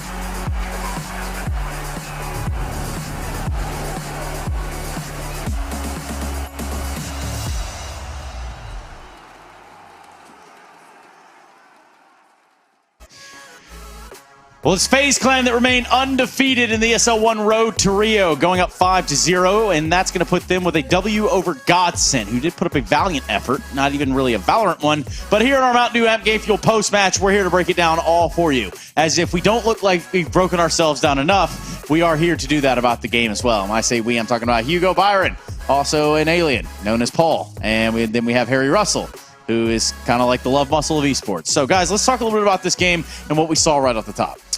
Yeah, I mean, really good stuff from FaZe, right? Like, Overpass, that was the map pick of Godsent. It was a sweep. It was FaZe fully in control. I love the CT setups. They had so many gambles, so much aggression, rain pushing playground, wrapping monster. We would have FaZe gamble, stack sites with 4 and B, 4 and A. They'd make the right reads. I mean, the scoreline told the story there. They 16-6. Nuke was a little bit tougher, but FaZe, they're back in form. They're top of the group. They're flawless, Trace. They're looking damn good doing it. One gentleman that is also looking good doing just about anything that you can think of is a man by the name of Cold Zera. Now, we do have the opportunity to talk to him now after he wins. Hey, man, sorry we didn't really dress for the occasion, but it seems like you guys came prepared today. Good stuff out there in the server. Yeah, nice outfit, guys. Thank you. Thank you. Now, you'd be surprised to know that Harry picked all of these by himself. Now, Cold, you know, we're looking at this series, and I just want to ask you straight off the top. Brokey, this guy, he's coming alive. What do you think? This kid's a genius, man. He's a pretty good player. He's really insane. Good skill-wise, good movements, and he's like really young, really talented, and he's doing a good job as well. All right, Cole, you guys are flawless right now in the road to Rio. Things are far better than they were at the stage 2 of Pro League. Right now, you have 2 games left of your group. Are we going to expect to see you flawless? Is that what you have cooking up in the, for the rest of the season? I think like on Pro League, in the second stage, we had like so many games really close to win. So we kind of like was like a little bit stressed in some momentum. So it was kind of hard a little bit. And on this league, we're trying to like be more chill a little bit, like just play like our game. Feel free like to do some good stuff when we want. Like feel no pressure to play, and we are just being us. Whenever we had you guys on for interviews during the Pro League, one of the things that often got brought up was how like things were looking great in practice, right? Like all the system was there, but maybe it just didn't translate across into officials. Now that you've started to have, some good results, right, going flawless here at the road to Rio, and you've got like some confidence behind you guys, do you think that's just elevating the kind of skill level you're all playing at in the server? Because some of these performances have been incredible, man. Of course, I think the good thing was like for us was beating Jichu. I think like that game was make us have more confidence because as I said, like on the Pro League we had so many close games and we could not close it. And against Jichu we closed a hard series and we were winning and they had a huge comeback as well. But we make things work, and I think like after this one, like make our confidence boost a little bit, and I think that's why we are playing like way better. Yeah, just over there on the 1st of May, we're not even in that deep into May just yet. You guys played up against Mouse Sports. What did you take of Mouse Sports then when you went into the server? Did you expect more out of them? I think they just had an off game. They're an amazing team. Like they play really good. Was hard to be honest as well. Not because we had a great result against them. Like doesn't mean too much thing for me, especially for me. I think like the game was still hard to play against them. They had a good reads as well, but we make on top on this time. So I think like when people play online, I think it's kind of a little bit more hard for teams who like to play online. For us, kind of hard a little bit to play online for them as well. And I think like online, they're going to do way better as well. And last question, right? So obviously Olaf and Brokey were like the 2 players that underwent some kind of role changes, right? Like I say recently, not mega recent, right? But obviously we've seen Brokey picking up the AWP more. Olaf kind of falling into like more of like a lurk role, it feels like. His stats have been definitely on the up and up, right? When you look at Olaf, how do you think he's adapting to the role? Do you think it's kind of coming into his own now? To be honest, like Olaf was doing this in the past, and Brokey likes to play up, and he liked to play more aggressive as well. I think Olaf on the beginning he was a little bit passive, but his lurking is really aggressive. So that's changed our style completely. And he's making a good job. He always have good timings, and he talks more. And Brokey was when he was playing lurking, he was kind of like a little bit passive, and he was like not talking enough. So it was kind of hard to move when we went to back from his height. So I think like this change make our game like better in that situation because Bluk is a sick helper and Olaf is a sick lurker as well. So like I think like when we change this, make our game like step up a little bit. To have all the pieces you need, basically. Yeah, sure. Cold, before I let you go, there are a ton of Brazilians out there that watch Onward, and we don't often get to hear from you from our side. Would you mind speaking to get them in Portuguese? Yeah, sure. Queria agradecer a todo mundo aí que torceu pela gente. O jogo foi bem tranquilo. A gente conseguimos fechar 2-0. A gente está 5-0 também no group stage. E obrigado pela torcida de todo mundo. Valeu. Cool. Easy as that. Thank you so much. Obrigado, Cold. We'll see you Thank around. you, guys. Have a good time. Bye.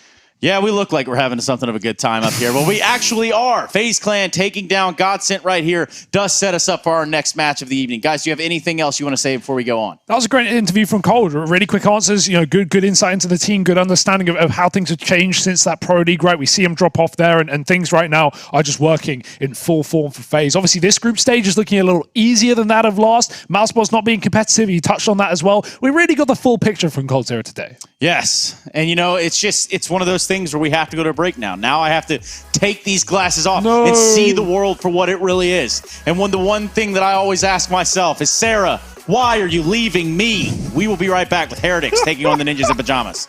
See ya.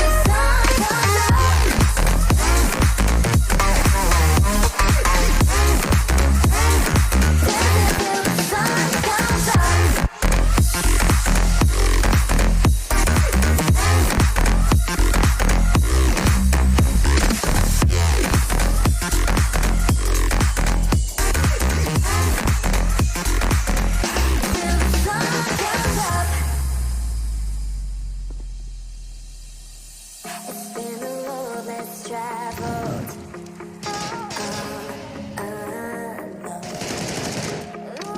Feeling my body leveled on my own.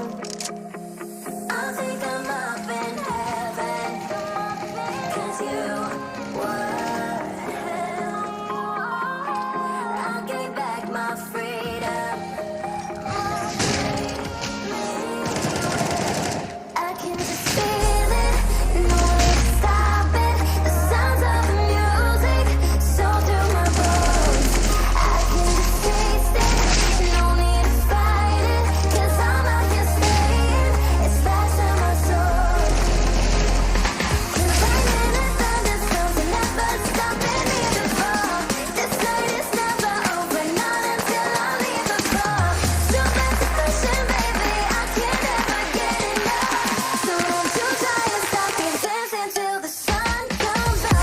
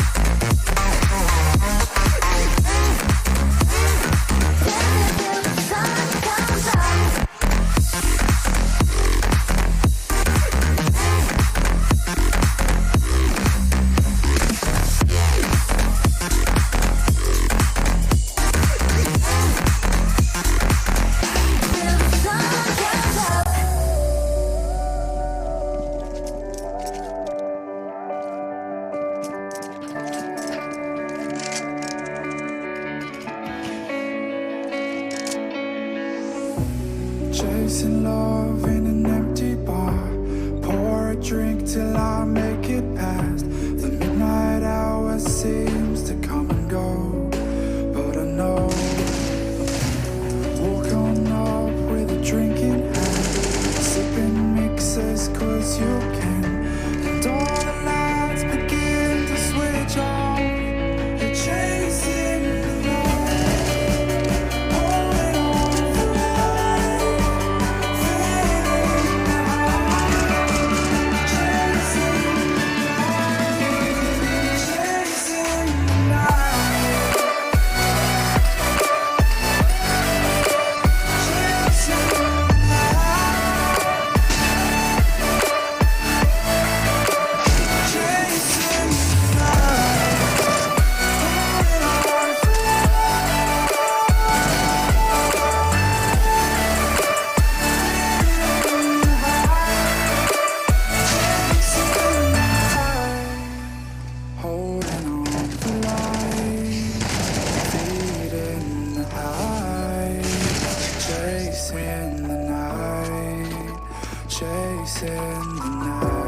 Hotel rooms and city squares, champagne bottles, drum and snare.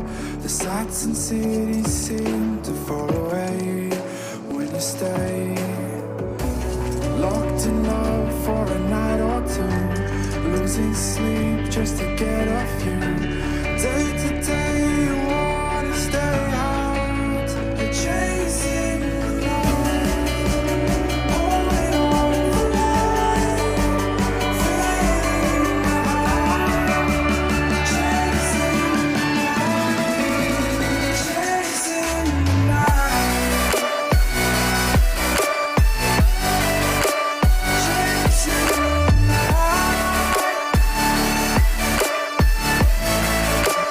chasing the night, holding on for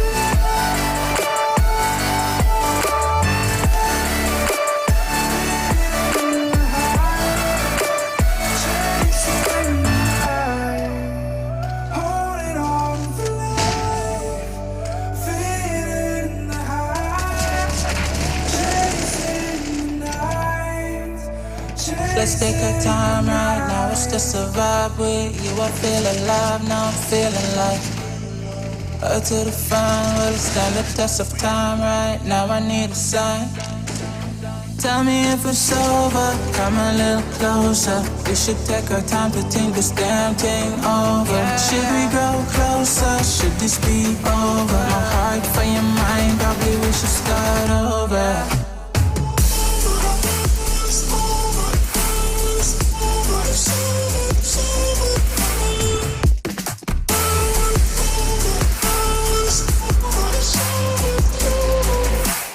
Tell me if it's over, am I your lover? Are we going solo? Or is it polo? Her face is saying don't go. I'm acting like I don't know. Whisper my name, say what you want, show me your thoughts. I do the same. My breath on your neck while I slowly caress. Feelings in gray, it's still the same. Tell me if it's over, come a little closer. We should take our time to think this damn thing over. Should we grow closer? Should this be over? My heart for your mind, probably we should start over.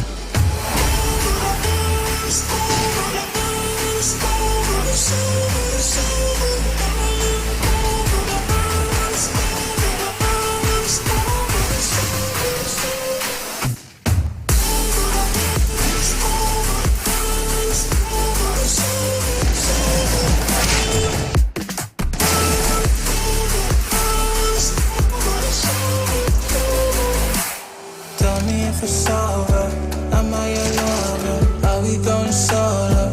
Or is it polo? Her face is saying don't go. I'm acting like I don't know. Tell me if it's over, come a little closer. We should take our time to think this damn thing over. Should we grow closer? Should this be over? My heart for your mind, probably we should start over.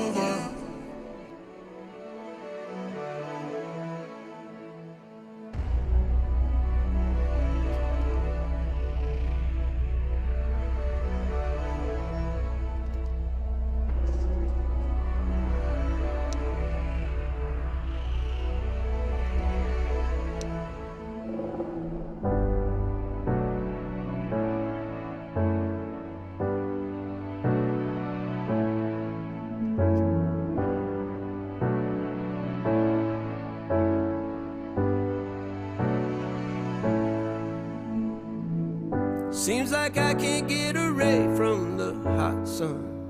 Always night and never day.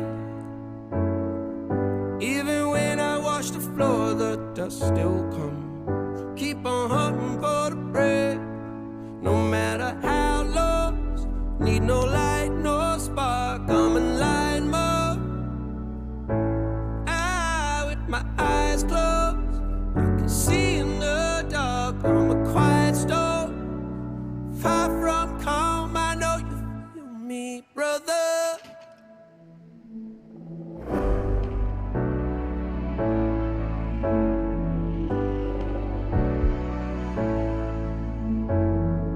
Seems like I can't get away from the hot sun.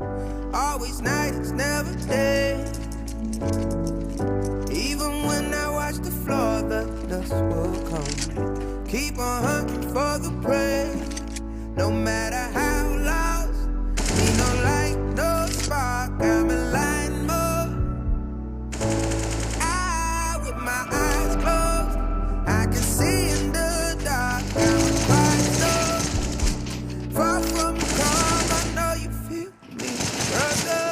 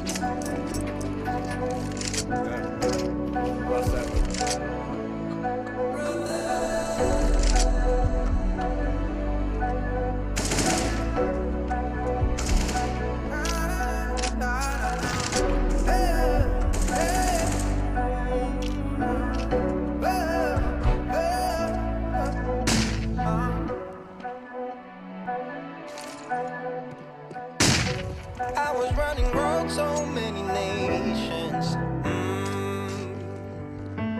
Even when it's so sweet to end up seeing. Is it such a ghostly revelation?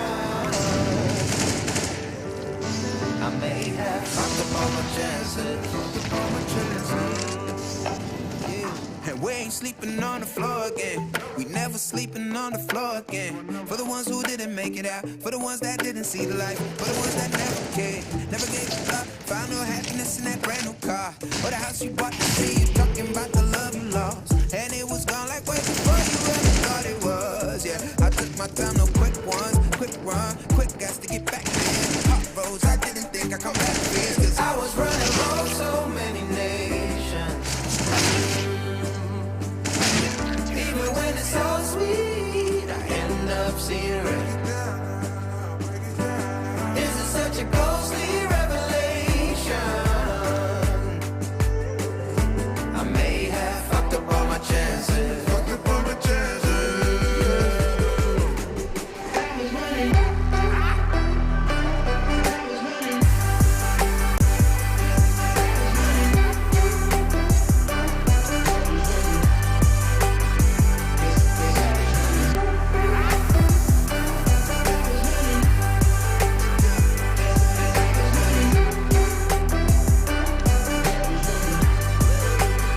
And we are never feeling cold again. And we are never feeling cold again. But I can't act like it's easy. It's hard to preach. 'Cause I've been burning trees and watching fall.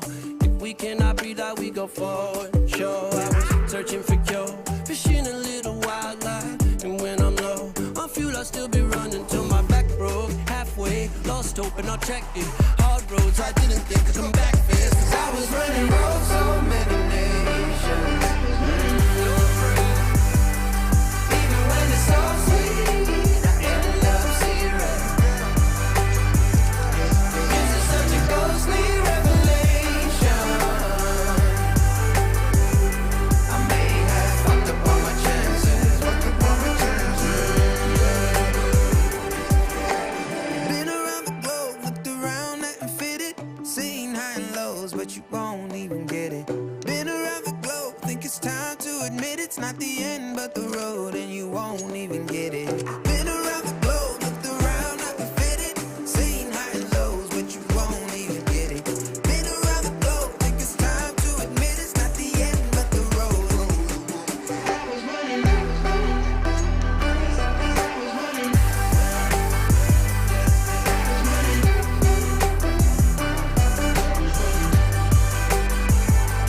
I was running road so many nations. Even when it's so sweet, I end up seeing red. Is it such a ghostly revelation? I may have fucked up all my chances. Fucked up all my chances. Yes, I was running. I know. I know.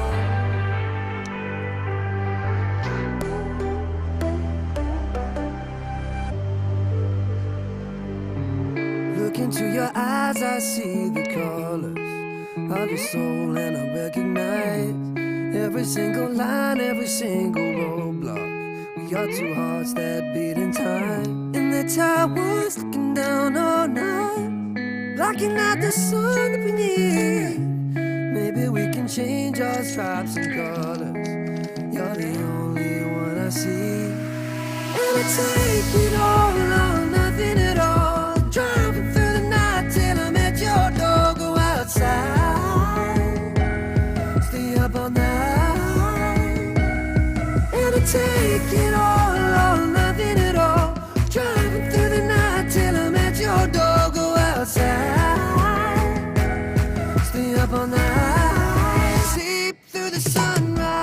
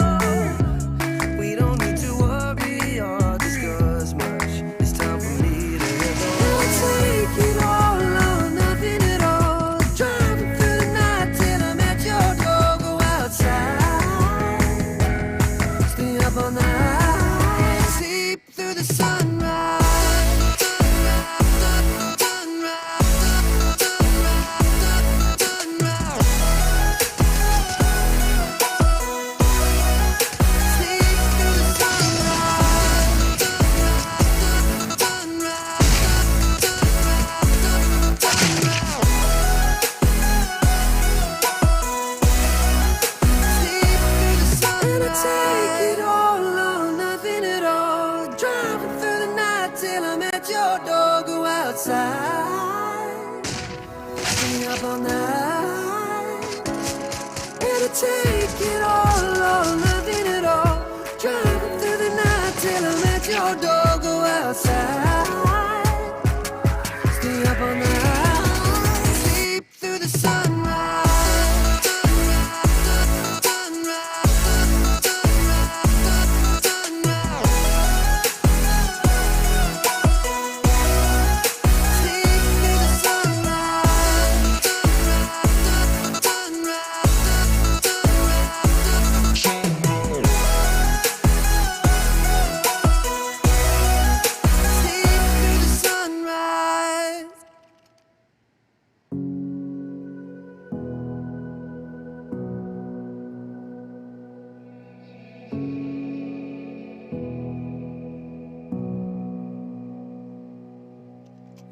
Sitting on a bench, waiting for the time to pass, dreaming of what happens next. I see what I wanna be, questioning my destiny, only knowing what I see. I don't even realize I've already made a path, and I can change it anytime. I can't take it back. I know what I want, but it seems so damn far away. I know I sound crazy too, the ones who said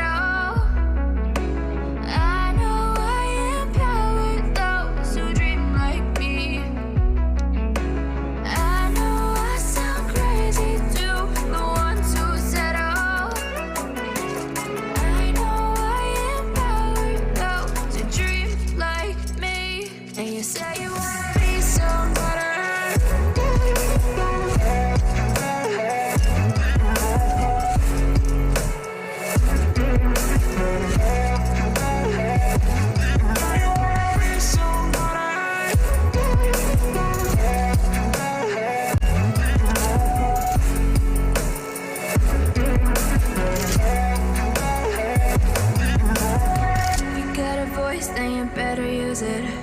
Tell yourself day after day it's time to prove it. No days off, keep the hustle moving. Wanna see you be what you want it to be, prove it. I know I sound crazy too, the one who said I know I empower those who dream like me.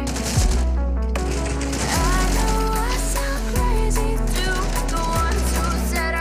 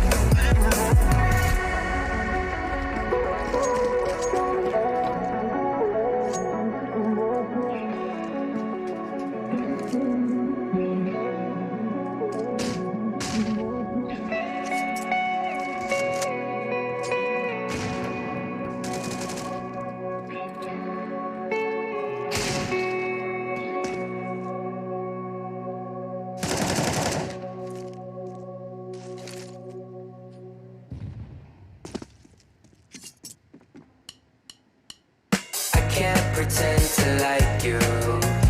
I hope you feel the same. I take a chance and not lose. I can't pretend to like you. It's just I never thought you were sitting next to me. I don't understand. It's just I never seen you smile. You wanna make out, give me a second.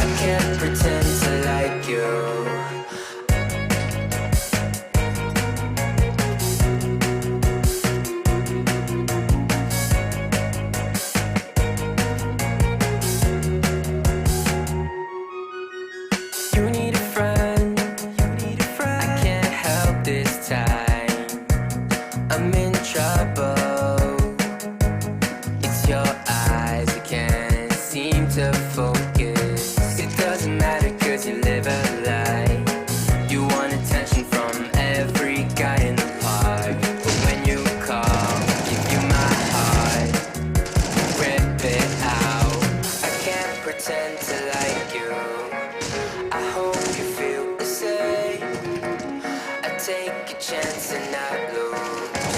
I can't pretend to like you. I can't pretend to like you. I hope you feel the same. I take a chance and not lose. I can't pretend to like you. I can't pretend to like you. I hope you feel the same. I take a chance and not lose. I can't pretend to like you.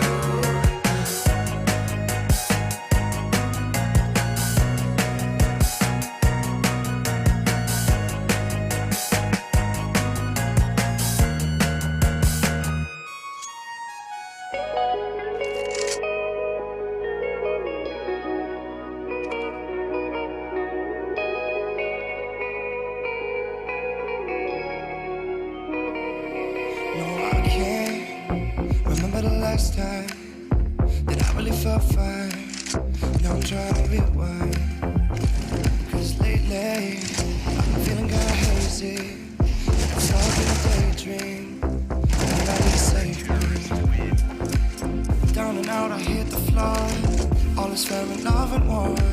But I can't do this anymore. No, no. Don't take me to a place I know. Somewhere I can feel my soul. Lately I'm skin and bone, so hollow. I've never felt so alone. I need you more than you know. Cause baby, you feel like home.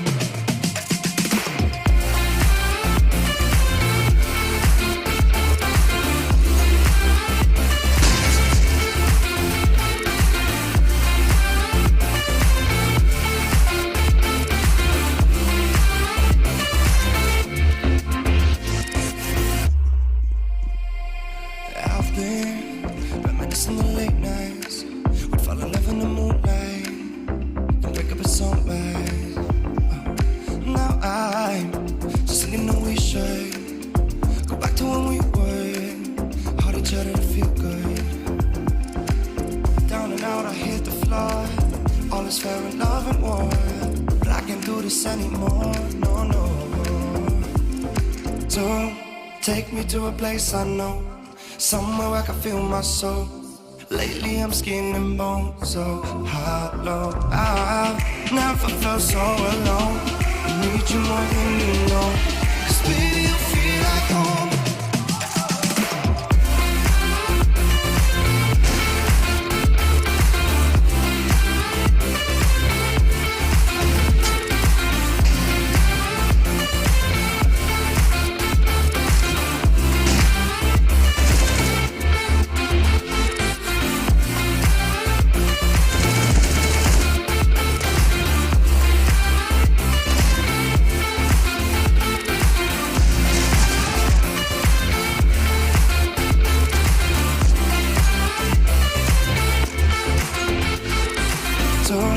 Take me to a place I know. Somewhere I can feel my soul.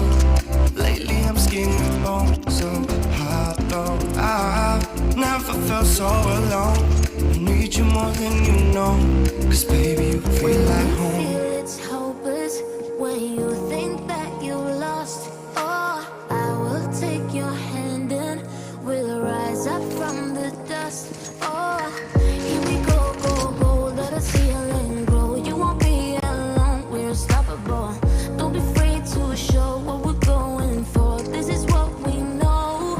Here we come back to life. We're still breathing. Standing up, everybody's gonna see it. Oh, all you need to know is that we're holding on.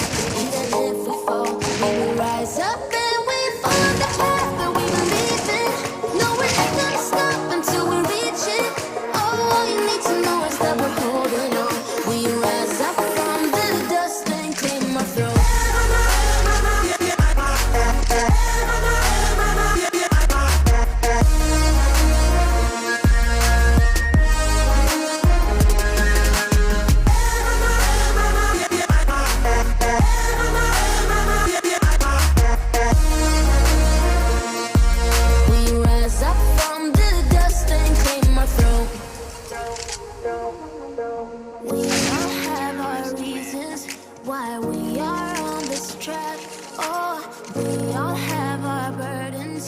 would. We just keep on fighting and we never look back. Here we go, go, go, let us heal and grow. You won't be alone, we're unstoppable. Don't be afraid to show what we're going for. This is what we know. Here we come back to life, we're still breathing. Standing up, everybody's gonna see it. Oh, all you need to know is that we're holding on. Even if we fall, we will rise up and we follow the path that we believe in. No, we're not gonna stop until we reach it. Oh, all you need to know is that we're holding on. We rise up from the dust and claim our throne.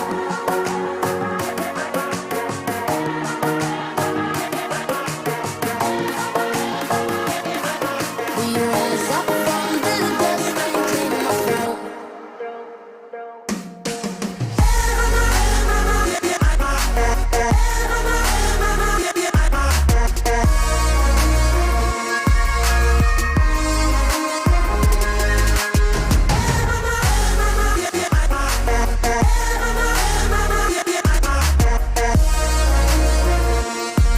We rise up from the dust and claim our throne.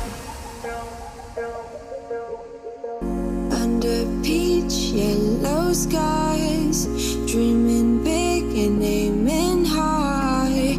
Name the clouds passing by, wishing we run away.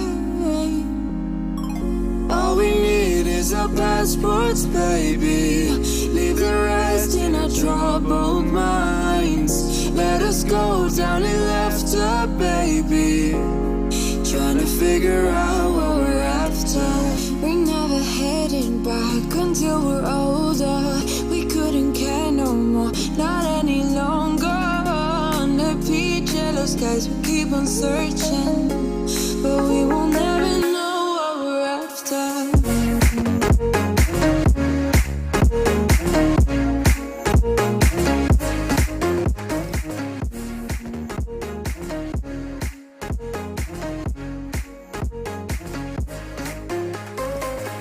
Book a plane, fly away. We will never be the same.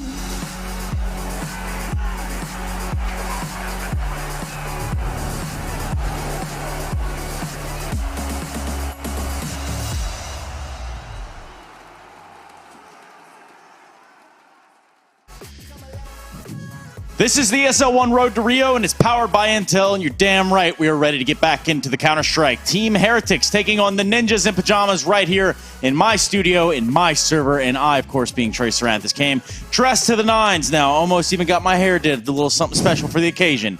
And alongside of me are two gentlemen who woke up equally as excited this morning. We do have Harry Russell, of course, and whatever Hugo's supposed to be. So, I what's don't up, really guys? know. Yeah, I mean, thanks for having us, Trace, here. We're really happy to be back on the desk. Obviously, this is a pretty cool game. We've just had a bit of a blowout. I'm expecting more of a close affair here. Heretics have really been a team rising through the ranks as of late. We see them get to the top 30 as well. And you know, I don't know where the limit is for these guys, but right now they're really grinding. Yeah, they definitely are. I can tell you where our limits are, and that would be just hearing from us, because we do have that opportunity to hear from Kiyoshima. We've got him logged in, loaded up, and ready to go. Kiyoshima, it has been quite some time. How are you, buddy? Hello. Good. Good. How are you? Not bad. You know, I'm just looking at this Heretics project, and I just want to just get it out there in the open. How did this project become to be? I mean, we had quite a lot of changes, actually. It was straight after I played New York with G2. Luke and myself decided to go and play together somewhere. So we decided to go with Heretics, see how it goes and everything, because we believed in the project where they had an in-game leader. They had Maka, who's actually really good as well. And we just tried to do something, but it didn't work that well with the players that we had. And we had to make changes, and now we are here.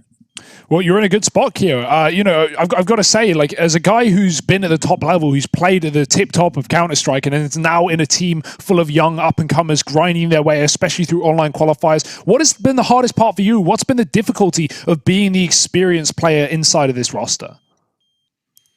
I mean, I don't think it's really difficult, because people actually really listen to me in what I have to say and all these things. So they quite listen to my voice a lot, even if I can't always be right. So I have to be able to listen to what they say as well. And it's always good to learn from the new generation that is coming and what they have to bring as well. Let's talk a little about the time you spent away from Europe, Keo. You took this long journey across this big pond known as the Atlantic, and you spent some time in North America. Talk to me about what you learned in playing in North America or with North Americans. The culture is really different, actually, because I'll say it's more... It's easier to play there, but in the fact of practicing, because when we play there, we didn't play that much because there's not a big pool of team to play with compared to here when we're playing literally 10 hours a day and all this stuff.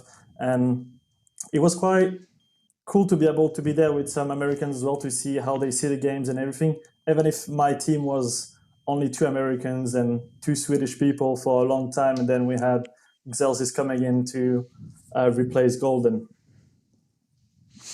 I would love to hear your thoughts as well, Keo, on Maka, right? I know he's been catching a lot of people's eyes here in the Team Heretics squad. What is it about him that you really love working with in the team, and what does he bring to the table? Maka is really... He actually watched a lot of demos of all the players, and that's really why he's so unpredictable, because he knows how the player play, and he's trying to make the best out of it. So he's spending a lot of time watching CS, playing CS, and it doesn't seem like it, but he's been in the scene for like not such a long time, but he made the best out of the time that he was in the scene. So let me ask you this then. We'll get you out of here pretty soon. You know, on the other side of the server are the Ninjas of Pajamas. And of course, they're not the Ninjas of Pajamas that you grew up playing against in CSGO. What do you think about this whole Dignitas and NIP project and how that all kind of broke down the way it did? It's kind of a struggle to think that we're playing this NIP, because in my head, NIP is still... Like, the Dignitas of now is like I'm thinking about Forest, I'm thinking about Get Right and all this stuff. So it's kind of hard to put actual names on NIP, even though I know the players, because they've been in NIP for such a long time and somehow they just all moved to Dignitas. So it's quite weird to see these people with different like team name, basically. Yeah, and I think everybody across the entire planet can echo that sentiment. Hey, Keo, would love to catch up with you a little bit more, but we got to do this thing where we get you into server and then we press live and then everybody's happy, you know? So good luck out there with the Heretics, my friend. Thank you very much. Cool. And on that notion, we'll continue down this path. The one of non-returning, if you're wearing what we're wearing. Hugo has vacated his glasses, but ultimately you don't need glasses to see what the Heretics are up against in the server. Yeah, in fact, I need the glasses off if I want to see what Heretics are going to show in the server. And I'm excited to see these guys, right? Like, we haven't actually had the chance ourselves as a trio to cast these guys. We've been seeing them really, you know, make a bit of a storm so far in the road to Rio. And right now, sitting at tip-top of the group alongside, obviously, you know, some of the other guys that we have here, such as NIP, such as Astralis, and of course Heretics there right behind. I can't wait to see what they're going to do. I'm calling, or I'm hoping for a bit of an upset, right? Like, NIP are certainly the favorites if you look at the results and you look at, you know, what these players and teams have accomplished. But Heretics, they're not a team to be sleeping on. Many teams have slept on them and they've regretted that post-match. Yeah, many teams or many people have slept on Cloud9, and well, I'm not even sure that they regret that. What I do regret to inform you is that it isn't time to get to our vetoes. Now, I bring that up because I want to know what maps we're going to be seeing between these two teams. Where do we think they have the most even ground in terms of this veto? Well, I feel like we could get a Vertigo here, right? Train and Dust probably going to go right away. That's the bans for these two. Train gone for Heretics. That's expected. I imagine this is where Dust goes, and there it is. Now, I'm curious if we see the Heretics pick into Vertigo, or if that could fall to NIP. Yeah, I love to think we at least get it in the series. I think Heretics, well, they haven't gone for it, but I think NIP will, right? Like, I think if you're Heretics, you know that NIP are going to pick into Vertigo. Look at how often, guess not, how often NIP have been playing that map. But I mean, it goes both ways, right? Heretics 100% win rate on that map. And I thought that they were maybe leaving it open for NIP to grab it, but NIP aren't going to be interested. They want to move completely away and go to Overpass. Mirage is a second ban for Heretics. An Inferno. No, that's going to be a ban as well. So Vertigo it is. Yeah. And, you know, that makes a lot of sense because Vertigo is a good map for both of these teams, right? And so that being saved as like the remaining, the decider map makes a lot of sense. It's the even ground for both of these two. And now I really hope that we get the fullest out of this series, right? Because I would love to see these guys go head to head on Vertigo. And honestly, I feel like this is one that's got the legs to get us there, right? Like both these teams feel pretty evenly matched, maybe feel like the wrong word, because with Heretics, you know, it was more like we didn't have a massive amount to go by. They come into this, they look so good. They've bested all these tier 1 opposition. And for NIP, it's been a bit of the same, right? Like these guys coming in and pressing us, looking real good. Obviously, you got Threat as well, now able to chime in even more. I think that's something that's helped this NIP squad out a hell of a lot, at least in, you know, the mid round and keeping everything organized. So I certainly hope, and I think this is a series that goes 3 maps, and we get to see what these two teams have to offer. And if we get there, right, like that Vertigo map is so interesting for the facts that Heretics, yes, 100% win rate, like no losses on it. NIP, even more games played and an 80% conversion as well. We saw them even take it over Astralis, not just to open up the Pro League even, you know, weeks, now months ago, but even the other day in the road to Rio, they did lose the series. They got 2-1, but they took Vertigo away from Astralis, which is a huge victory for NIP, and one that they would, you know, I'd love to see them take on Heretics here. I think it would favor them, NIP, in the long run if we go the distance, but right now, who knows? Yeah, well, what we should know is at least where we want to put our chips. We talk about stacking chips and coins, this, there, and the other. I'm talking about cold, hard predictions. GG.bet providing them. And we're going to have to get those glasses back on Hugo as he looks down the pipe and tells you why you should believe in his pick. Heretics. They are, I mean, you know, no other way to go, Trace. Like, I'm calling the upset. I'm calling the underdog here. The updog. It's truly in the studio. It is around. And Heretics, let's go for it. Why not? Yeah, you know, I'm going to disagree with him on this one. I'm going to put it in favor of the NIP boys. I think these Swedes have got something luscious cooking, and more luscious perhaps than those locks even, Trace. What's wrong with my locks, man? Anyway, it's kind of something I'm going with here. You're out, kind of like Kenny Power said. And in terms of me, I guess I'm in with the predictions. And when I think about these predictions, I like how you can't even see my eyes to see if I'm trying to deceive you. When I also say I think the Heretics have what it takes in this series, rather, to get the job done. And that's only because NIP, yes, we talk all the time about them finding a sort of identity, if you will. I think they're just on the cusp of it, but I don't think that it's just there just as of now. And where's Bastion going as well? Observer for the series. And for the night shift, he's on the late ones. And let's see which way he's leading. It's Heretics as well. We've got a nice a more dominant French side desk. That's not what we see every day of the week. NIP, of course, don't get us wrong. They're the favorites in this series, right? They're coming in as the bookmakers' favorites. They're coming in with more experience at the higher levels and a roster that's been held together for some time now. But upset potential is always there, especially online. And for these up-and-coming teams that have been grinding the qualifiers, such as Heretics, I think that's going to play in their favor. Yeah, and, you know, it doesn't just stop there. The party doesn't just stop with Heretics taking on the Ninjas of Pajamas. There's a lot of Counter-Strike going on around the league, to include Astralis taking on Dignitas, but that's going to be on a different stream. It's going to be on the B stream, to be exact. And, of course, we were just chatting about who Dignitas are and how they're not the Ninjas of Pajamas, because, well, they're not. That is just not the case anymore. Anyone who is confused, well, you're going to have to take a walk down Hugo's path there in his glasses, perhaps even with his clown shoes on, so that we can all see what it is that he sees in his prediction here today. Now, of course, those glasses are from the future. We are from the future as well. And the future shows to us that we're ready to get this game going. We do know it's Nuke. We know it's Overpass. We do know that we're going to be deciding this one on a little bit of Vertigo, should we need to. But this right here, that's what does all the talking, boys. And I'm done with that. So what do you guys got? Yeah, Trace's fists do the talking for him. No, I was thinking like... No, I know what you were thinking, Trace. Yeah, it's dollar signs. You meant money, but I went down the path of violence, and that's what we're going to see in the server. Also, those GG bet odds leaning this one in favor of NIP. So I got GG bet on my side, but no one else here on the desk. Don't know how I feel about that one, honestly. I kind of hoped I'd have some friends in this. I just, you know, for what it's worth, and I'm pretty sure you can all understand this. How many days have we been in the studio together, the three of us? Ooh, like 60. Almost coming up on 60 How many games now. do you think, Yeah, right? Because look at this, right? Look what it's come down to. Delirious now. Delirium has set in, and every time I look at Hugo, I get a nice little giggle out of that. And I'm not sure who it was that dressed us this morning, but certainly the wardrobe department is going to have strong words with the manager. Probably someone named Karen, if I had to guess. Either way, we're jumping into this matchup. We're jumping into this first map of this series. No Karens in sight, and that's because Nuke, Overpass, and Vertigo are going to be taking her place. Speaking of which, we miss you, Sarah. See you soon. What?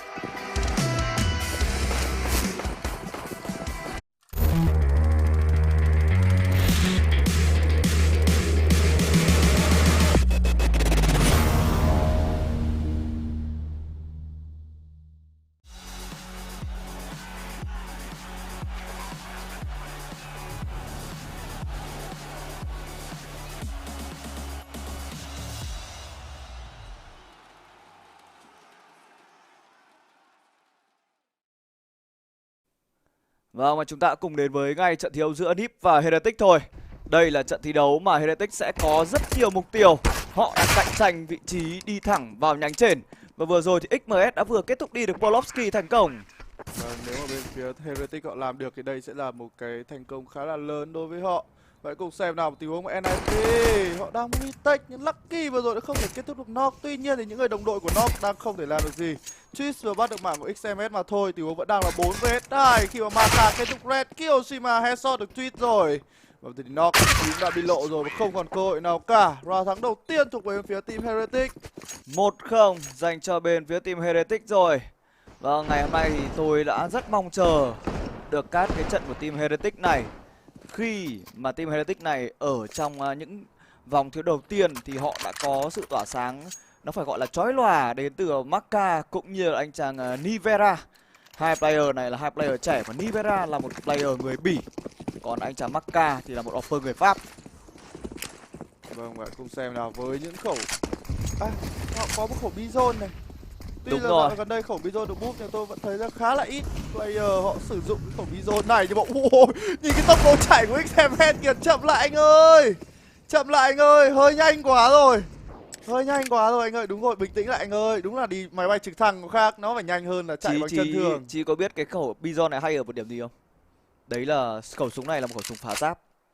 Nên là giáp sẽ mất rất là nhanh khi mà ăn những viên đạn của khẩu Bizon này vào cả. Và đây trong trận thi đấu này thì NIP trước khi trận thi đấu này diễn ra thì đang đứng đầu bảng. Nhì bảng A là vị trí của team Astralis. Và NiP thì đã gần như là xác suất để đi tiếp rồi. Nhưng vấn đề là Astralis sẽ đi tiếp ở nhánh trên hay là nhánh dưới mà thôi. Vâng, chưa biết được như nào đâu. Nhưng mà Astralis thì với cái họ đi tiếp thì chắc chắn là nó vẫn còn rất là rộng mở. Có đánh B đến từ Heretic rồi. XMS có một mạng 2 mạng của XMS. Kiyoshima kết thúc đi được red, đưa về là 4 vs 2 và nó gần như sẽ là không có cơ hội nào dành cho NIP cả. Một mình Twist ở trong vực bombsite B và tôi cản làm sao được 3 người của Heretic đây. Có cơ hội khi mà XMS đang yếu máu. Và bây giờ hãy cùng xem nào. Một quả flash được ném ra rất chạc. Và bây giờ Twist một mạng rồi nhưng đó là hết đạn và không còn cơ hội nào nữa. Một mình Lecro. Tuy nhiên thì 3 player của bên phía team Heretic đang yếu máu nha. Lại là có cơ hội cho Lecro rồi. Nhưng mà ít nhất thì cần phải bắt được Kiyoshima trước đã. Kiyoshima góc tề là rất đẹp rồi. Không có cơ hội nào nữa cả. 2-0 rồi cho bên phía team Heretic mà thôi. 2-0 rồi cho bên phía team Heretic. Và ở trong round tiếp sau thì NiP vẫn cứ là yếu tiền mà thôi. Và liệu rằng cái khẩu trực thăng không được giữ ở trên đôi bàn tay của XMS rồi. Bây giờ thì sẽ chỉ là những khẩu lục đến từ NIP. Chính giờ thì đó là những khẩu USP. Một mình Lecro vẫn đang tự tin và up luôn một khẩu DE. Chính ra là up luôn một khẩu DE. Không có giáp, chỉ có một mình anh có DE mà thôi. Vâng, xin phép anh em là tôi sẽ nhắc lại cho anh em thấy là tại sao chúng tôi không cắt Astralis và team Dignitas. Vì đơn giản là caster mình upper nhầm. Chúng tôi đã đưa lịch thông báo từ buổi trưa rồi là chúng tôi sẽ chỉ cắt ở luồng stream A mà thôi. Và đó sẽ là trận cuối cùng ngày hôm nay thì sẽ là trận mà tất cả các bạn đang chứng kiến. Vừa nãy thì caster mình upper hơi bị bắt lú một chút. Nhìn nhầm giữa cái trận đấu của hai luồng cho nên là cũng đã có một chút không báo nhầm cho anh em. Không sao cả, trận đấu này thì vẫn đã... Và chắc chắn thì trận thi đấu này là một trận thi đấu hay hơn. Trận thi đấu giữa team Astralis và Dignitas. Cái gì xảy ra vậy? Lecro spam vào đầu của anh chàng Maka với việc là 2 viên đê bắn vào ngay vào đầu. Chí ơi, đó phải là tình huống win hack không vậy? Vâng, một tình huống mà anh ta chỉ vừa mới ăn spam nhẹ thôi. Quá đanh đá. Thật sự thì mấy bà bán cá ngoài chợ cũng không đánh đá bằng Lecro đâu. Và bây giờ thì không có bạn thứ hai đến từ Lecro. Bên phía của NIP bắt đầu đẩy ram nhưng đang có người của Heretic kê lại. Vâng, Twist có để cho đối phương đặt C4 hay không đây? Kyo 1 mạng và 2 mạng thì là quá dễ dàng rồi. Có mạng thứ 3 không? Knock đang cố gắng trốn. Twist, trời ơi! Hết cả một bằng USP rồi mà còn Tam không trúng địch phát nào. Và đó vẫn là 3-0 dành cho team Heretic mà thôi. Tuy nhiên đây sẽ là cái round full buy của NIP. Và vừa rồi thì đó cũng là 3 mạng dành cho Kiyoshima. Người đã truyền cho tôi rất nhiều cảm hứng để chơi cái bộ môn CSGO này. Đó chính là anh chàng Kiyoshima. Tuy nhiên thì cái cái sự nghiệp của Kyoshima thật sự Đúng, nó nó cũng hơi đận. trồi sụt một chút, nó hơi trồi sụt Hơi một chút. đận rồi. Và những cái trận thi đấu đầu tiên mà tôi xem thì đó chính là trận thi đấu của Fake Clan hồi mà Fake Clan vẫn còn Kyoshima và Alu trong đội hình cơ. Tôi đã thích Fake Clan từ hồi đó và thích cả Kyoshima. Nhưng mà bây giờ thì chúng ta cũng tạm thời trở lại một cái trận thi đấu này. Cái đã team Heretic đi với một tốc độ bàn thờ xuống khung Secret, đi quá nhanh khi mà trên tay của Lucky đang là một khẩu SMG, đó là của Mark 10. Nhưng Nock trong round thiếu này thì Nock đang là người chơi cụ hầm B và Nock đã phải trả ra quả smoke để cầu kèm Tham Minh rồi. Bây giờ thì team Heretic 4 người của họ đang bị kẹt lại ở Secret và có vẻ như vẫn đang phải chờ một khoảng Tham Minh nữa mới có thể đi qua được. Bắt buộc phải chờ quả smoke phải tan. Lowski có cản lại được hay không đây? Một tình huống bắn yếu được. Các thành viên của Heretic đến từ Nock rồi. Và Lowski thì có lửa để trả ra. Nhưng Heretic bây giờ thì họ đang di chuyển tiếp lên Secret và lên ngược lại bom Saya. Có người ở trên tower nha. Không chỉ đó là với chân tower. Nhưng bây giờ sẽ là một góc ngắm ọp quá đẹp đến từ binh trưởng Twist.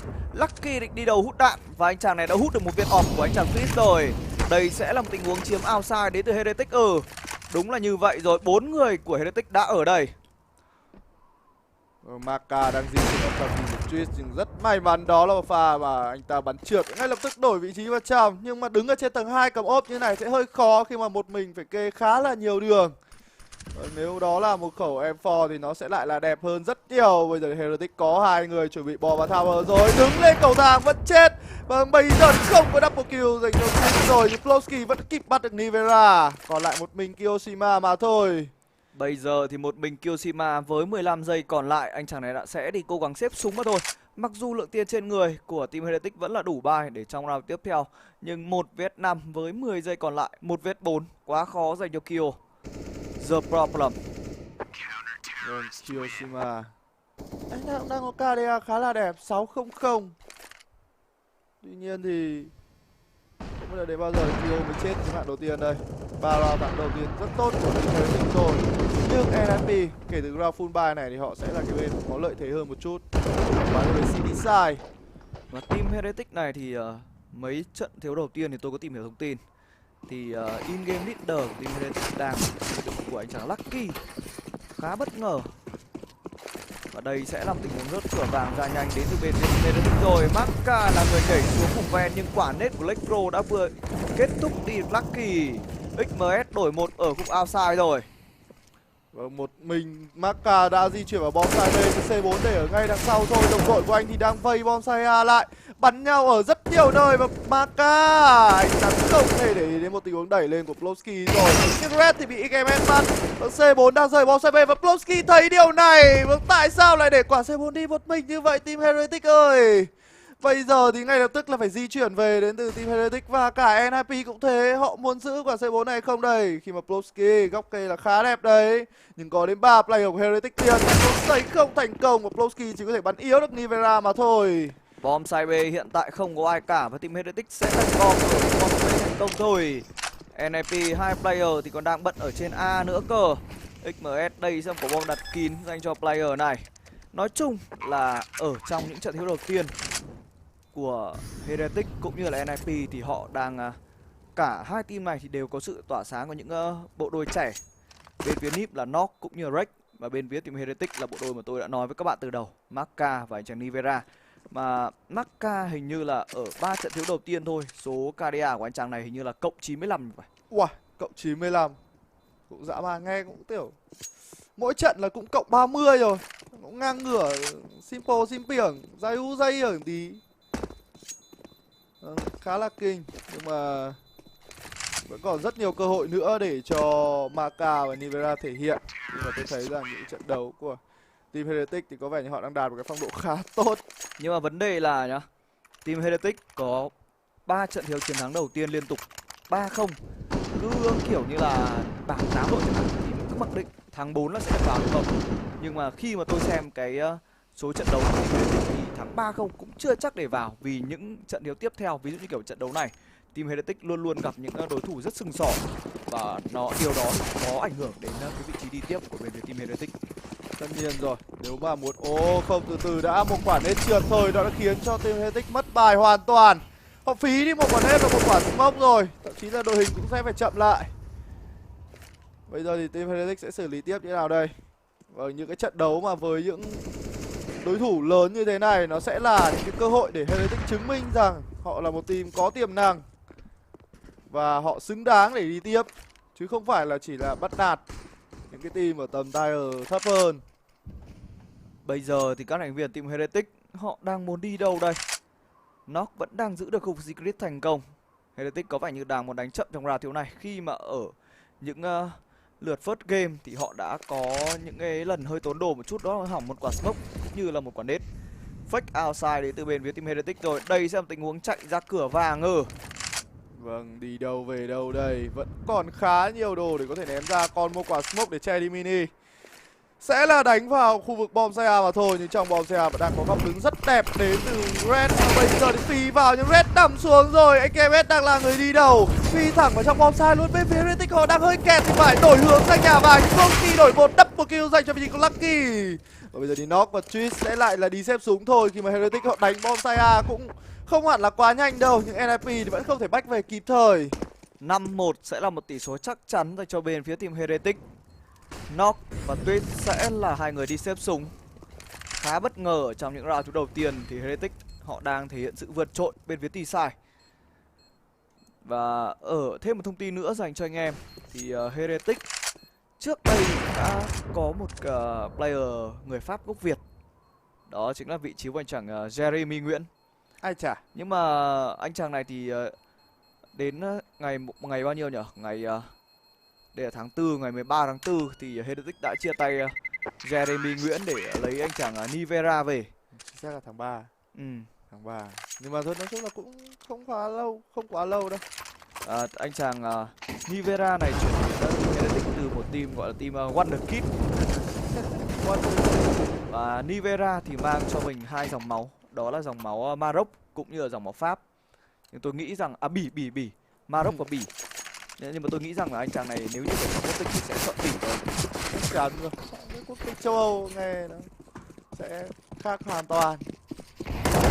Xem nào, round cả hai bên đều full bài thôi. Team Heretic họ đang có một cái lợi thế rất lớn, dẫn trước đến tận 4 round liền và thậm chí là chưa có dấu hiệu dừng lại.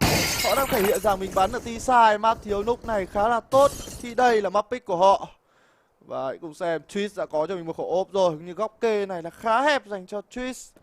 Về phía Heretic là họ có di chuyển hớ hay không? Đội hình của họ thì lại đang di chuyển ngay outside cơ. Có lẽ sẽ là setup smoke lên khu vực A long và bò lên cùng nhau.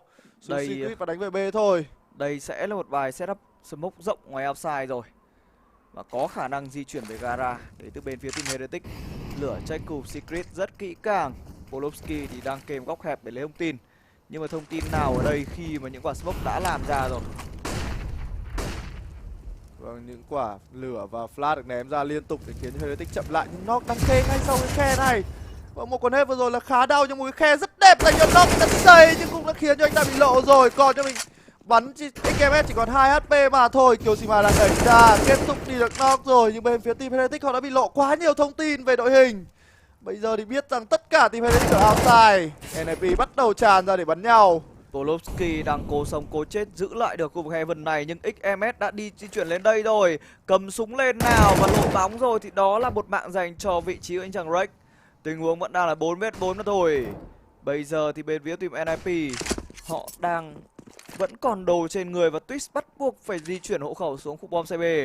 Nhưng đây là một khẩu ốp Kevener và bây giờ thì một khẩu ốp đổi được một mạng đó. Nhưng vị trí của team Heretic cũng chỉ còn một người mà thôi. Lucky thôi xong rồi, đặt bom như thế này thì khác gì là đặt bom chỗ chết đâu. Một tình huống phán đoán quá tốt đến từ Twist. Tuy nhiên thì vẫn còn đến 3 round nữa để NIP có thể gỡ hòa. Nhưng đây đã là một round mà bên phía team Heretic cái lượng tiền của họ nó đang hơi yếu một chút xíu đến từ Lucky và Maka rồi.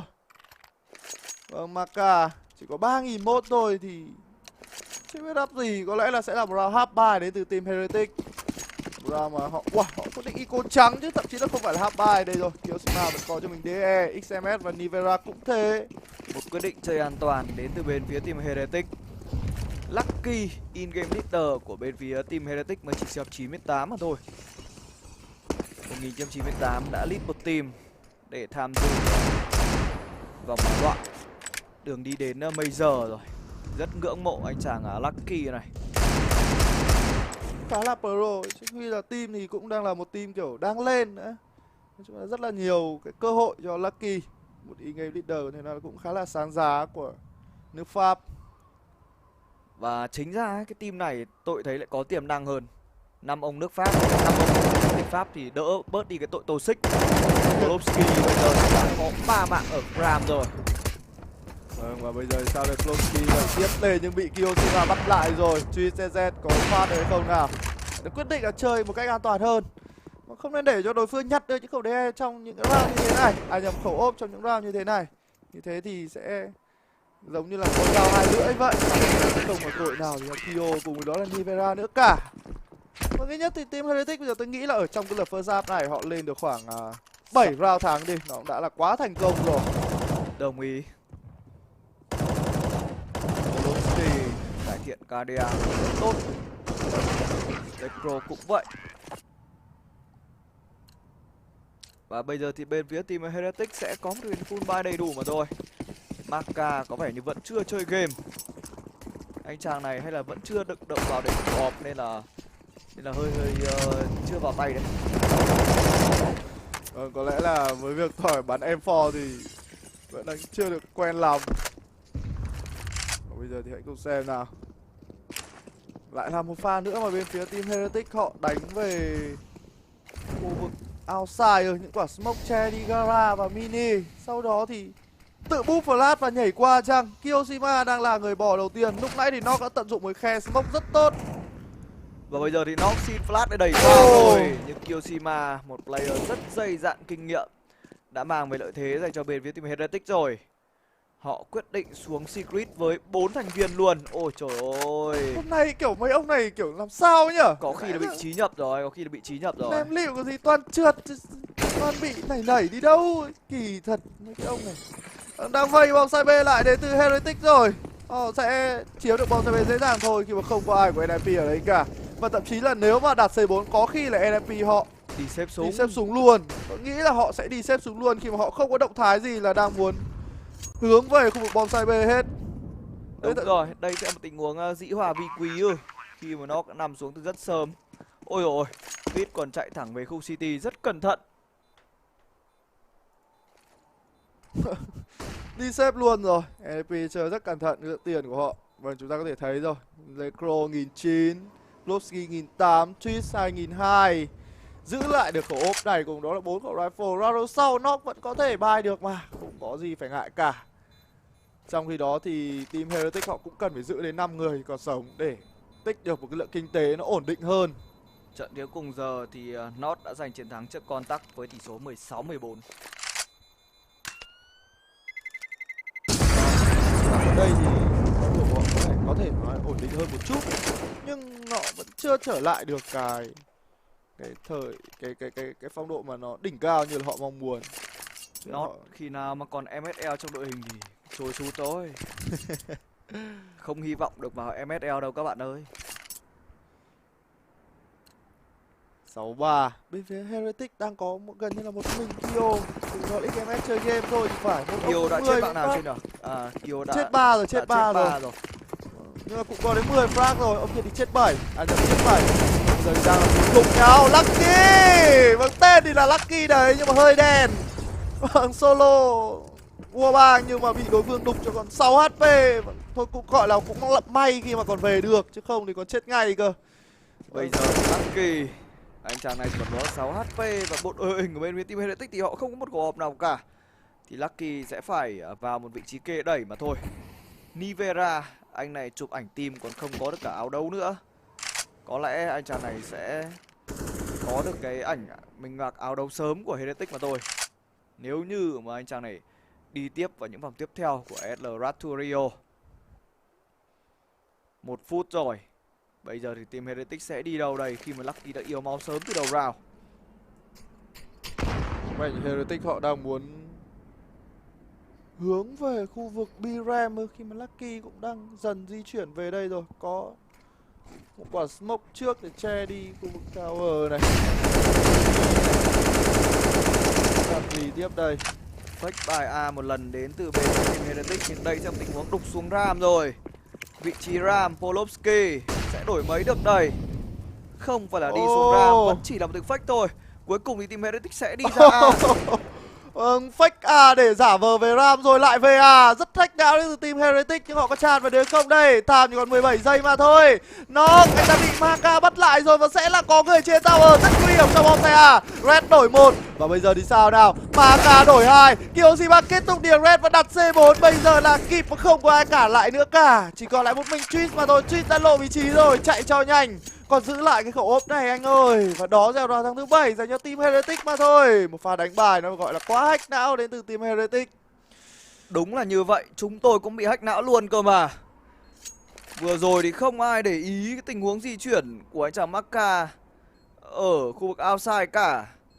Vừa rồi thì gần như là 4A, mà 4A chỉ có thể đổi 2 đến từ bên phía team Nip mà thôi. Round thứ 7 dành cho team Heretic rồi.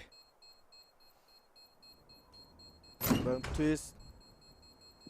Anh ta giữ khẩu ốp này cũng phải được khoảng 2 round rồi đấy. Đây đã là round thứ 2 rồi. Không biết là khẩu ốp này thì sẽ giữ được trong bao lâu nữa đây. Khi mà NIP thì từ nãy giờ là họ còn thua thôi. Thế này thì hơi khó nha. Hơi khó cho NIP rồi nha. Họ đang được bắn ở City Side, nhưng để đối phương ép như thế này thì đến lúc mà họ bắn ở T Side thì sẽ rất khó để có thể vực lại được. Trận đấu sẽ rất dễ trôi đi và chiến thắng sẽ thuộc về Heretic. Ở hai bảng A và B thì sẽ lấy 4 đội. Đội thứ nhất và thứ nhì sẽ đi thẳng đến đánh trên. Đội thứ ba và thứ tư sẽ đi xuống nhánh dưới. Và những trận playoff sẽ là những trận thi đấu bỏ ba. Và Grand Final của Esl One To Rio EU sẽ là một trận thi đấu chung kết bo 5.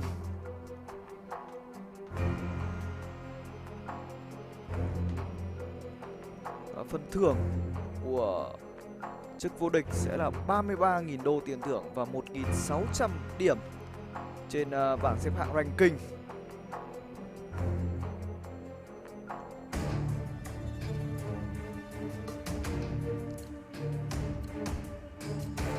Rồi đầu tư 11 về phía của NIP. Với việc là vừa rồi chỉ có một mình Twist anh ta giữ lại được ốp thôi, nhưng mà những người còn lại có khá nhiều tiền và vẫn đang full buy được với những khẩu M4. Bây giờ thì vẫn là những pha gây áp lực, nhưng đây rồi Maka đang phi rất nhanh vào BD và anh đã có được một mạng của Necro, một tình huống không thể phán đoán được theo tao mình. Và nhưng bây giờ sang đến hai người nữa của NIP cũng đã nằm xuống. Một tình huống mà team Heretic có thay đổi cái nhịp độ trận đấu quá nhanh. Từ đầu giờ đánh rất chậm và đột nhiên chỉ trong vòng khoảng 1 phút 30 giây thôi họ đã có mặt ở trong bom xe, họ bắn nhau. Vừa rồi thì Maka có khác gì là vận động viên trượt tuyết đâu. Một tình huống rớt ở nóc silo quá nhanh, làm bất ngờ hoàn toàn đội hình của NIP trong khu bom xe A. Vừa rồi thì 3A lại đổi 1 kìa. 4A thì đổi 2, 3A thì đổi 1. Và không biết rằng một lúc nữa 5A thì đổi mấy đây. Round thứ 8 thì chắc chắn sẽ thuộc về bên phía team Heretic rồi. Bây giờ thì thật sự NIP họ đang không thể chống đỡ rồi, nằm ngửa rồi. Mọi thứ đều đang được team Heretic họ làm chủ hoàn toàn. Round đang thứ 8 và thậm chí có thể là 9 đến 10 chẳng 10 round thắng bên T-Side thì tôi chưa biết được là team Heretic họ sẽ thua cái kiểu gì đây. Nếu mà bước sang cái lượt second half. Bắn quá tốt đến từ Maka, thì rất nhanh. Tuy là anh ta phải nằm xuống, những người đồng đội của anh ngay lập tức làm thêm 2 mạng nữa thì nó là dấu chấm hết cho bên phía NIP luôn. Và chúng ta nhìn thấy 12 round liền rồi knock vẫn chưa có mạng nào. Nhưng ADR lại cao hơn Red, một người có 4 mạng. Sự kỳ cục. Có ai trên kênh chat có thể giải thích được cho tôi không ạ? Tôi cũng đang chưa nghĩ ra tại sao lại có thể là cao hơn đến như vậy. Anh ta có kiểu 4 cái exit ấy, chắc kiểu Red là kiểu KS nhiều rồi, bắn người yếu máu quá. Đâm ra là lượng đam gây ra là ít. Toàn kiểu đồng đội bắn gần chết. Đấy, knock bắn gần chết xong rồi ông Red chạy ra KS thôi. Thế thôi.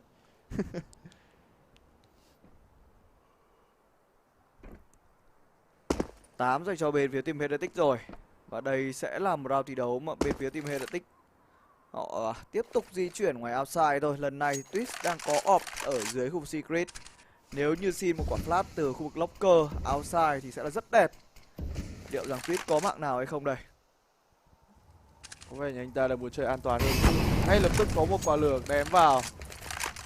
Rất cẩn thận đến từ team Heretic. Tuy nhiên nó cũng đã đẩy cho Twist phải lùi về. Nhưng các thành viên của team Heretic họ lại đang muốn vây vào Gara và sẽ là đánh cái bóng tay A. có ai kê lại hay không đây? Có vẻ như vừa rồi Plopsky đã nhìn thấy rồi thì phải. Đúng rồi. Và bây giờ thì đã có thông tin đến từ bên phía của anh chàng Knock. Liệu rằng anh chàng này có mạng đầu tiên hay không đấy? Vừa nói xong thì chết luôn.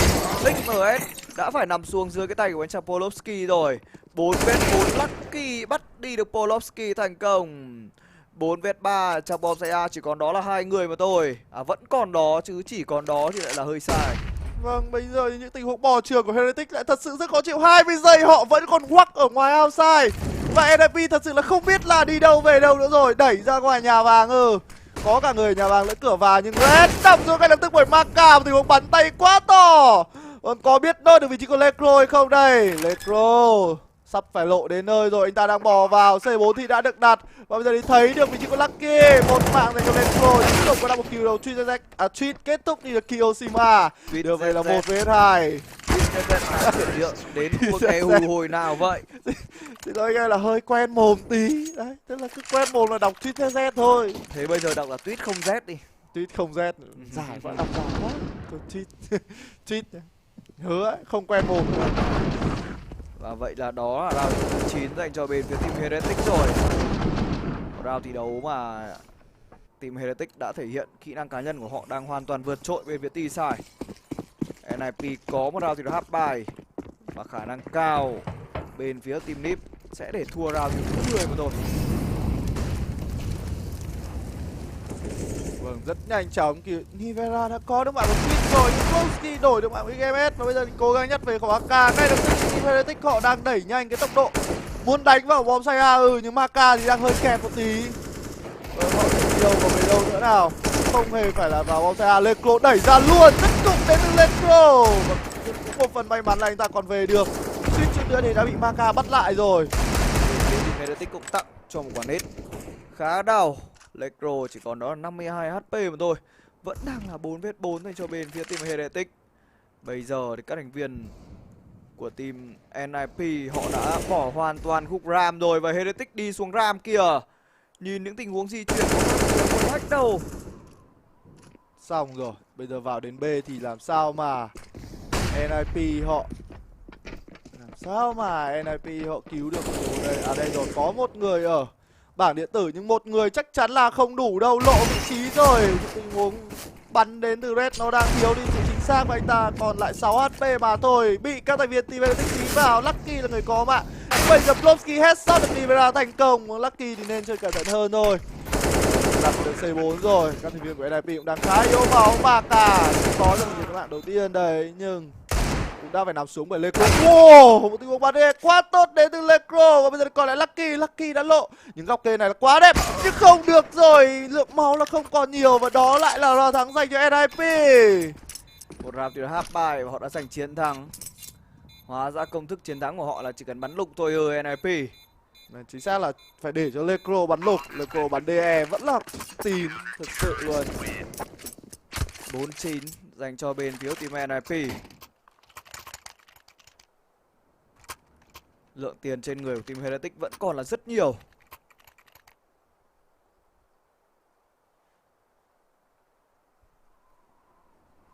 Đây chúng ta lại bắn DE đến từ Lecro. Lecro cũng khá là nổi tiếng với việc là một player bắn DE tốt. Tuy là anh ta có vẻ cũng không thích bắn khẩu DE lắm, chẳng qua là tự dưng mình bắn hay thôi, chứ chắc thì đã thích. Vâng, bây giờ thì lại là những quả smoke cherry khu vực gara và mini đến từ team Heretic. Họ đang khá là thích sử dụng cái bài này, họ có thể bò trườn một cách thoải mái hơn. Và NIP thì gần như là đang bị team Heretic quay như dế rồi. Quay như dế. Thì liệu rằng bây giờ thì team NIP ở bên phía City Side họ sẽ có bao nhiêu mạng đây, bao nhiêu round thi đấu thì đúng hơn. Các thành viên của team NIP mặc dù xuất phát đến phía City nhưng họ mới chỉ có 4 round thi đấu sau 14 round. 4 round sau 14 round. 4 round thiếu chiến thắng. Thực sự thì bây giờ để cho team Heretic lên được 9 rồi nó đã là hơi sai. Quá sai rồi. Một cái sự gọi là quá tồi tệ với NIP. Tôi nghĩ là như vậy khi mà đây đang là map thi đấu núp. Và NIP thì cũng không hoàn toàn là một team bắn gọi là thật sự là quá tốt ở bên T-side. Nhưng bây giờ thì setup bài ở outside rồi, nhưng các thành viên team Heretic lại đang quắc ngược về. Một góc kể lấy thông tin đến từ Polovsky. Góc thi đấu này thì hoàn toàn có thể lùi được Và nếu như đối phương sổ vào thì Polovsky có thể quả lửa, trả quả lửa trên người ra. Heretic 30 giây lại là tổ ngành đánh chậm mờ. Vâng, bò rất chậm rãi vào khu vực.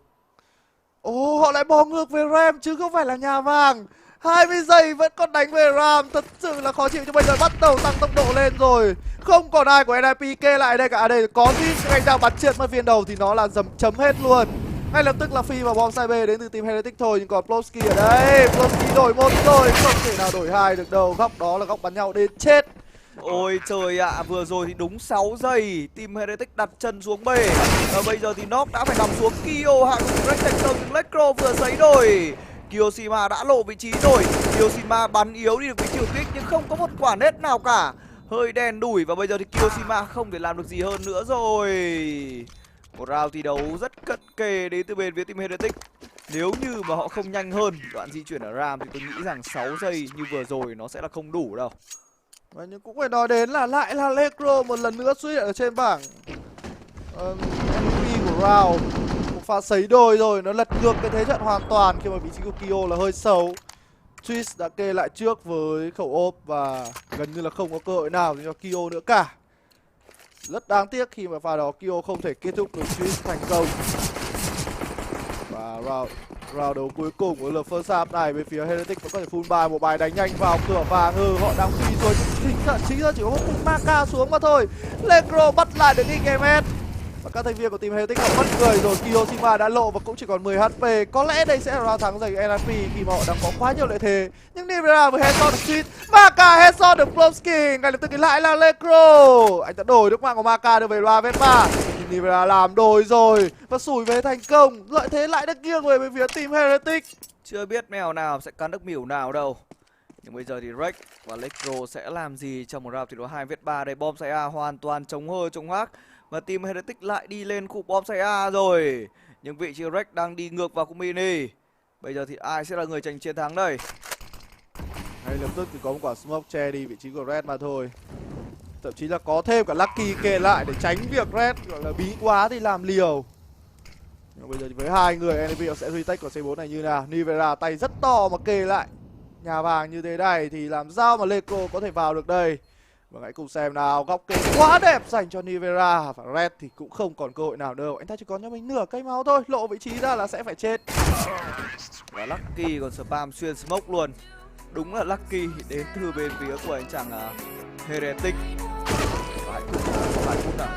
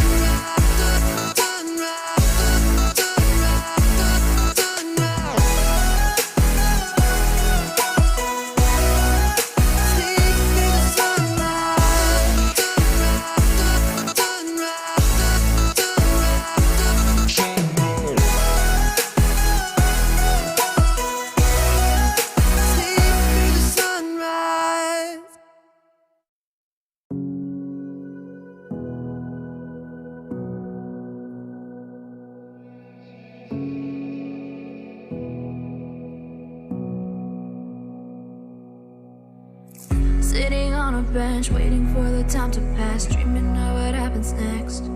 I see what I wanna be, questioning my destiny, only knowing what I see. I don't even realize I've already made a path, and I can change it anytime. I can't take it back. I know what I want, but it seems so damn far away. I know I sound crazy to the ones who said oh. I know I empower those who dream like me. I know I sound crazy to the ones who said oh. I know I empower those who dream like me. And you say you wanna be somebody.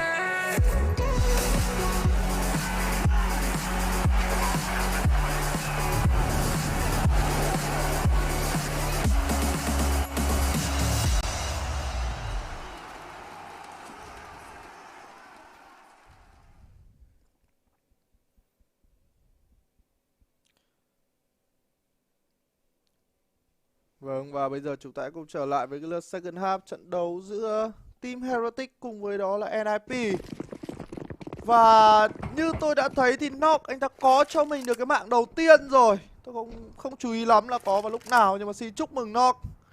Ít ra thì kết thúc cái lượt first half thì anh ta cũng đã có mạng, thay vì là không có gì. Và bây giờ là một round mà bên phía NIP họ đang muốn đánh vào bóng xe A. Nhưng đội hình của Heretic ở trong bóng xe A cũng đang có đến 3 người rồi. Vị trí của Maka là đẹp nhất. Và bây giờ thì sao đây? XMS tạm trượt khá là nhiều. Anh ta vẫn sống. Lecro headshot được Maka trước đó, nhưng Lucky và Kiyoshima xuất hiện với 2 cái mồm. Bây giờ thì Nivera hơi khó, nhưng ta vẫn kịp headshot được Red, thành công đưa về là 2 vết 2. Vâng, đang câu thêm thời gian để cho Kiyoshima có thể vòng được vào từ mini. Bên phía NIP vẫn chưa thể nào đặt C4 ngay được đâu. Trong khi đó thì Nivera cũng đã đổi vị trí rồi. Anh ta muốn về mini cùng với Kyo. Và Kit thì đang rơi ở trong bom sai rồi, hoàn toàn có thể nhặt kịp thời. Tuy Zen đã phát hiện ra vị trí của hai thành viên Heretic, ngay lập tức là lùi về. Nhưng bây giờ Lecro thì cũng đẩy ra. Có vẻ như Lecro sẽ không qua được. Anh ta chỉ còn 1 HP mà thôi. Nivera đang cố gắng bắt tweet.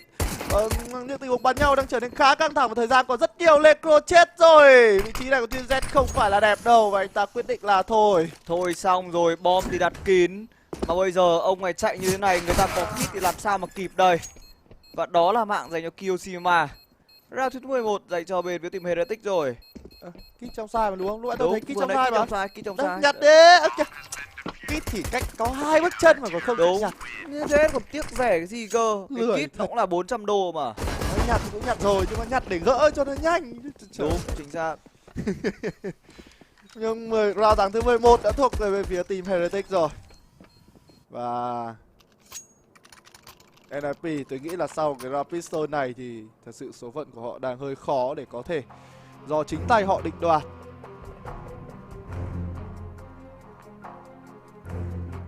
Bây giờ thì họ sẽ làm gì? Với việc đặt C4 họ hoàn toàn có thể up cho mình ít nhất là 2 khẩu AK. Ít nhất sẽ là 2 khẩu AK.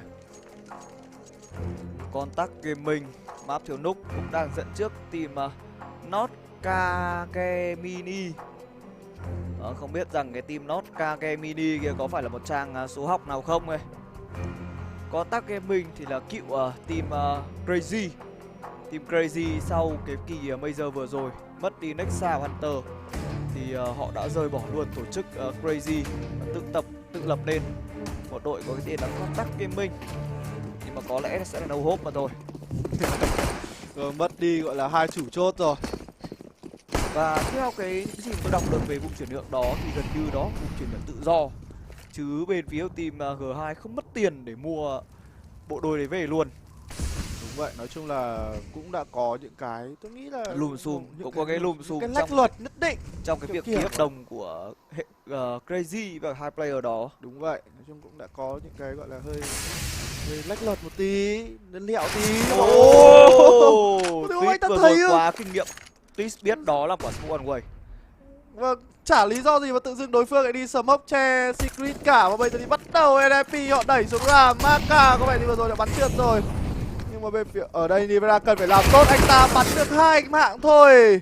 Ngay lập tức thì bên phía của NIP bây giờ họ có 3 khẩu AK. Hãy nhìn xem cái sự tương quan với súng ống nó là quá nhiều dành cho NIP. Với 3 khẩu AK này họ có cơ hội nha. Làm sao mà đòi hỏi một khẩu Bison trên tay của XMS kết thúc đi được một khẩu AK được. Và chưa kể Twist vẫn còn đang Biter quá đẹp đây này.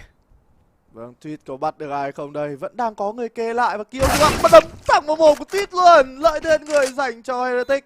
Nhưng giờ góc kê của Lecro cùng với đó Red cũng đang là khá đẹp khi hai người đang phối hợp với nhau. Lecro sẽ là người hút đạn để cho Red gọi là cố gắng là xử lý về cuối, nhưng Red này là một headshot với Kill rồi. XMS kết thúc Lecro. Bây giờ Red bắn yếu được cả hai, anh ta đang khá yếu màu. XMS vâng, một khẩu Bison thôi.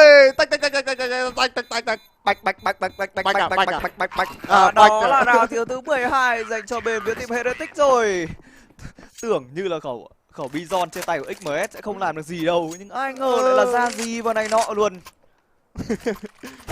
Ui, nhìn bắn là tí luôn. Thích cả con mắt. Ui, tự tin luôn. Một khẩu Bison nó phải 64 viên thì phải, nếu tôi không nhầm. Đúng, chính xác. 64 viên và khả năng sấy gần như là không có recoil. Cứ vừa đứng im một chỗ mà chưa bắn kể thôi. là khẩu súng này lại còn là khẩu súng phá giáp nữa. Đúng vậy, bắn phá giáp tốt, là lượng fire rate nhanh. Một khẩu súng cũng được bốp lên khá là mạnh, nhưng bây giờ là một tình huống đẩy ra outside đến từ Maka. Đánh đầu smoke không biết là đã lộ tiếng hay không đây. Tôi có vẻ như là không lộ tiếng rồi, nhưng bây giờ bắt được Maka, vẫn còn Lucky ở đây, lại sử dụng one way một lần nữa. Nhưng anh ta cũng đã phải lùi về thôi. Bên phía của NIP có vẻ như đang muốn đuổi theo đến phải. Họ chưa xuống được Secret hoàn toàn đâu. Bây giờ các thành viên của team Ninja Pyjama sẽ làm gì đây? Lecro đã vào đến góc ven rồi kìa. Thì đây là phía sai Phạm Minh và viên đạn thứ tư của Lecro thì lại bay thẳng vào đầu của XMS. Hơi rùa một chút đến từ ấy chàng này. Và Kyoshima đứng tầm xa với khẩu Air4 như này đã là rất lợi thế rồi. Và các thành viên của NIP họ sẽ làm gì đây? 58 giây và chỉ có ở đây rồi. Red đã nhặt lại được khẩu AK. Với khẩu AK này, Red sẽ gánh cái niềm hy vọng của đồng đội ở trên vai, nhưng anh ta không có giáp. Anh ta lại là người duy nhất không có giáp và cầm khẩu AK, nên đếm lại cho đồng đội thì hơn. Và liệu rằng có ai sai tham binh hay không đây? Nivera đã nhìn thấy cái chân của Tuyết rồi Nip đang muốn xuống B và ở khu hầm B đang là vị trí đứng của anh chàng may mắn. Vâng, tại sao mà không ném khẩu AK cho Knock đi mà lại để cho Red không có giáp, bắn này thì rất nguy hiểm. Đây chúng ta có thể thấy Red vẫn headshot được Lucky ngay lúc tức khi Kyo có được mạng của Lecro, đưa về là 2 vs 2. Tuyết bắt được thêm một mình vị trí của Nivera rồi. Bây giờ thì Kyo sẽ làm gì đây? Kyoshima the problem đã bị kê lại rồi. Kyoshima vẫn kịp hạ gục được Twist. Có kit trên người của Kyo nhưng mà lượng HP chỉ còn là 12. Rex thì cũng không khỏe hơn là bao. Và anh chàng này còn đang gặp bất lợi là không có giáp nữa cơ. Bây giờ thì Kyoshima chỉ cần một lượt lắc sang phải thôi. Bây giờ thì Kyo không được rồi. Không thể đoán ra được Rex ở đó. Khó quá. Vâng, khu vực bom side B có quá nhiều góc để mà Kyo có thể phải check vào. Gần như là không có cơ hội nào cả. 19 round rồi, Knock vẫn một mạng. Cái gì? Thật sự 1-5-13. Đây có phải là truyền nhân của Misuta hay không đây? 19 round rồi, chưa có thêm được một cái mạng nào nữa cả. Round mà bên phía của team Heretic họ đã để thua. Tuy nhiên thì đó cũng là một round mà họ thua trước những khẩu AK thôi. Bây giờ là một round mà họ phải phong bài với một khẩu Scout trong tay của Lucky và CZDE cho những người còn lại. Nhưng Lucky vừa bắn yêu được một người rồi. Plowski không chạy được đâu. Và ngay lập tức cái Maka sẽ nhặt lại khẩu AK này thôi. Và anh ta không biết là có làm được ai không đây. Vâng, Truy đã kết thúc được Lucky, nhưng Truy nổ bóng và một mạng quá đơn giản dành cho Maka. Đó chỉ là một táp đến từ anh chàng này mà thôi. Nip đang muốn xuống Ram và ở Ram đang có vị trí của anh chàng Nivera. Lộ rồi, phải cao chạy xa bay thôi. Và chưa kể là Nivera là còn chả có áo có mũ gì cả cơ.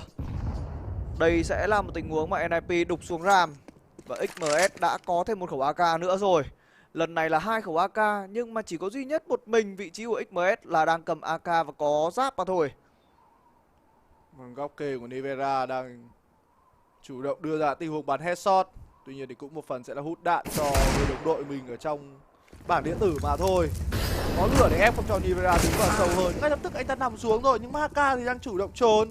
Bây giờ thì nó có mắc sai lầm hay không đây? Nó sai lầm rồi. Và một bạn nữa dành cho Maka rất dễ dàng double kill. Không có triple kill đâu. Lecro đã là người bắn tốt hơn. Hơi đen một chút, vừa rồi thì Maka không có giáp nên tâm bị lật lên. Kyoshima phát hiện ra một người ở Ram rồi.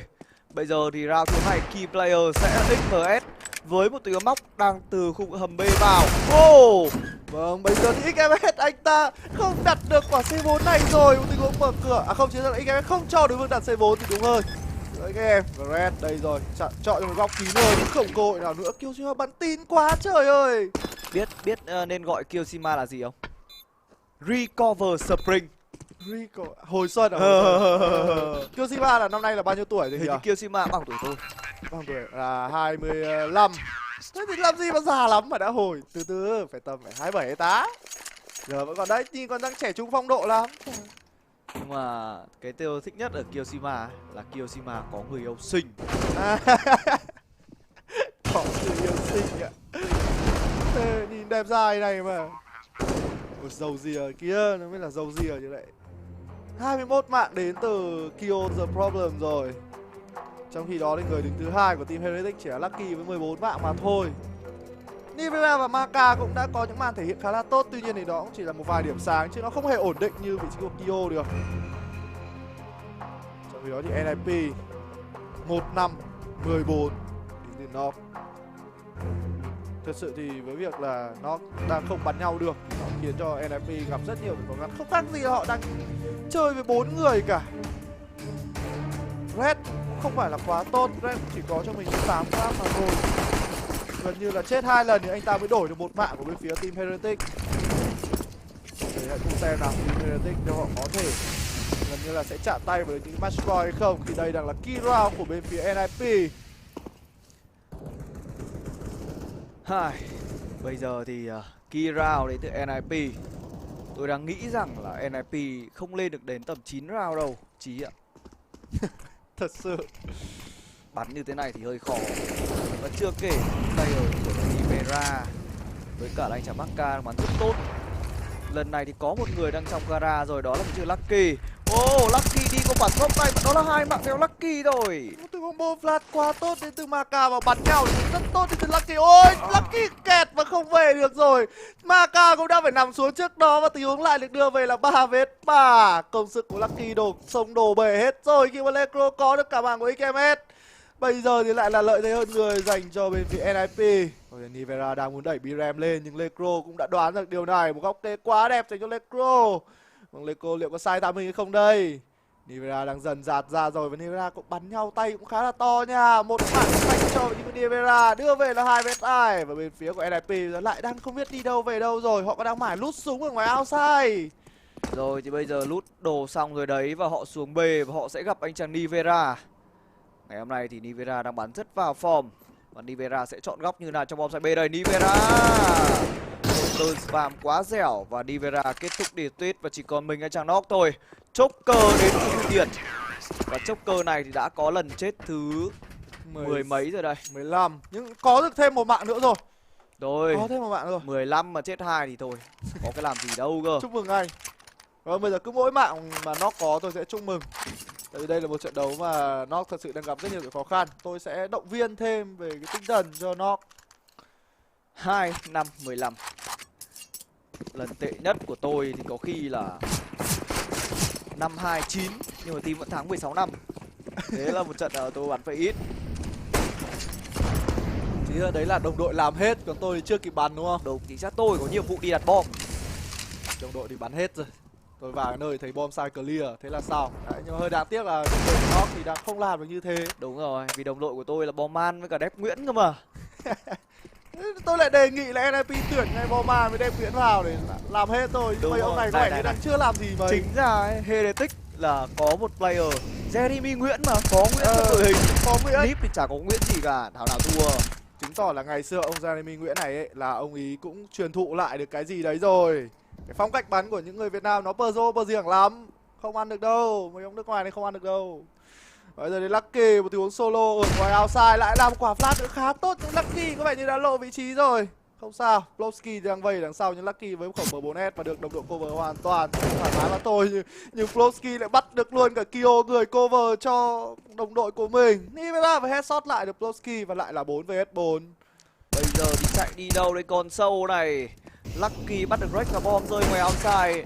Knock bắn yếu đi từ Lucky nhưng Maka vừa có mạng thứ hai. Thôi xong rồi, Knock và đau quá. Đó là tình huống bắn giữa ảnh đến từ vị trí Maka. Xong rồi, nhìn cái lượng tiền của NIP kìa. Chắc chắn nó sẽ là round thắng thứ 16 dành cho team Heretic thôi. Chứ không nghĩ là NIP họ còn cái hy vọng gì để níu giữ ở cái round đấu này nữa.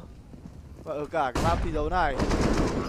Nhìn Maka di tâm này, sợ thật. Nhưng mà ngày hôm qua thì tôi có xem cái vlog của Kozera. Anh chàng này làm cái vlog mà khi chỉ có mình thi đấu với cả những cái team khác ở những cái trận đấu đầu tiên của Fake Clan ấy. Nhìn Kozera đúng là vô địch major khác. Nhìn di tâm rất sợ và cực kỳ đáng sợ luôn. Rất sợ. Người ta Perso người ta bắn rất là chuẩn.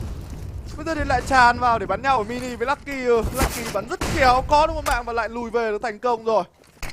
Một góc kê rất đẹp dành cho anh. Các thành viên của team Heretic đang phối hợp với nhau khá tốt nhưng Maka thì đã bị bắt lại và Nok di chuyển rất nhanh. Nhưng có ai kê lại vị trí của Nok hay không đây? Nok làm cho mình được cái mạng thứ 3 rồi, chứ nó là double kill dành cho Nok. Chúc mừng anh với 4 mạng. Ở trong một trận đấu bên phía của team Heretic họ bắn hay như thế này, IGMS bỏ qua quả smoke, có được cái mạng của Plowski nhưng không có được cho mình. Chúc mừng. Đâu. Chúc mừng Nok có mạng thứ 5 nhưng Kyoshima đang đẩy. Và chúc mừng đó là mạng thứ 6 rồi. Mạng thứ 6 dành cho vị trí của Nok rồi. Bây giờ Lucky ở đâu nào ra đây để Nok kiểu cả trận không bắn được thì cuối làm một quả ấy, làm một phát cho nó gọi là phấn khởi. Phấn chấn cái tinh thần. Nhưng bây giờ thì Lucky, anh chàng này thì đang an vị dưới khúc bom site B rồi. Bây giờ thì phải làm gì đây? Đâu rồi? Nó đang đi tìm kiếm vị trí của Lucky. Biết được bom site A clear rồi. Và Lucky thì anh ta có lẽ sẽ là cố gắng đi xếp thôi. Tôi nhớ là gì nhỉ? Tôi nhớ là gì nhỉ? Có một câu gì mà thà 1 phút huy hoàng còn hơn đấy. cái gì nhỉ? Còn hơn lại thà 1 phút huy hoàng rồi vụt tắt, còn hơn le lói suốt 100 năm dễ. Đúng rồi. Cái câu đấy xứng đáng dành cho vị trí của anh chàng Nivera trong ngày hôm nay. Đâu Knock, nhầm. Chứ Nivera ngày hôm nay thì đang bắn bay quá. Nivera bắn tốt, bên phía của team Heretic bắn rất hay luôn. Chính xác mà. Không uổng công tôi dành cho những lời vàng ngọc dành cho Nivera cũng như là Maka. Không phụ lòng của Đại Hoàng Việt Nam. Tôi là fan của team Heretic đã từ những năm tuổi rồi. Ái chà. 5 tuổi. Và đến hôm nay thì đã là 20 năm rồi. 20 năm rồi tôi mới nhìn thấy một trận thi đấu mà Heretic bắn hay đến như vậy. Đúng vậy, mà lại là còn là trước một top team như là NIP. Chính xác luôn. Thậm chí dạo gần đây NIP đang có phong độ cao. Đúng, phong độ nó cứ gọi là hủy diệt, nhưng có lẽ là sẽ không diệt được team Heretic đâu. Sao mà diệt được? Heretic bắn hay quá. Nó thì chỉ là một round gọi là anh ta tỏa sáng mà thôi. Tôi dự rằng là cái round đấu này anh ta sẽ là người chết đầu tiên. Không biết là có đúng không? Và hãy cùng xem là một round Heretic họ chỉ có một khẩu M4 trong đây của Lucky, còn những người còn lại sẽ là những khẩu lục và nó đang phi rất nhanh lên khu vực A long. Có ai cản lại không nào? Lucky đang đứng một mình ở đây.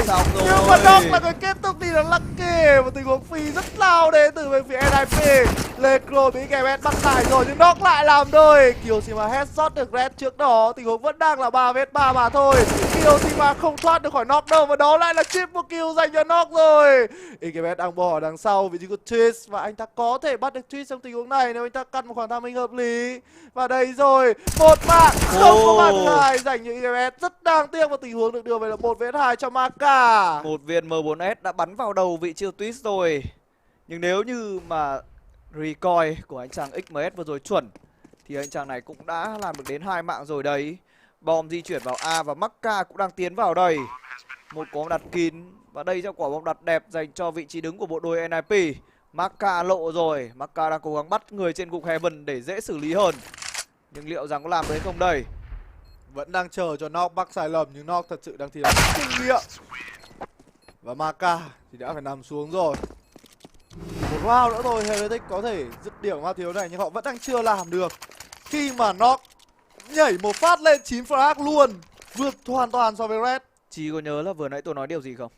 Đấy, bây giờ là sắp vụt tắt rồi đấy. Không quá 9 round. Tôi nghĩ rằng là trận đấu này sẽ kết thúc ở tỷ số là 16-8. Đây rồi. Có lẽ đây sẽ là cái round cuối cùng của trận đấu này thôi, khi mà team Heretics đang full buy và có ốp dành cho Maka.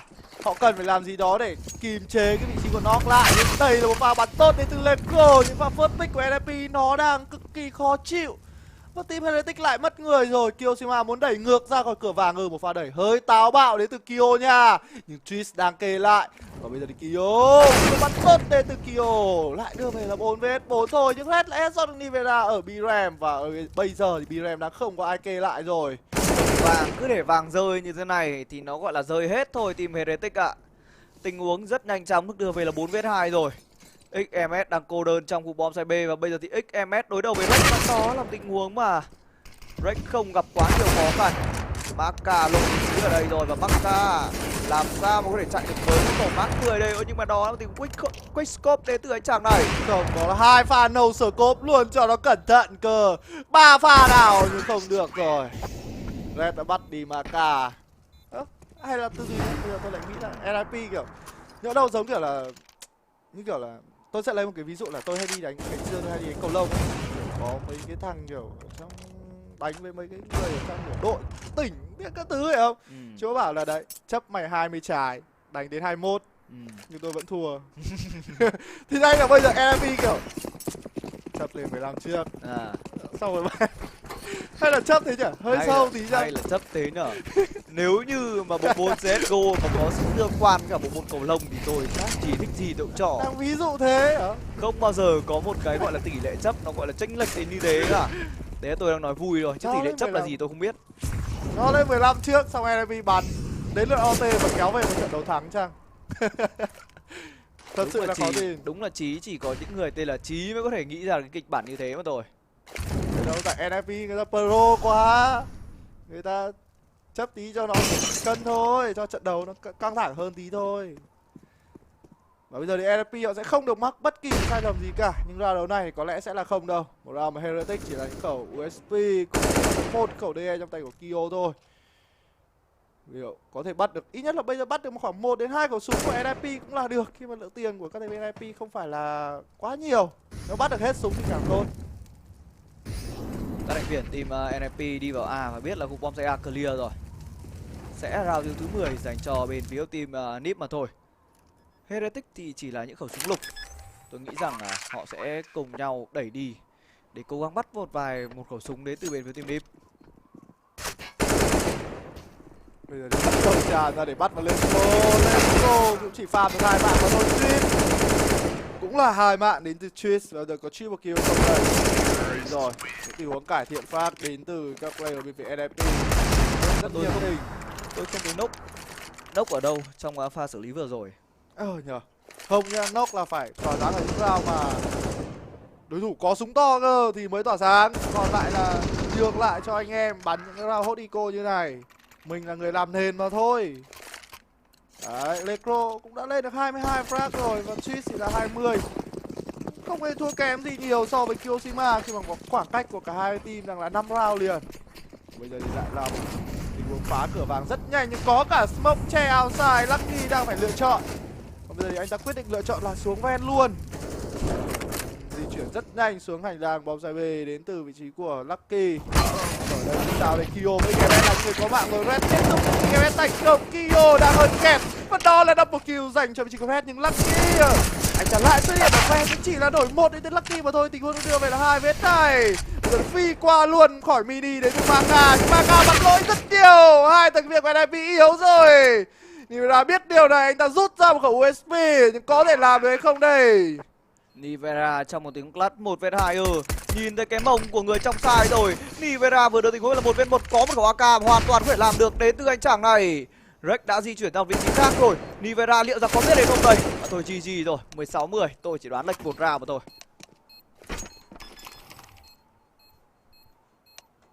Chiến thắng đã thuộc về bên phía team Heretics thì chúc mừng họ khi giành được chiến thắng ở trong cái map thiếu đầu tiên. Tuy nhiên thì map thiếu sau sẽ khó khăn hơn khi đó là map pick của bên phía NIP.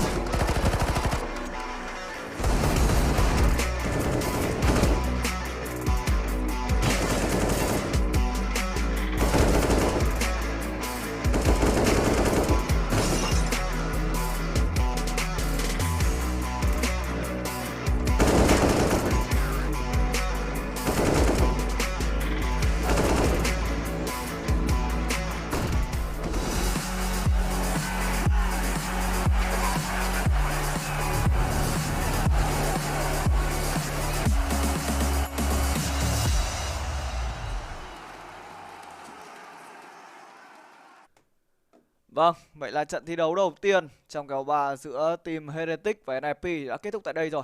Xin chào và hẹn gặp lại anh em sau 5 phút nghỉ ngơi nữa. Chúng ta sẽ đến với match thứ 2.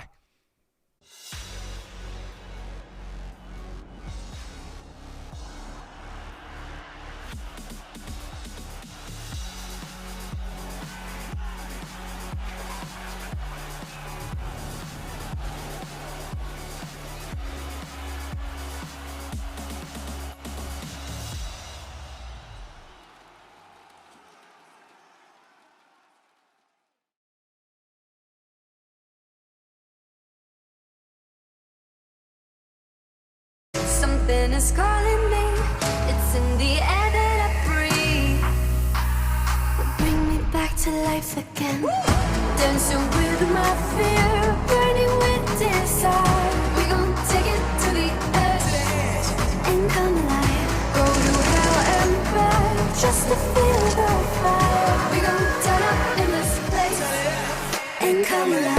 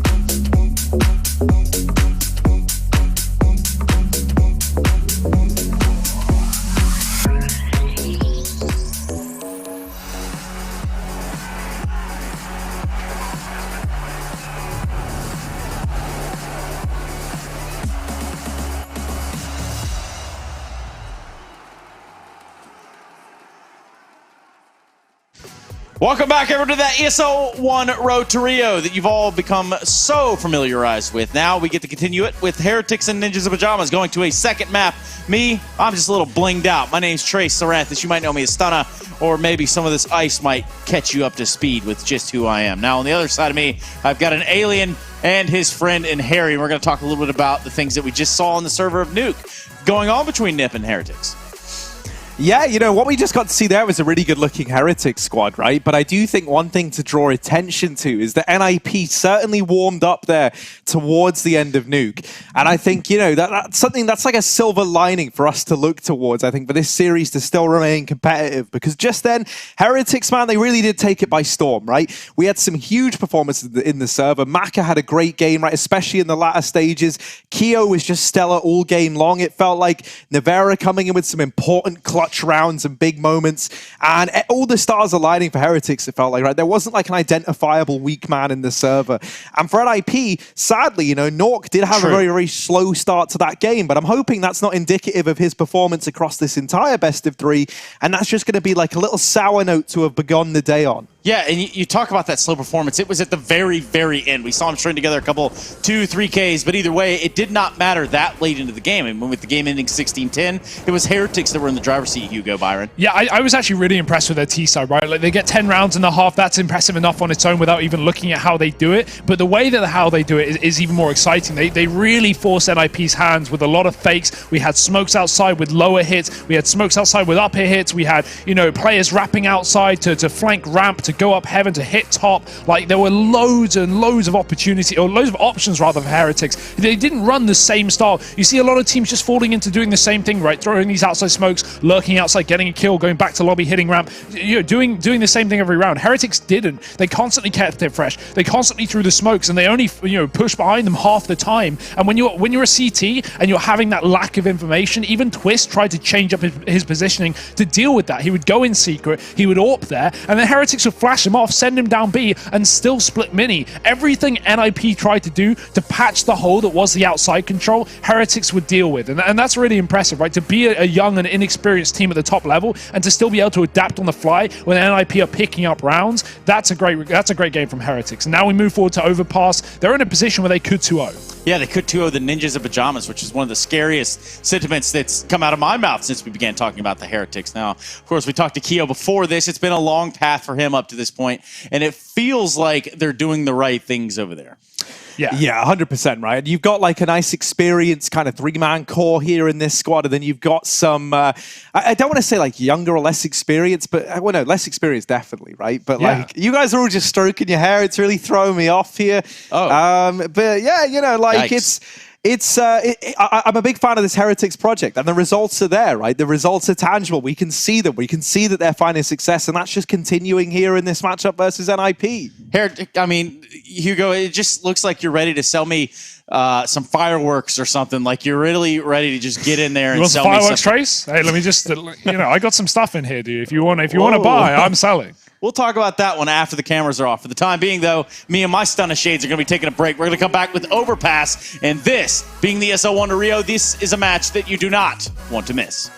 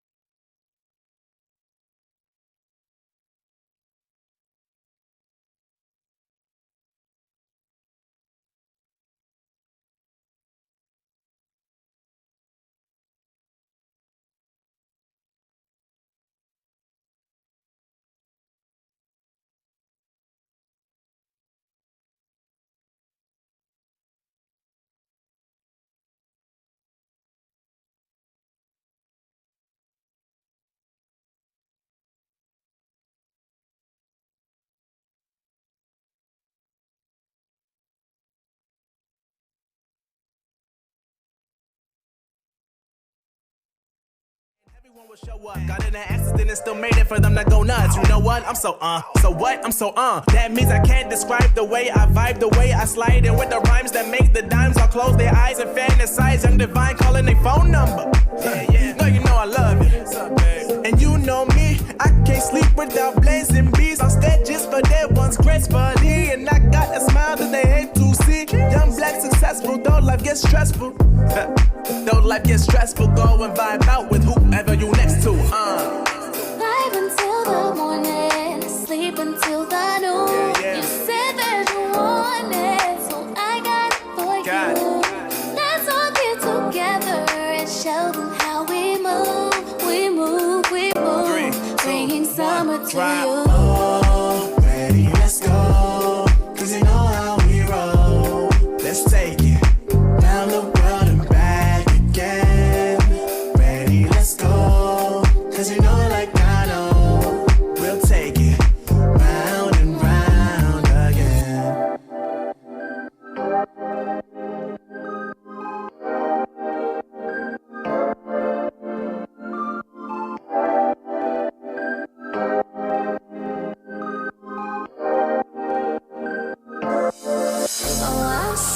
the signs and I see we're there.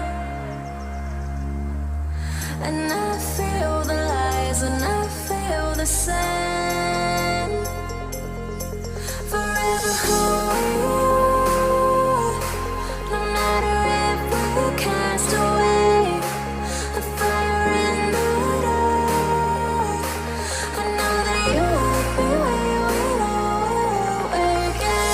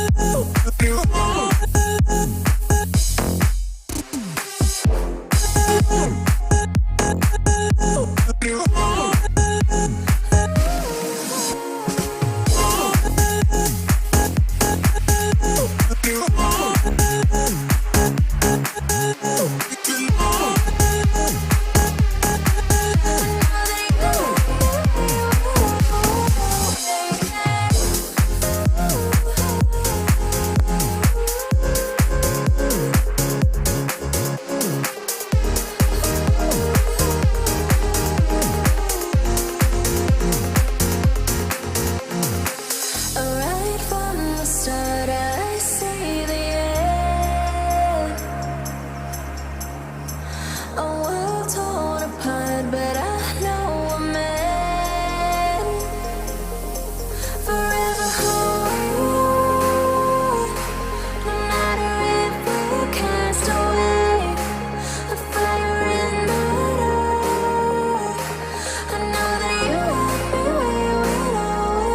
waiting again.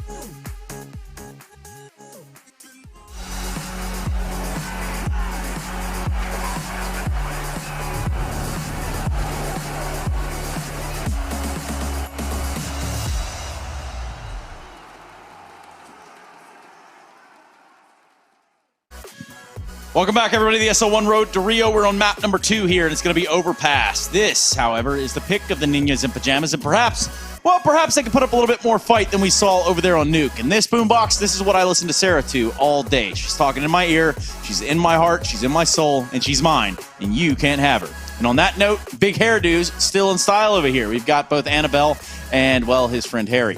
Hugo, I mean. Wait, who's who? I'm lost. I don't know. And I don't care, frankly. I don't want to be insulted anymore, Trace. This is who I am. I'm a lion. I have a mane. And you can't stop me. I may have misread the timing on putting mine on, and it may be or may not be over the top of my headset right now. I am not prepared to make any comment any further on the matter, but that is where we'll leave it. Yes, it is. And where we'll take it up is with the GG.bet odds, of course, showing Heretic now as potentially the winners of this series. So ultimately, how the tables turn, guys. Yeah, I think that's interesting, right? Like putting him as a favorite. I understand they're a map up. It makes sense. There's only 16 rounds away from them, 2-0ing this one, but it's on Overpass. This is their least played map, with the exception of Train that is their insta-ban.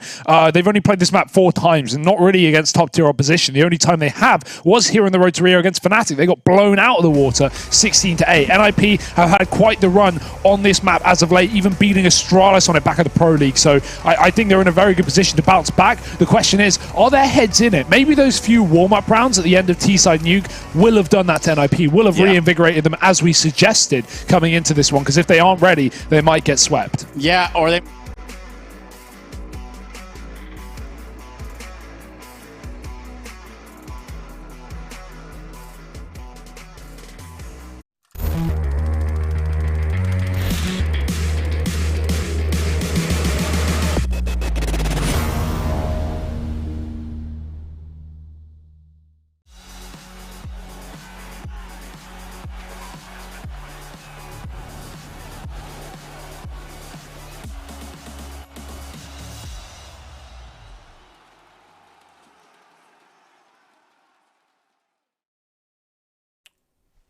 Và chúng ta đã cùng đến với ngay màn hình game thôi. Đây là round diệt Piston thì team Heretic đã giành chiến thắng rồi. Vâng, round thắng đầu tiên thuộc về team Heretic quá nhanh, một tình huống mà NFP chủ động tràn B nhưng 4 người gần như là chết cùng một lúc và chỉ có một mình Nok là đổi được một mạng thôi. Nok thì ở trận đấu trước anh ta thi đấu thật sự là không hơi tốt. thọt. Nhưng bây giờ thì có vẻ như là sau khoảng 20 round liền anh ta warm up kỹ càng rồi. Thì bây giờ là cũng có vẻ như bắt đầu bắn cũng vào tay hơn. Bây giờ thì là một round mà NIP chủ động eco trắng luôn với những khẩu Glock là không có cơ hội nào đâu. 2-0 dành cho Heretic mà thôi. XMS lại lên cái khẩu trực thăng rồi và Nok đang làm gì đây? Nok đang tập nhảy. Khá vui, đây là một góc mà có thể xếp súng được đây này.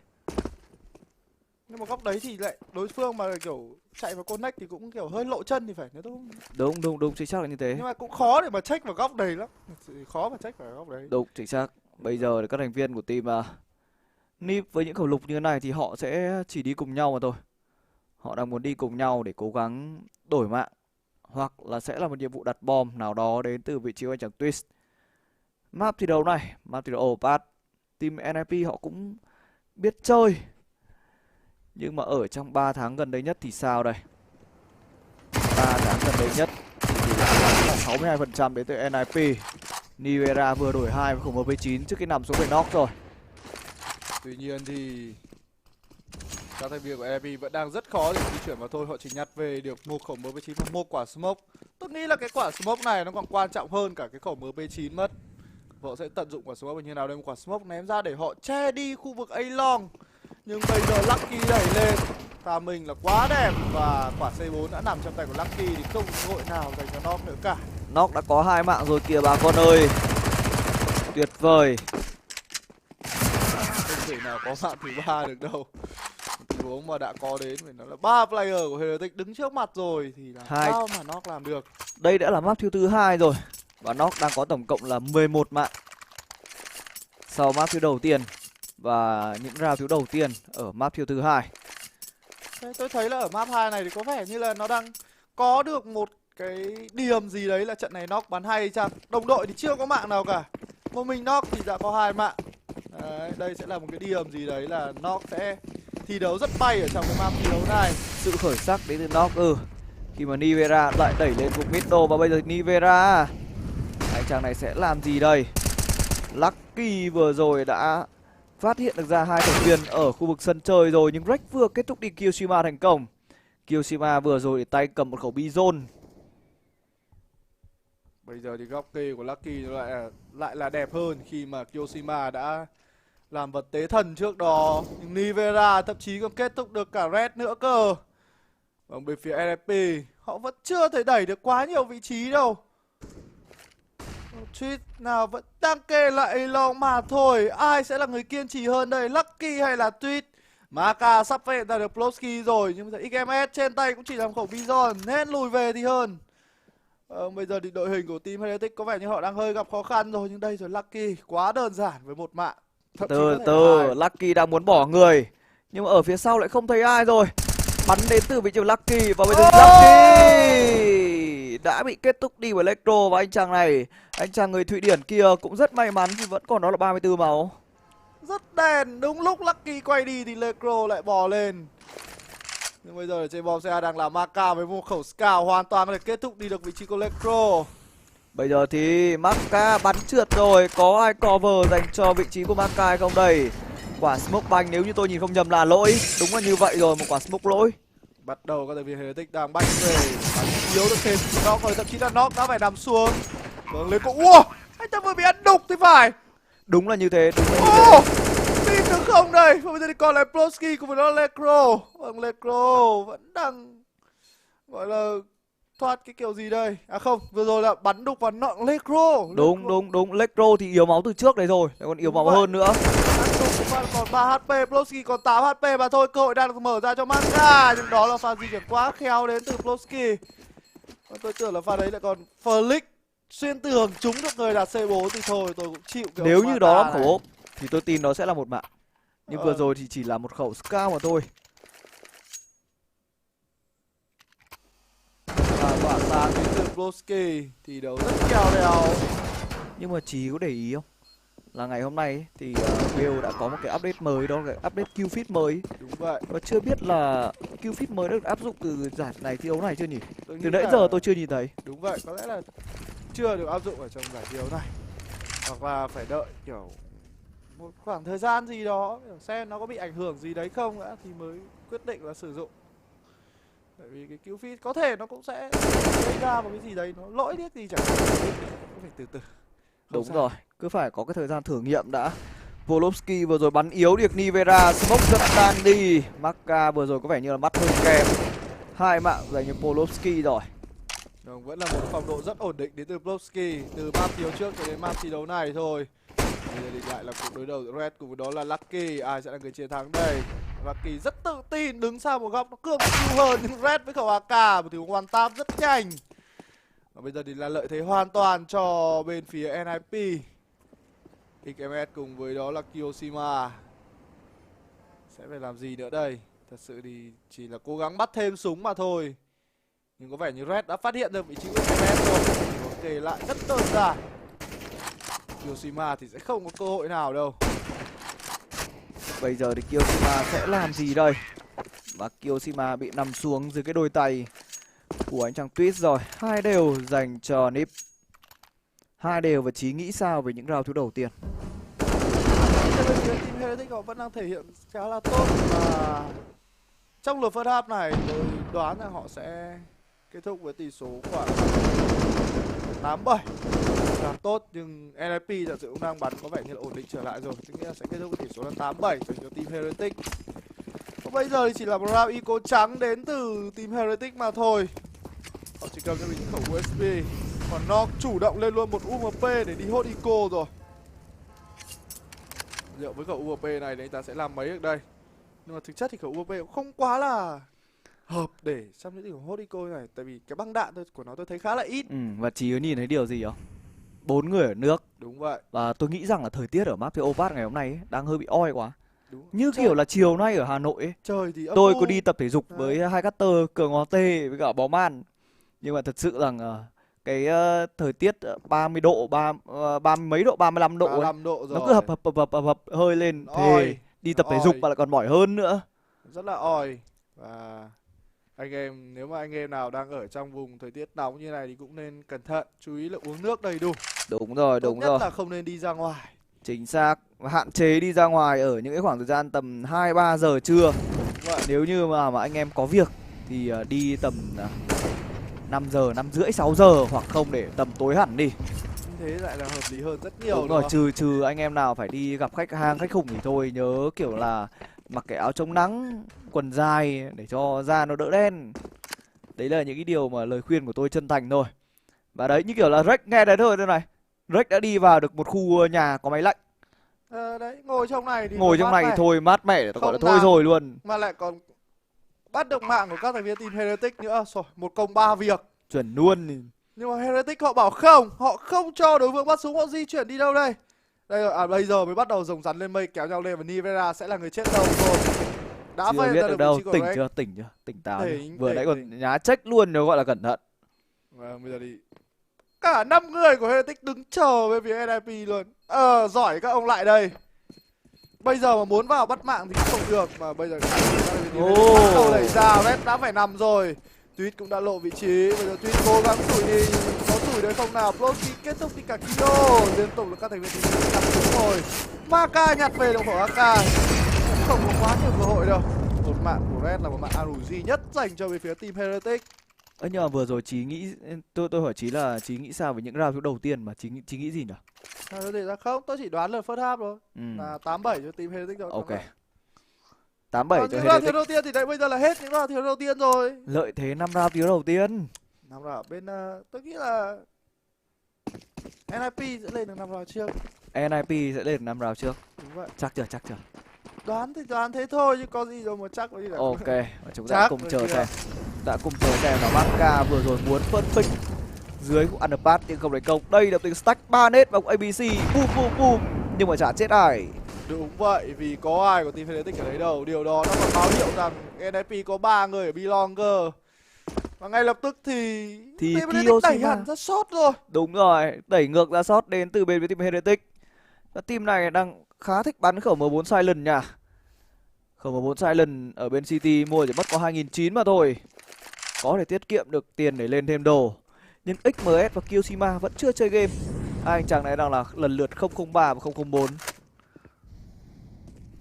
Kiyosima ở map thiếu trước đã bắn rất tốt rồi, nhưng đây rồi Maka có được mạng của Twist. Ngay lập tức thì rồi mạng IMS và Lucky thì chết chay. Vâng, hai người đứng shot thì chết rất nhanh và knock phi thẳng vào bóng sai B luôn. Bây giờ thì Kyo không thể cả lại tình huống vào B của các NFP. Và có lẽ là sẽ là phải đi xếp súng thôi khi mà mất bóng sai B nhanh quá, trời ơi. Nhanh hơn ở cái cách mà ngày hôm nay các Tư Cường có tê ghi bàn trên sân bóng vậy. Round thứ tư thì sẽ dành cho bên phía team Nip mà thôi. Tỷ số là 4-2 dành cho Ninjas in the Pyjamas. Và liệu có lên được round tháng thứ 5 trước đến từ NIP không đây? Round đấu sau thì bên phía Heretic, lượng tiền của họ là không có, họ chỉ xếp lại được 3 khẩu súng thôi nhưng mà cũng không thể tích được tiền. Đâm ra là có lẽ là XME cùng với đó là Lucky. Hai player này sẽ là eco trắng mà thôi. 4 dành cho bên phía team Nip.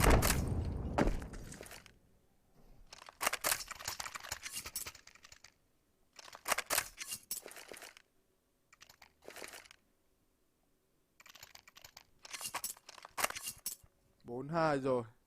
Ồ, vậy là vẫn up đến từ team Heretic. Lucky có cho mình được một khẩu pha map và XMS thì đó là một khẩu DE. Nhưng lần này thì XMS có vẻ như lại giống với Knock ở trong map thiếu trước này. Anh ta cũng chưa có được cho mình mạng nào cả. Kiyosima cũng vậy.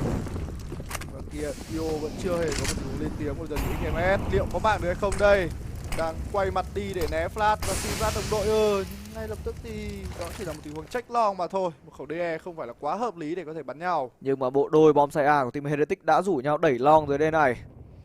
Liệu rằng tình huống đẩy họp này của Maka có mạng hay không đây? Một tình huống nhá check ra luôn đến từ người khung sân trời. Nó cứ gọi là tỉnh táo mà thôi. Nhá rất khéo và bây giờ thì Maka cũng đã phải lùi về rồi. Nhưng ở dưới B-long thì Red bị Red bắt được XMS và bóng sai B của team Heretic có chỉ còn 2 người mà thôi. Bắt đầu tràn luôn vào B đến từ NIP. Kiyosima đổi 1 rồi. Lucky không thể có double kill mà đó là dành cho Lecro. 3 vs ai. Bên phía của lại có thêm quả smoke che tower như này thì NIP nhưng mà lỗi hơi sâu rồi. Một tình huống đập tường với quả smoke rồi và quả smoke đã rơi xuống khu vực nước. Liệu rằng hai thành viên team Heretic có cứu được quả bom này hay không đây? Một quả bom đặt cột đến từ NIP. Thậm chí là vẫn còn người ở shot nữa cơ. Đội hình của NIP đang rất đẹp rồi. Đến khi Nivera nằm xuống thì thôi, Maka sẽ phải đi save thôi. Và tỷ số nó sẽ thành là 5-2 dành cho bên phía NIP. 5-2 và sẽ là 13-2. Thôi, team Heretic sẽ giành chiến thắng ở trong trận đấu này, tin tôi. 8-7 lượt first half nhưng mà sang T-side team Heretic bắn cho gọi là nhét người ngay.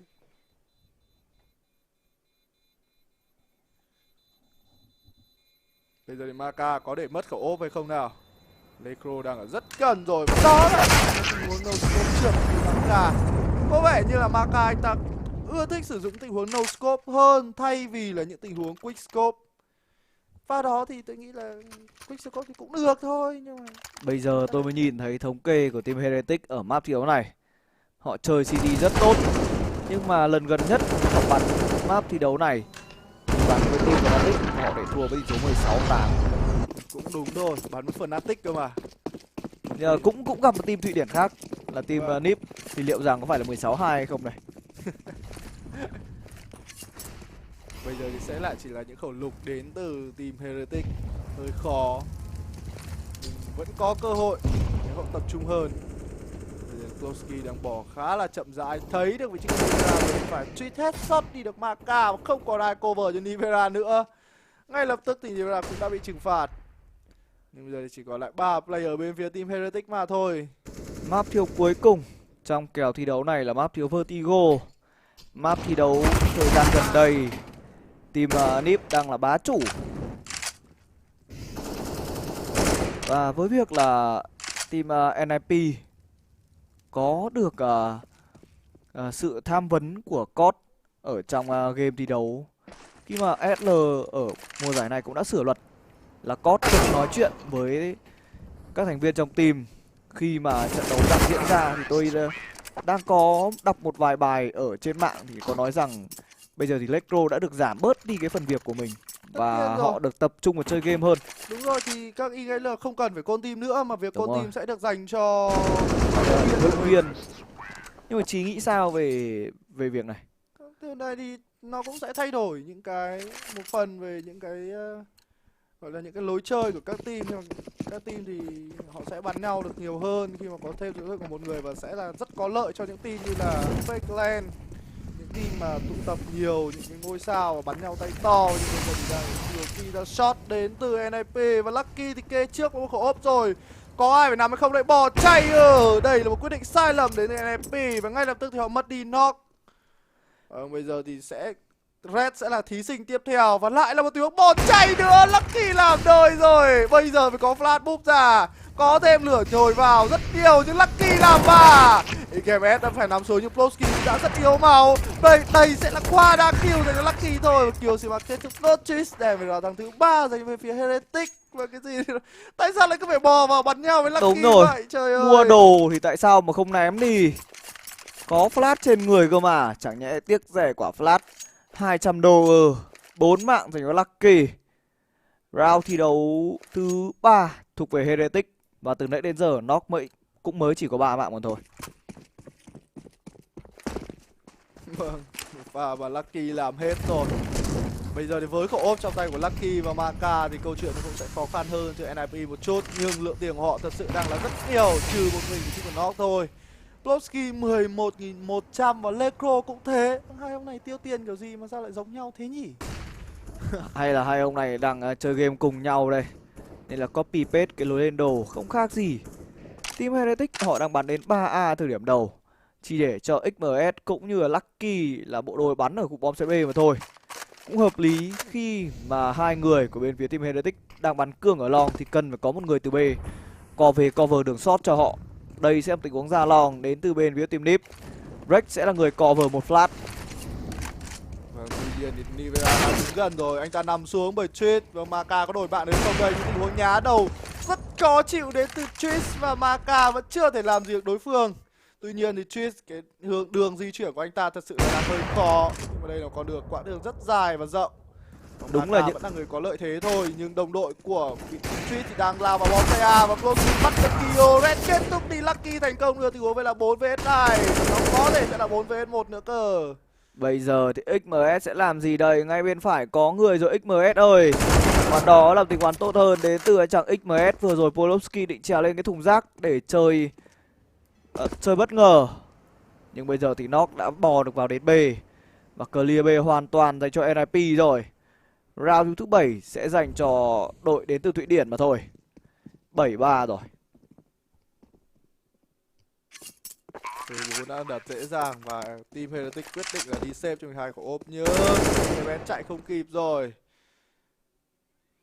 Vừa rồi thì đúng là cuộc đối đầu giữa Twist và anh chàng Maka ở A-Long thì hai ọp có khác, bắn hiểu nhau quá. Rất căng thẳng. Twist những cái tình huống nhá thật sự là đó. Khó chịu. Rất khó chịu, và nhá chỉ hở đúng một vân của chỏm đầu thôi mà thật sự thì bắn ốp và dính chỏm đầu nhất thì chắc tôi cũng chỉ có thể nghĩ đến Simple hoặc Zayu là căng. Chứ Maka thì thôi, làm sao chưa thể đạt được đến cái tầm trình độ như thế được. Rất khó để Maka có thể có mạng. Bây giờ thì thậm chí là anh ta đang bị vây vào từ cả hai đầu bọc đuôi rồi. Đây rồi, một mạng không thể nào bắt lại được cả knock nữa. Và cuối cùng thì Maka vẫn sẽ phải để rơi khẩu ốp mà thôi. Tuy nhiên thì lượng tiền của bên phía team Heretic nó cũng đang khá nhiều và quyết định là fork buy luôn. Có lẽ vẫn sẽ là một khẩu ốp dành cho Maka. Ồ không, Lucky đã lên. Hai khẩu ốp được lên kìa, hai khẩu ốp được lên kìa.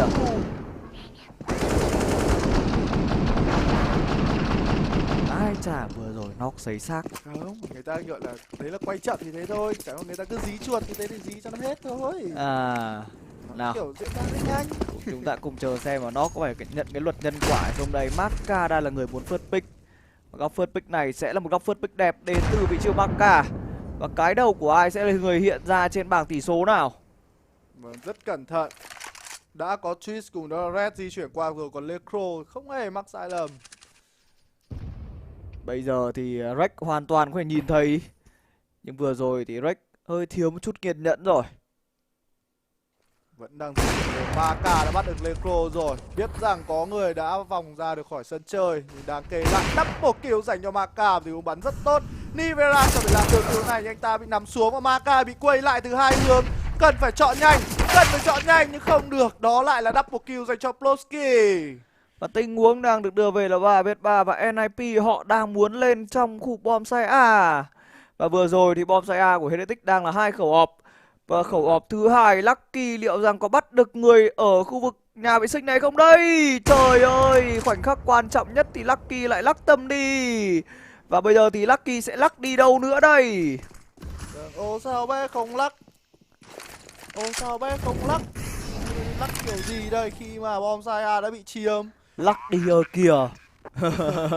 Bây giờ đã hết lắc rồi. Góc kê của Nock là quá đẹp. Và đây sẽ là mạng dành cho Nock mà thôi. Nhưng ở shot có người đó là XMS. Vừa rồi thì Nock bắn trượt thì mới là vấn đề. Chứ bắn trúng thì nó là không lạ nữa rồi. Chỉ còn mình Kyoshima. Số là 8-3 dành cho NIP. Ồ, chết rồi, tôi đoán sai rồi. Vẫn có thể lên được 87 mà. Vẫn có thể lên được 87 tôi mà. đoán là 87 cho Heretic cơ. Đồng chí đây.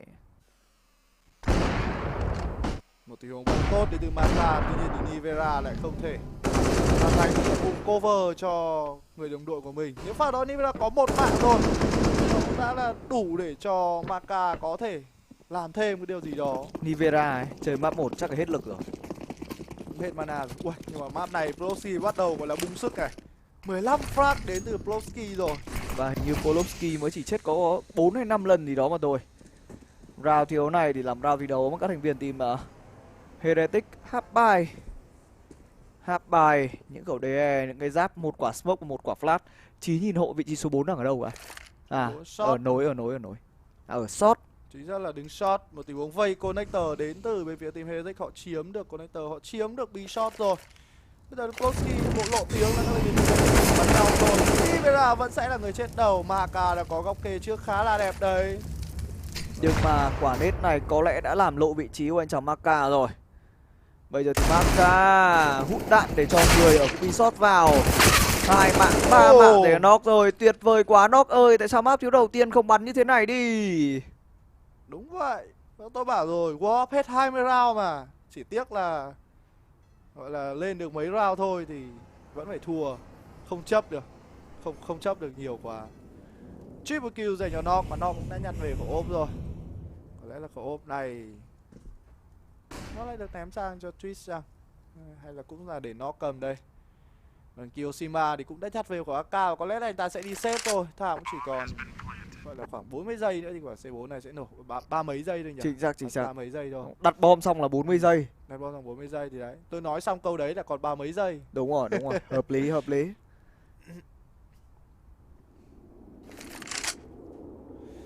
Đang có Twist, anh ta đi tìm Kyo và đang ở rất gần rồi. Ai sẽ phải nằm nào? Có lẽ là Twist rồi. Trèo cầu thang thì chỉ có chết gì nữa.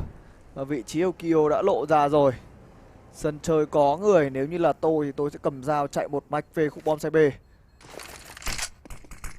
nhưng mà ai mà biết được, ông này có được nhìn X-ray như mình đâu. Bây giờ đoán thôi, bắt buộc phải liều thôi. Liều thì ăn nhiều, mà trong làm ăn chấp nhận mạo hiểm. Đúng vậy. Làm nhiều thì ăn nhiều. Bắn nhiều mạng thì ăn nhiều. Bắn ít mạng phải ăn ít. Cần cù bù siêng năng. Vâng, đây rồi, đã chuyển khẩu ốp về cho Twist. Và Nock sẽ lại là cầm khẩu AK thôi. Nhưng đây cũng là một map thiếu Nock bắn khá là tốt. Anh ta cũng đang có cho mình đến 10 frag rồi. Một màn thể hiện tốt của Nock ở map thiếu thứ hai. Và liệu có thể san vào tỷ số 1 đều dành NIP không đây? Maka lại tiếp tục đẩy lên bên đồ, nhưng các thành viên của NIP đã tràn qua rất nhanh. Kề một góc khác đẹp hơn đến từ Maka và vẫn kết thúc được Plosky. Vâng, Maka sủi với connector thành công rồi. Vậy thì ai sẽ là đối thủ tiếp theo của Maka đây? Vẫn cố gắng bò ra để bắn nhau, và Maka thì cứ vừa lùi vừa bắn thôi. Thậm chí là khu vực shot đã được Heretic chiếm lại. Maka vừa rồi ích kỷ thật. Ích kỷ Đóng thật. cửa đúng không? Đóng cửa luôn, bỏ lại người ở khúc nối. Đúng, nhưng bom CA đang clear và không có ai của team Heretic ở đây cả. NP mà vào nhanh thì thôi, Heretic mất hết. Lecro đã vào đến nơi rồi, không có ai cản Lecro lại. 4 người của Heretic đứng ở dưới. Họ biết làm gì đây, những quả smoke đang che rất kín. Đang muốn stack nết vào khu vực bom default. Và bây giờ thì nết sẽ được ném ra. 3 quả nết vào đây rồi. 3 quả nết được ném ra. Break chỉ mất đi có hơn 10 mấy máu mà thôi. Cấu được gọi là 20 máu của Rake. Thường tôi 3 quả nết tôi cũng chịu nhà. 900 tiền đấy. Bây giờ thôi. Bây giờ chẳng lẽ lại 5 người lại đi xếp ư? Chuẩn luôn. Họ đang nghĩ là nên đi xếp. chậm thì phải. Quá chậm luôn chứ không phải là chậm nữa rồi.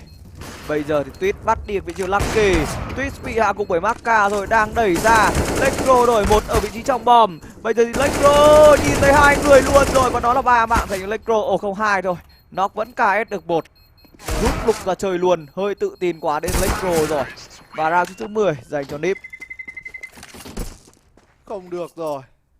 Tưởng chừng như đã có cơ hội với cái lợi thế dành cho Heretic, nhưng NIP một pha đánh vào bom CA quá quyết đoán. Và rõ ràng là tại anh chàng Maka rồi.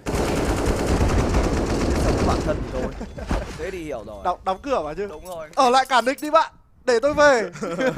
Ở lại đi bạn, để tôi về cho. Đấy. Có khác gì cái quả tình huống mà tôi sẽ chỉ là đép đâu. Đép vừa đặt bom trong bom CA thì bây giờ tôi chạy cửa xanh về luôn đây men, bỏ đép lại trong bom ở map Cache. Bỏ chứ còn gì nữa. Thôi là sao chơi. Trò chơi này chỉ là một phần thể hiện cái bản tính con người mà thôi. Ui, ở đây Twist ngay lập tức là một pha flick rất nhanh vào người của Nivera. Nó bắt được cái MS rồi. Vâng, bên phía của team Heretic họ đang bắn cái kiểu gì đây? Họ đang chủ động đẩy lên để bắn nhau, nhưng một mình Twist đang làm hết. Và đó có thể sẽ là qua đăng kỳ cho Twist được. Bắn cái kiểu này là tôi nhìn rất giống kiểu To Rio rồi.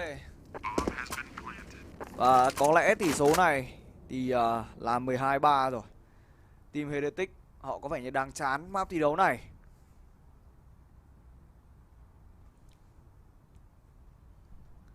Thôi bây giờ chị ơi, chị đoán kết quả của hiệp 1 sai rồi.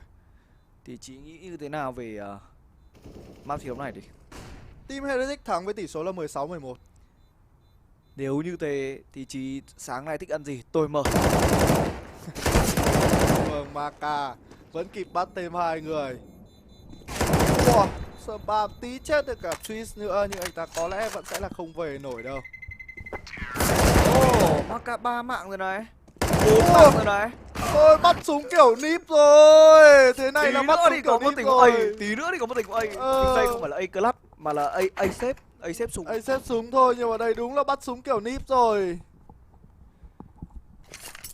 Rất nhiều người thích xem Achalit, nhưng rất tiếc là chúng tôi đang bình luận theo luồng stream SL. Và đây là luồng stream đã lên rồi. Đúng rồi, đã lên, kế hoạch nó sẽ không đổi. Và nếu như anh em nào muốn xem Achalit thì anh em sang kênh SL. Trở lại trận đấu này nào. Về phía của NIP, họ đang tràn vào bom CA rất nhanh, mới có 1 phút 34 giây thôi mà họ đã đứng ở trong bom site B rồi anh em. Nhưng Lucky đang nấp ở đây, một cái quả smoke được che rất đẹp cho Lucky, nhưng Lucky không thể đổi thêm người. Vị trí của Nok thật sự anh ta đang bắn tận dụng và điều thế này, và lại là hòa thắng thứ 12 dành cho NIP rồi. Team Heretic đang đưa trận thi đấu này vào matchmaking chứ không phải là một trận thi đấu đấu giải nữa rồi. Những tình huống nhảy của quả smoke liên tục làm tôi gợi nhớ đến trận thi đấu MM mà tôi vừa thi đấu tuần trước. Trận thi đấu ở danh MGE. Dạo này bắn rank toàn bắn thua thôi. Mấy bác bắn MGE, đây MG bắn hay quá. Dạo này không phải đại bàng Việt Nam nữa đúng mà rồi. thành MG Việt Nam rồi à? Đúng rồi. MG Việt Nam. Bây giờ chúng ta cùng nghỉ ngơi đôi phút để chờ đợi đến lượt Việt Nam rồi.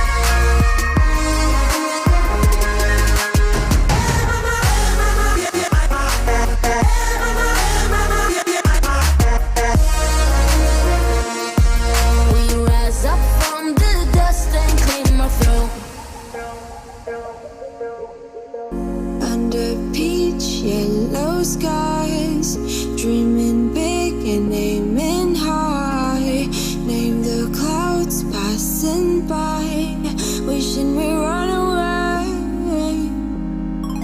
All we need is our passports, baby. Leave the rest in our troubled minds. Let us go down in laughter, baby. Trying to figure out what we're after. We're never heading back until we're older. We couldn't care no more, not any longer. Under peach yellow skies we keep on searching, but we will never know what we're after.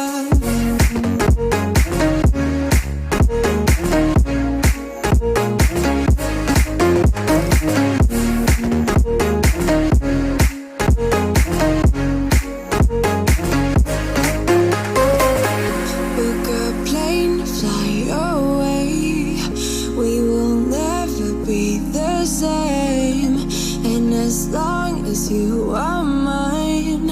Come on and run away. We wanna run away. We don't need any reasons, baby. Leave it all for the faded hearts. I don't mind if they call us crazy, 'cause they don't understand what we're after. We're never heading back until we're older. We couldn't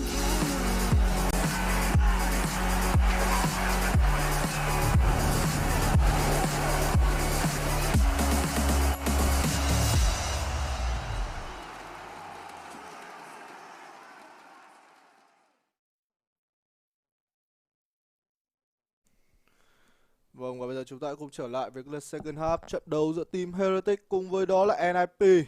Và như chúng ta đã được thấy ở trong cái lượt first half thì bên phía NIP thật sự họ đang dẫn trước với một khoảng cách quá là lớn, và Heretic không biết là họ có còn cơ hội hay không, nhưng họ cần phải thắng cái round pistol này nếu không muốn cái map thi đấu trôi vượt khỏi tầm tay. Họ vẫn còn cơ hội để có thể comeback được, nhưng chắc chắn là phải cần thắng cái round pistol này đã, nếu không thì nó sẽ làm mất hết. Và bây giờ team Heretic có phải họ đang muốn chạy ở A long thì phải, nhưng Plowski cũng đã đoán được cái điều này rồi. Anh ta đang đứng lại để nghe ngóng một chút thông tin và đã nghe được những tiếng chạy của các đội viên Heretic. Và ngay lập tức là cũng lùi về đến từ Plowski mà thôi, di chuyển khá là khéo léo và anh ta vẫn có thể lùi về thành công. Đội của Heretic đang rẽ vào toilet và rẽ xuống connector. NFP đang bày ra một cái thiên la địa võng ở đây rồi. Vâng, nhưng mà không phải là rẽ xuống connector mà sẽ là một tình huống đi thẳng nhằm đến sinh rồi.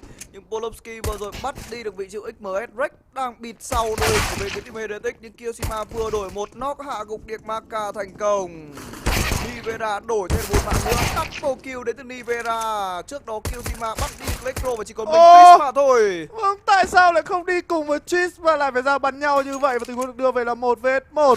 Kyo, anh ta biết rằng là vị trí của Twist có vẻ như cũng đang không còn quá khỏe đâu. Kyo là người có lợi hơn về máu, nhưng đây là 2 khẩu USP, đấm vào mồm thì kiểu gì cũng sẽ chết mà thôi. Kyo đã về được rồi, liệu một tình huống hack não đến từ cả hai bên hay không đây? Kyo chạy thẳng với bom side B, nhưng Twist thì có vẻ như vẫn đang chờ. Bắt buộc là phải chờ đối phương đặt C4 thôi, không thể đánh lô được quá nhiều. Bây giờ thì Kiyosima sẽ đặt bom ở khu bộ bom side B thôi. Sẽ là một tình huống quắc về đến từ vị trí Twist, và tôi đang có một dự đoán là Twist sẽ chiến thắng trong tình huống 1v1 này. Chị nghĩ sao? Tôi nghĩ là không được đâu, anh ta không có giáp mà lại còn khá là yếu máu nữa. Nhưng mà có smoke và kit. Ăn 2 viên USP vào người có lẽ sẽ phải chết thôi. Nhưng bây giờ thì Kiyosima đang đứng luôn trong side rồi. Rất hack não. Ôi ôi. Nhưng vừa khen đứng kiểu đấy vừa khen đứng hack não xong cái ông này lại can lộ ra luôn để cho ông Twist bắn nữa. Bình thường người ta đứng cái góc nào mà nó không hở lưng đi. 1v1 thì đứng cái góc nào nó không hở lưng, trốn đi là được. Nó xử lý đó. Chắc là anh ta không nghĩ được là Twist đi về cái đường đó, mà anh ta nghĩ rằng đối phương đi về từ connector. Vâng, cảm ơn bạn Huỳnh Phước Trường đã có một tình huống donate cho anh em studio chúng tôi.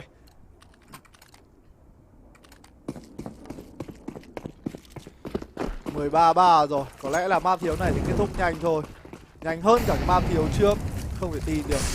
NIP họ bắn cục đến cái mức thế. Tuy nhiên thì Heretic họ đặt được C4, cho nên là bây giờ thì họ sẽ có tiền mua cho mình những khẩu AK, và với 2 khẩu AK này thì họ không đầy suy đã có 1 mạng rồi. Red hỗ trợ thành công, Electro cũng kết thúc được Nivera. Thôi hết rồi, lần này thì là hết thật rồi. Bắn thế này thì hỏng hết rồi. 16-3 thôi. Chính xác là như vậy. map thiếu trước là tỷ số bao nhiêu nhỉ? Tôi đang tự nhiên quên rồi, hình như là 16 10 16-10 vậy, 16-10. Trận này là 16-3. Rất nhanh chóng. Ngay lập tức là có một câu trả lời đến từ các thành viên NIP và Kiyoshima.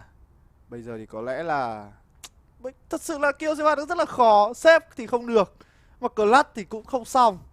Cực kỳ là tiến thoái lưỡng nan. Thôi thì thà vứt cái khẩu AK đi cho đối phương đỡ nhặt, xong cầm Glock ra bắn nhau, nghe chừng là nó có vẻ hay hơn. Chứ bây giờ thì Kyo bảo save được khẩu AK này thực sự cũng rất khó.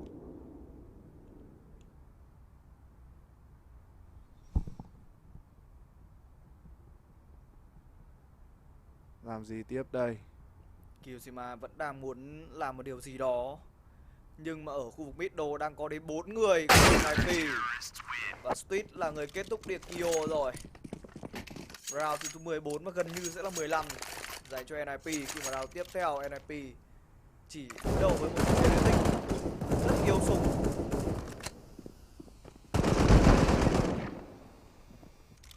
Vâng, chỉ là với những khẩu súng lục mà thôi. Rất nhiều bom mìn được lên. Đây sẽ là một tình huống setup bài đến từ bên phía team Heretics rồi. Nhưng mà là bài gì đây? Quyết định là Fox bài luôn. Và nếu thua round đấu này thì thôi, round sau cũng vẫn là yếu tiền đến từ team Heretics mà thôi. Khả năng là cao là trận đấu này nó sắp kết thúc rồi. 16-3 thật. Các thành viên của team Heretics họ đang tràn lên với những khẩu DE và có một khẩu Gali trong tay của Nivera. Tuy nhiên thì NIP một sự lựa chọn cực kỳ là an toàn, đó là họ lùi rất sâu về trong hai bom sai. Chỉ có một mình vị trí của Nok là kê lại B-shot là còn có được một chút thông tin. Và điều này thì chứng tỏ là NIP họ đã đọc được tiền tốt rồi. Họ đọc được tiền là bên phía team Heretics sẽ yếu tiền và khả năng cao chỉ là những khẩu súng lục mà thôi. Bắn một đường rời xa ra đối phương thì sẽ là một quyết định hợp lý. Nhưng đang là những quyết định bỏ chạy đến từ bên phía team Heretics. Rex có xin flash của những người đồng đội của mình hay không đây? Bắt đầu ném đồ ra Alon rồi. Rex có được một mạng, không thì có mạng thứ hai. Nhưng bây giờ Twist đã có thêm sự cover. Nhưng mà vị trí của Twist đã bị hạ gục bởi Maka. Đây rồi, đã có sự chuyện của Lecro. Player bắn rất chắc tay.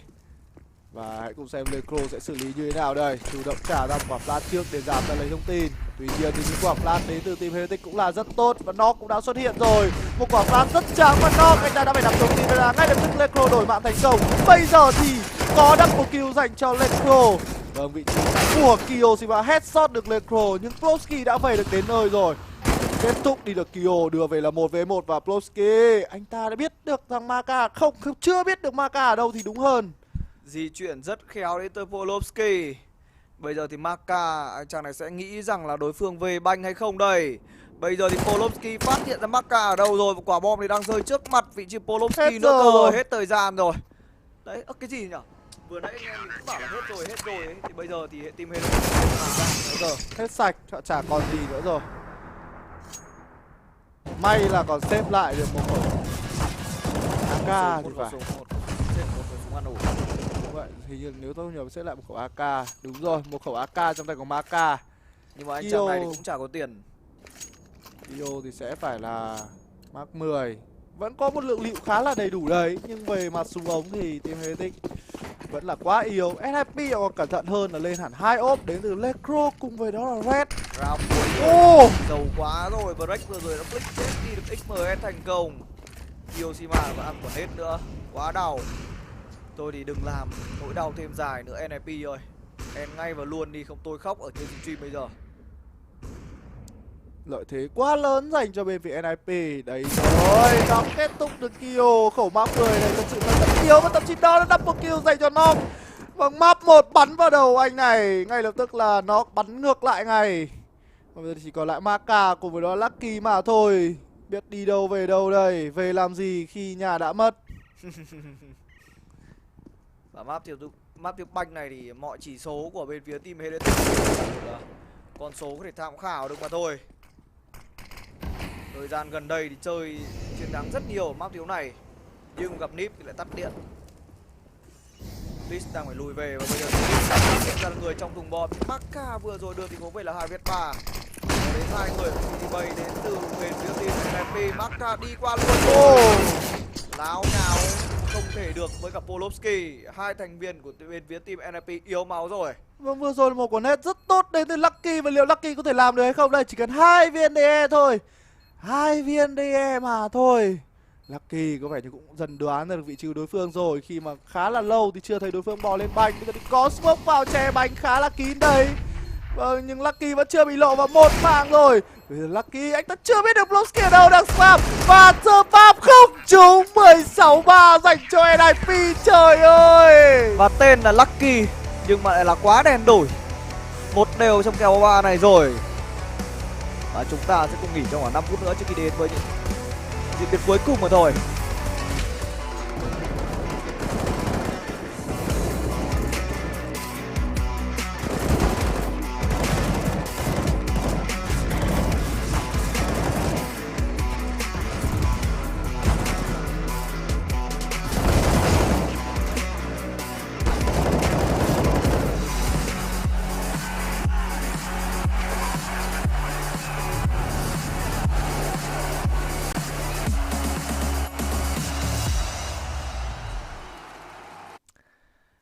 Một đều.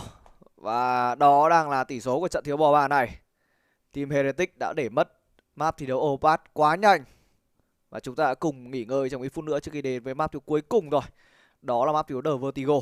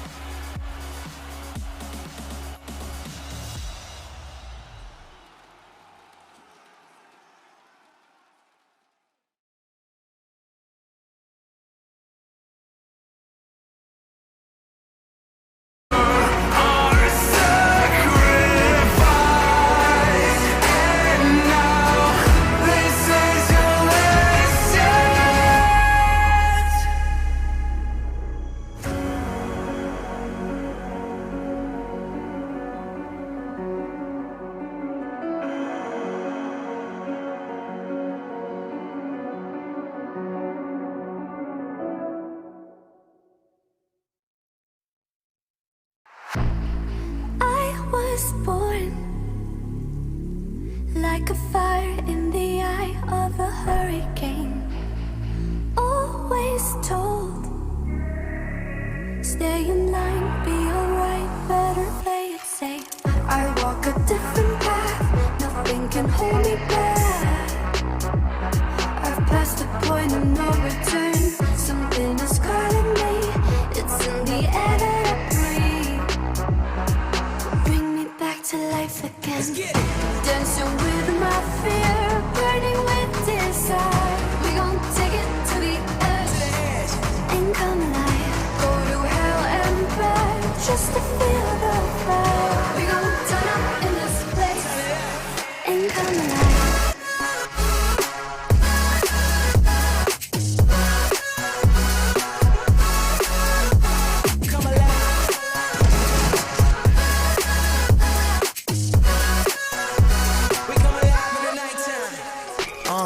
Fly so high they can't touch us.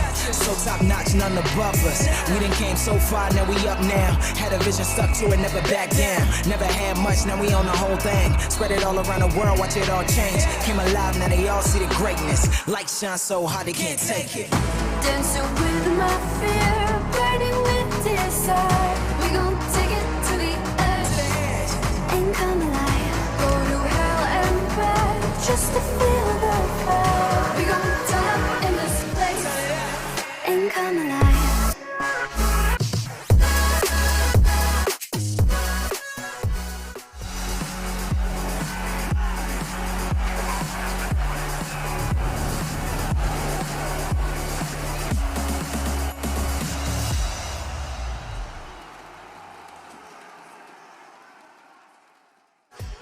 Well, the map was Overpass, and of course the victims here were the Heretics, who did pick up the first map of this series, but it is the Ninjas in Pajamas. Now, look at these sleek frames that I'm wearing.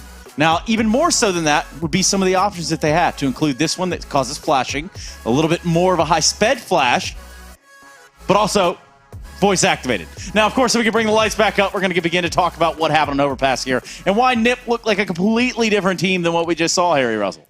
Yeah, you know, coming to the end of that Nuke game, right, Nip, they very much started to warm up into the swing of things, and you could feel it happening in the server, right? You look at someone like Nork, for example, who is sitting down bottom of the board, then in 2 rounds back-to-back, he gets 7 kills. Well, they carried that momentum across here into Overpass, and everyone was hitting their shots, everyone was looking good.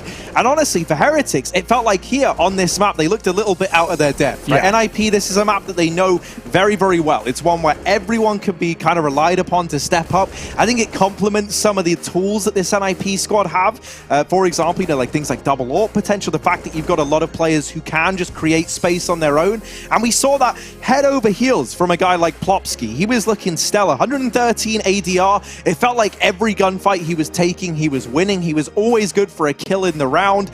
And honestly, I think NIP owe a lot to him for the strong start that they had. Then we look at someone like Nork, as mentioned, didn't have the game of a lifetime back on Nuke, not till the very end. But here, he did bring the heat on Overpass. And it was just the case that it felt like we finally had all 5 players in the server for NIP. And then we look at a guy like Hugo and we think, what does he have to say about the game at hand? I look at someone like Hugo and I think, I don't want to know what this guy has to say about anything. Not that I'm like in a better place. Hold on, Harry. Let the man speak for himself. Let's Come go. on now, Hugo. Thanks for tuning in. We'll be back with the third map in just... No, of course not. Yeah, no, that was a great game. Plopsky, I wanted to talk about him because he was just running through connector, right? I think you said it right when you said Heretics are out of their depth, right? When we see them on this map, they've got a couple of wins in the bag, but the second they take on anyone in the top 20, top 30, they kind of get steamrolled. And we saw that against Fnatic the other day here on the road to Rio. So that shouldn't be a huge surprise. Even thinking back a couple of months ago when NIP took this map off of Astralis, they wrecked them in the opening day of EPL. So, you know, they've got some serious scalps, and they continue to add names to the list for NIP. Now moving to Vertigo, and we talk about beating Astralis, where NIP again did that on this map the other day. It was the only map they won in the best of 3 series, but you know, the proof is in the pudding. Again, we go back to the saying, Trace, NIP are really good at Vertigo, and even though it's 100% win rate for the likes of Heretics, it's again the same situation of Overpass where they haven't got wins versus top 20 teams. You said the key word that I was looking for right there, and that keyword, I can't even really see anything, but to be completely honest with you, was Astralis. I'm flying this whole thing by the seat of my pants and blind, just like every single day in the office. Now, with Astralis taking on Dignitas over on the B stream, we can take a quick update, or a quick look as to how this is all unfolding, and it's going to be Astralis up 8-5 currently on Train. Now, overall, people are, why don't we have this match? Why aren't we watching this match? Why aren't we watching this match, Hugo Byron? I can break it down for you, Trace. Of course, Astralis sitting in the group in a very good position. They are. I'm going to get the facts. I'm going to get the knowledge. They're second. They're sitting one behind NIP. Now for D, they're bottom of the board. They are 1-4, so they physically cannot make it to the next stage. Astralis can, and they're fighting for that. But you know who else also can make it to the next stage? Both Nip and Heretics. Nip sitting top of Group A. Heretics in number 3, right below Astralis. This game, in terms of standings, in terms of how this affects everything else inside of the group, is the most important one, and that is why it gets the coverage on the mainstream. This supersedes everything that you're thinking of, but not to include the mullet, which is party in the front and business in the back, like always. We're going to go into a quick break, and when we come back, we have that third and final map of Vertigo for all you Vertiglobals out there. Be sure to be with us when we come back.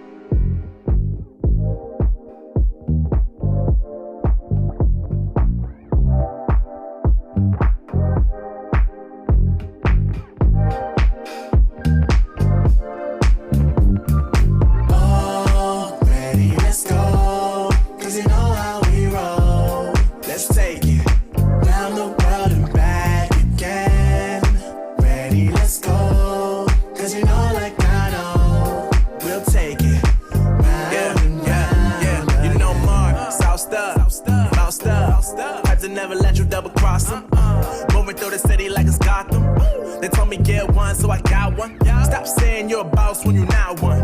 You ain't sacrificed, nah, you ain't lost none. All over the gram like you got a bag. You ain't big dog, we ain't hear none of that. I'm in the gym looking like a running back.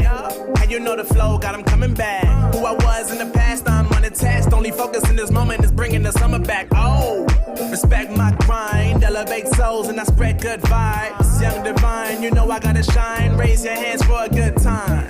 Aight.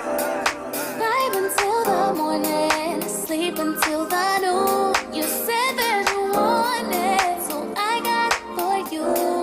Let's all get together and show them how we move.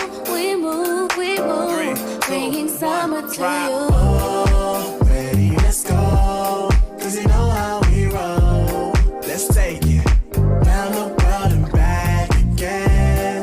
Ready, let's go. Cause you know like I know. We'll take it round and round. Yo, hold up, let me switch my flow up. Back in high school, they were telling me I'll blow up. Doing talent shows and man, everyone would show up. Got in an accident and still made it for them to go nuts. You know what? I'm so so what? I'm so That means I can't describe the way I vibe, the way I slide in with the rhymes that make the dimes. I'll close their eyes and fantasize. Young divine calling their phone number. Girl, you know I love it. And you know me, I can't sleep without blazing beats. On stages for their ones gracefully. And I got a smile that they hate to see. Young black successful, though life gets stressful. Though life gets stressful, go and vibe out with whoever you next to. Vibe until the morning, sleep until the noon. You said that you want it, so I got it for you. Let's all get together and show them how we move. We move, we move, bringing summer to you. Oh, ready, let's go. Cause you know how we roll. Let's take it round the world and back again. Ready, let's go. Cause you know like I know. We'll take it round and round again.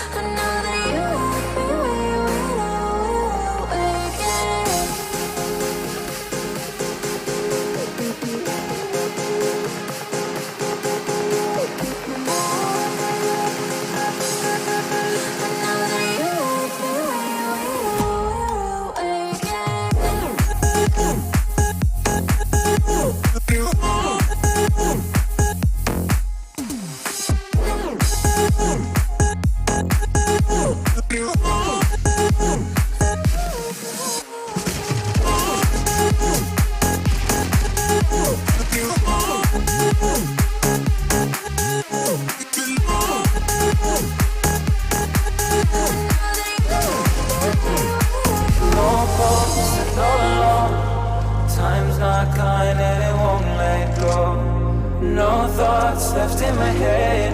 My mind's on mine and it won't forget. But you bring me back from a darkness black. Cause the soul in me and the heart I had for you, it bleeds for you, it beats again. Oh, you bring me to life. Oh, you bring me to life. Oh, you bring me to life. Oh, you bring me to life. Bring me to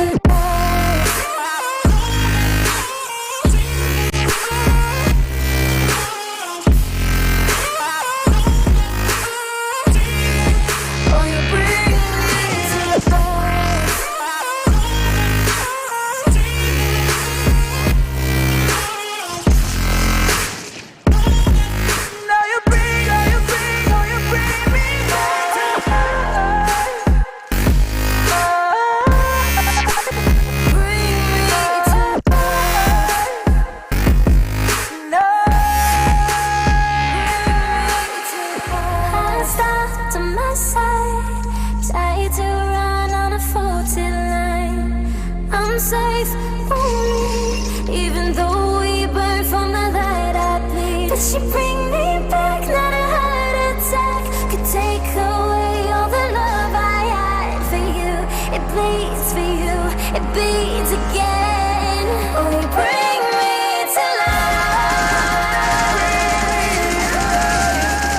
Oh, you bring me to life. Oh, you bring me to life.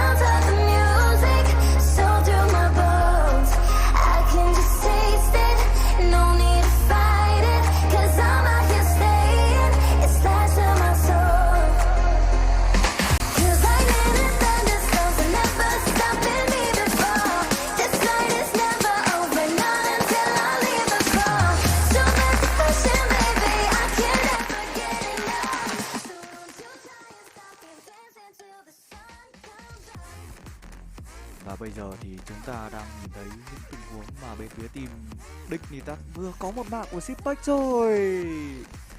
Bây giờ thì Achalit chỉ là một round thi đấu hát bài mà thôi, nhưng mà vị trí Divide đang bị cầu máu liên tục. Có lẽ đây sẽ là một round thắng dễ dàng dành cho bên phía Dick. Một tình huống vừa chạy vừa bắn rất tốt đến từ Clay. Đưa về tình huống là 4 với 4 rồi, nhưng trong bonsai vẫn còn đang đến 3 thành viên của bên phía Dick. Và ở bonsai B thì đã có exit rồi. Có lẽ sẽ là có đủ thông tin để cho bên phía Dignitas họ có thể xử lý được. Bây giờ thì các thành viên của bên phía team Achalit có vẻ là họ đang muốn hướng bom về B.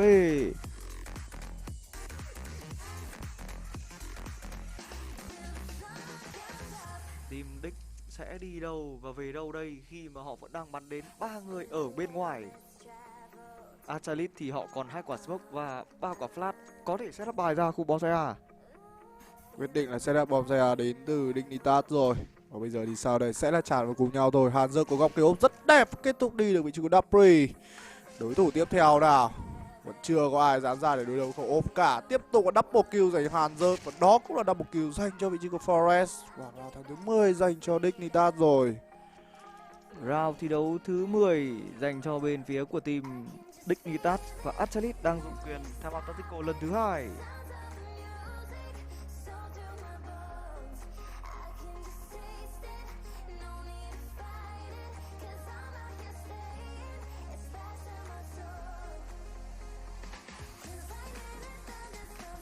Không biết là liệu Dignitas họ có thể chiến thắng được ở trong cái lượt second half này không nhỉ? Họ đang bắn ở bên City side khá là tốt. Và Astralis bây giờ không biết là như nào đây. Astralis họ, tôi nghĩ là Dignitas sẽ chiến thắng ở map thiếu đầu tiên thôi. Có thể Astralis sẽ phải kéo dài đến tận map thiếu thứ 3 mất nếu họ còn muốn thắng. Chứ map thiếu đầu tiên này tôi nghĩ là Dignitas sẽ chiến thắng rồi.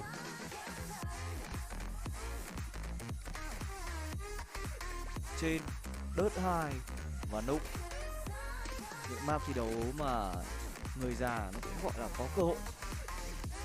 Nhưng bây giờ thì vị trí của anh chàng Divide đang muốn vớt bích. Nhưng mà Hazard vừa kết thúc việc Divide rồi kìa.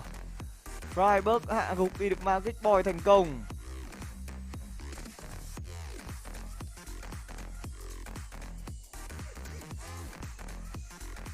Ba vs 5. Bên phía của Dignitas bây giờ họ đang lùi đội hình về khá sâu khu vực IV. Nhưng ở trong tàu bom Forest đã bị bắt lại rồi. Vẫn còn Hanzert ở đây đang muốn tìm kiếm vào cái vị trí của Glaive. Rất đáng tiếc một tình huống mà Hanzert đã sai tham mình. Nhưng bây giờ anh ta đã đổi vị trí rất khéo và Glaive đã phải nằm xuống. Lại là một lợi thế người tiếp dành cho Dignitas và thôi 3 vs 2. Dapri vừa có được mạng của Freiburg. Nhưng ngay lập tức thì có Genrai bù vào vị trí cho người đồng đội của mình. Hanzert tiếp tục làm cho mình một cái triple kill, một trận đấu thi đấu rất tốt đến từ vị trí của Hanzert.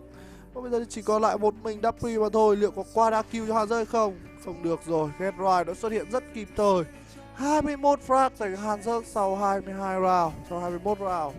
Thật sự là một cái tỷ số nó khá là, một KDA khá là bay đến từ Hanzert. Thôi anh ơi, bình tĩnh anh ơi. Hazard đã lên cho mình một khẩu lục đôi rồi. Anh chàng Hazard ngày hôm nay đang bắn khá bay đến thứ 21 mạng, chết 15 lần. Và bên phía của team Astralis thì có vẻ như họ lại đang tiếp tục đi vào cái lối xe đổ rồi. Đó là những khẩu súng lục. Và bây giờ thì đó là một cái meta của năm 2020. 4 khẩu súng tech này.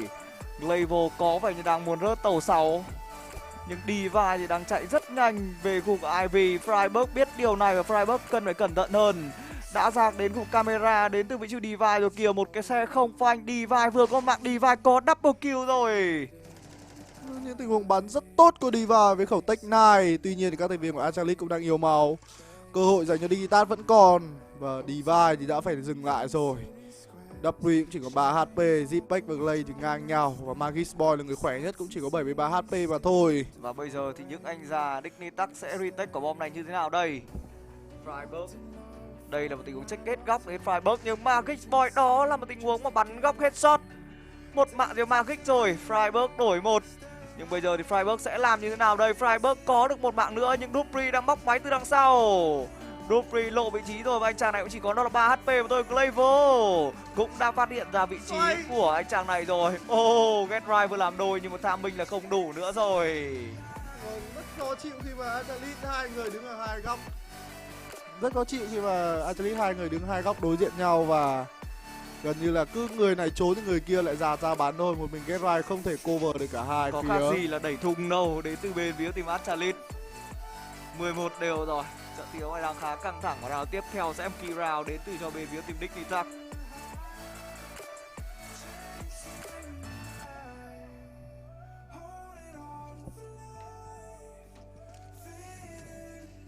...11 đều. Trận đấu khá căng thẳng.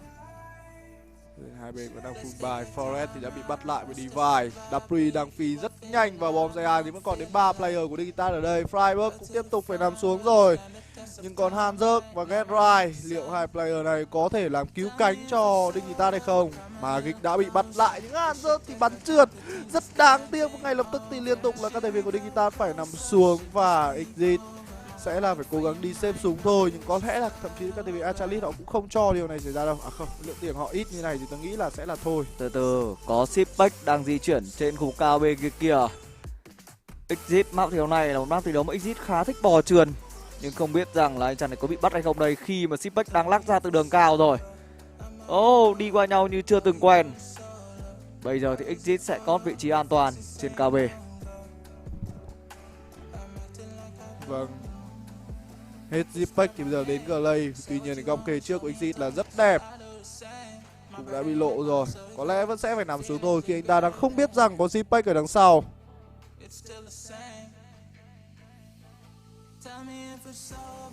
Một mình Exit đang phải kê khá nhiều đường. C4 nổ chết được vị trí của Dapri. Nếu tôi không nhầm thì đó là vị trí của Dapri, bị C4 nổ chết, rất đáng tiếc. Anh ta sẽ là phải mất thêm tiền để có thể mua cho mình giáp và súng. Một tình huống mà Dapri đã chạy không kịp. Đây cũng là một trận đấu không tốt của Dapri khi anh ta mới chỉ có cho mình 10 frag mà thôi. Tuy nhiên thì những người đồng đội như là Divide hay là Magis Boy cũng đã làm rất tốt, 21 và 22 frag. Trong cái nói đây sẽ là một round ở bên phía địch, Nitat họ sẽ phải eco. Người duy nhất có súng đó là Exit. Bây giờ thì sao đây? Hàn Dược đã bị bắn yếu rồi. May cho anh đó là một tình huống chỉ là đục qua tường mà thôi. Hàn Dược vẫn còn đang rất trì với một khẩu rút. Nhưng ở đây sao Getrive bắn thẳng vào mông của Glay. Rất may là có Dapri đổi mạng. Nếu không thì Getrive mà có khẩu AK đó thì câu chuyện sẽ rất khó khăn. Tuy nhiên thì Dapri cũng đã ăn một viên lục vào mồm. Bây giờ thì Hàn Dược đẩy nhưng không thành công rồi. Bên phía Nikita có vẻ như họ đang hơi mất bình tĩnh một chút thì phải. Achalit luôn nổi tiếng là một team mà bắn rất chậm rãi và những cái tình huống cây đẩy của họ thật sự là chắc chắn. Tuy nhiên thì Exit đã nhặt về được một khẩu AK và gần như là Achalit sẽ khó để có thể clear được cái khu vực ladder này. Góc kê khá là cường đến từ Exit. Bây giờ thì Achalit lại muốn bò ngược về bonsai A và đánh vào Nhưng hãy nhớ rằng vẫn có Exit ở đây. Anh đã bắt đầu nghe được những cái tiếng động gì đó rồi. Tham minh để bò ra, những Zipek lại nhảy xuống. Một tình huống tham minh sai đến từ Exit. Và đó sẽ là round thắng thứ 13 dành cho Achalit mà thôi. Không có cơ hội nào dành cho Dicta trong round đấu này nữa cả. Cố gắng đi bắt súng hai khẩu, một khẩu USP và một khẩu DE thì làm được cái điều gì đây? 13-11 dành cho bên phía team Achalit. Có vẻ như là việc Đinh Chắc lên đến round thứ 11 thì có vẻ như đã chạm vào lòng tự ái của bên phía team Achalit rồi.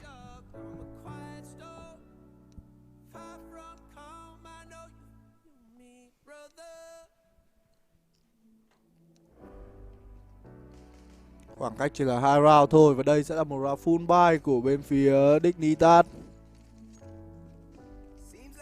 Và bây giờ thì Dignitas họ sẽ có níu giữ lại được cơ hội hay không đây. Khi đây cũng là key round đối với họ. Nếu thua cái round đấu này, Achalit họ sẽ chạm tay vào những cái match point. Và đây rồi, Flybird đã headshot được Divide đem về cái lợi thế hơn người dành cho bên phía địch. Vâng, Hàn Dơ cũng vừa thấy nhưng mà đó là một cái khe khá là hẹp để cho Hàn Dơ có thể có mạng được. Flybird cũng đã có một cái double kill nhưng Hàn Dơ thì bị Dapri đổi mạng đưa về là 4 vs 3. Đây rồi, double kill dành cho Dapri. Dapri với khẩu ôm cũng rất là tín nha. 3 vs 3 như này thì câu chuyện lại đang thuộc về bên phía Achalit rồi. Nhưng bây giờ thì với một pha đẩy đến từ Exit, nếu nó hợp lý thôi, cơ hội sẽ được mở ra cho Digital rất nhiều. Forest đổi mạng của Dapri, nhưng bây giờ thì Forest nằm xuống với Magix và là 1 vs 2 dành cho Exit. Nhưng Exit có thể bắt được Zipek và đưa về là 1 vs 1.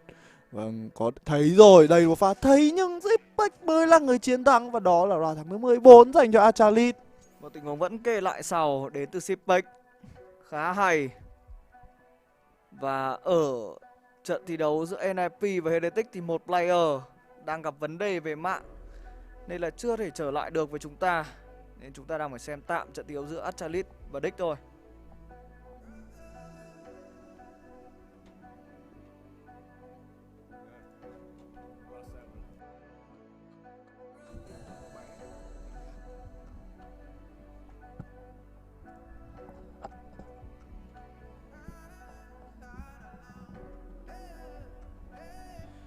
Vâng, có bạn hỏi là nay có cát giải úp không thì bọn mình cát tất bạn nhá.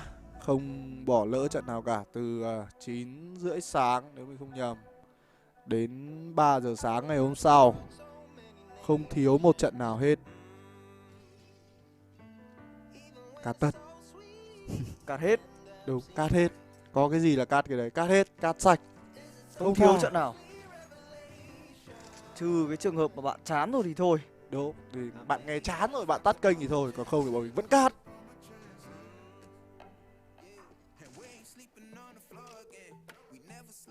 Và bây giờ thì các thành viên team Đích họ đang yếu tiền mất rồi. Sẽ là một trận thi đấu mà các thành viên của team Achalit giành chiến thắng với tỷ số 16-11 mà thôi. Tôi nghĩ là trận này thì thôi kết thúc rồi. Digital lên được con số 11 nó là hợp lý rồi.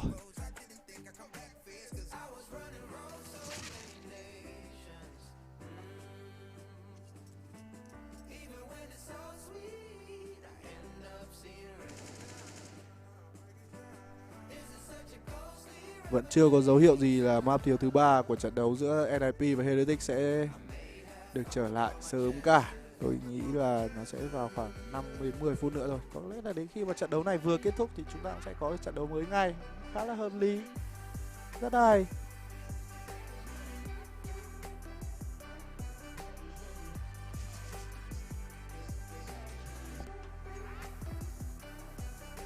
Mười 11 rồi.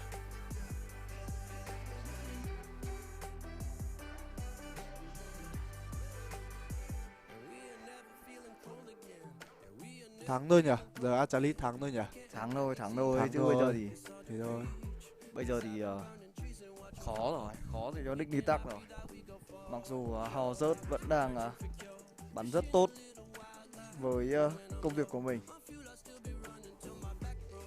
Bắn rất tốt với công việc của mình. Công việc cầm ốp của mình. nghe câu nó cứ kiểu gì nhỉ? Bắn rất tốt với công việc của mình. Vâng. Hàn Dược 21 frag rồi, đây rồi, mạng thứ 22 dành cho anh.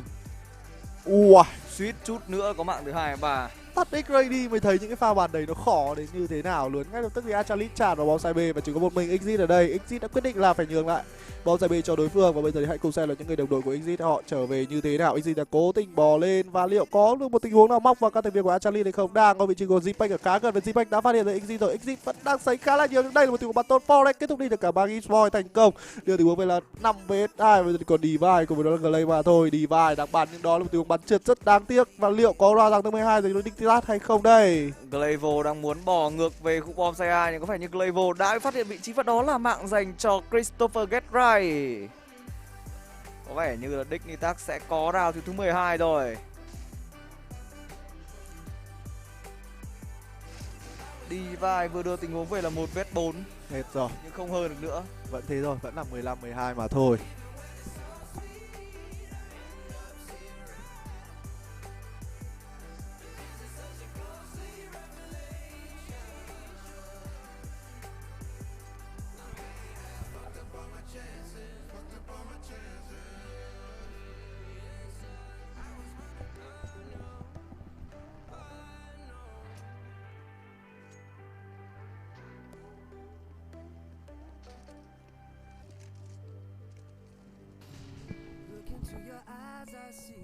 Bây giờ thì các thành viên team Dignitas họ đã gỡ đi được một match point rồi. Và họ sẽ làm gì tiếp theo đây? Exit vừa first pick được trên khu lầu B kìa. Đúng vậy, còn 3 cái match point nữa thôi. Bên phía của Achalit vẫn đang lòng vòng một chút ở middle. Tuy nhiên thì Digital cũng đã lùi đội hình về khá sâu, và bây giờ thì bắt đầu Achalit họ bò ra. Có làm được gì hay không nào? Trong bom dài đang là vị trí của Forest, cùng với đó là Hàn Dược. Đạp Quỳ sẽ là người đi đầu, nhưng đây là một góc kê rất đẹp dành cho Freiburg. Kết thúc được Đạp Quỳ ngay lập tức Magin đổi mạng của Freiburg thành công. Kết thúc đi được Divide, đưa về là 4 vs 2. Và bây giờ thì Glay bị Hàn rớt bắt lại rồi, và Magis Boy có lẽ là cũng hết cơ hội thôi. Nên chẳng lẽ lại Digital lại kéo về được những lượt OT ư? OT thì nó cứ gọi là buồn cười. Round thứ 13 dành cho Digital rồi này.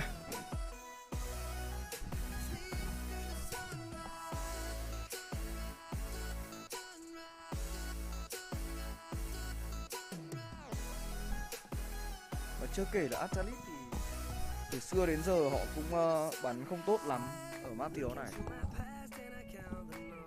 Nhất là họ phải bắn ở bên T-side, gọi là cũng có sự chuẩn bị đấy, nhưng đây cũng là một map mà nặng CT khá là nhiều, nhất là với khẩu ốp trong tay của Hanzert đang khá là bay thì cũng là một điều khó khăn dành cho bên phía Astralis. Và bây giờ sẽ lại là những khẩu tech 9 mà thôi, những khẩu tech 9 ở round đấu trước nó đã phát huy hiệu quả rất lớn. Và bây giờ thì là Hanzert có mạng của Magic rồi, một mạng nữa dành cho Exit trên đường cao. Ui, một tình huống sai ta mình ngay lập tức Glaive kết thúc được Hanzert thành công. Exit đốt chết được Glaive rồi, bây giờ thì là triple kill dành cho Exit. Và đó là round thắng thứ 14 thuộc về bên phía Dignitas. Thôi xong rồi, lỡ ngớ thì sẽ vào huy chương. Bây giờ thì các thành viên của team Dignitas có đưa chúng ta đến vào lượt OT không đây?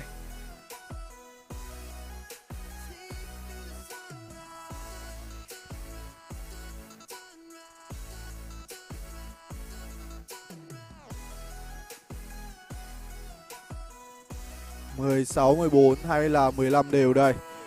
Hai quả nade được ném vào mid nhưng không có ai của Astralis ở mid cả. Họ đang gây áp lực thêm vào ladder và đó là Glaive. Lần này thì Dignitas không có ai kê lại ladder hết đâu. Chiếm được ladder rất dễ dàng đến từ Astralis rồi. Trái tim của cái map thi đấu trên này đã thuộc về bên phía Astralis. Bây giờ thì Astralis sẽ rất tự do trong việc lựa chọn đánh bom side A hay là đánh bom side B.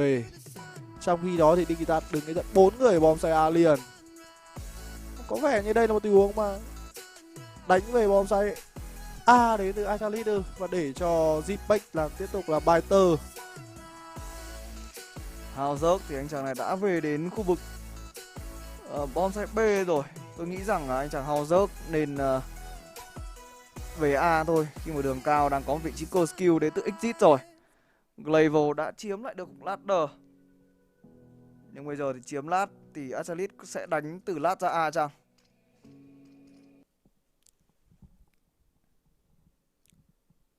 Oh.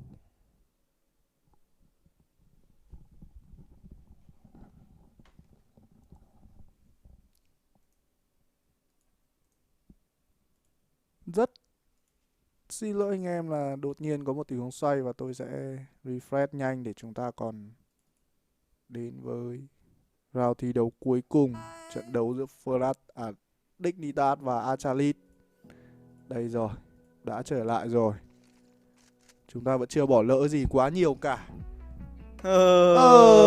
Không, chúng ta bỏ lỡ quá nhiều thứ.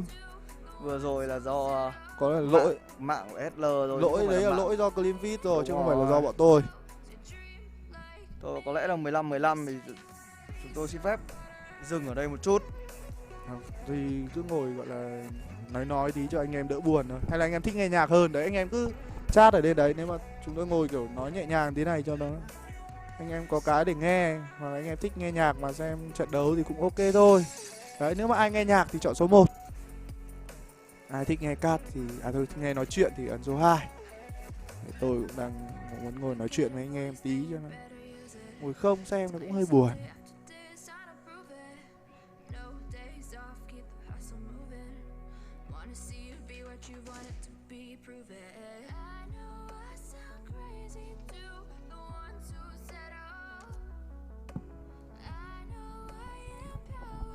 Rồi, vậy là có vẻ như là các bạn chọn số 2 nhiều hơn thì cũng ok thôi. Đấy, mình sẽ ngồi nói chuyện một cách nhẹ nhàng thoải mái một tí.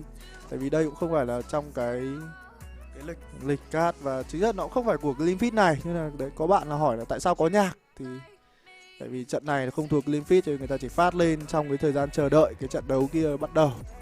Thì bây giờ cũng đã là đến cái lượt OT rồi thì có vẻ như là ngồi nói chuyện xem nhiều thì xem đấy. các bạn cùng xem giải thôi. Thì đấy, cùng các bạn xem giải thôi, nói chuyện nhẹ nhàng thôi. Tí trận nip mà trở lại thì nó đến map 3 chắc không còn hơi một phát nữa. Không, mỗi ông thôi, tôi còn nhiều lắm. Tôi còn nhiều hơi lắm. Thế thì hiểu rồi.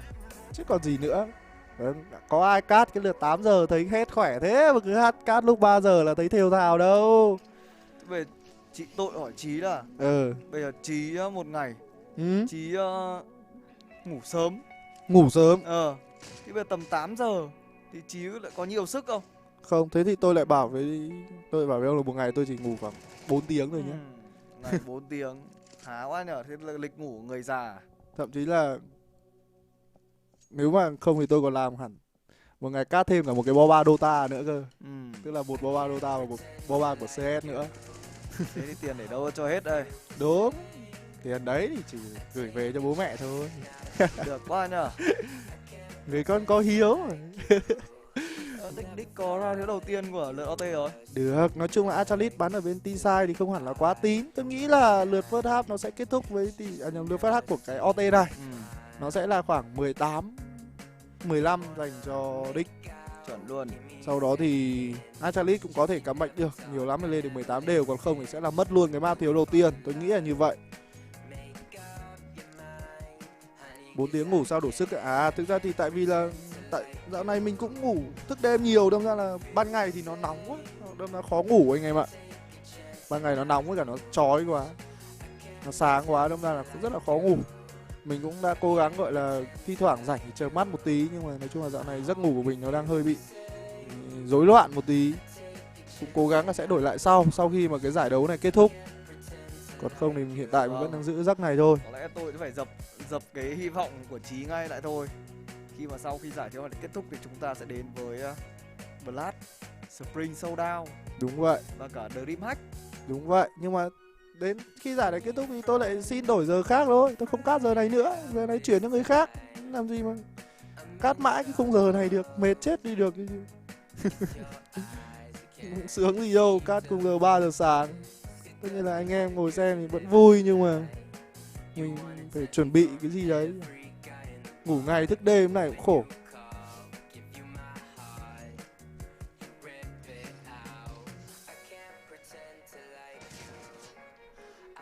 Đây rồi. Ồ, có khi là thắng thứ 16 cho Achalit này. Vào được không nhỉ? Đi vào được IV này. Đâu, Forest vẫn đang là một chỗ rất quan trọng. Ui, chỉ đổi một mà thôi, nhưng Get Right thì chưa lộ. Đây. Bắn lộ rồi. Cái gì hỗ trợ? Chết cả ông Get Right này, thôi hỏng rồi. 16 đều. 16 đều rồi.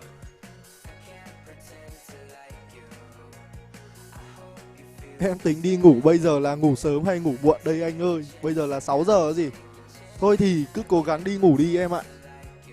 Em đi ngủ lúc 6 giờ này còn tốt. Còn nếu mà thức thêm thì em sẽ thức đến tầm 10 giờ sáng mất. Mà thức đến 10 giờ sáng thì không nên đâu. Chính xác rồi. Bây giờ thì bộ phận chân cơ thể người thì cũng phải có giờ để nghỉ ngơi. Thức thông thì nó sẽ hơi nguy hiểm nè.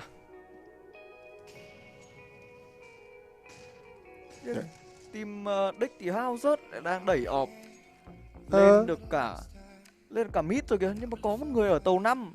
Hao rớt, ôi hao rớt không biết điều này rồi, hỏng rồi. Cũng nghĩ là cũng đổi được divide rồi, coi như là 1 đổi 1. Tuy nhiên thì cái lượng tiền của Đích người ta có vẻ như đang hơi yếu nhỉ. Nhưng vấn đề là Freiburg cần phải bắt được vị trí Khi round quá. anh chàng trong sai. Xong rồi, hết rồi. Đapri làm hết. 2 khẩu ốp để làm cái gì đâu, chỉ để tốn tiền mà thôi. XG sắp chết này, XG chết này. XG bây giờ móc lần này quá nhiều rồi. Sipec chứ không phải là PUBG đâu. Cài hết, cài người vào hết. Thế là xong, 17, 16. Xong rồi sang City. Địch Nitat thua liền 2 round. À thua liền, đúng rồi 2 round. Thế là xong, 19, 16 dành cho Achalit. From Russia with love. Vâng, xin chào bạn Thành Hoàng.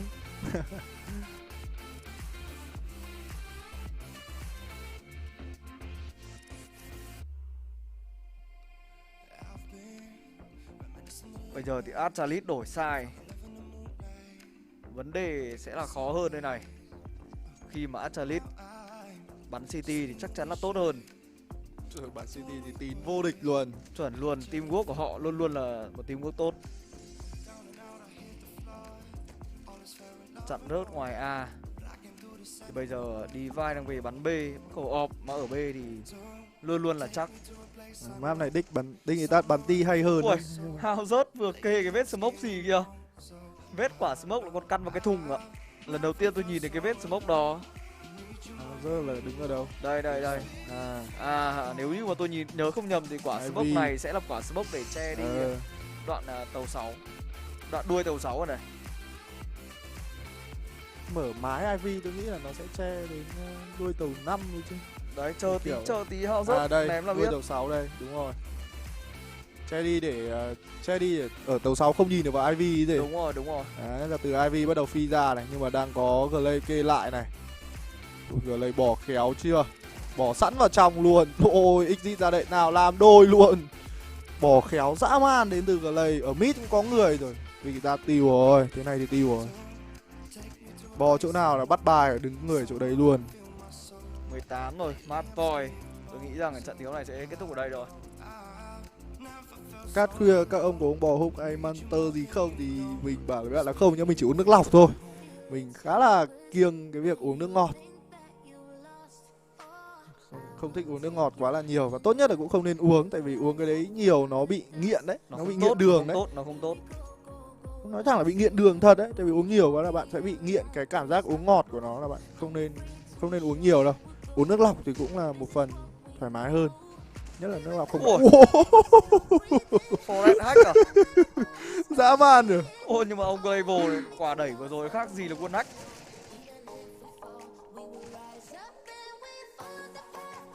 Vẫn được này, 3v3 này.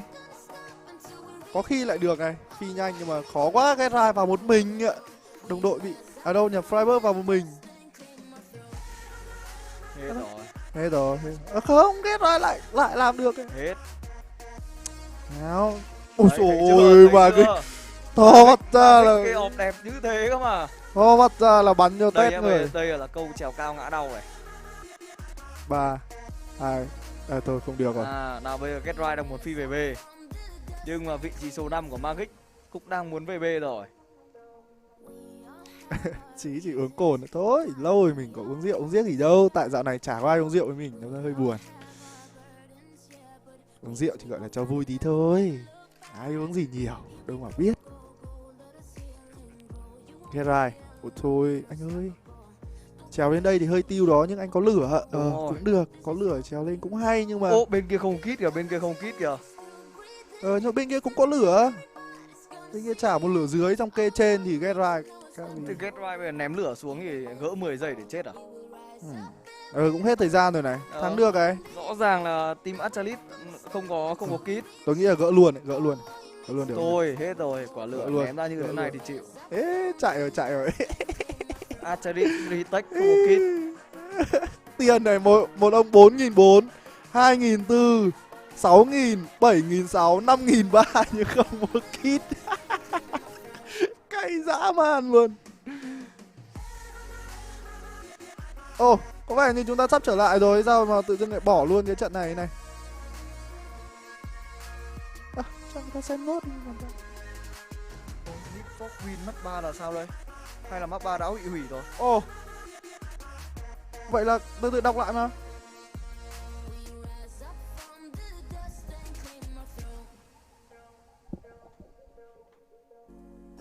Không, đấy là ở trên SL vừa hiện.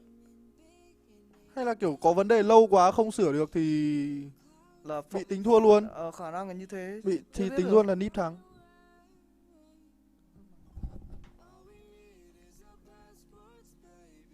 Nhưng mà hình như thế này là bắn rồi,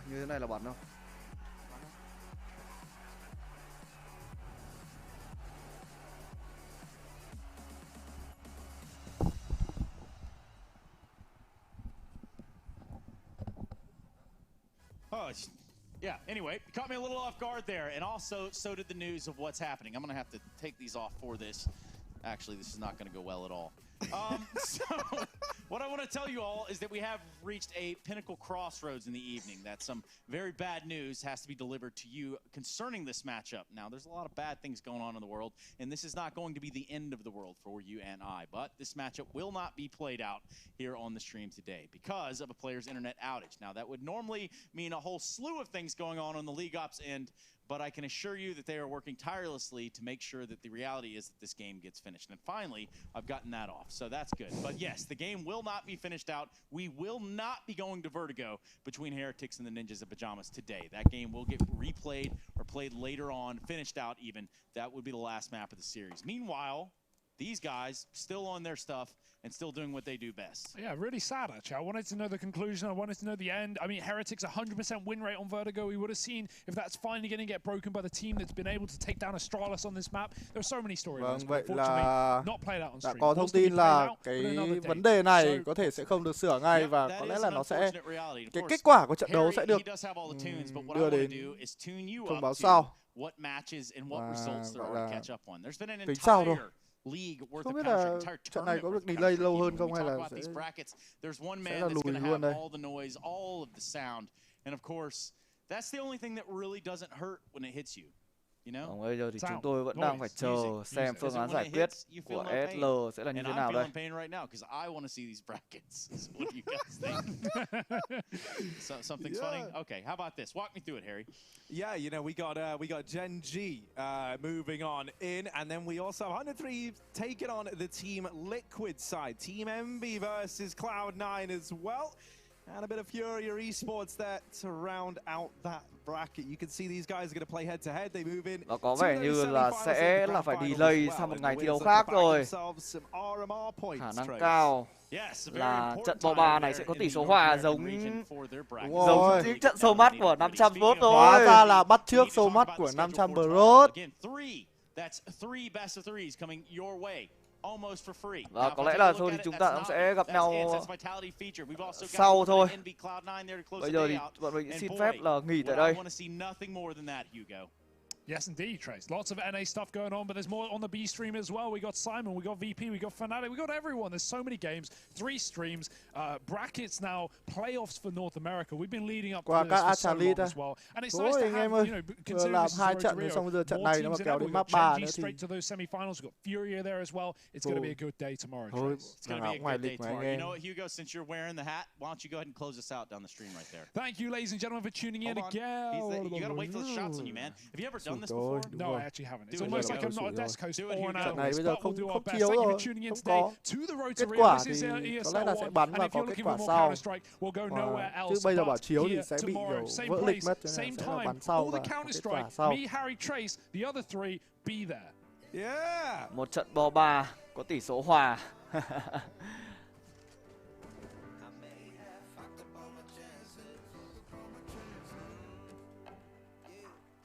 Sleeping on the floor again. We never sleeping on the floor again. For the ones who didn't